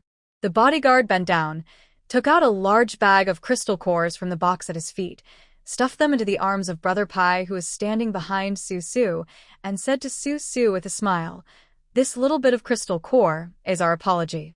Please trust us. Once the baby is born, we promise to contact Chu Xian and have him take us away. We won't cause you any trouble." Su still didn't say anything, looking at the bodyguard, weighing in her heart how credible the bodyguard's words were. Brother Pai weighed the crystal core in his hand, touched the crystal core in the bag with his hand, took a step forward, and whispered to Su, "There are quite a few level 2 crystal cores." Yeah. Su cleared her throat, glanced at the crystal core in Brother Pai's hand, cleared her throat to the bodyguard, slowed down her tone, and said, "Since you apologize sincerely, let's forget about this matter today. Let Xiao Si stay here and stop making trouble or going to Bafang Villa again otherwise. Naturally, what happened today will never happen again." The bodyguard bent over and nodded repeatedly. Seeing Su finally put away the broom in his hand, he breathed a sigh of relief, said goodbye quickly, and left the hotel lobby. As for Su, she had a stern face and a big belly. When she saw the last bodyguard walking away with a suitcase, her eyes turned cold, and she said to Brother Pai, who was standing beside her with a smirk, "Chu Xian will come tomorrow, so let him persuade them to go back. Even if she gives me 10,000 crystal cores a day for food, I won't serve her. Does she really think that she spent the money and that everyone else is her subordinate? Okay, they have someone coming to buy something tomorrow, I'll talk to his people." Brother Pai nodded, agreeing with Su's way of handling the matter. After all, Chu Xian had said that Xiao Si's identity was extraordinary. If Bafang Villa insisted on driving him away, it would inevitably give people a reason to criticize them. So this time Su pretended to keep the person for the time being and let Chu Xian take him back in person tomorrow, so it would not be considered that she had driven him away. Su's personality is like this. She doesn't take any soft or hard words. She only looks at the appearance. If she likes someone, she will keep him. If she doesn't like someone, she will leave as far away as possible. For Su, Xiao Si is not to her liking, so I'm sorry I won't accompany him. Oh, by the way, Su supported her waist, threw away the broom in her hand, turned around and looked at Brother Pai, and asked, "Just now, Xiao Si said that the soldiers digging trenches said that maggots appeared, but they were eaten by chickens. What's going on? I haven't heard of this." Brother Pai gave all the crystal cores in his hand to Su. This was a personal red envelope from Xiao Si's bodyguard to Su, so Brother Pai didn't need to keep an account. He shrugged and said, "Who can be sure about what will happen in this apocalypse? Some of those soldiers may have had a traumatic experience with the maggots in the safe zone, so they may say that a worm is a maggot. Anyway, this incident didn't cause any casualties. If we really want to investigate, we have to ask those chickens to find out." "That's true." Su nodded, holding the bag of crystal cores in her arms and thinking for a while, and then said to Brother Pai, "But we can't let our guard down." There was no movement in the safe zone at the beginning, but when the maggot tide came, Luine almost couldn't resist it. She paused, tilted her head, and said, "I think we should take precautions before it happens. Find a few people to record the number of people each day. If there are fewer people or any unusual movements, we must pay attention to it.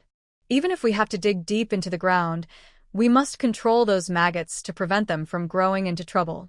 In this situation, the mutant bushes cannot actively hunt, and Yu and others need to feed the mutant chickens every day. When the maggot tide comes, how can Su and others resist? I am afraid that this Bafang village will become the same as the Xiangqing safety zone. But she had originally thought of asking you to go to the safe zone to catch some maggot seeds for her so that she could raise them in the trenches to feed the chickens. If mutant maggots really appeared in Bafang village, it would just be in line with Su's wish. Let these mutant maggots feed the chickens so that the chickens would not destroy food and vegetables. This would also be good. While Su was thinking about the problem of the mutated maggot tide, Qiao Ci's bodyguard quickly walked out of Bafang Villa and came to the parking lot at the back. Seeing Qiao Ci still crying in the nanny car, he became impatient and waved his hand. He led the other bodyguards into 2 cars near the nanny car and drove back with Qiao Ci. Qiao Ci was still crying in the car, which made people feel very sympathetic. When she saw the car was driving away, she turned around and pointed at Bafang Villa, as if there was an unforgivable devil in Bafang Villa, crying, "You just let her go. Didn't you see how she bullied me just now?" The bodyguard who was driving raised his eyes, glanced at Qiao Ci through the rearview mirror, and without saying a word, took Qiao Ci out of Bafang Villa. As for this person, no matter how noble or humble his life was before the end of the world, after the end of the world, he should never think about what he was like before the end of the world. Otherwise, when walking in this end of the world, it is easy to lose his position and become hated by everyone. Are these 8 bodyguards really as tolerant of Qiao Ci as they appear to be? It's the end of the world. People have their own thoughts. Who really knows who? Su didn't want to care about Qiao Ci anymore. She was waiting for Chu Xian to come and take this young lady back. However, Chu Xian didn't show up for several days. Not only Chu Xian didn't show up, but Xia Yaoshi didn't come either. Instead, some refugees in the safe zone began to run out of the safe zone. In just a few days, hundreds of people came to the outside of Bafang village. After careful questioning, Su realized that it was not just people fighting each other in the safe zone. These past few days were like watching a blockbuster movie, with all kinds of ups and downs in the safe zone. First, Xia Yaoshi ran away with 50 members of the Superpower Vanguard, a group of survivors and temporarily rescued hostages. Then Chu Xian led some officers in the safe zone, 250 superpowers from the Superpower Vanguard team, and several thousand soldiers away. Only Wang Zijiao and Li Ying were left, and there were 6,000 soldiers under Lu Yin. It was said that Wang Zijiao and Li Ying were also very restless. They had gathered 1,000 personal soldiers and seemed to be planning to set up their own faction. At this time, Lu Yin was trying to control the situation.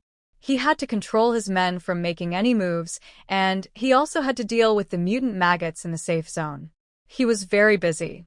Some smart survivors knew that this safe zone might not last for a few more days, so they drove to follow Xia Yaoshi and Chu Xian. Some other survivors planned to go north to Chongqing safe zone. It was said that the situation there was much more stable than Chongqing.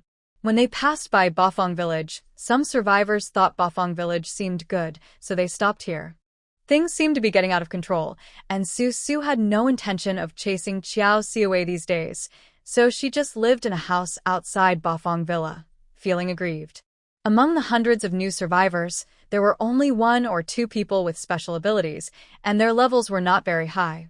After listening to Brother Pai's words, they wanted to stay, and they would have to participate in the trench digging in Bafang village. They would only have 3 meals a day, no salary, no crystal cores, and would have to take care of their own clothes. They had to dig the trenches manually because they could not find excavators in Bafang village due to limited conditions. Then about half of them left, including the 1 or 2 people with special abilities, and there were about 50 people left. They were accepted and joined in the vigorous trench digging construction. With more people, they have to be responsible for more rations. Except for the 4 people who were doing surveillance outside the Chongqing security zone, Yi's 18 people had 14 people who spent the whole day killing chickens to protect vegetables and killing chickens to feed the bushes. They barely managed to tidy up the vegetable fields in Bafang village. In mid-June, Su was already 7 months pregnant. The temperature in the south had reached a new high. The whole world was beginning to transition towards survivors banding together safe zone. However, Bafang village was still a village. The highest point in the center of the village was Bafang Villa. Below Bafang Villa, in an ancient-style building, Qiao Ci, who was more than 9 months pregnant and had entered her due date, was becoming more and more annoyed. In fact, the place where she lived was not as bad as she thought. At least after asking the 8 psychics around her to clean it, it was still quite upscale. However, Xiao Si just felt that it was stuffy living here. It was not big enough, not spacious enough, and the environment outside was not good. She had never lived in the countryside since she was a child, and now when she went out, she would be covered in dust. Xiao Si felt that she was too wronged. A supernatural being prepared a meal and gave her food. She lay on the chaise longue with her belly bulging, applying hand cream on her delicate fingers.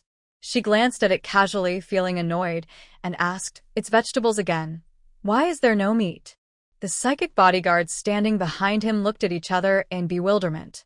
Among the 8 of them, there was only one psychic with wood ability, so of course they could only produce vegetables. If they wanted to eat meat, they could only exchange chicken with Su Su's people. But since Xiao Si came back angrily a few days ago, he cried and said he would never send Su Su any more crystal cores, so of course they had no meat to eat. "No, if you don't give me meat, I will go on a hunger strike." Xiao Si pouted and pushed the bowl on the small table to the side. The bowl was about to fall to the ground, but a superpower next to him was quick and straightened the bowl. He said respectfully, "Miss, eating meat is easy. You can eat this meal today, and I promise to serve you meat in the evening." Xiao Si was unmoved and began to pick through a pile of colorful nail polishes on the small table. The brands of nail polish were all top-notch in the world. She picked a bottle of bright red and began to apply her nail polish, looking as if she was ignoring everyone else. The supernatural being looked helpless and said in a slightly heavy tone, "Miss, you can afford to starve, but our young master's flesh and blood cannot." To put it bluntly, who are you picking on? If the young master's flesh and blood are starved, isn't it also a loss for you? Yes, eldest brother's flesh and blood. Xiao Si, who was painting her nails with nail polish, had a slightly oval face that was stunned by the words of the superpower. She raised her jade hand and touched her belly that was about to give birth. She couldn't help but feel a little resentful in her heart, and her expression was not good. Then she thought that it was because of this belly that she could be so cared for by her eldest brother now, so she turned around and asked, "Didn't Big Brother say he would come to pick us up? Why hasn't he come yet?" "It's coming soon. The eldest master said that he has arrived in Chuncheng. Have you told my eldest brother that I'm living a life worse than death in this Bafang village?" Xiao Si cried again, and 2 crystal tears slid down and fell on her elegant white neck, looking extremely pitiful. The 2 bodyguards standing beside looked at each other with deep disgust in their eyes. In fact, what they didn't want to say was that the communication equipment they carried with them could not be used now. The only person who could contact the young master was Chu Xian, because Chu Xian could use a military encrypted radio, and these military things were inaccessible to them, the non-military bodyguards. But Xiao Si didn't care about all this.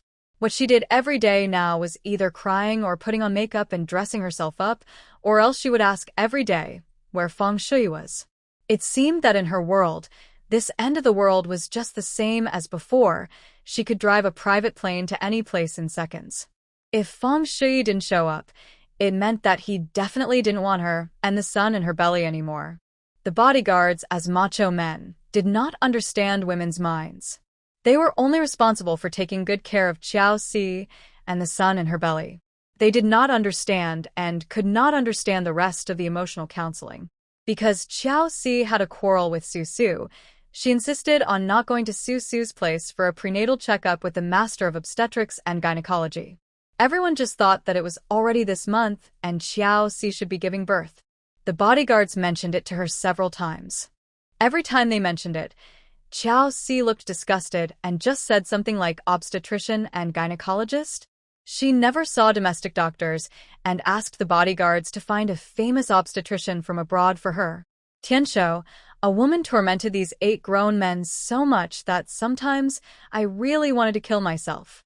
At night, after Xiao Si threatened to commit suicide by cutting her wrists if she was not given meat to eat, the 8 bodyguards had no choice but to send one person to climb up to Bafang Villa to buy chicken. At this time, everyone in Bafang Villa had already eaten dinner. Because there were too many people digging trenches at the village entrance, Yu assigned half of the special forces to take turns on duty there to protect these laborers digging trenches and to supervise them so that they would not cause trouble. So now the cooking area in Bafang village has been divided into two parts. There are 19 gangsters, 10 of whom are responsible for making the big pot meals and various chicken products such as roast chicken, chicken soup, fried chicken for the coolies, and the other 9 are responsible for the precise chopping and slow frying, and are responsible for the meals for Su's mother, doctors and nurses, Yu's team, and Pai Ji's team. So at this point, basically all the people brought out from the Apple Villa area, except those on duty, were in the hotel. And everyone knew that Xiao Si had come to ask the babies to move to another place for her a few days ago, so no one looked at the bodyguard well. When he was brought in front of Su, everyone had an expression of watching a show, and no one said a word, nor did anyone add insult to injury. Su was sitting on the sofa in the hall at this moment, watching her mother knitting a sweater. She didn't know where her mother got the knitting needles and wool from, but she kept muttering that she wanted to knit a sweater for Xiao Ai. Su watched from the side and felt that the magical wool was flying up and down in her mother's hands, and soon it was woven into a row of wool. It was simply amazing, wasn't it? Seeing the bodyguard, it was the one who stuffed a large bag of crystal cores into her as an apology last time. What was his name? Oh, Gobatian. Gobatian's face was pale, and he walked over very embarrassedly, standing in front of everyone, just facing Su. Su just glanced at her and then looked back at her mother, knitting a sweater. Liang Xiaoqi then sat on the armrest of Su's sofa and whispered to her. He said Xiao Si wanted to eat meat, so he wanted to buy some frozen meat. Buy meat? Su raised her head, and everyone focused their eyes on Gobatian's face, as if they found it very strange that Xiao Si actually wanted to eat meat. Xiao Si had only come back to Bafang Villa to make trouble last time, and had never had any dealings with them since then. It was a miracle that he was willing to bow down for meat today. Su nodded and said indifferently, "Frozen meat costs 8 ordinary crystal cores per pound. How many pounds do you want?" 810 pounds. Gobatian originally wanted to say, "It's only 8 crystal cores per pound, which is much cheaper than the trading house in the safe zone." But then he felt that it was inappropriate to say this, so he directly bought 10 pounds of frozen meat. After handing over the crystal cores, a gangster went to the freezer to weigh a frozen chicken for him. Under the bright crystal lamp, Gobatian stood in front of the crowd, looking somewhat at a loss. Li Mingji, the older of the 5 nurses, spoke quickly, pointing at the bodyguard and said, "I saw your young lady from afar the other day. I think she will give birth in the next 2 days. You should take her to the clinic at the entrance of the village." "Yes, okay. Is she going to give birth soon?" Gobatian didn't understand, but he also knew that the person talking to him was called Li Mingji, and he was a medical worker. Since Li Mingji said that she was going to give birth, he advised Xiao Si to go to the clinic for a checkup. Carrying 10 kilograms of frozen chicken, Gobatian thanked and walked back. At the same time, he was overwhelmed by the thought of Xiao Si's disgust with Bafang village and Bafang Villa, especially Su. Xiao Si was used to being a young lady in the Fang family. With her temper, she felt like a young lady no matter where she was. Even if she was going to give birth, she would first act like a young lady and make others beg her to give birth. Sure enough, after eating a few mouthfuls of rice and a few pieces of chicken, Xiao Si heard Gobatian talking about how she met Li Mingji by chance on the way back from hunting. Li Mingji asked her to go to the clinic and prepare for the birth of her baby. Xiao Si then put the chopsticks in her hand on the table with a pop, stood up with her big belly, and said arrogantly, "No, I won't go to their country clinic. The environment is so bad, and they want me to give birth there. I would rather die than go there. TSK, wishful thinking. The end of the world. Susu is self-sufficient. She doesn't need weapons to fight, and she doesn't need crystal core consumption. Why does she need investment from Master Fang?" Gobatian complained in his heart, but he didn't say anything. He just cleaned up the food that Xiao Si had only eaten a few bites of and took it away. He did not dare tell Xiao Si that the chickens were bought from Su. He only said that he went out hunting. This was because he was afraid that Xiao Si would be too dissatisfied with Su Su and would refuse to eat the chickens from Su Su's family, which would lead to starvation to death of herself and the baby in her belly. In this way, Gubatian would be too sorry for the Fong family and the trust of young Master Fong. So they could only let Xiao Si be so willful, and the bodyguards could only hope that the eldest young master of the Fong family would come soon so as to persuade Xiao Si, who was about to give birth. However, the mysterious young Master Fong did not come. The next morning, after Su Su had finished her meal and filled the water tank in the greenhouse on the rooftop with water, she was looking at the 2 mutant bushes that had grown under the wall of the parking lot. Bafang Villa had welcomed another guest. This guest was none other than Su Su's old acquaintance, Li Ying. At present, almost 1/4 of the trench in the entire Bafang village has been dug. The soil dug out from the trench has been piled up into a simple wall. The gate to the village has also been built into an iron gate with a very complicated structure by the gold-type psychics led by the fortune teller. The turrets on both sides of the gate have been upgraded to be a little taller than a few days ago. 2 people can stand on each of them, holding 2 guns to act as a lookout and warning. Therefore, if anyone is coming from the front part of Bafang village, they can only block the entrance of Bafang village and wait for the people on the turret to use the walkie-talkie to report layer by layer, such as who is coming and who they are looking for. The walkie-talkie is easy to find. It is a military walkie-talkie provided by Yi Yu and others. It is small and durable, and the signal is also excellent. It is a must-have in wartime. At present, for such a small village like Bafang, there are not many other guests. Some come to see Su Su, and some come to see Su Su. Su Su is also generous. When she heard that Li Ying dared to come to see her, she asked someone to open the iron gate and let Li Ying in. She wanted to see what else Li Ying wanted to do. Li Ying, who had not been seen for a long time, was still living a very comfortable life. Her big wavy hair looked as if it had been carefully groomed and dyed a not too exaggerated burgundy color. She was still wearing a military skirt like a Kuomintang female spy. She was brought to the hotel to see Su Su by a gangster, along with 2 soldiers. Her car and the rest of the people in the car were left outside the iron gate and were not allowed to enter. Su Su was still sitting on the sofa in the hotel lobby. She was more than 7 months pregnant, which made her reluctant to move around. She was lazy all day long and gasped for breath after taking a few steps. At this moment, Su Su was tilting her head, basking in the not-too-hot morning sun. She squinted her eyes and glanced at Li Ying, pointed at the sofa opposite her, and said, "Sit."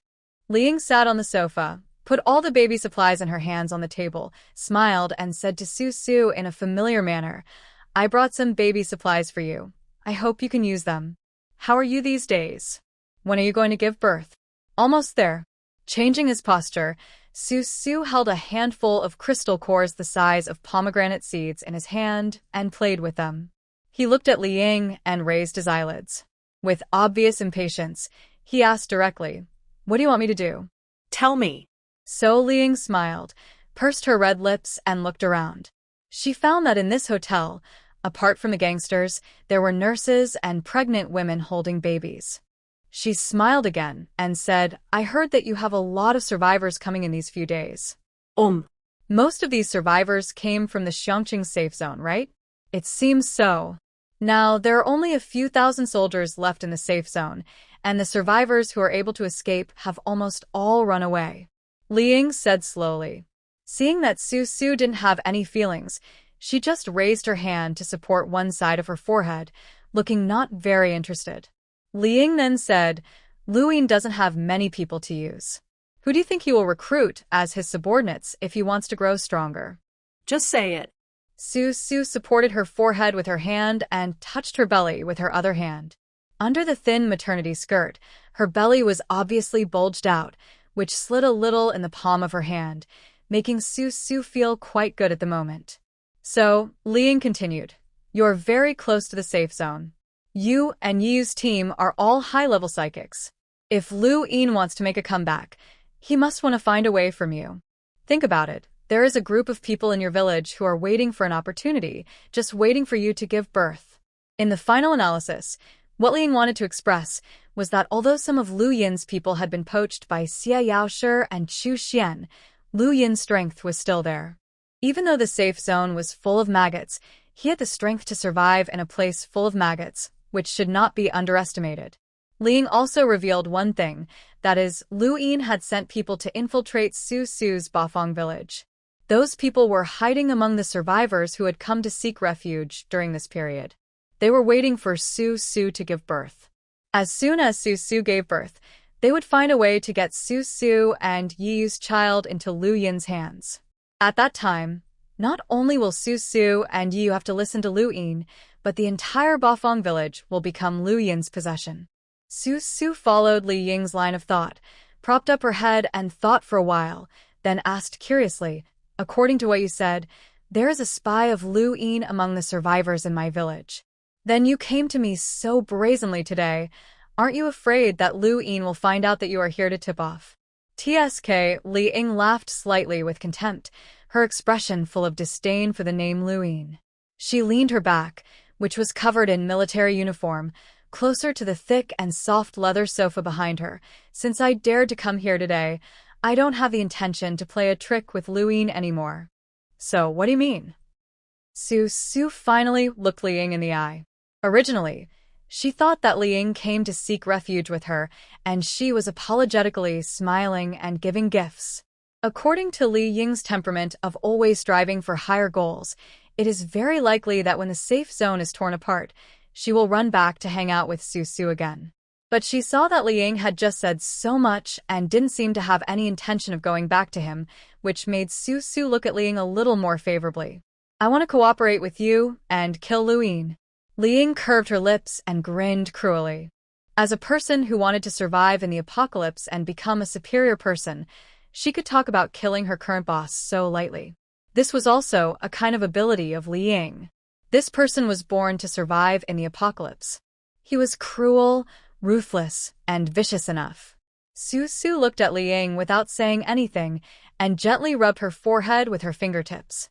Li Ying then lowered her eyes, patiently waiting for Su Su's answer, and did not rush Su Su to do anything. Only after a long time did Li Ying gently and slowly say, "According to the current trend, killing Lu Yin will benefit both you and me. You will get rid of a big worry, and I can successfully ascend to the top. Why not do it?" "Oh, you want to use me to get promoted?" Su Su was sitting on the sofa, with her back against the French window.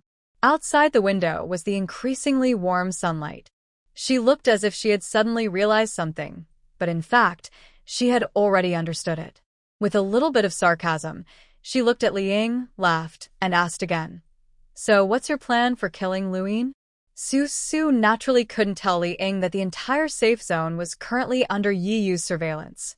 If she wanted to take action, it would not be a big deal for Lu Yin's eagle to die hundreds of times. However, since the last time they came out of the safe zone, Yi Yu ordered the eagle to be shot, and Lu Yin became alert. So now the eagle would not return to his nest directly, but would find different places to rest when it was tired. What's worse, if it was hungry, it would just rush to the ground and eat maggots. There has been a lot of turmoil in the safe zone these past few days. Although Wang Zijiao and Li Ying and Lu Yin are not on good terms with each other, Lu Yin still has people available. He still has 5,000 soldiers in his hands, and all of them are strong and healthy. He has also inspired more than a dozen people with special abilities. The eagle in the sky was still spinning in the sky. Lu Yin could also see the entire safe zone that the eagle could see. He used the advantage of overlooking the area to let his personal soldiers control several blocks. There were survivors in the blocks, and there were even a few warehouses that Lu Yin had stored there. It was estimated that it would not be a problem to hold out for a month or so. Wang Zijiao and Li Ying had no right to enter these blocks, which fully demonstrated that Lu Yin had already set up a defense against Wang Zijiao and Li Ying. Wang Zijiao and Li Ying only had 1,000 men and more than 10 psychics, but they were also smart. After Chu Xian ran away, they occupied the trading house intentionally or unintentionally. There were also many supplies in the trading house, so they cooperated with Lu Yin on the surface, but in fact they were wary of each other and survived in the safe zone. Of course, the safe zone was not big to begin with. It was dug out here and there, and the largest so-called safe area was only the size of 2 or 3 streets. Many of the safe zones expanded by Liu Yin before have now become the territory of maggots. There is one advantage of having maggots, that is, there are no zombies. The zombies will be eaten by the maggots, so naturally there will be no zombies. So the current situation is that Liu Yin sees that Su Su's Bafang village is still doing well, and is planning to first solve the internal trouble of Wang Zijiao and Li Ying, then take down Su Su and Yi Yu, and finally deal with the traitors Xia Yaoshi and Chu Xian. However, Li Ying decides to strike first and join forces with Su Su to kill Liu Yin, and by the way, recruit Liu Yin's 5,000 soldiers and a dozen psychics. This strategy of forming alliances and making alliances was well used, but after Liu Yin's eagle was shot by Yi Yu's men, he disappeared, and no one could find out where he was. "I know where he is." Li Ying sneered and took out a map with several blocks drawn on it. There were 3 red dots on the lines drawn with a black pencil. She spread the map on the coffee table in front of Su Su and pointed at the 3 red dots. "Here, here, and here, these 3 points are where Liu Yin is hiding. However, outside his safe zone, there are maggots everywhere. We can't get in and he can't get out either." One of the 3 streets occupied by Liu Yin was the Apple Villa district where Su Su once lived. The Apple Villa district was a maggot's nest, which was right between the trading house and Liu Yin. Because of Liu Yin's move-in, the maggot tides surrounded the block where Liu Yin lived. The maggot tides seemed to be consciously controlled by Liu Yin. They formed a natural protective circle outside the block where he lived, but did not easily go into the block. In those blocks, in addition to several warehouses that Liu Yin privately kept, he also had wood-type psychics like Fei Fei and several water-type psychics in his hands. It should not be difficult for them to survive for a long time. Therefore, unless Li Ying and Wang Zijiao sent troops to attack, they would not be able to contact Liu Yin at all. However, they currently have few soldiers and supplies, and do not want to lose people to Liu Yin easily. The only way that is beneficial to them is to seek cooperation with Su Su. What she meant was to ask Su Su to borrow a few psychics, preferably Yu's team, and take Wang Zijiao's men with them to rush into the maggot tide and directly kill into the 3 hiding places of Liu Yin and kill Liu Yin.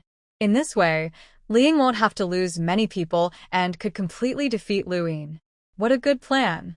Su Su couldn't help but laugh. Looking at Li Ying's carefully painted face, she felt tired. On the surface, this matter was as Li Ying said. She cooperated with Li Ying to solve Liu Yin's big trouble and protect Xiao Ai from being hurt by Liu Yin. However, the matter could not stand up to scrutiny. Once scrutinized, it was clear that Li Ying had taken all the advantages. Let's not talk about Yi Yu and his men clearing the way for Wang Zijiao's men. Can Li Ying be trusted?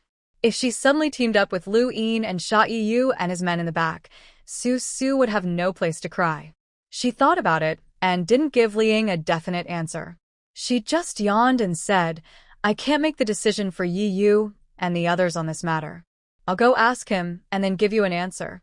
Liu Yin was going to be killed, and Li Ying couldn't be trusted to cooperate. Su Su just wanted to ask Yi Yu, given the current situation, could they kill Liu Yin alone? Although this would be more lonely, it was better than having Li Ying stab them in the back, right? Li Ying smiled and said nothing more. She was a very smart person and naturally understood that the previous unpleasantness with Su Su had made it impossible for the two to cooperate with each other with mutual trust. This matter could not be accomplished in 1 or 2 times. So Li Ying had a few more seemingly harmonious chats with Su Su, and then went back with her 2 soldiers. Su Su went with Li Ying, and she had no intention of killing Li Ying or anything. If she killed Li Ying, who had come to her door now, wouldn't she be helping Liu Yin and solving an internal problem for him? Su Su thought that although she did not intend to cooperate with Li Ying, what Li Ying said was not entirely unreasonable. Recently, many survivors had come to Bafang village. According to the normal thinking of survivors, they naturally wanted to find a strong backer to live a stable life. Bafang village is located in a remote area in the countryside. Su Su has neither soldiers nor guns, and it looks very small. People who enter Bafang village must work. The young and strong ones go to dig trenches, and the old, weak, sick, and disabled, who have a little strength, go to plant crops and water them. There cannot be people who just eat and wait to die. People who just eat and wait to die are not allowed to exist in Bafang village. Oh, except for Qiao Si. The key problem is that Su Su had no experience before. She and Yi were only good at violence and not good at management. Therefore, the entire Bafang village was managed by Brother Pai, the gangster boss, and there was a tendency towards gangsterism. This tendency was clearly reflected in the fact that the coolies in Bafang village did not get paid. Brother Pai had also reported this problem to Su Su. He believed that according to the current situation, these coolies had no place to spend the crystal cores. Although they sold frozen chickens to Xia Yaoshi and Chu Xian, the crystal cores were far from enough to pay so many coolies as wages. Therefore, at this stage, Bafang village provides the coolies with 3 delicious meals a day, big mouthfuls of rice, vegetables, and meat, and a safe place to rest at night, which is enough. In the past, before the end of the world came, the underworld would also take in some cheap labor. Brother Pai moved his previous thinking mode to the end of the world. Su Su felt that it made sense.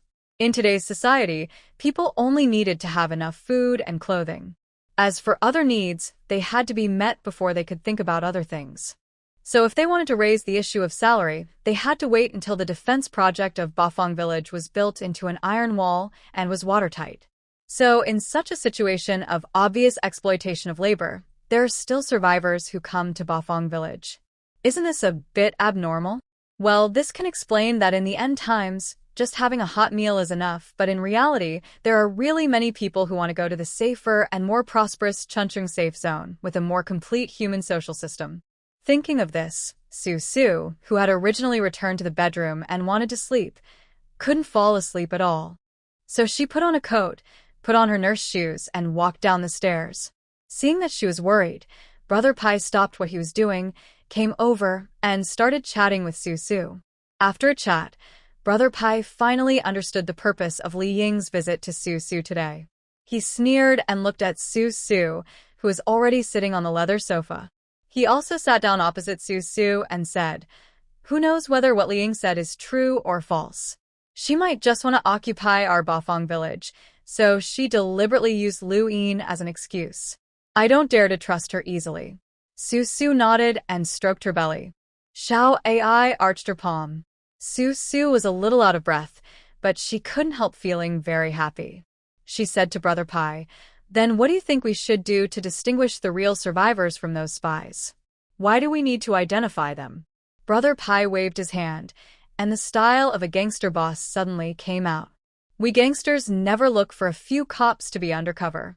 That's too much trouble. Have you ever seen a gangster boss who doesn't have 2 or 3 undercovers around him? This is normal. If you need to keep a secret, don't tell anyone.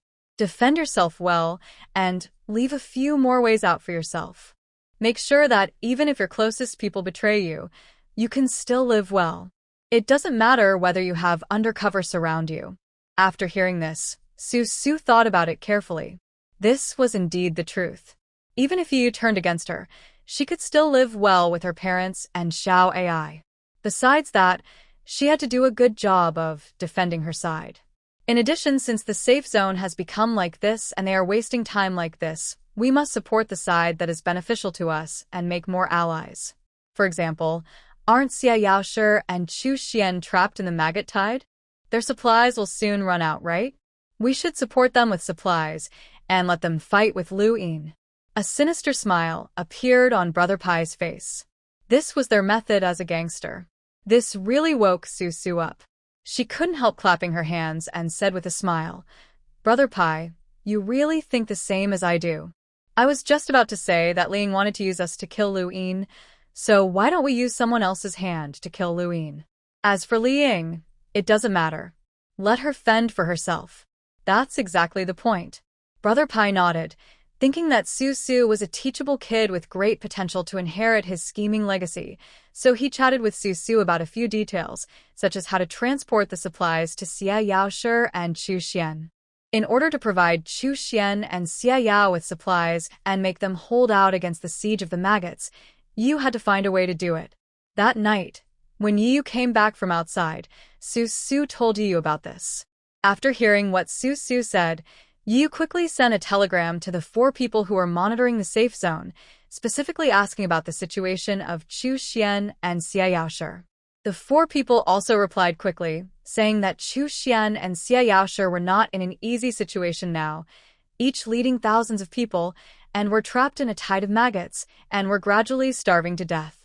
The 4 forces of Xia Yaoshi, Chu Xian, Li Ying, Wang Zijiao, and Lu Yin were in a scattered state, surrounded by a tide of maggots. The maggot tide was also very interesting, as if it was controlled artificially. Except for Wang Zijiao's side, who could move in and out freely, Xia Yaoshi, Chu Xian, and Lu Yin were all surrounded by the maggot tide. Wang Zijiao and Li Ying seemed to have a psychic who could drive away insects, so it was not difficult for Li Ying to get out. The other 3 forces, including Lu Yin, who was trapped in his own web, were surrounded by the tide of maggots. Chu Xian and Xia Yaoshi were also unable to take care of themselves. Fortunately, although they were surrounded, they had a lot of crystal cores in their hands because of killing maggots recently. If they could survive and not starve to death, it would not be a problem to pay off Su's material expenses in one lump sum. At night, Su sat on the bed, slightly out of breath, listening to Yu talking about the situation in Xiangqing. She frowned and said to Yu, who had finished his shower and was sitting at the head of her bed, "According to what you said, this dilemma seems to be caused intentionally by Lu Yin. After all, Lu Yin is already a 3rd-level psychic. His ability is to drive mutant beasts. It is not difficult for him to drive the maggots to protect himself and surround others. Now it depends on who can hold out longer, and who will not starve to death first." Is that so? I think you're right. Yu rubbed his freshly washed hair, and a puff of white smoke rose from his head, and his short hair dried. He felt that Su's analysis made his ability is to drive mutant beasts. It is not difficult for him to drive the maggots to protect himself and surround others. Now it depends on who can hold out longer, and who will not starve to death first. Is that so? I think you're right. Oh, a little swollen. Su tucked her toes in, but Yu held her feet tightly. She took a deep breath and felt a little short of oxygen. She said in annoyance, "Don't worry about me. Just do whatever I want. I'm so tired. Your feet are swollen like 2 big buns, and I'm going to ignore you?" Yu raised his voice a little. He rubbed Su's feet, put Su's feet into the quilt with a stern face, and got up to find Zhuoshijia. Now, no matter what question he asked Su just said that she was fine, and asked him not to worry about her. Her feet were swollen like 2 big buns, and he still wanted to ignore her? So Yu planned to ask Zhuoshijia what was going on? It was just a pregnancy, wasn't it? He used to watch soap operas, and the women on TV had no problem getting pregnant. In one episode, they said they were pregnant, and in the next they gave birth. They were still beautiful with big bellies.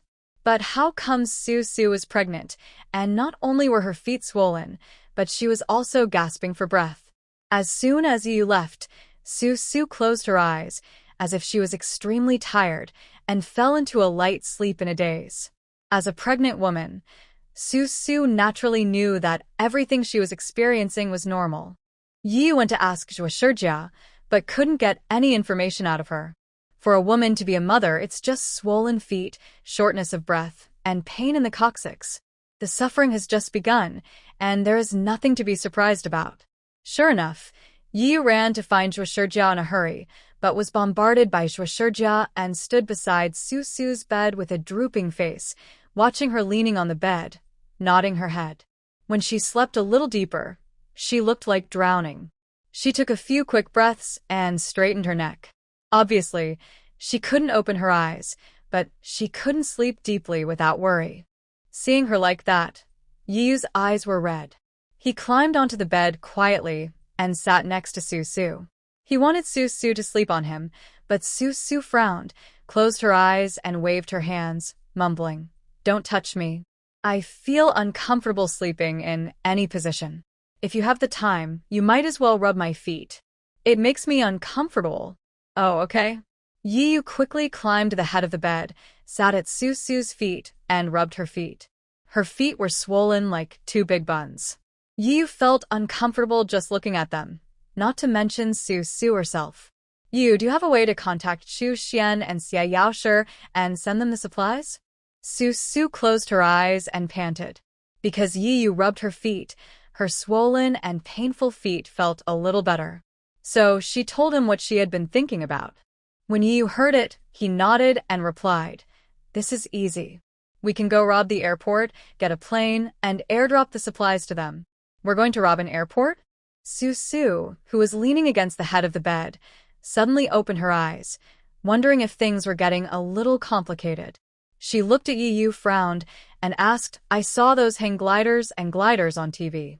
These are small and convenient. That kind of thing can't hold supplies. Theoretically, it won't work." Yu shook his head, and with a mysterious look on his face, he sat down next to Su and said in a low voice, "Baby, I'll tell you a secret. There is a small National War Reserve nearby. It contains special flight equipment, just an airplane. I have the coordinates of this war reserve." "Really? Are there tanks in there? Gasoline? Missiles? Various light and heavy weapons?" Su's eyes lit up when she heard this. She didn't need Yu to rub her feet anymore. She straightened up and looked at Yu with great interest. An air raid shelter immediately popped up in her mind. There were planes, tanks, atomic bombs, grenades, hydrogen bombs, and other heavy weapons in the air raid shelter. She suddenly felt that she was going to get rich. But Yu looked up, with his short hedgehog hair, and shook his head seriously. He extinguished Su's enthusiasm with one sentence and said, "No, it's just a small emergency war reserve. There's only one plane in it and various special equipment and some aviation kerosene. It's just for us to use in emergencies." "Oh, I scared you to death." Su was disappointed and patted her chest deliberately. She fell back to the head of the bed with a sense of boredom, glanced at Yu, and said nothing. Perhaps seeing the disappointment on Su's face, Yu's heart softened, and he comforted her. "There are many small war reserve depots like this in the mountainous area. I'll ask my brothers in the team if they have the coordinates. If they do, I'll find them for you. Sleep well and feel better. I'll go ask them now." Every Special Forces soldier has the coordinates of one or two such small war readiness depots in their hands, and the coordinates in their hands are different. They are really small war readiness depots prepared for emergencies. They are not large and are extremely concealed, hidden in places that others can't think of. Some war reserve depots may only have one airplane, and some may only have a few guns.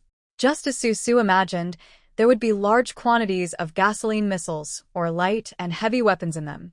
That does exist, but such resources are impossible to be controlled by people like Yu.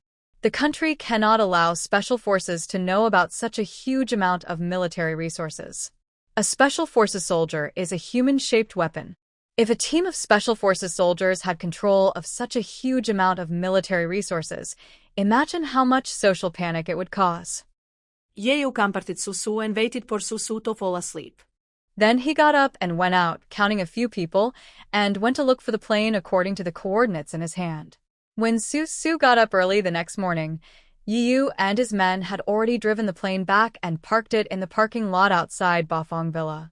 It seemed that any matter, as long as it came to Yu, it was just a matter of Su closing her eyes and opening them again. It was extremely simple. She walked around the small army green military transport plane with her big belly and saw King Kong and others standing at the door of the transport plane, throwing bundles of combat supplies down. The scholar and the fortune teller next to them had already changed into brand new desert camouflage uniforms, and some were wearing tactical vests.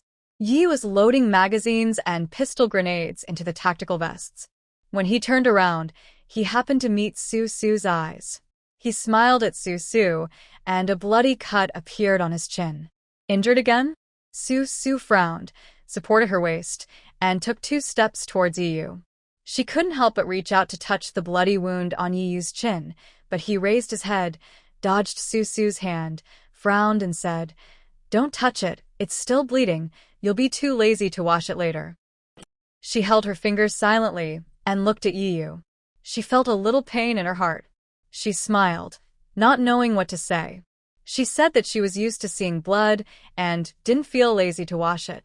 Yu raised his rough fingers and pinched Su's face.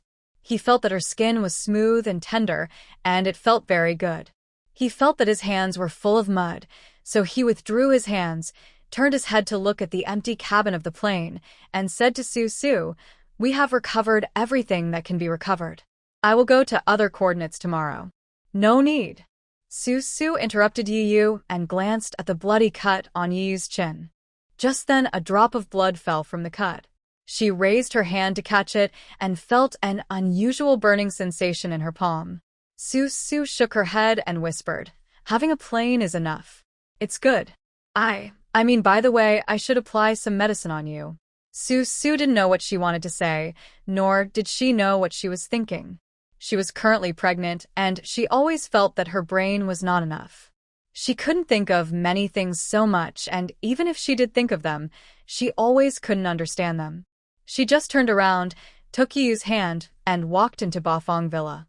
King Kong and others, who had already put on their tactical vests and were putting on their hats, whistled repeatedly, looking like they were teasing. Yu, who was walking behind Su and being pulled by Su, held a desert camouflage helmet in his empty hand.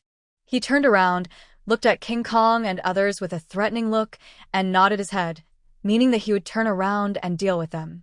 Seeing this, King Kong and his men all made a disdainful gesture towards Yu. They even hooked their fingers at Yu in a weird way, meaning, "Come now if you dare?" Yu couldn't come now. His tough steel was turning into something soft as he was led by Su to the hotel. So he had no courage and couldn't deal with the King Kong guys. After entering the hotel lobby, Su placed Yu on the leather sofa and Liang Xiaoqi and others brought a medicine box over. She was rummaging through the cotton swabs in the medicine box when she saw Yu take a bottle of disinfectant, pour it into his palm, and then scooped up a handful of disinfectant and put it on his chin. Seeing this, Su sighed and took out some disinfectant cotton to carefully dip Yu in the dripping disinfectant. She said, "When you go to deliver supplies to Chu Xian and Xia Yaoshi, you have to negotiate the price with them.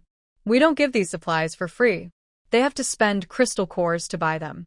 After a while, Su thought about it and felt that these things were not important, so she said again, "Your life is the most important. Be careful, be cautious. If you can do this business, do it. If you can't, leave. Don't be stupid like a bandit and insist on dealing with others. Forget it, you can't do these things well. Take Brother Pai with you. Let him talk to Xia Yaoshi and Chu Xian."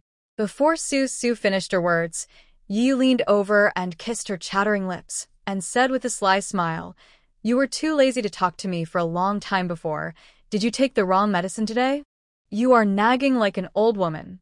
She shut up, lowered her eyes. Her face felt slightly hot, and she said no more.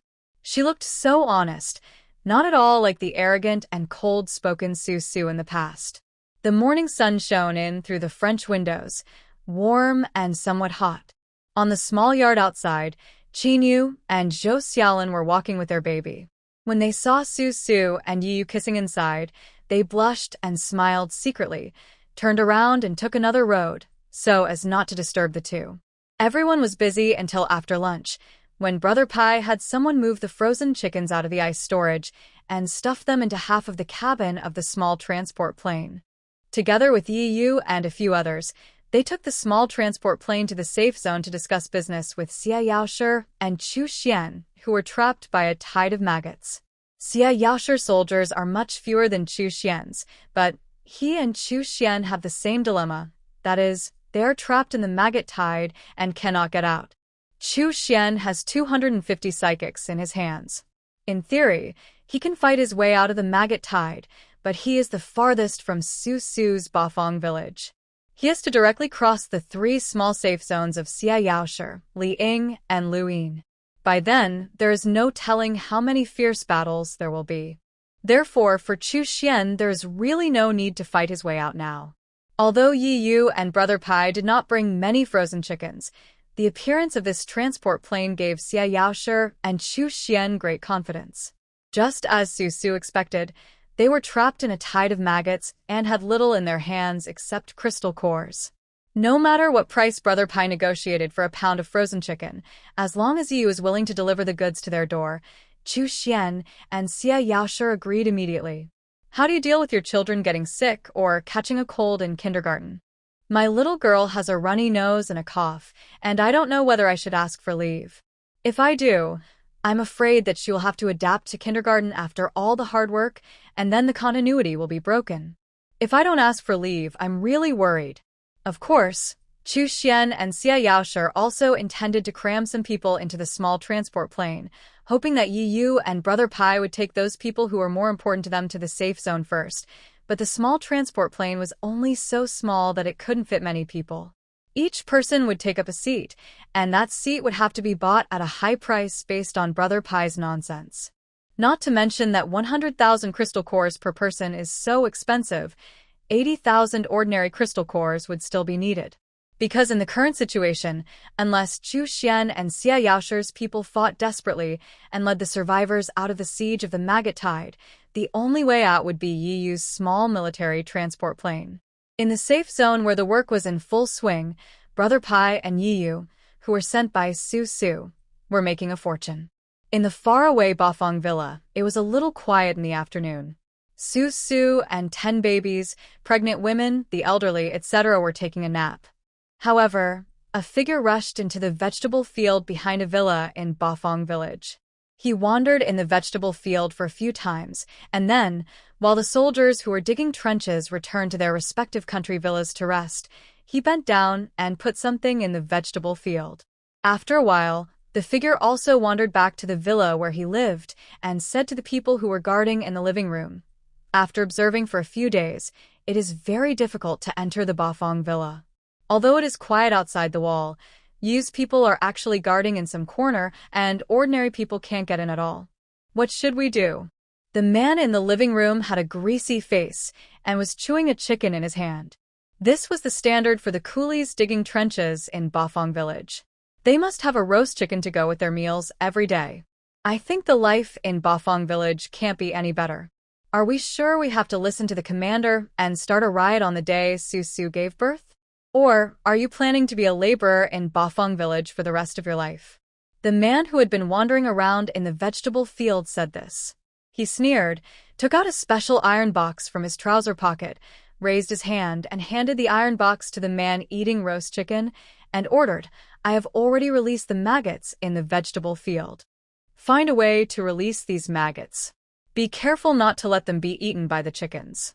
The chickens in Bafang village are very difficult to deal with." The man who was eating roast chicken reached out to take the special iron box and took a few more bites of chicken while complaining. Because Commander Lu Yin's ability was to control mutant beasts, the commander ordered the two of them to lurk in Bafang village and put a few maggots in the village. By the time Su Su gave birth, the maggots in Bafang village would have grown to the size of those in the safe zone. By then, Lu Yin would have found a way to escape from the maggot tide. He would then drive the maggots in Bafang village to stop Yi Yu and others, and then successfully capture Su Su's child. The idea is very full, but the reality is very skeletal. To give a simple example, these two people have released a lot of maggots in the past few days, but every time before these maggots can grow to a certain size, they are eaten by chickens that appear out of nowhere. Time passed by minute, and in Bafang villa, Su Su lay on her side on the bed, thinking about the problem and fell asleep in a daze, but when she was about to fall into a deep sleep, she was awakened by her big belly. She frowned and felt that her breathing was becoming more and more unsmooth, so she had to sit up, leaning on the pillow, and sleeping lightly with her head nodding. Suddenly, in the quiet Bafang villa, a man's loud voice was heard. Someone, my eldest daughter is about to give birth. Su Su. Shushu. Where is the doctor?" Su Su woke up suddenly, raised her drooping head, uncovered the thin blanket on her belly, and walked out of the room with her 7-month-old belly. Zhua Shijia, who lived on the same floor with her, had just finished a nap and followed Su Su, opening the door while wearing a white coat. "Who's going to give birth?" Zhua Shijia was still a little unaware, but due to her job, she ran down the stairs faster than Su Su. Behind her, Junjiu, also in a white coat, walked over quickly, holding a medical kit in her hand, and explained, Qiao Si down at Bafang Villa. The person she just called out to was her bodyguard Gobatian. Qiao Si?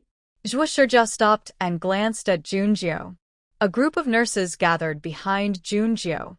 Zhuo Shijia nodded and calmly instructed Gobatian, who had already run over to ask for help. Don't panic. Go with your people and carry Qiao Si to the village clinic first. This. Gobatian stood in front of Zhuo Shijia with a layer of sweat on his forehead. His usually calm face was now a little messy and panicked. Our eldest daughter, won't go. She said that the environment there is not good. She asked you to hurry up, saying that she was afraid of a difficult delivery. Nonsense. Zhuo Shijia loudly rebuked Gobatian upon hearing this. Do you think a woman can give birth by just opening her legs? And you're talking about a difficult birth? You don't want to go to the clinic for a difficult birth, but you want us to bring all the surgical equipment to your door? Difficult labor requires surgery. Do we have to bring such a large operating table and surgical instruments to Qiao Si's house? In fact, with Zhuo Shijia's medical skills, it is not impossible to deliver a baby outdoors or perform a cesarean section. However, Qiao Si herself said that the reason she didn't go to the clinic was because she disliked the bad environment there. But if Zhuo Shijia didn't have all the surgical instruments and went to Qiao Si's residence to perform a cesarean section on her, wouldn't the environment where Qiao Si lived be good? Qiao Si is not afraid of herself and the baby getting infected? Gobatian, who was standing opposite Zhuo Shijia, thought it made sense, so he turned around and ran to where Qiao Si lived below Bafang Villa. This matter involved 2 lives. Qiao Si said that she was afraid of having a difficult delivery. Qiao Si could not be so stubborn about this matter. Even if he had to carry her, he would carry her to the clinic. After Gobatian left, Zhuo Shijia and his people drove to the safe area and planned to go to the clinic to prepare for Qiao Si's cesarean section. As for Su, she couldn't sleep in her current condition, but she wanted to sleep, and her legs were a little swollen. So she was not in a good mood, so she simply didn't go upstairs. She hugged a blanket, sat on the leather sofa in the hall, and slept with her eyes closed. Just an hour later, Zhuo Shijia and Liang Xiaoqi drove back. Su didn't sleep very deeply to begin with, so she opened her eyes when she heard the sound of a car in the distance. She frowned, waited for Zhuo Shijia and Liang Xiaoqi to walk into the hall, and asked, "Did you finish the cesarean section so soon? What kind of surgery is this?" Liang Xiaoqi was wearing a nurse's uniform, and her face was full of anger. She was frightened by Qiao Si and went fully armed and ready for battle, but ended up returning with a feeling of disappointment. She took the initiative to sit on the leather sofa opposite Su and said angrily, "This Qiao Si is really used to being a young lady. She can't stand even the slightest bit of pain. It's just normal uterine contractions before giving birth, and the pain is irregular." She said she was going to have a difficult birth and insisted that we perform a cesarean section. Zhuo Shijia's temples were slightly stained with sweat. After hearing Liang Xiaoqi's words, her face was full of helplessness and fatigue, as if she had been tortured by Qiao Si. She didn't even have time to take off her doctor's white coat before sitting on the sofa, tilting her head and saying to Su, "In this world, pregnant women should try to give birth naturally, if possible. Aside from the pain during birth, natural birth has all benefits for the pregnant woman and the baby and can also reduce the chance of infection during cesarean section. This Qiao Si just can't stand the pain of labor. She clearly has all the conditions for a natural birth, but she insisted that I give her a cesarean section. It still hurts a little after the cesarean section. Our anesthetics are scarce now. Apart from her enduring the pain herself, where can we get extra anesthetics and equipment to relieve her pain?" She also asked us to perform a cosmetic surgery on her. She kept making this and that request. It's outrageous. Liang Xiaoqi just didn't like young ladies like Qiao Si. She must have never suffered before the end of the world, and she even wanted to save the pain of giving birth. Qiao Si didn't listen to what the doctors and nurses said. If it weren't for Qiao Si's 8 bodyguards who carried Qiao Si to the clinic, Qiao Si would still be angry and refuse to go to that countryside clinic no matter what. Just now, after a careful examination by Zhuo Shijia and Junjiu, Qiao Si's pelvic condition and the position of the fetus were very consistent with the conditions for a normal birth. So regardless of Qiao Si's crying and various threats, Zhuo Shijia and Liang Xiaoqi returned to the hotel to take care of Su Su and the 10 babies, leaving only Junjiu, Wu Daomei, and Li Mingji to look after Qiao Si and let her give birth naturally. She has given birth, so let Xu Xian take this person away quickly. Su Su listened and said to Yiyu, who was walking in from the hotel's glass door, "The countryside is really not a place for a young lady to stay. Send someone to contact Xu Xian and tell him that if he doesn't come to pick her up and pay me Qiao Si's living expenses, don't blame me for forcing Qiao Si to work in the fields." Yiyu and several teammates behind him had just returned from Xu Xian and Xia Yaoshi. Not long after getting off the plane, their ears were buzzing. When they heard Su Su's words, they were puzzled. Brother Pai, who came in behind these special forces, was carrying 2 suitcases and a ledger under his arm. He walked in front of Su Su, put down the suitcases, handed the ledger under his arm to Su Su, sat down on the leather sofa opposite Su Su, and said, "Qiao Si's living expenses have been settled." As he spoke, Brother Pai pointed to the 2 large suitcases that had just been brought in and said, "These are all the crystal cores given by Xia Yaoshi and Xu Xian. They asked us to count them later. The extra ones will be recorded, and the less ones will be supplemented later." Xu Xian also specifically told us to settle the bills with Qiao Si and her bodyguards first. "Oh, I see." Su Su looked at the 2 big suitcases. They looked very heavy when she saw Brother Pai carrying them in just now. She guessed that they must be full of crystal cores. So she sighed, thinking that Xu Xian's current condition was very bad. Even if Xu Xian wanted to take Qiao Si back, she was afraid that Qiao Si would not want to leave. Then she still wanted to drive Qiao Si to the fields to farm. Regardless of whether Xu Xian paid her living expenses or not, she was doing this for Qiao Si's own good, so that Qiao Si could experience more countryside life and know the sufferings of the world in the end times. Su Su was thinking in his mind when Yu came over. Brother Pai called 2 brothers, opened the suitcase, and began to count the crystal cores. He planned to divide all the crystal cores among Yu, Su Su, and the psychics in Bafang village.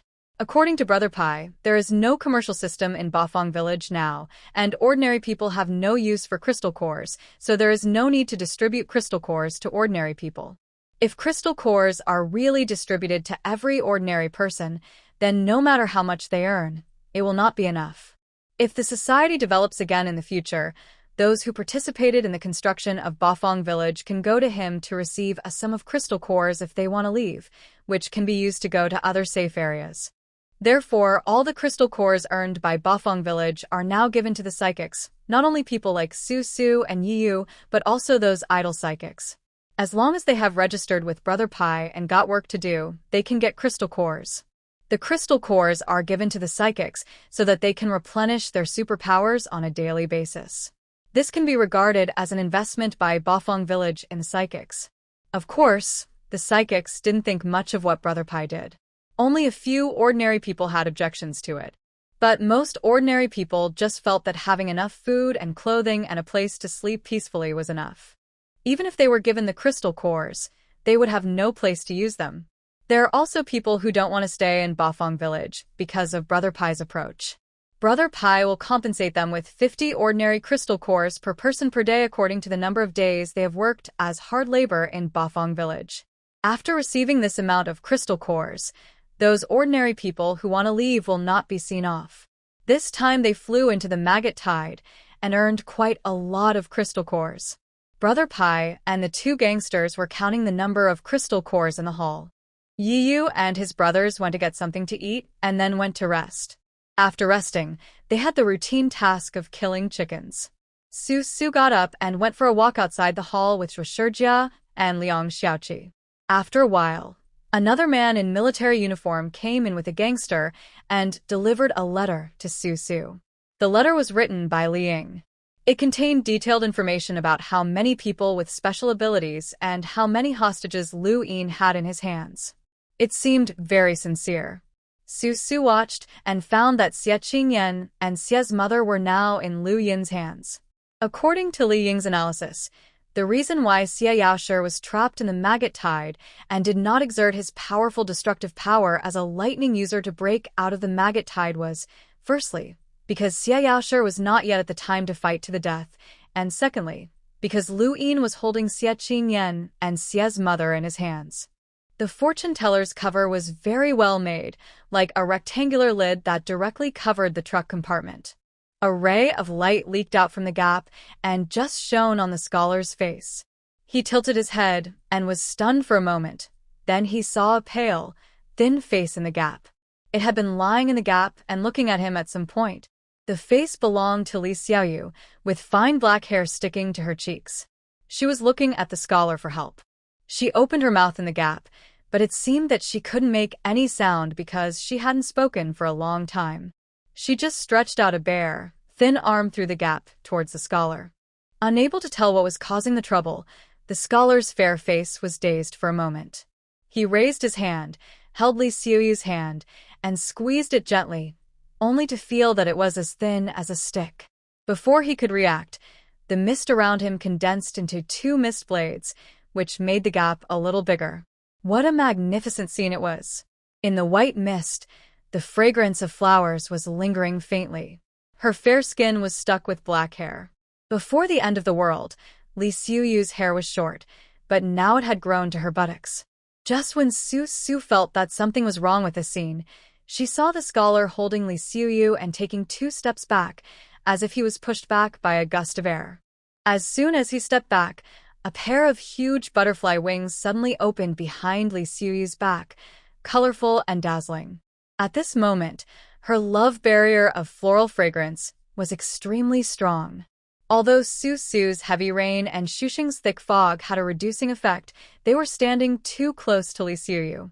The scholar who was closest to Li Xiaoyu soon had a strange look in his eyes. He lowered his head to look at Li Xiaoyu in his arms, and even the heavy rain could not extinguish the emotion on his face. Yi was a little stronger than the scholar. In the heavy rain, water splashed on his broad shoulders. He was holding an umbrella for Su Su in his hand, but his face was red. He turned around suddenly, shook off the water on his shoulders, and his eyes were bigger than copper bells, looking straight at Su Su. This expression made Su Su feel horrified. She took a step back in the mud and water, raised her hand and waved it, and a stream of water containing ice chips rushed towards Yiyu's head. However, Yiyu instinctively waved his hand to push away the stream of water and took 2 steps towards Su Su. Yiyu, Don't mess around. My belly is so big, I can't stand your tossing and turning. Su Su took 2 steps back, covered her stomach, turned around and ran into the heavy rain. When Yiyu saw this, he became frightened, dropped his umbrella, and went after Su Su. The 2 of them soon disappeared at the end of the path where the street lights could illuminate. No one cared about the scholar and Li Xiaoyu. Li Xiaoyu was weak all over. She had been wrapped in a cocoon for several months and had not eaten anything. The special abilities that were stimulated seemed to have nothing special to attack people except a pair of butterfly wings and a fragrance on her body. She was a little confused at the moment and didn't know what was going on. In the heavy rain, Li Xiaoyu was shivering all over. The scholar's eyes were looking down at her intently. What kind of eyes were they? They seemed to contain 1,000 kinds of affection, and yet they were struggling desperately. He was in pain but also seemed to be enjoying it. He wanted to become a wild beast, but was bound by human rules and regulations. The hand that was hugging Li Xiaoyu tightened even more, but he suddenly turned around and threw Li Xiaoyu into the gap of the truck again.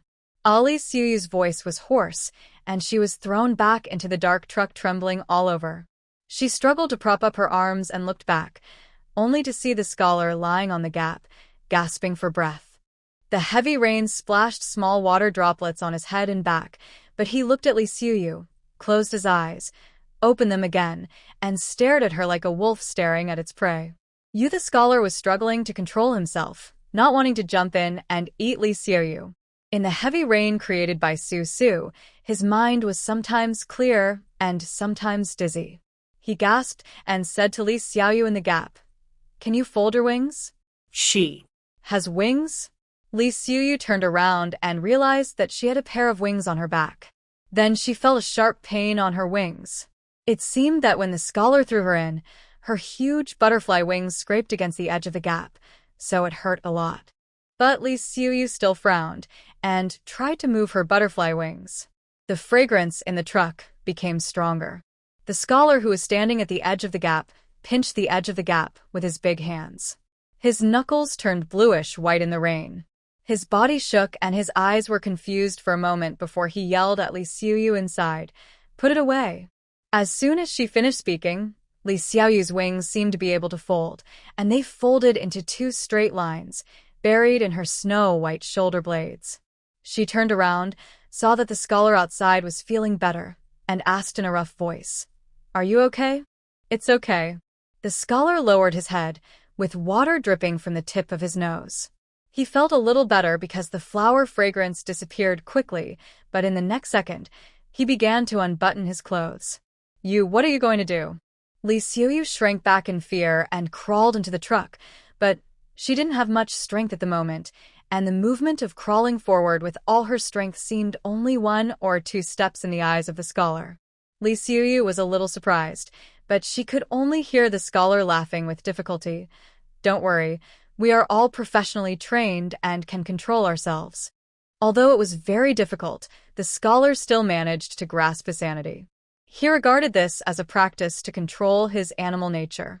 Each of them had undergone professional control training. The more intense the external temptation or torture, the more they could grasp their own sanity. The scholar knew this from the beginning to the end. He could not do anything to hurt Li Xiaoyu today. As for Yi Baopi, why did he sleep with Su Su when he was drunk? That was because Yi Baopi didn't want to control his animal nature. From the first time he saw Su Su in the bar, he never thought of suppressing himself. At that time, he just thought that the man was unmarried and the woman was unmarried, and Su Su took the initiative to hook him up. He didn't care whether Su Su had a boyfriend or not. What was most important was to follow his wishes. But the scholar is different from Yi Baopi. He has been educated and knowledgeable for several years, and has some pedantic air of a literati in his bones. If the girl doesn't love him, he can't be so cruel to her. If the girl loves him, he will act out of love but within courtesy. Li Xiaoyu in the truck pulled her wet camouflage uniform closer to her body. As a woman, she should have been panic-stricken and frightened in this situation. However, looking at the scholar leaning out of the gap, Li Xiuyu felt inexplicably relieved.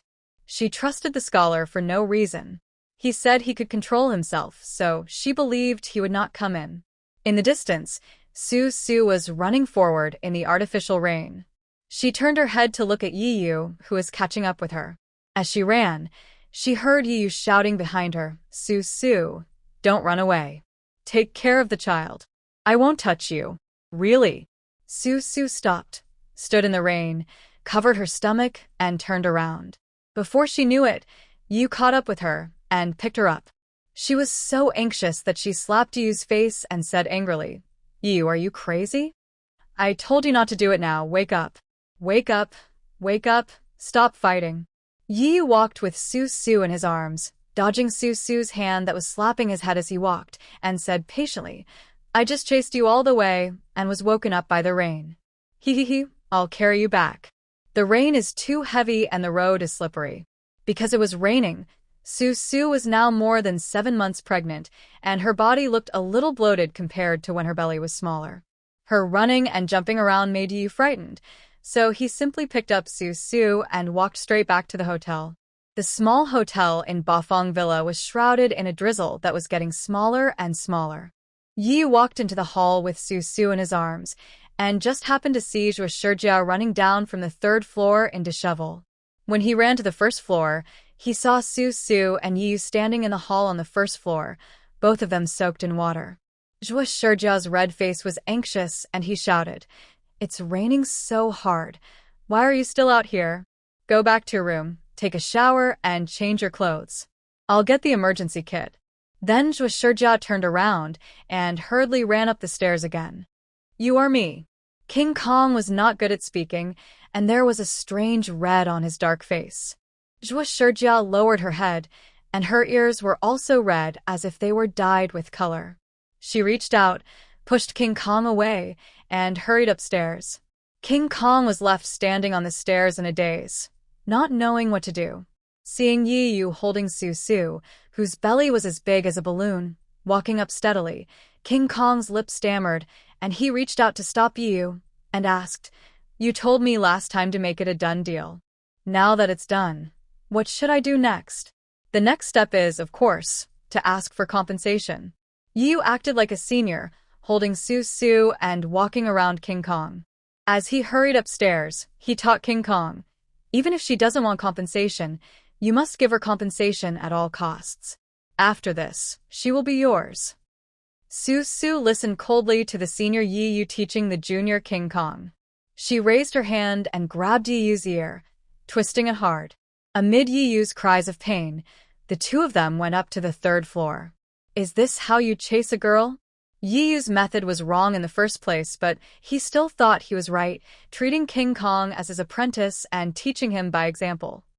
After entering Su Su's bedroom, she jumped out of Yi Yu's arms, glared at Yi Yu, and went straight to the bathroom to take a shower. This small hotel can be jokingly called a 5-star hotel, and there is a reason for it. Many modern technologies are hidden under the quaint building.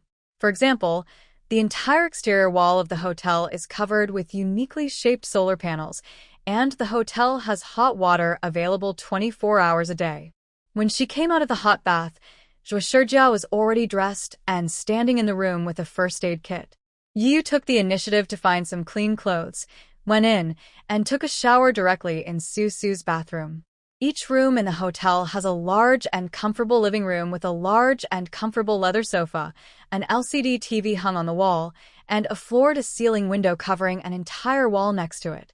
Zhuo Shijia laid out all the items in her first aid kit on the coffee table in front of the sofa. She turned around and saw Su Su coming out in a maternity dress. She took out a mercury thermometer and handed it to Su Su, saying, "Take your temperature first." Sit down. "Are you feeling uncomfortable anywhere?" "I have trouble breathing, my waist and buttocks hurt, my feet are swollen, and my stomach feels tight from time to time." 7.5 months, right? You have entered the perinatal period. Try to hold on until September. Don't run or jump. Don't let things like today happen again, like getting caught in the rain with a big belly. Yeah, okay. Su Su listened obediently and rubbed her chest subconsciously. Zhuo Shijia raised his eyes and asked, "What's wrong?" "My chest hurts a little." Try to get used to it. You have entered the perinatal period. Your room has already begun to prepare for you to breastfeed your next generation. Are you going to breastfeed or bottle feed? Breastfeed. Su Su was a little hesitant. In her previous life, when she was pregnant with Xiao AI, she might not have had enough nutrition, which led to not having much milk in the later stage because the foundation was not well laid. So although Xiao AI was breastfed at that time, she was fed by her mother so thin that she looked pitiful. So in this life, Su Su didn't know whether to add milk powder to Xiao AI's food. Because of the existence of Zhou Xiaolin as an artificial wet nurse, Brother Pai and others were too lazy to look for milk powder anymore. However, there were 2 maternal and child stores in Bafang village, so they could still get milk powder if they wanted. But Su Su still wants to feed Xiao AI milk, as milk has many more benefits than formula. Every mother's milk can satisfy her baby. You have to have confidence in breastfeeding. As Zhuo Shijia was talking, he took out a blood pressure monitor and began to measure Su Su's blood pressure. Seeing Su Su nod and accept the instruction with a serious look on his face, Zhuo Shijia laughed and sighed. That Xiao Si should really learn from you. It would be nice if she could be half as obedient as you. What's wrong with Xiao Si again? Su Su rolled up the clothes on her arm and asked Zhuo Shijia to take her temperature. She then asked, "By the way, has Xiao Si given birth?" She gave birth. She cried and screamed so loudly that the clinic was in turmoil. Finally, the baby was born. It would be a miracle if she didn't hurt herself and the baby even if she continued to toss and turn. When Xiao Si was mentioned, Zhuo Shijia frowned, which made Su Su very curious. Xiao Si was already a mother. How weird could she be? She tilted her head and asked Treasury, "Now that you have a child, you should calm down a bit." "How is it possible?" Treasury complained while taking Su's temperature. Before she gave birth, she just started to have contractions, and she insisted that she was having a difficult labor. She said that if we didn't perform a cesarean section on her, her life would be worthless. She made all kinds of noise and wanted to go back to her own place. When the contractions became regular, she said that we must have poisoned her.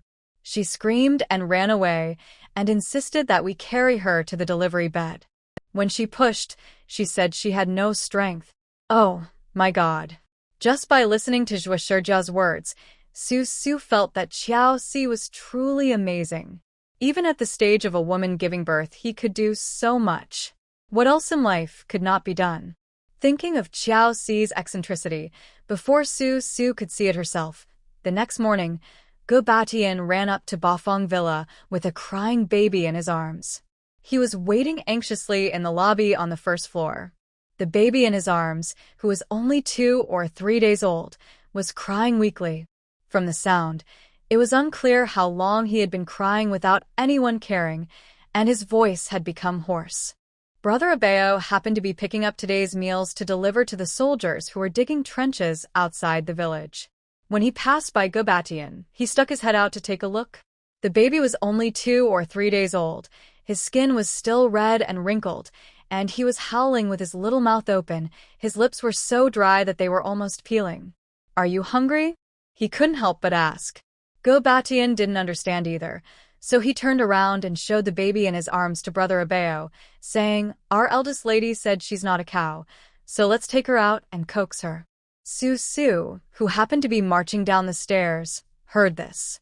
She sneered, turned her head, looked at Li Mingji, who was holding a 7-month-old baby behind her, and said, "Take the baby in Gobatian's arms up to the 3rd floor and send him to Zhou Xiaolin to feed him."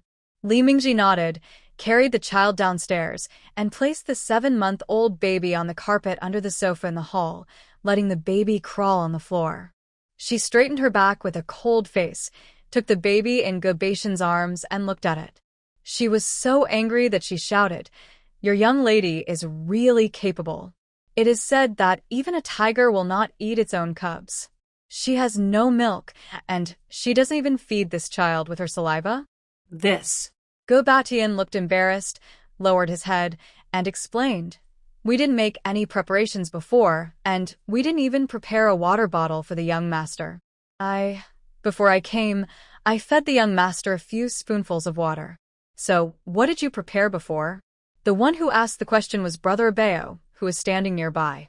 As a member of the young and dangerous gang, Brother Bao was now considered a semi-expert in taking care of children. When he heard what Gobatian said, he realized that this woman was pregnant and was about to become a mother, but she didn't even prepare a water bottle for the baby. How could there be such a ridiculous thing in the world? The expression on Gobatian's face became more and more embarrassed. What did Xiao Si do during the entire pregnancy?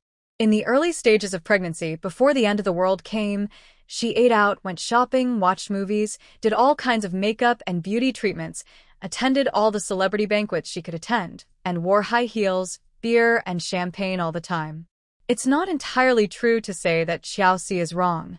In the celebrity society, which woman is not like this? Even if she is pregnant, so what? Women in the upper class have feet that are born to wear high heels. If they don't wipe their nails and go out barehanded, they will be considered as unkempt and self-indulgent. Later, the end of the world came. Xiao Si did not suffer much because she was pregnant with her eldest brother Feng Shui's child. Although Feng Shui was in the capital, he was still able to take care of Xiao Si and let her live a good life without worries about food and clothing. Originally, Feng Shui had assigned Xiao Si 4 confinement nannies and 2 doulas, but after the apocalypse, these 4 confinement nannies and 2 doulas turned into zombies or fed the zombies. Except for Gobatian and his 8 bodyguards, there were no women around Xiao Si. Gobatian and his 8 bodyguards were all men, and they had no idea what kind of preparations a woman needed when she was about to give birth. So even after giving birth to the child, Xiao Si still didn't know how to feed the baby. She was very depressed before giving birth. After giving birth, She felt that the child she gave birth to was crying all the time, crying every now and then, which really annoyed her to death. And because she was angry with Su Su, and felt that the doctors and nurses like Zhuoshi Jia and Junjiu had taken her to that small country clinic with extremely bad conditions, and had not performed a cesarean section on her. Instead, they had made her suffer in agony for 2 days before she gave birth to the baby naturally. Qiao Si did not even want to look at Junjiu, Li Mingji, and the others. So, just 2 hours after she gave birth, she threatened to commit suicide by asking Go Batian to carry her back to where she lived. Although Junjiu and Li Mingji tried their best to persuade Qiao Si to stay in the clinic for 2 days for observation and to check on the baby's jaundice, Qiao Si said that they were deliberately making fun of her and that they disliked her. Li Mingji was so angry that she pointed to the sky and swore on the spot that if she ever cared about this person named Qiao Si again in her life, she would walk backwards for the rest of her life. After the child and Qiao Si were brought home, Qiao Si soaked herself in the bathtub and didn't want to come out all day long. The reason was simple. She had not made any preparations before giving birth. She was not prepared to deal with all kinds of confinement bags for postpartum bleeding, and she didn't want to lose face and ask Su Su for help, so she could only soak herself in the bathtub. At this moment, Qiao Si was only concerned with dealing with Elu. Her son was crying loudly due to hunger outside, and Qiao Si didn't want to care about him anymore. She just asked Go Batian to take the child away from her so that she wouldn't hear his crying. Because Qiao Si only cared about himself and ignored the child, Go Batian and others had no choice but to feed the little master some water with a spoon. But after the little master drank a few spoons of water, he was only quiet for a short while and soon started crying again. No one knew what was going on. Finally, everyone had to discuss and decide that Go Batian should carry the crying little master to Bafang Villa. After all, there were many children in Su Su's place, and there were many people with experience in taking care of children. Forget it. I'll take her up and take care of her for 2 days. You can let your eldest daughter have a good rest. We have to start working in a few days. Li Mingji didn't want to talk to Go Batian anymore, nor did he want to hear Go Batian's answer. Anyway, based on Qiao Si's performance in the past few days, Li Mingji could basically conclude that anything related to Qiao Si would make anyone who heard about it very angry. In her left hand, she held the baby, who was so hungry that he almost had no strength to cry. With her right hand, she picked up the baby who was about to crawl on the carpet and ran quickly to the 3rd floor. Go Batian behind her immediately raised his foot to go up, but Brother Abeo stretched out his hand to stop Go Batian. Brother Abeo smiled nonchalantly and said, "There are only the elderly, the weak, women and children up there. We can't go up there easily. You're an outsider, so you'd better be more conscious." But our young master. Go Batian looked up at the stairs with some concern. Li Mingji had already gone up to the 3rd floor with the 2 children in her arms. For a child this old, we will just make sure he is well fed and warmly clothed. Apart from that, what else can we do? Then, Su Su walked down the stairs step by step and instructed Brother Abeo, "Since Go Batian is here, you should call your eldest brother over and ask him to bring the account book so that Go Batian can see how much medical expenses Qiao Si owes us at Bafang Villa. Oh, and the labor cost for taking care of this young master, as well as all kinds of diapers, milk powder, clothes, etc., should also be added." It is understandable that she didn't prepare a water bottle for the baby. After all, there was no woman around Qiao Si. She probably never thought about taking care of the baby in her belly herself. It is understandable that she didn't think of preparing a few bottles for the baby. But Qiao Si didn't even prepare clothes for the baby. This was a bit exaggerated. Just now, when Su Su saw Go Batian holding the red-skinned child in his arms, the child's small body was wrapped in a big man's coat. Su Su felt that the baby was too pitiful. He was destined to be a young master, but now he was tortured by his mother to the point that he was worse than a beggar. At Bafang Villa, Su Su didn't care so much about others.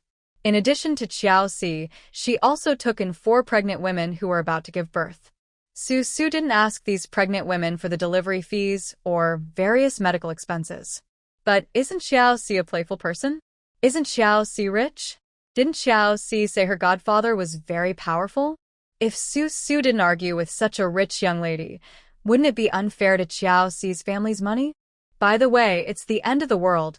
Money is not money anymore. The universal currency is crystal cores. Okay, I'll go right away. Brother Abeo had a look of gloating on his face and turned around to go out to look for Brother Pai. Su Su supported her waist, panting, and walked to the leather sofa in the hall and sat down. She looked at Gobatian standing there, closed her eyes, and asked idly, I saw that you must have been powerful and wealthy before the end of the world. How come you have fallen to this point now? Gobatian lowered his head and remained silent. He didn't seem to want to tell Su Su their identities. He seemed to think for a while before saying, regarding the crystal core issue, let me go back and discuss with my brothers to see if we can go out and hunt for some crystal cores. No hurry, the crystal core should be handed in, but you have lived in our Bafang village for so long, and everyone else has to work. It's not a good idea for you to just sit there doing nothing all day. Su Su looked at Gobatian and really wanted to drive Qiao Si to the fields to farm for 2 days so that this young lady would know the hardships of life. Otherwise, people would think that she had suffered some great injustice in this Bafang village. Of course, if you need us brothers to do something, just tell us. But our eldest daughter has lived in the Fong family since she was a child. She has never done housework or farm work. We will help her with her share, okay? Gobatian sounded very embarrassed. Su Su raised her eyebrows coldly, half lying on the leather sofa, looking at Gobatian in silence. She didn't know which power could raise such a freak as Qiao Si, but Su Su knew one family, the Fong family. After the apocalypse, there was a big family named Fong in the Qinglong base. It was said that before the apocalypse, the family managed a military-industrial factory and set up a factory in the north and south of the Yangtze River.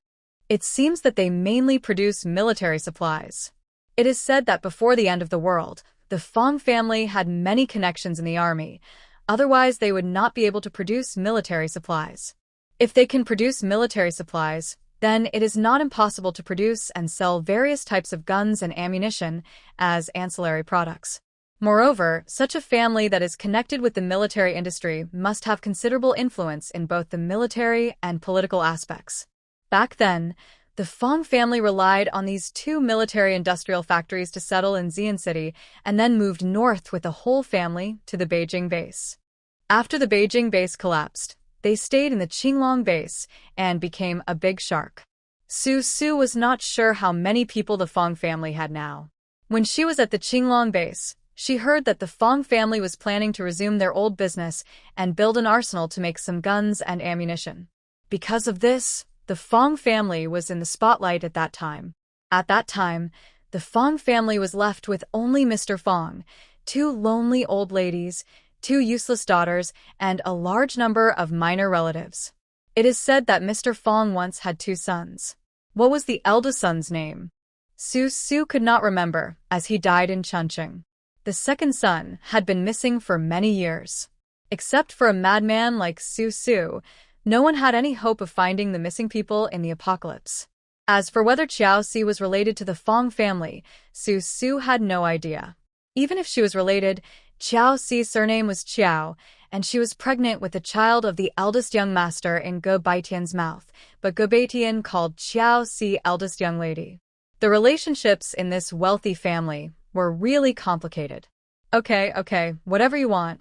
In the end, Su Su decided to give Go Batian a favor. Since Go Batian was willing to help Qiao Si, she would not force Qiao Si to work in the fields. What did the saying say? No matter how naughty a woman is, she can't stop herself from finding a good backer. Afterwards, Brother Pai came with the account book and a smile on his face to settle the crystal cores with Go Batian. Su Su found it boring, so she stood up, supporting herself. She wanted to go see Li Xiaoyu. Li Xiaoyu woke up after a busy day yesterday, and she hadn't had a chance to talk to her yet. Thinking about yesterday's situation, she wondered if Li Xiaoyu had been eaten by the scholar. As soon as she walked out of the hotel door, Su Su saw that the scholar had changed into a clean army green t-shirt, followed by Li Xiaoyu, who was wearing a loose men's military camouflage uniform and a pair of dark green shorts. Li Xiaoyu lowered his head, had a red face, and had long black hair. He walked to the steps in front of Su Su. You can talk to Su Su yourself. The scholar brought Li Xiuyu to Su Su, then turned around and smiled generously at Li Xiuyu. I'll go and get busy first. Don't worry, we didn't suffer any losses yesterday, so you don't have to blame yourself. Seeing the scholar's fearless and frank appearance, without any guilt for eating Li Xiuyu, Su Su was thinking, could it be that the scholar was able to stabilize the situation last night? She immediately gave the scholar a thumbs up, thinking that compared with Yiyu, the scholar was really the difference between a saint and a beast. Soon the scholar waved and walked away, busy with his business. Li Xiaoyu took 2 steps closer to Su Su. There was still a little fragrance in the air, but it was not strong, faint, and not abrupt at all. Su Su nodded, looked at Li Xiuyu, and asked, "It seems that you've put away the fragrance." "Yes, sorry." Li Xiuyu bowed to Su Su, the blush on her face still not fading. "Scholar told me. I'm sorry to bother you during this period of time." "No trouble, I'm glad you're okay." Su Su nodded without saying anything more. Since the scholar had already told Li Xiuyu all about her abilities, she didn't repeat herself. She just gave way and said to Li Xiaoyu, "Go to the 3rd floor and find someone named Zhou Xiaolin, who came in after you fainted. Ask her to find you a room, take a hot shower, and change into some clean clothes. I have something else to do, so I'll talk to you later." After saying that, Su Su went to a building behind the hotel. This building had only 1 floor and was designed as a supermarket before the end of the world. There was also a corridor outside the supermarket, which was deliberately curved to look like a winding path. Before Su Su walked into the corridor, she heard several men screaming inside. She sat at the end of the corridor, waiting for Yiyu to come out. After a long while, as the man's screams gradually became louder and louder, Su Su leaned against the beauty's backrest, looking at the lush trees beside the corridor. She could no longer sit still, so she stood up. Just as she was about to leave, Yiyu came out of the supermarket covered in sweat.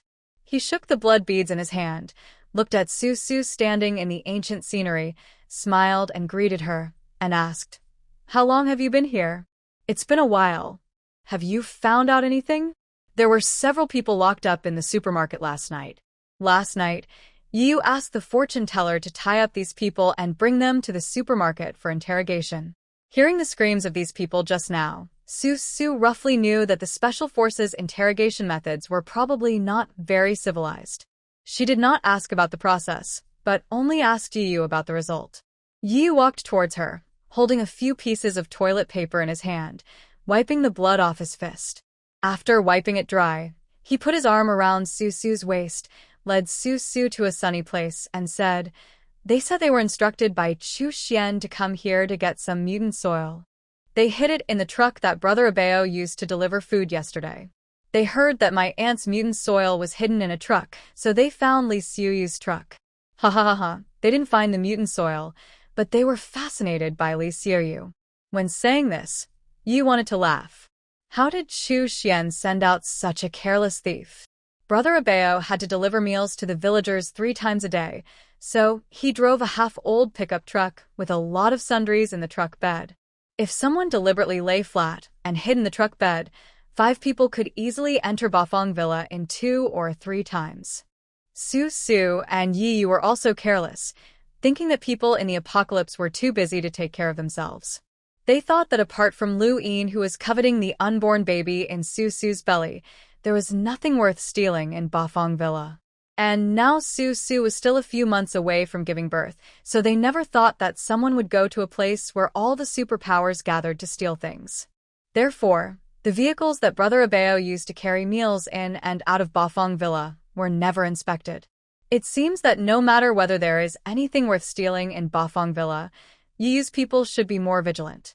They should also strictly guard Bafang Villa after the end of the world, just as they did before the end of the world. Otherwise, if Lu Yin came today, wouldn't the old, weak, women and children in the villa be in danger? Yi must understand this principle. Without anyone reminding him, he will naturally organize his brothers and strengthen the protection of the villa on weekdays. This Chu Xian. Su Su shook her head, feeling ashamed for Chu Xian. Well, Chu Xian is both good and evil. Today he is a friend, but tomorrow he might be an enemy. He had his eyes on Sue's mother's mutated soil, which was nothing shameful. What was shameful was that he had found such a few idiots and acted rashly without even knowing where the soil was. And he got himself gay. Don't send any supplies to Chu Xian tomorrow. Take these thieves on the plane and throw them to Chu Xian. Don't say a word. Let's see if Chu Xian has the nerve to do that. We'll starve him for a few more days.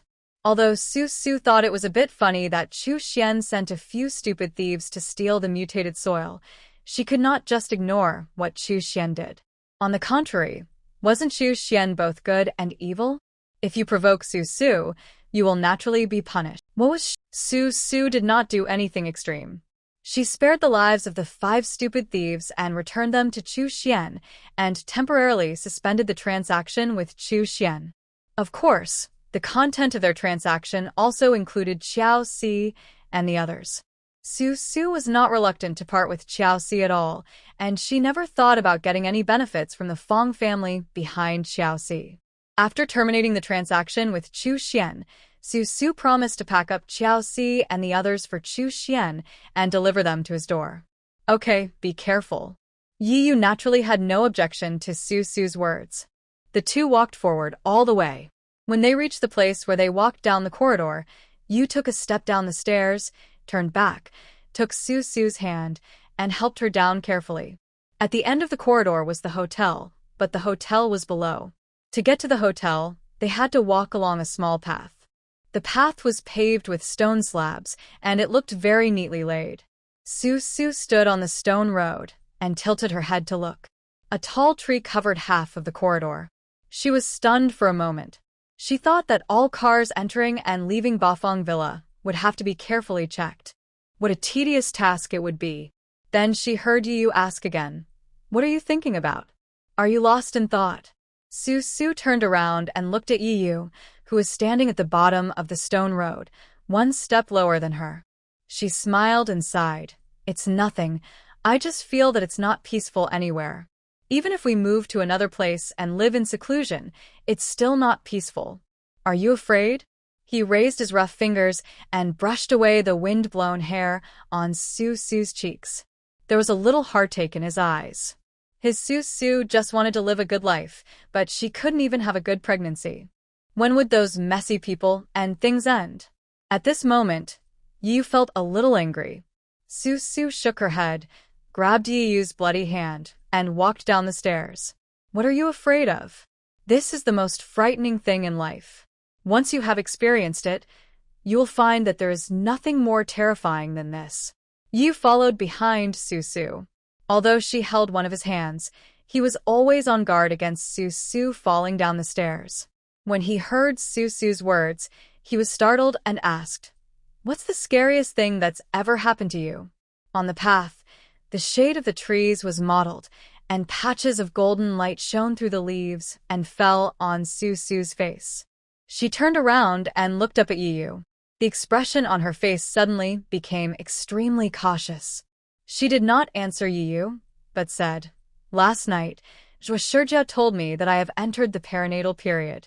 Crisp Yi Yu, will you protect your daughter with your life?" "Of course. She is my girl, and I won't let anyone hurt her." "That's good. Then nothing terrible will happen in my life anymore." Looking at Yi Yu's puzzled expression, she didn't explain much. She just turned around, took Yi Yu's hand, and continued walking towards the hotel. It was already lunchtime. After everyone had lunch, Yi Yu and a few brothers continued to patrol in Bafang Villa, and by the way, they found Xiaoji to practice their dart skills. King Kong and the fortune teller drove a transport plane to deliver supplies to Xia Yaoshi and to return the stupid thieves who were beaten black and blue to Chu Xian. Brother Abeo carried 2 large rice buckets and drove to the parking lot to deliver the food. Su Su had nothing to do, so she saw that the weather was good, so she got in Brother Abeo's car and wanted to go to Bafang village to see how the trench was being dug. Maybe it was because of the rain last night, the vegetables in Bafang Villa grew very well, so this morning Brother Pai made a big pot of cabbage for the coolies who were digging trenches. When Brother Bao drove down Bafang Villa and arrived at the entrance of the village, there was already a long line there. Although the soldiers and survivors were dressed in old and dirty clothes, everyone was holding an empty bowl in their hands, with happy smiles on their faces, waiting for the meal. Brother Abeo parked the car aside, got out and moved the rice bucket from the rear cargo bed, then walked to a long table where several bowls of vegetables were already placed. Those were the bowls of vegetables brought by the gangsters who had arrived before Brother Abeo. As soon as Brother Abeo's rice bucket was placed on the table, the laborers who had been lining up in a long queue became impatient and agitated. Su was sitting in the passenger seat, watching from a distance. If she said in her heart that she was not shocked at all, she would be lying. Most of these coolies, not to mention the one or two who were spies, were actually just trying to survive and have enough food and clothing. Su gave them some food, but she couldn't give them anything else. However, this water purification system should be put in place as soon as possible. In fact, the reason why the clothes of these coolies are so dirty, messy, and old is not because they have only one piece of clothing to wear for such a long time. But the construction of Bafang village has not been completed yet, and Su's father only focused on digging trenches. The water purification system has not yet been started. The water used and drunk by the laborers who dug the trenches on a daily basis is all transported from Bafang Villa by Brother Abeo. These coolies dug trenches during the day, and their bodies were covered in dirt. Even if they had clean clothes, they dared not waste water to wash them. As time went by, their clothes became worn out and threadbare, and it was natural that they looked like beggars from the slums today. It is said that the situation seems to have improved in the past few days, because among the few psychics who came for refuge, Brother Pai found a water-related psychic. Su's father then placed a large vat at the entrance of the village. The water-related psychic has low abilities and does not have to do any hard labor every day. He only needs to keep the water in the large vat full. But not every water-related mutant can make it rain like Su. To create a water cloud above the head and make the water drops fall like drizzle or heavy rain requires very delicate operations. Now, most of these water-related ability users are only at level 1, or level 2 at best. It is already very difficult for them to keep the water in the large vat at the village entrance full. Fortunately, Brother Pai also distributed crystal cores to the psychics, so nothing more was said, and everyone just did their own thing. No one was dissatisfied with this way of distribution. Those who were dissatisfied had been sent away by Brother Pai to find better jobs. Su sat in the passenger seat of the car, looking at the coolies who were queuing up in front waiting for their meals. A lot of thoughts were turning around in her mind. After sitting for a while, Xiao Ai nudged her belly. Su felt a tenderness in her heart, but she felt that the narrow space was too suffocating. So she opened the car door and got out. Taking advantage of the cool weather today, she planned to take a walk in Bafang village. Su supported her waist and walked forward. Suddenly, she looked up and saw a special forces soldier standing on the roof. He waved at her from a distance as a greeting. Su also waved in response, and then they walked and came to the vegetable garden. The vegetable fields in Bafang village were growing well.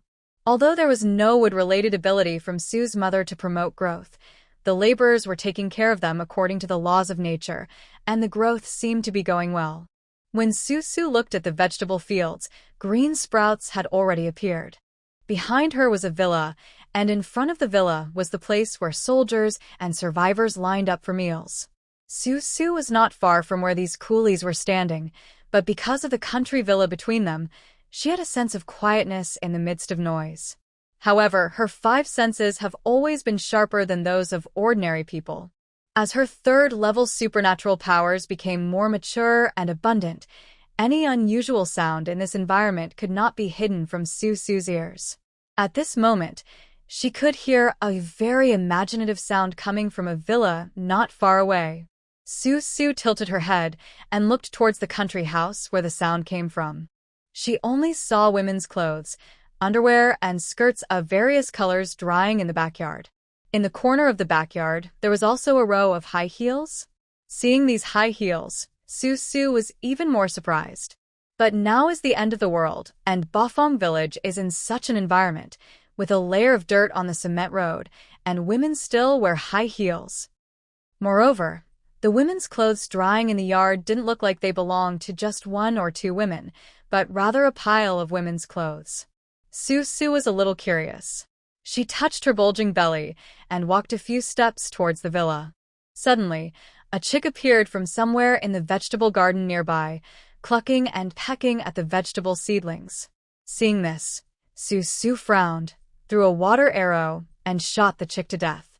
Then things went a little out of control. The fallen chick had a small white bug in its mouth. The white bug did not seem to be pecked to death by the chick's beak. It twisted its white body with scarlet breath and crawled into the chick's mouth. In just a few seconds, the chick's head was eaten by the multiplying maggots. Then one maggot gave birth to countless small maggots, each of which was only as big as a grain of rice. In front of Su, they turned into a pool of wriggling maggots. Some of them burrowed into the soil, and some were wriggling towards Su. She took a step back and looked at the white, wriggling maggots in the vegetable garden with her eyes open. They were flowing around like white water. Su raised her hand and froze the vegetable garden. White icicles instantly climbed up the tender vegetable sprouts. A layer of ice and snow formed on the brown soil, and the fence beside the vegetable garden was also covered with a layer of frost. Well, Su sighed. She had wanted to protect the vegetable seedlings from being pecked by the chickens, but she had never expected that she would end up destroying a whole garden of vegetables. Shaking her head, Su opened the fence of the vegetable garden and walked in. She stepped on the thick ice and snow, looking at the vegetable sprouts that had climbed up the icy ridges. Unexpectedly, she saw a maggot the size of a rice grain hiding in the branches and leaves of a sprout. It seemed to be struggling and was about to freeze to death. Su removed the icicles on the sprout, made a bowl with ice, and surrounded the sprout in the bowl. When Su squatted down and picked up the bowl from the snow, in order to prevent the maggot from running out, she made a lid for the ice bowl and sealed the tender green sprout and the maggot hiding in the sprout in the ice bowl. Let her think about it. How many maggots are there in the safe zone, and how they can crawl to Bafang village, which is separated by thousands of miles? You know, Bafang village is an hour's drive away from Lu Yin's safe zone. How did such small maggots crawl here? Su felt that this matter was serious. The inside of Bafang village was not as calm as it seemed on the surface. She turned around with the sealed ice bowl in her hand, supported her waist, and returned to the car. Brother Abeo's car was a half-old pickup truck, and it was loaded with food, so the smell was very bad. After she got in the car, she put the ice bowl in her hand under the front window. After waiting for a while, he saw that the soldiers and survivors in front had received their meals and were standing or squatting on the ground eating with big mouthfuls. Brother Abeo carried the empty rice and vegetable buckets and put them in the back of the pickup truck, ready to go home. It was getting a little late at this time, and after the coolies digging the trenches finished their meal, it was time to go back to the villa to rest. It was from the villa where Su saw many women's clothes hanging that 2 or 3 women in colorful skirts came out. Some of them stood in the yard in front of the country villa, and some leaned against the door on the first floor. There was a kind of numbness on their faces, and they even teased each other from time to time, as if they did not feel ashamed of their current behavior. Among these women, the most beautiful one was the one leaning against the door. She was wearing a sleeveless dress. She tilted her head to glance at Su and yawned. She looked impatient, as if she was worried about why the car Su was riding in hadn't left yet. What do these women do? Su sat in the passenger seat, tilted her head, and looked at the open space.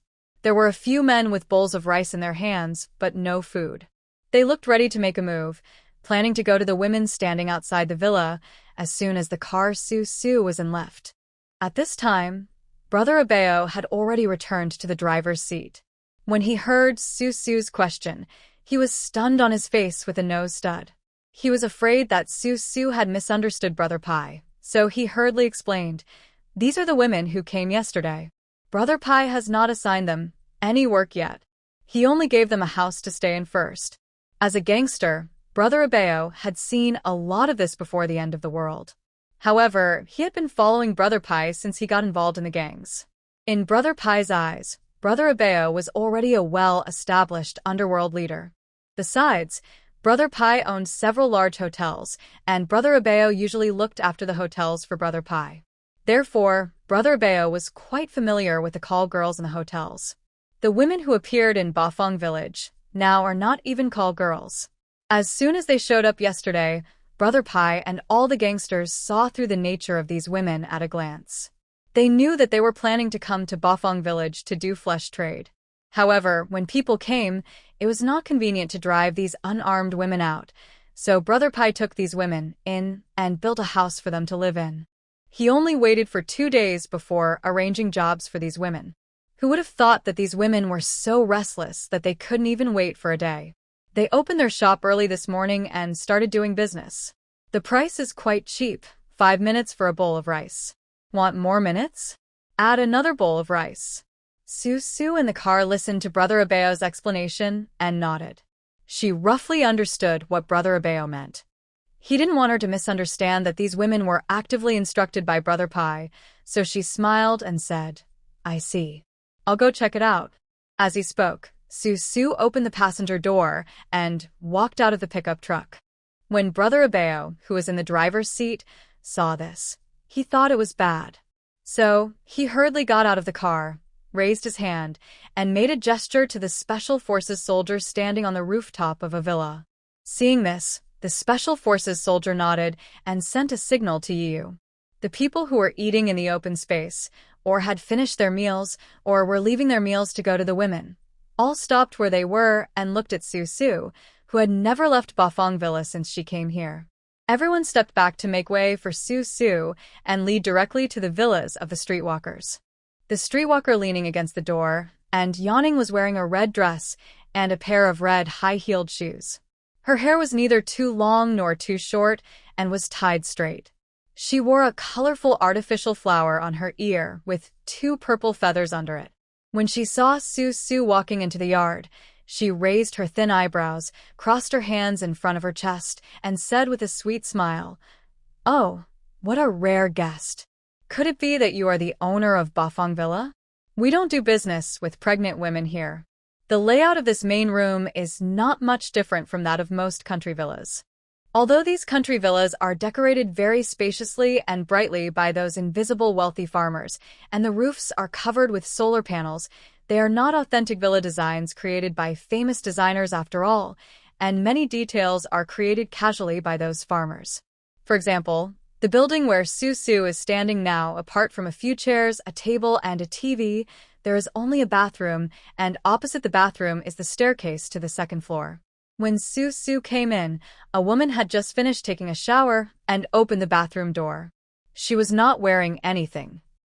So Su happened to see that there was a shower head, a squat toilet, a large mirror, and a bathing table under the mirror in the bathroom. Apart from that, there was nothing else. Then Su found a chair in the main room and sat down. She looked at the table next to the chair. There was a bowl on it. The food in the bowl was half eaten, and there were many rice grains scattered outside the bowl. Maybe because she ate too hastily, there were 2 chopsticks stuck in the rice. Then a man rolled down from the second floor, while putting on his clothes. He quickly ran to Su, bowed twice to Su, and ran out with his pants picked up, as if he was afraid that Su would blame him. The woman in the red dress standing at the door sneered, and turned around crookedly. She looked at Su, who was sitting in the main room, and looking around. She couldn't help but ask, "Master, what are you talking about? Did we kill someone or break the law? Are you standing here to let us do business or not?" Felt that Mei Shengnen was too arrogant for being proud of it instead of feeling ashamed in front of the owner of Bafang Villa. Strangely, Su was not angry. She looked at the woman in the red dress calmly and suddenly asked, "What's your name?" "Mei Shengnen, what's wrong?"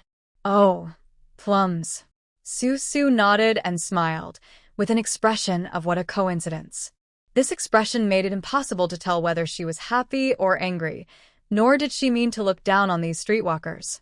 She just supported herself on the table and stood up again, looking down at the bowl of rice on the table, and asked curiously, "I finally got a bowl of rice to eat, but I spilled so much.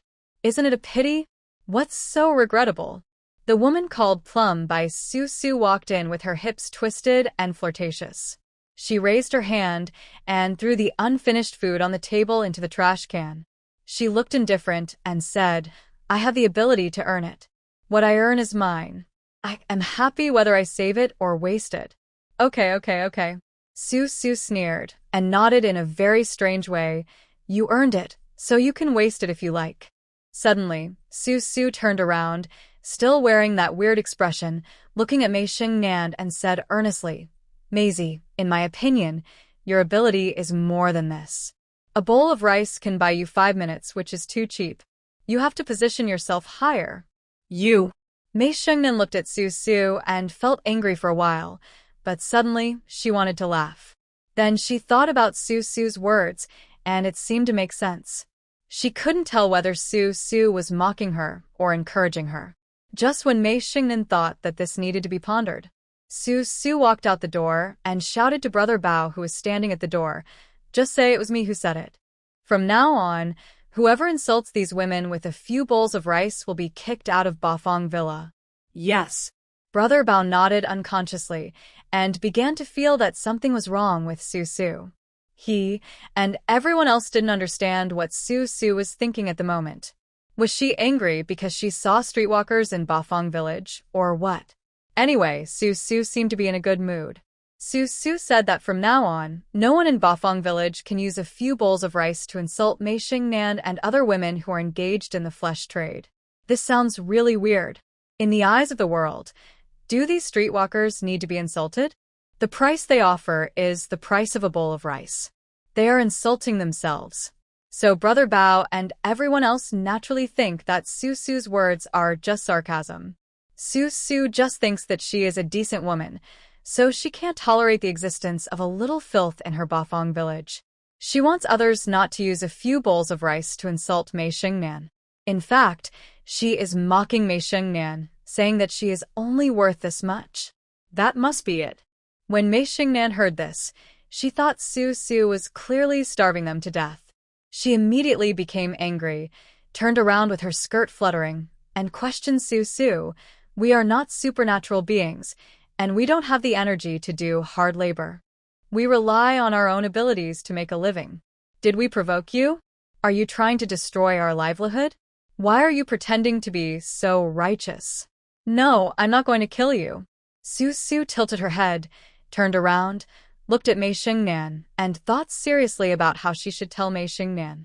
Back then, Mei Xingnan was a famous socialite in the red light district. People who wanted to sleep with her lined up from the front door to the back door of the White Tiger base. How could these few bowls of rice today be comparable to her worth? Of course, behind every successful woman, there is a sad and embarrassing past. Mei Xingnan's future achievements are also related to her current setbacks. Su Su doesn't really look down on women who have no skills, are unwilling to go out and fight monsters, and are unwilling to do hard labor. In her past life and this life, she has always looked at such women with contempt. But Mei Xingnan is different from them, really different. Maybe when Su Su met Mei Xingnan, she was already a relatively successful socialite, so Mei Xingnan had already been stereotyped in Su Su's mind. There is a fundamental difference between a woman who can use her body to find out any information in the apocalypse and the current woman who has to compromise for the price of a bowl of rice just to survive. "You are not destroying our life, so what are you doing?" Mei Xingnan was so angry that her chest was heaving. She pointed at Su Su and said, "Are you going to force us to help you take care of your children in exchange for a meal? Don't be ridiculous. You are crazy. I didn't mean to save you." She really didn't want to save Mei Xingnan. If Mei Xingnan didn't stop being a socialite, would she still be Mei Xingnan? I just can't stand you pricing yourself so low. Mei Xingnan was furious. She pointed at Su Su and trembled her finger. The emerald ring on her white finger flashed green light. She took a deep breath and said angrily, "The price should be determined according to the actual situation. I want 10,000 crystal cores for 5 minutes. Is there anyone who can afford it?" Weird. Why would she discuss this with Su Su? Mei Xingnan felt like she was insane, discussing her pricing with the owner of Bafang Villa, who looked so serious at first glance. It was really weird. But Su shook her head and said seriously, 10,000 crystal cores for 5 minutes is too low. I'll pay you 100,000 crystal cores for a meal. If you can afford it, okay, I don't care. Men who can't afford it won't even be allowed to enter your house. That's it, Brother Abeo. Brother Abeo, who was standing by the door, hadn't reacted yet. When he heard Su calling him, he shuddered as if awakened and quickly walked towards Su. Su ordered, "Write this price on a red list and post it outside this house. Anyone who can't afford this price should go to a cool place. Oh, and bring some of the usual meals to Maisie as well. Don't let them go hungry." Su. May sennan shouted bain na susu. Su turned around, gave her a look that said, "I'm rooting for you," then turned around and walked out of the house. At this moment, Yi received the news and rushed down from Bafang Villa. As soon as he parked the car outside the yard, he saw Su leading Brother Abeo out. So Yi quickly jumped out of the car, stepped on military boots, walked in front of Su, and asked, "Baby, are you jealous of evil and can't stand these women not working? I'll take my gun now and drive them to the fields to grow rice." No, don't go. Su reached out and grabbed Yi's hand that was about to draw the gun. A smile appeared on her face unconsciously. She pulled Yi towards the car, and then, as if she remembered something, she said to Yi, "I found maggots in the vegetable garden today. Go back and tell Brother Pai not to let anyone dig into the rice fields. Put a chicken in each vegetable garden to eat up the maggots first. It is impossible to find each maggot, which is only the size of a grain of rice, one by one in the huge Bafang village. It is not only a waste of manpower, but also a waste of time. The laborers in Bafang village have to be kept to dig trenches. So the only way now is to let the ordinary mutant chickens in Bafang village go out to find food and eat these maggots." There were also some other minor issues, such as building a water purification system for the coolies, which Su could only put aside for the time being. After all, maggots had appeared in Bafang village, which was no trivial matter. She planned to observe the situation for 2 days before making any decision. Just like that, Brother Bao drove a car alone, and Su took Yi's car, and the 2 cars returned to Bafang Villa. After getting off the car, Su deliberately walked to the mutant bush opposite the parking lot to take a look. Because of Yi's feeding in the past few days, the bush that had originally grown to 3 plants has now grown to about 4 or 5 plants. Su thought about it and ordered Brother Abeo to find a way to move the smallest mutant bush to the entrance of the village and plant it. He didn't have to worry about this small bush on weekdays. If it really couldn't survive, it meant that the location of the village entrance was very safe. If it survived, it would also serve as a defense against various mutant beasts underground and on the ground. Brother Abeo naturally did as Su said. Although he was an ordinary person, the smallest, newly grown mutant bush now only had a few small sprouts. It was a very simple matter for him to transplant these small sprouts. After dinner that night, Brother Abeo did this for Su. At night, Su sat on the bed, leaning lazily on the pillow, looking at the ice bowl on the bedside. In the transparent ice bowl, the green vegetable seedling had drooping leaves, and it looked like it wouldn't live long. The maggots on the leaves were bulging, with red mouthparts, and it looked like they wouldn't live long either.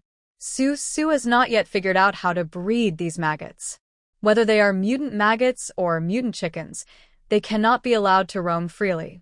They must be controlled artificially to form a complete food chain in Bafang village. So now they could only keep this little maggot artificially. She sat up, and next to the ice bowl on the bedside table, there was a plate full of raw chicken. Su picked up a piece with a toothpick and threw it into the ice bowl. The dying little maggot twisted its body the size of a grain of rice and moved towards the piece of raw chicken. She didn't feel disgusted. Then Su discovered that the little maggot ate too fast. In just 1 or 2 seconds, it had eaten a line of the chicken. As it eats, it pulls out small white dots, which connect to form a dense white line on the chicken. Then, nematodes quickly break out and grow on the chicken. The whole process took only 5 or 6 seconds, and a piece of chicken was gone, and a maggot became a pile of maggots. The first maggot had grown to 2 or 3 times its size, but soon the nematodes had nothing to eat and began to attack the first maggot. Soon, a bloody fight broke out in the entire ice bowl. Su was like watching a play, and she was fascinated by it. She thought that after a while, around 9 p.m., Yi would need to patrol the Bafang villa for the last time and would return to her home around 10 p.m. beside you, rub her feet so that she can have a deep and restful sleep. Then Su discussed with Yi where to plant these maggot breeding houses. How about letting the fortune teller make a pot? Just as Su was thinking about the problem and waiting for Yi to come back as usual, there was a knock on her door. The person who came was definitely not Yi. Yi usually didn't knock on the door when he entered her room, but directly opened the door and came in. So Su held her hands and stood up from the bed with some difficulty, walked to the living room, opened the door, and saw that it was Su's mother standing outside. Mother Su's eyes were red, and her wrinkled face showed an expression of extreme anger. She looked at Su and asked, "Are you asleep yet? Are you still asleep?" "No, what's wrong with you, Mom?" Su turned sideways, stroked the restless baby in her belly, and let her mother into the room. Seeing her mother walk in and sit down on the sofa, Su turned around and poured a glass of water for her mother in the small kitchen on the side. Normally at this time, Su's mother would have gone to bed long ago. She was not like this now. She was very angry. She took Su's cup of water. Her eyes were red as if she wanted to kill someone. Su sat beside her mother worriedly and asked again, "Mom, what's wrong with you?" Mother Su put the water cup in her hand on the table with a clang, looked at Su sideways, and said angrily, "I just went to see your father. The old man is so proud now. He is outside alone, surrounded by a group of women. I am so angry. I just inquired. These women came to Bafang village yesterday. They are not decent people. Oh, my heart. I am so angry. My dad and Maisie?" Su was a little confused for a moment, because his father had to take care of the defense works of Bafang village, so he would often stay overnight at the entrance of the village. There was a villa at the entrance of the village, which was also specially prepared for his father by his mother, so that he could live more comfortably. Normally, Su's mother and father are an old couple. One of them has to take care of Su and grow vegetables and grains on weekdays, while the other is busy building large projects. They have not been living together for a long time, so it's okay for them to live separately. Su's mother will occasionally stay at Su's father's place for a night or two, and they rarely have the sweet and romantic activities that young people do. Little did she know that today, Su's mother, who had planned to visit Su's father and bring him some clean clothes and quilts, found that in the main room where Su's father lived, several gorgeously dressed women were surrounding Su's father, rubbing against him and twisting their bodies, surrounding Su's father in the middle, making it very lively. Listening to Su's mother's angry complaints, the muscles on Su's forehead jumped, and she hurriedly comforted her. "I'll call Maisie over tomorrow to ask her, Mom, don't you know what kind of person my dad is? How could he have anything with other women? He has a bunch of women. That's even more impossible. I saw it with my own eyes. How could it be false?" Su's mother was so angry that her eyes turned red. She stood up and walked back and forth in front of Su, scolding, "This man's mind and body are separate. Sometimes they think with their mind, but sometimes they think with their body. Su, you can't help but stand on your mother's side." "Don't worry, Mom. "If my dad is really that confused, I promise to stand by you. If they stay here, something bad will happen sooner or later." Su was coaxing her mother when there was another knock on the door. She got up, opened the door, and saw that it was Su's father standing outside the door. But before Su could move aside to let her father in, her mother snorted coldly and walked up from behind Su.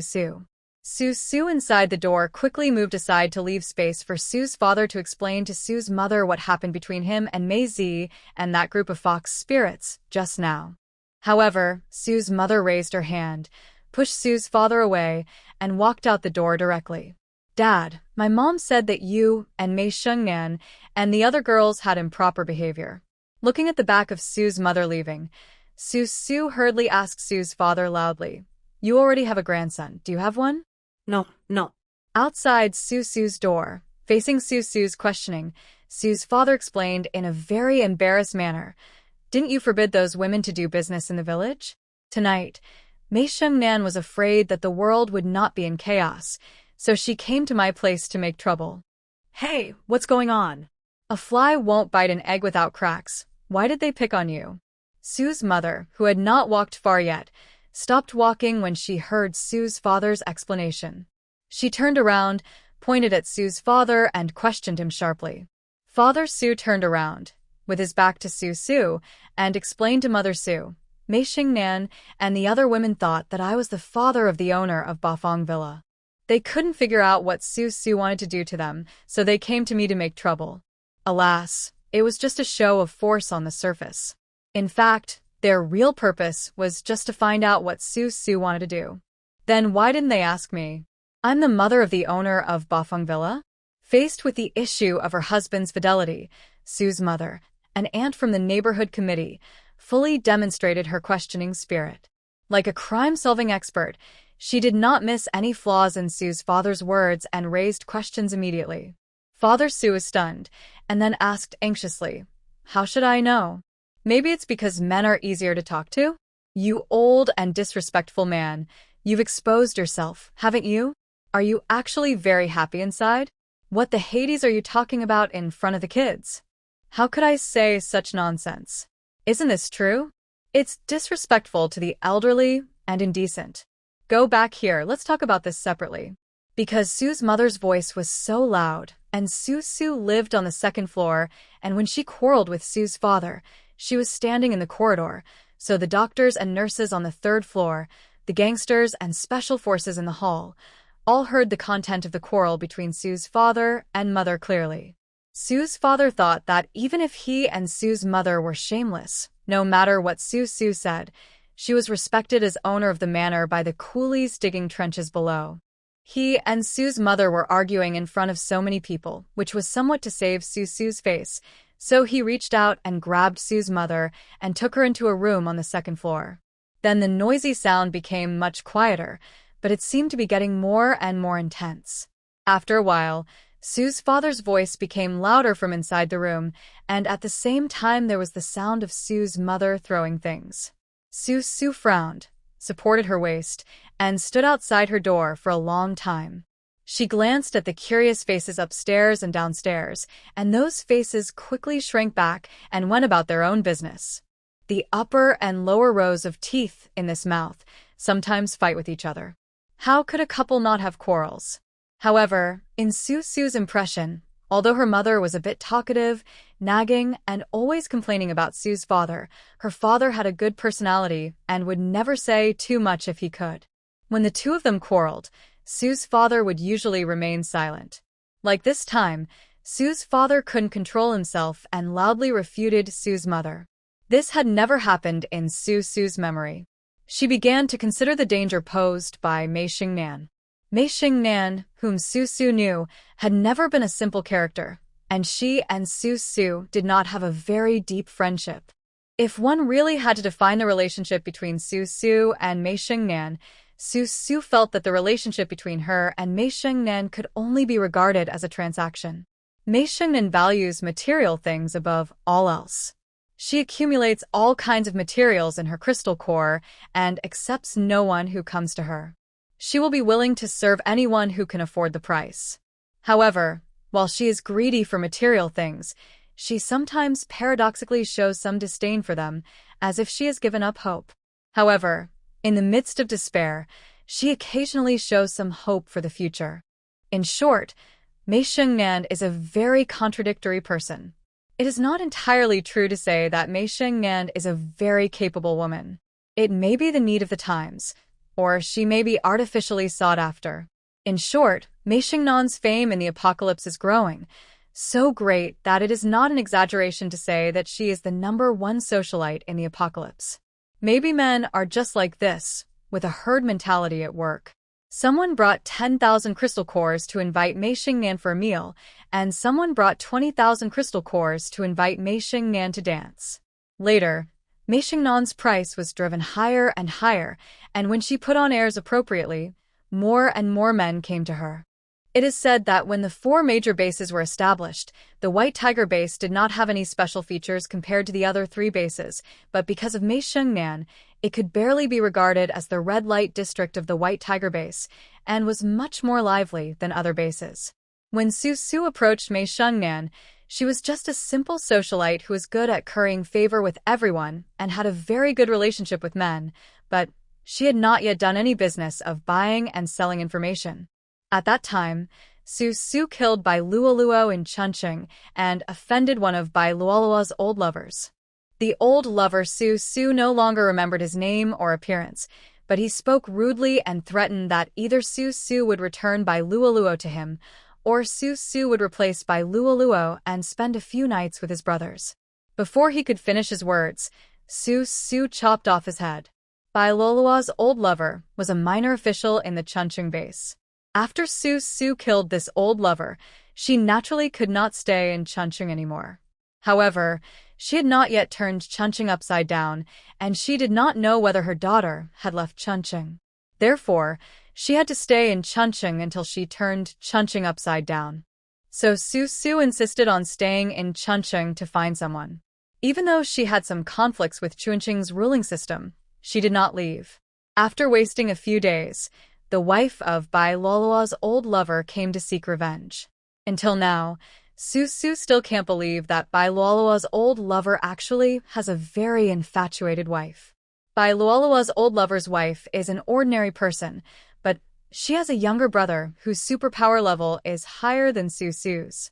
The younger brother of Bai Luoluo's old lover's wife also leads a team of superpowers. As a result, Su Su got into big trouble. It was at that time that Su Su was beaten and ran everywhere injured. After hiding for a few days, she followed the younger brother of Bai Luoluo's old lover's wife for a few days. This was the first transaction between Meishengnan and Su Su. Su Su discovered that Meishengnan did a perfect job in luring out the prey she wanted from under the protection of a certain force. There was no future trouble, and no clues could be found. After the task was accomplished, she was able to keep herself out of trouble. So Su Su cooperated with Meishengnan many times again. It is hard to say which collaboration it was, but the two have known each other for many years, from the small base in Chunqing to the base in Jingqing in the north, then to the Qinglong base, and then back to the Baihu base in the south. There have always been transactions between the two. Meishengnan has done a lot of blood debts for Su Su, and she has also given Meishengnan countless crystal cores and base points. In those years, Su Su was surrounded by blood and gore, while Meishengnan lived a peaceful and prosperous life. Whenever the two met, it was usually because Su Su wanted to kill someone he couldn't deal with and needed Meishengnan's assistance. Every blood debt between Meishengnan and between her and Meishengnan, was settled clearly. Later, even if Su Su didn't say it and Meishengnan didn't ask, she roughly knew what Su Su was going to do and who she was going to find. No one could tell whether there was any sympathy between them or a feeling of true friendship in troubled times. In short, Su Su died in Meishengnan's villa, and even if Meishengnan didn't want to bury her, it was impossible. She has not yet paid Meishengnan the final money for collecting the body. Just for the last bit of friendship for collecting her body, Su Su couldn't drive Meishengnan out of Bafang village and leave her to fend for herself, or go to another safe area to make a living. But she also didn't want her parents to quarrel endlessly over Meishengnan. So Su Su called a gangster and asked him to inform Meishengnan to come to Bafang villa tomorrow. She decided to meet Meishengnan and have a talk with her. Su's father and mother quarreled all night. When Yiyu came back, Su Su had already fallen into a light sleep amid the faint sounds of quarreling outside the door. The next morning, Yi went out very early. Su Su woke up slowly, put on her maternity dress, went out to take a look at Su's mother's room. Su's father had already gone to the village entrance to supervise the laborers digging trenches, and Su's mother followed him out. Su's father supervises the laborers, while Su's mother supervises Su's father. So Su Su walked down the stairs leisurely, holding her big belly. Meishengnan was already standing in the hall, with a nonchalant look on her face. Although she was surrounded by dust, her back was still proudly upright. Her bright red dress was washed clean and had a slightly old tint. Behind her, Qin Yu and Zhou Xiaolin were holding their children and coaxing them. They both had a look of disdain on their faces, as if they were not interested in communicating with Mei Xingnan. When they saw Su Su coming down, they greeted Su Su, picked up the two babies, and went out with Reborned to bask in the sun. There were a few other gangsters who came and went around Mei Xingnan and seemed very curious about her, but because of what Su Su said yesterday, they did not dare to act rashly in front of Mei Xingnan. They looked at Mei Xingnan, then at Su Su, and went on with their own business. In Xiangqing at the end of June and the beginning of July, it was just past 9 o'clock in the morning, but the sun was already quite strong. The hotel was facing the sun, and the whole hall was filled with golden light. Su Su stood on the last step, looking at Mei Xingnan in the golden light. It was as if the winter plum blossoms had fallen into the summer. There was a feeling of coldness and arrogance that did not match the season. Are you examining me? Or are you thinking about how to get rid of me? Mei Xingnan still looked nonchalant. She raised her eyelids, revealing long eyelashes that were curled and thick because she had applied mascara. She did not dress herself up like a good wife because she was going to meet Su Su today. Instead, she put on a more seductive smoky makeup than yesterday. It seemed as if he was here to sleep with Su Su. Su Su did not answer Mei Xingnan, but leaned on the armrest and looked behind Mei Xingnan. A gangster, accompanied by a man in military uniform, was walking in from outside the sunny hall. Then, the gangster seemed to see Su Su talking to Mei Xingnan, so he took the man in military uniform out again. The two of them stood in the sun, waiting for Su Su. It seemed like there was something important to report to Su Su. Su Su didn't rush to ask the gangster to bring people in.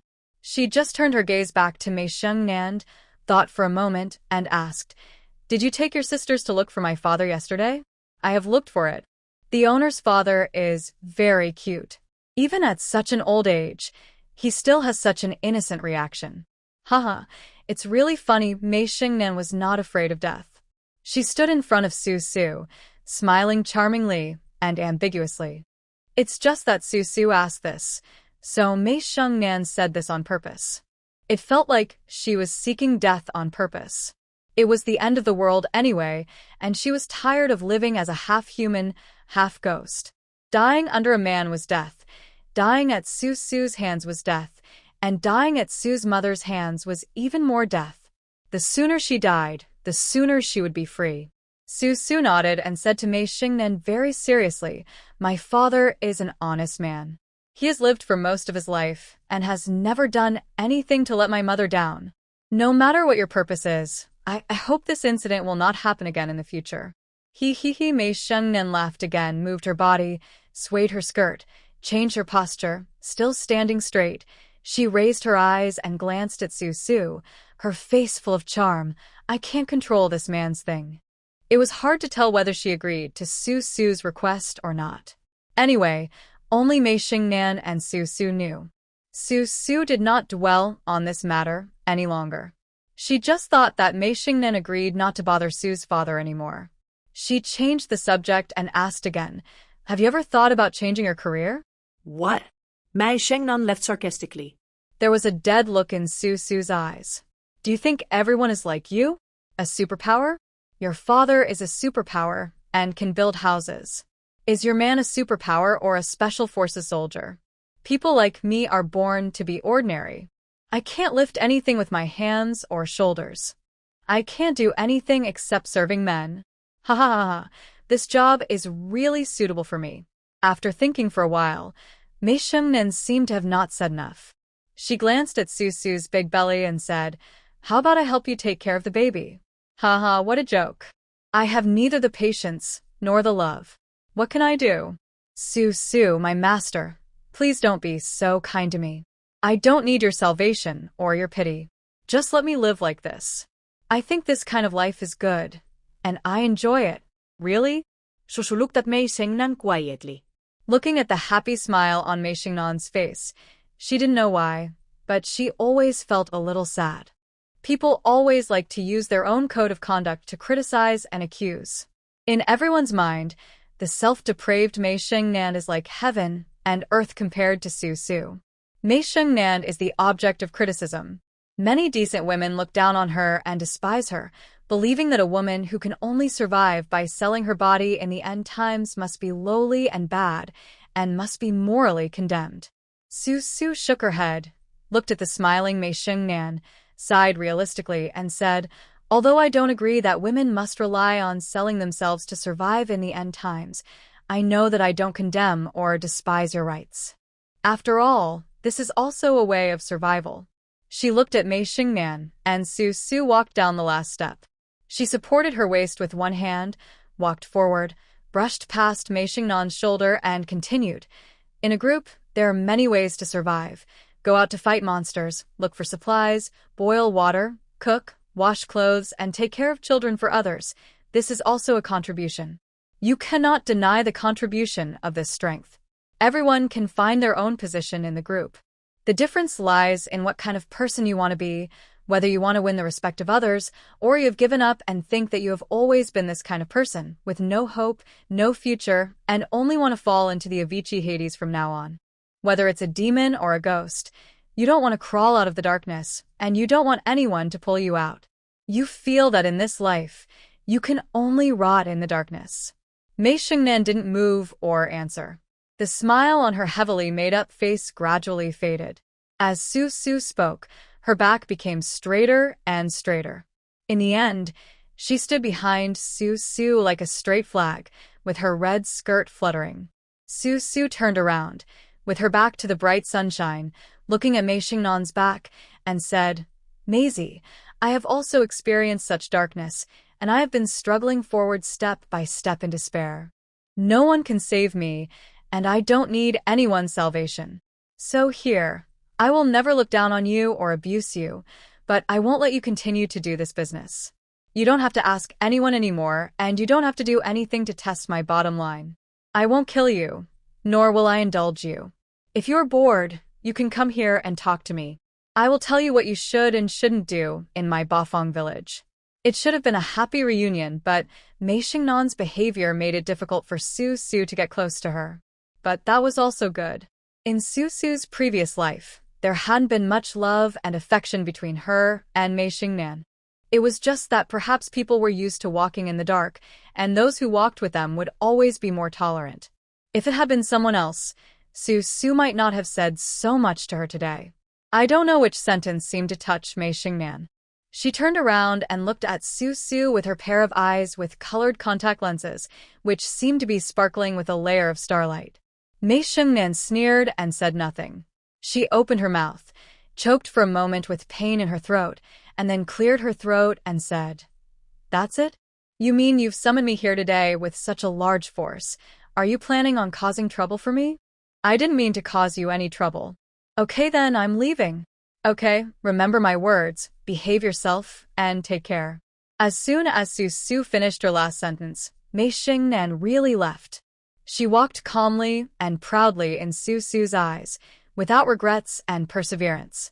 Her pair of shiny red high heels stepped rhythmically on the wooden floor, tap tap, tap tap, and then she walked away. She walked out of Bafang Villa and came to the parking lot. Several gorgeous women in brightly colored skirts, high heels, and heavy makeup surrounded her and asked in a flurry, "Maisie, what's going on?" What did Su Su say? What on earth does Su Su want to do? When are you going to kick us out? I've packed my things. Why don't we go to Spring City? I heard that safe zone is pretty good. Maisie, why are you crying? What's wrong? Dit susutortureju? Don't cry, Maisie. There's no room for us here. Let's go to the next place. There are men everywhere. There's more than one Bafang village. Roll. The red spark ignited. Mei Shengnan took a deep puff of a cigarette, waved her hand, and said to the women who looked worried, "Sisters, please behave yourself these days. Our owner is not like the teams we were in before. He looks very powerful, and his words almost moved me. In short, I have only one thing to say. Eat when you should eat, drink when you should drink.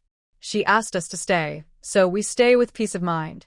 She doesn't want us to do business, right? I don't even want to serve those stinky men. It's just a few bowls of rice. I think Su Su is willing to give it up." "Oh my God, are you serious? You're not plotting anything? Are you really providing us with 3 meals a day? I think there must be a conspiracy. Are they going to stuff a bunch of men into our room tomorrow and let us serve them for free? It's possible. What are you afraid of? Your field hasn't been cultivated for a few days. I'm afraid it's gone to waste. You're good at taking care of 2 people at a time. A string of foul language and curses came out of the mouths of those women, and their laughter gave Mei Shengnan a headache. Holding a cigarette, she looked back at the Bafang villa, sneered, got into the car, and planned to drive back. Seeing this, the women behind her hurriedly lifted their skirts and got into the car while pushing and shoving each other and laughing. For Mei Shengnan and other women, each of them had experienced the darkest time in their lives.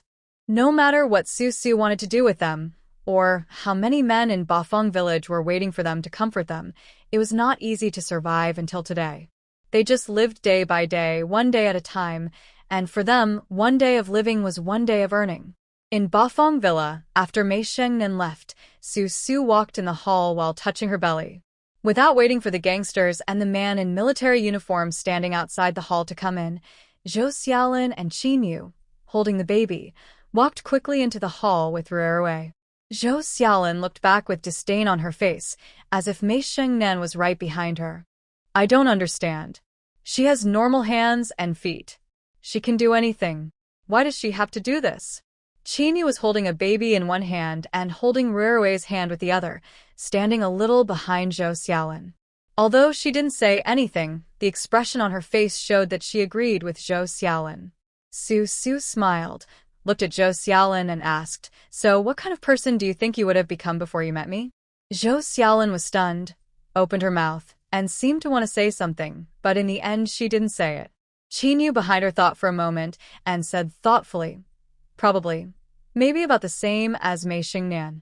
Back then, a few days before the end of the world began, Qin Yu took Ruerui, her husband, and several men to hide in a high-rise building. They didn't dare to come down to kill zombies or look for supplies. At that time, there were 1 or 2 men whose eyes were always wandering around her chest in an inappropriate way. It's just that at the beginning of the end of the world, humans still had moral bottom line and did not do any substantial harm to her. As a woman, Qin Yu was very sensitive to such looks. She had talked about this matter privately with her husband, but her husband was only worried about how to get more food at the time and didn't take what Qin Yu said to heart at all. Or maybe he was also thinking of exchanging Qin Yu's body for food. Qin Yu never dared to think deeply about these things. Thinking about them carefully would make her feel that the whole world was so dark that she would never see the dawn. Perhaps this is also the reason why she never tried to go back to look for her husband or Ruerui's father after leaving for so many months. So, none of you know what Mei Shengnan went through in the past. She may have been in pain, struggled desperately, and felt despair, and then she became the Mei Shengnan we see today. Su looked at Qin Yu, then at Zhou Xiaolin, who didn't quite understand. She thought that because Zhou Xiaolin was pregnant and was well protected by Dai Chun, she might not have experienced this kind of crisis, so she didn't understand Mei Shengnan's fall. She also wouldn't understand that there is a type of woman who seems to be at ease, but actually has no right to choose at all. From the beginning, there was no right to choose. But the past is the past, right? They came to our Bafang village and we didn't force them to sell themselves at gunpoint. They can definitely support themselves in other ways. Zhou Xiaolin really didn't understand. In fact, Qin Yu didn't understand either. If, as Su said, Mei Shengnan had to sell herself out, then Mei Shengnan could start over again in Bafang village. In Bafang village, no one would force a woman to do something she didn't want to do. Hearing this, Su shrugged her shoulders and said nothing. She just bent down slightly and touched Ruerui's face, then supported her waist and walked towards the sofa in the hall. When she was about to reach the sofa, she suddenly stopped, turned around, looked at Zhou Xiaolin and Qin Yu, and said, "When you feel that you are covered in dirt and have fallen into the quagmire and can no longer climb out, do you plan to complain about yourself in the quagmire for the rest of your life, or change your mood and take a swim in the quagmire?" Zhou Xiaolin didn't know what Su was talking about, while Qin Yu seemed to understand, but not quite. After thinking for a while, the two looked at each other, unsure of what Su was thinking. Normally, Su had never liked the kind of woman who sold her body to survive in the apocalypse, but today, Su spoke for Mei Xingnan again and again. What was wrong with Su? Before the two could figure it out again, Su had already sat on the sofa, in her old position, with her back to a floor-to-ceiling glass wall, one hand supporting her forehead, and the other hand waving at Zhou Xiaolin and Qin Yu, meaning to let them do their own thing, and the discussion of this topic ended here. In fact, Su never thought that it was the right thing for a woman to survive by selling her body. Whether Mei Xingnan appeared or not, Su did not like women to behave in such a cowardly and self-deprecating manner. But what she despised was people like Bai Luoluo, who were afraid of hardship, fatigue, hunger, and pain, and who, in the face of a man's attentiveness, opened her legs and fell completely without much hesitation or struggle. Mei Xingnan is different from Bai Luoluo. Su didn't need to ask specifically. She knew that Mei Xingnan was different. In the same quagmire, Bai Luoluo jumped in on her own initiative, while Mei Xingnan was forced to go in. Bai Luoluo always complained about herself and was reluctant to come out, but Mei Xingnan couldn't come out, so she had to change her mindset and started swimming in it. What Su hoped Zhou Xiaolin and Qin Yu could understand was that since some women had no choice and were forced or coerced, it seemed meaningless for everyone in Bafang village, such as Zhou Xiaolin and Qin Yu, to use their own luck to despise the misfortune of others. However, the two men were too untalented and could hardly understand what Su meant, so Su had to give up and stop talking to a deaf ear. After Zhou Xiaolin and Qin Yu left with the children, the gangster outside the hall came in with a man in military uniform and came to Su's side. Su knew the man in military uniform. He was the one who often delivered letters for Li Ying. Whenever she saw this man appear, Su knew that Li Ying was writing to her again. As expected, the man in military uniform saluted Su, handed a document in his hand to Su, who was sitting on the sofa, and said respectfully, "Miss Su, this is the last information our deputy captain gave you. We plan to enter Lu Yin's safe zone at 8 o'clock tonight and try to take Lu Yin's head in one fell swoop." Oh! This surprised Su again. She thought that Li Ying sent her letters from time to time, revealing various details about Lu Yin bit by bit, in an attempt to instigate her to take the initiative against Lu Yin. In the end, Li Ying couldn't wait for Su to take action, so she decided to strike first.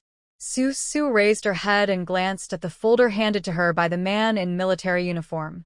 She reached out to take it and casually glanced at the cover of the folder, which was a blue plastic shell. When she opened it for the first time, Su saw an attack and defense map inside. There were red and blue arrows on the map, marking the direction of Li Ying and Wang Zijiao's attack tonight. We plan to enter from the Trinity district. It would be best if we can capture Lu Yin's head. If we can't, we will do our best to force him to retreat from the west.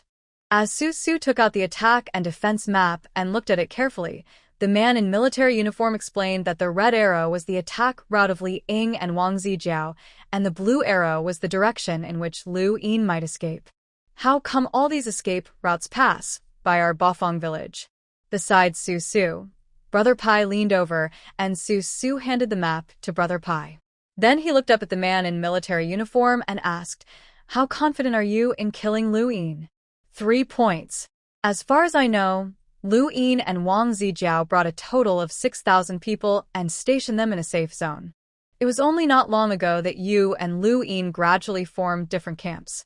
Among the 6,000 people, Wang Zijiao only pulled out 1,000 people. How can these 1,000 people have a 30% chance of killing Lu Yin? Moreover, according to Li Ying's character, she probably wants to recruit the remaining 5,000 people in Lu Yin's hands. Since Li Ying was serious about it, Su also straightened her attitude. In front of the man in military uniform, she did not hide her interest in this action. She wanted to kill Lu Yin a long time ago. Since Li Ying wanted to take the lead, there was nothing wrong with Su joining in the fun. To be honest, Lu Yin was seriously injured not long ago, and he forcefully enhanced his abilities, absorbing too many crystal cores, causing damage to his body. Among the 5,000 people, some have long been dissatisfied with Lu Yin's tyranny. They will retreat to the area designated by our captain tonight and will not cause any obstruction to us. We naturally hope to leave a lot of the rest alive, but nothing is absolute in this world.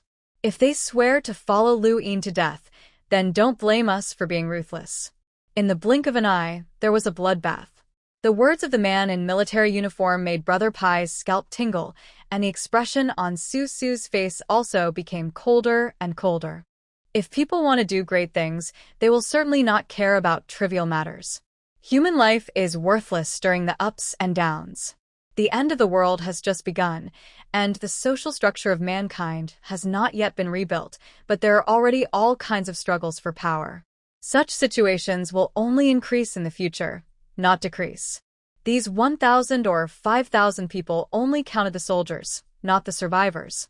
Now that the tigers with guns are going to fight, how many survivors will suffer? Su Su nodded and said nothing. She just stood up with the map and said to the man in military uniform, "Go back and tell Li Ying that I wish her success." Just like that, the uniformed man was stunned for a moment. Their deputy captain, Li Ying, had already hinted at her sincerity, but Su Su was still unmoved. Could she really be a fool? But now, the maggot-controlling psychic in their hands could no longer control the tide of maggots around them. This was not because the number of maggots was greater, but because Lu Yin's ability to control maggots was gradually higher than that of the psychic in their hands. After the stalemate was broken, either they would strike first, or Lu Yin would be unable to bear it and would take action against them. At this point, Li Ying would of course choose to strike first. But before making this move, Li Ying was still thinking about dragging Su Su into this mess. She was calculating that if she could get help from Yi Yu and the others, the 30% chance of winning would increase a few percentage points. In addition, Lu Yin was surrounded, and his mind was unstable.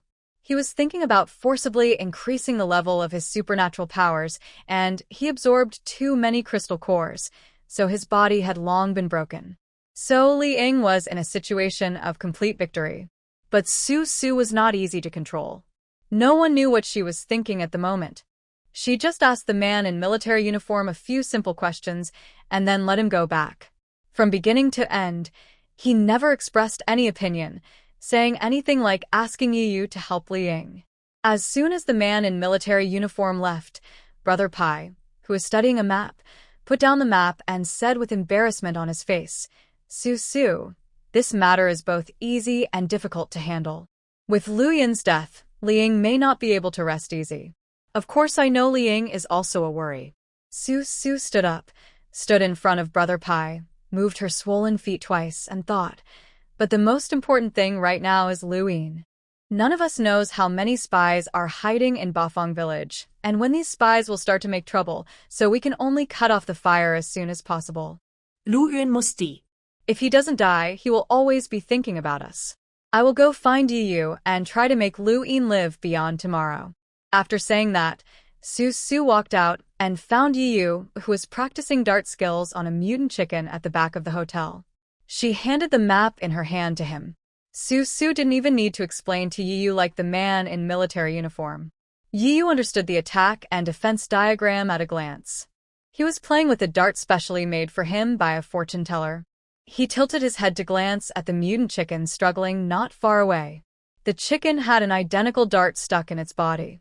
Li Ying said that Lu Yin forcibly absorbed the crystal core in order to control the situation, and now his body is broken? Yi Yu put away the darts in his hand, and folded the attack and defense map in his hand. Seeing Su Su nod, he said calmly, "Okay, go back and rest. I will go and get Lu Yin's head for you." Yi Yu started to gather people, but Su Su turned around and followed him with her belly bulging. She asked from behind, "How are you going to get Lu Yin's head?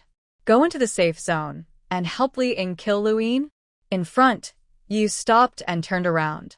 He looked very majestic in his desert camouflage uniform. He lowered his head and smiled at Su Su. "Didn't you see the escape route Li Ying drew for Lu Yin? 3 roads, 3 arrows, all coming out from the west. I'm not interested in rushing into the safe zone. I'll stay on the west side and wait for Lu Yin to come out." According to the meaning of Li Ying's drawing of this attack and defense map, she did not intend to deal with Lu Yin in the safe zone. She just wanted to force Lu Yin out of the safe zone and borrowed Su Su and Yu to deal with Lu Yin. Otherwise, why did she attack from the east, south, and north, but only leave the west for Lu Yin? She wanted Lu Yin to lead his men to escape from the west. In other words, Li Ying seemed to be taking the initiative against Lu Yin. She moved first, but in fact she was forcing Su Su and Yu to move together. Given Lu Yin's character, how could he be willing to be forced to retreat by his former subordinates? He would definitely try to make a comeback, and when the time came, he would definitely do something when he passed by Bafang village. Li Ying was betting that Su Su would not let Lu Yin go, and would definitely kill him in Bafang village. Yu understood this tactical layout at a glance. Only outsiders like Su Su and Brother Pai didn't understand. Let's not talk about where Li Ying got the confidence from, thinking that she could definitely force Lu Yin out of the safe zone, or force him out from the west. Since Li Ying has made such a plan, if Su Su must not let Lu Yin live, this is a good opportunity to kill Lu Yin. Regardless of whether he helped Li Ying, or whether Li Ying used Yu, the most practical thing to do now is to get rid of Lu Yin. Then I'll go too. Su Su took 2 more steps forward, looking unwilling to be lonely. Yu quickly put on an expression that said, "I'm afraid of you," bowed to Su Su, then ran away, making it impossible for Su Su to catch up with him. Near noon, all the Special Forces soldiers in the entire Bafang village suddenly disappeared. It was as if they had taken advantage of no one's attention and disappeared without a trace. They didn't tell anyone, and no one knew when they would be back. This noon, when people had not yet noticed anything strange, the sun was scorching the earth, making people feel a little irritable. After the people in Bafang Villa had a very peaceful lunch, Su Su asked someone to turn on the central air conditioning in the hotel. Air conditioning requires electricity, but fortunately the entire exterior wall of the hotel is covered with solar panels. The sun has been scorching recently, so we only need to turn on the central air conditioning, which will not cause power outages. But life was rather hard for the coolies digging trenches in Bafang village. With the scorching sun overhead, a single carelessness could result in death from the heat. Father Su had asked the coolies to avoid the noontime slot. They would start work at 6 a.m., rest at 10 a.m., start work again at 5 p.m., and rest at midnight. At noon, Su Su was not sleepy, so she followed Brother Abeo, who went downstairs to deliver food, intending to go and see her parents. She didn't know whether the two had reconciled today after the quarrel yesterday. Li Xiaoyu also went with them. She had just woken up and was not familiar with the surrounding environment yet, so she went to Bafang village with Su Su to have company. Along the way, Brother Abeo drove. Li Xiaoyu sat in the passenger seat and Su Su sat in the back seat. Brother Abeo joked with Su Su while driving. "The weather is getting hotter and hotter, Su Su. How about I take you with me every time I drive down to deliver food? As long as I put you in my car like this, I won't even have to turn on the air conditioner, which will save me a lot of gas." Ha ha ha ha ha ha. Su Su didn't laugh, but Li Xiaoyu did. She was wearing a white short-sleeved t-shirt and denim shorts today. She had very long hair tied into a ponytail. She habitually raised her finger to the bridge of her nose and found that after her mutation, she no longer needed to wear a large black framed glasses on her face. Suddenly, her finger felt a little lonely. She turned back and looked at the humanoid air conditioner sitting behind her and smiled. "That makes sense, Su Su. You see, it's so hot outside, but the two of us are locked in such a small space with you, and we are so cold that we have goosebumps all over our bodies. Blame me?" Su Su rolled her eyes at Li Xiaoyu. Her body's coldness was natural and part of her body's automatic temperature control system. The hotter the external environment was, the more cold air she would have around her. This was the most basic instinct of an ice ability user. Then Su Su smelled the smell in this small space.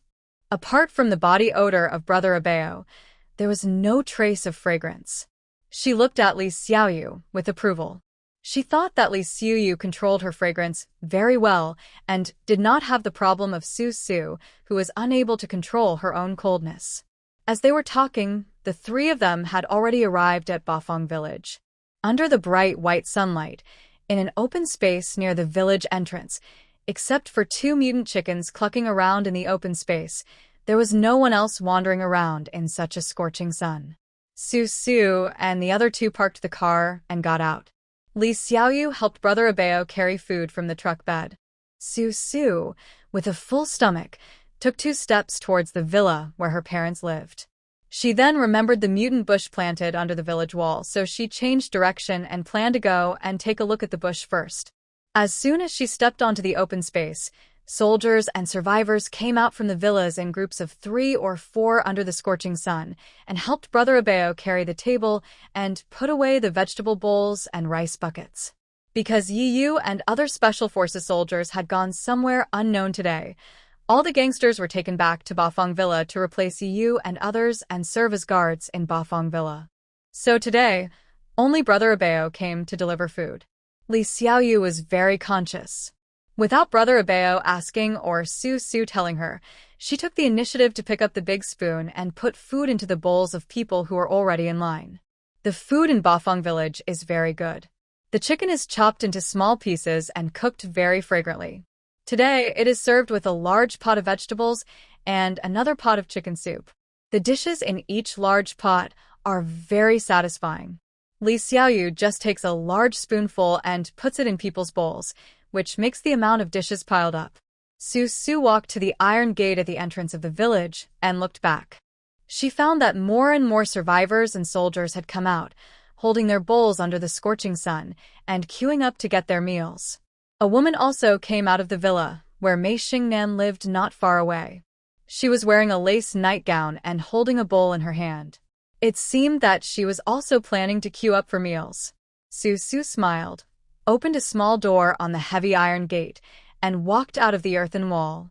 Due to limited conditions, this earthen wall was made entirely of soil dug out from the trenches, mixed with some stones condensed by earth-type psychics.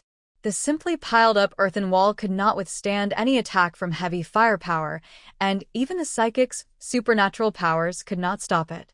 But it is still possible to deal with some zombies and mutant beasts. Seeing these coolies working hard every day and digging trenches that almost surround half of Bafang village, Su's father is thinking about organizing a few gold-type psychics in the near future to cover the temporary earth walls with a layer of metal cover. The 2 watchtowers near the village gate can also be mixed with some metal to make them more sturdy and durable. The trench was not deep, only about 1 person high. There were some sharp thorns in the trench at the entrance of the village. The bushes she asked Brother Abeo to plant last time had already flourished among the thorns. They were much more lush than those by the wall of Bafang Villa. In just a few days, they had grown to about 3 or 4 plants. It seems that the land in the countryside is not as peaceful and tranquil as people imagine. Animals and plants are also competing for underground space.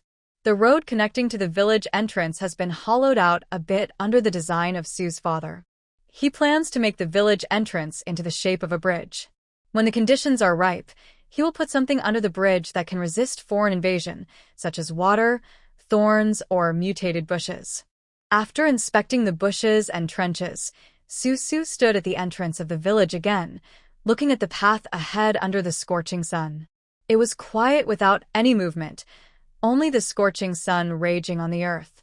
I wonder how Yu and the others can stand the scorching sun in such hot weather, wearing such thick desert camouflage uniforms and tactical vests. Thinking of this, Su stood there for a while. She felt that her stomach was a little tight after standing for a long time with such a big belly. She turned around and walked into the small door, intending to go see Su's father and mother. There were still 2 long lines of people in the open space, waiting for Brother Abeo and Li Xiaoyu to get their meals. Su occasionally glanced over and found a man wearing a casual t-shirt of a survivor.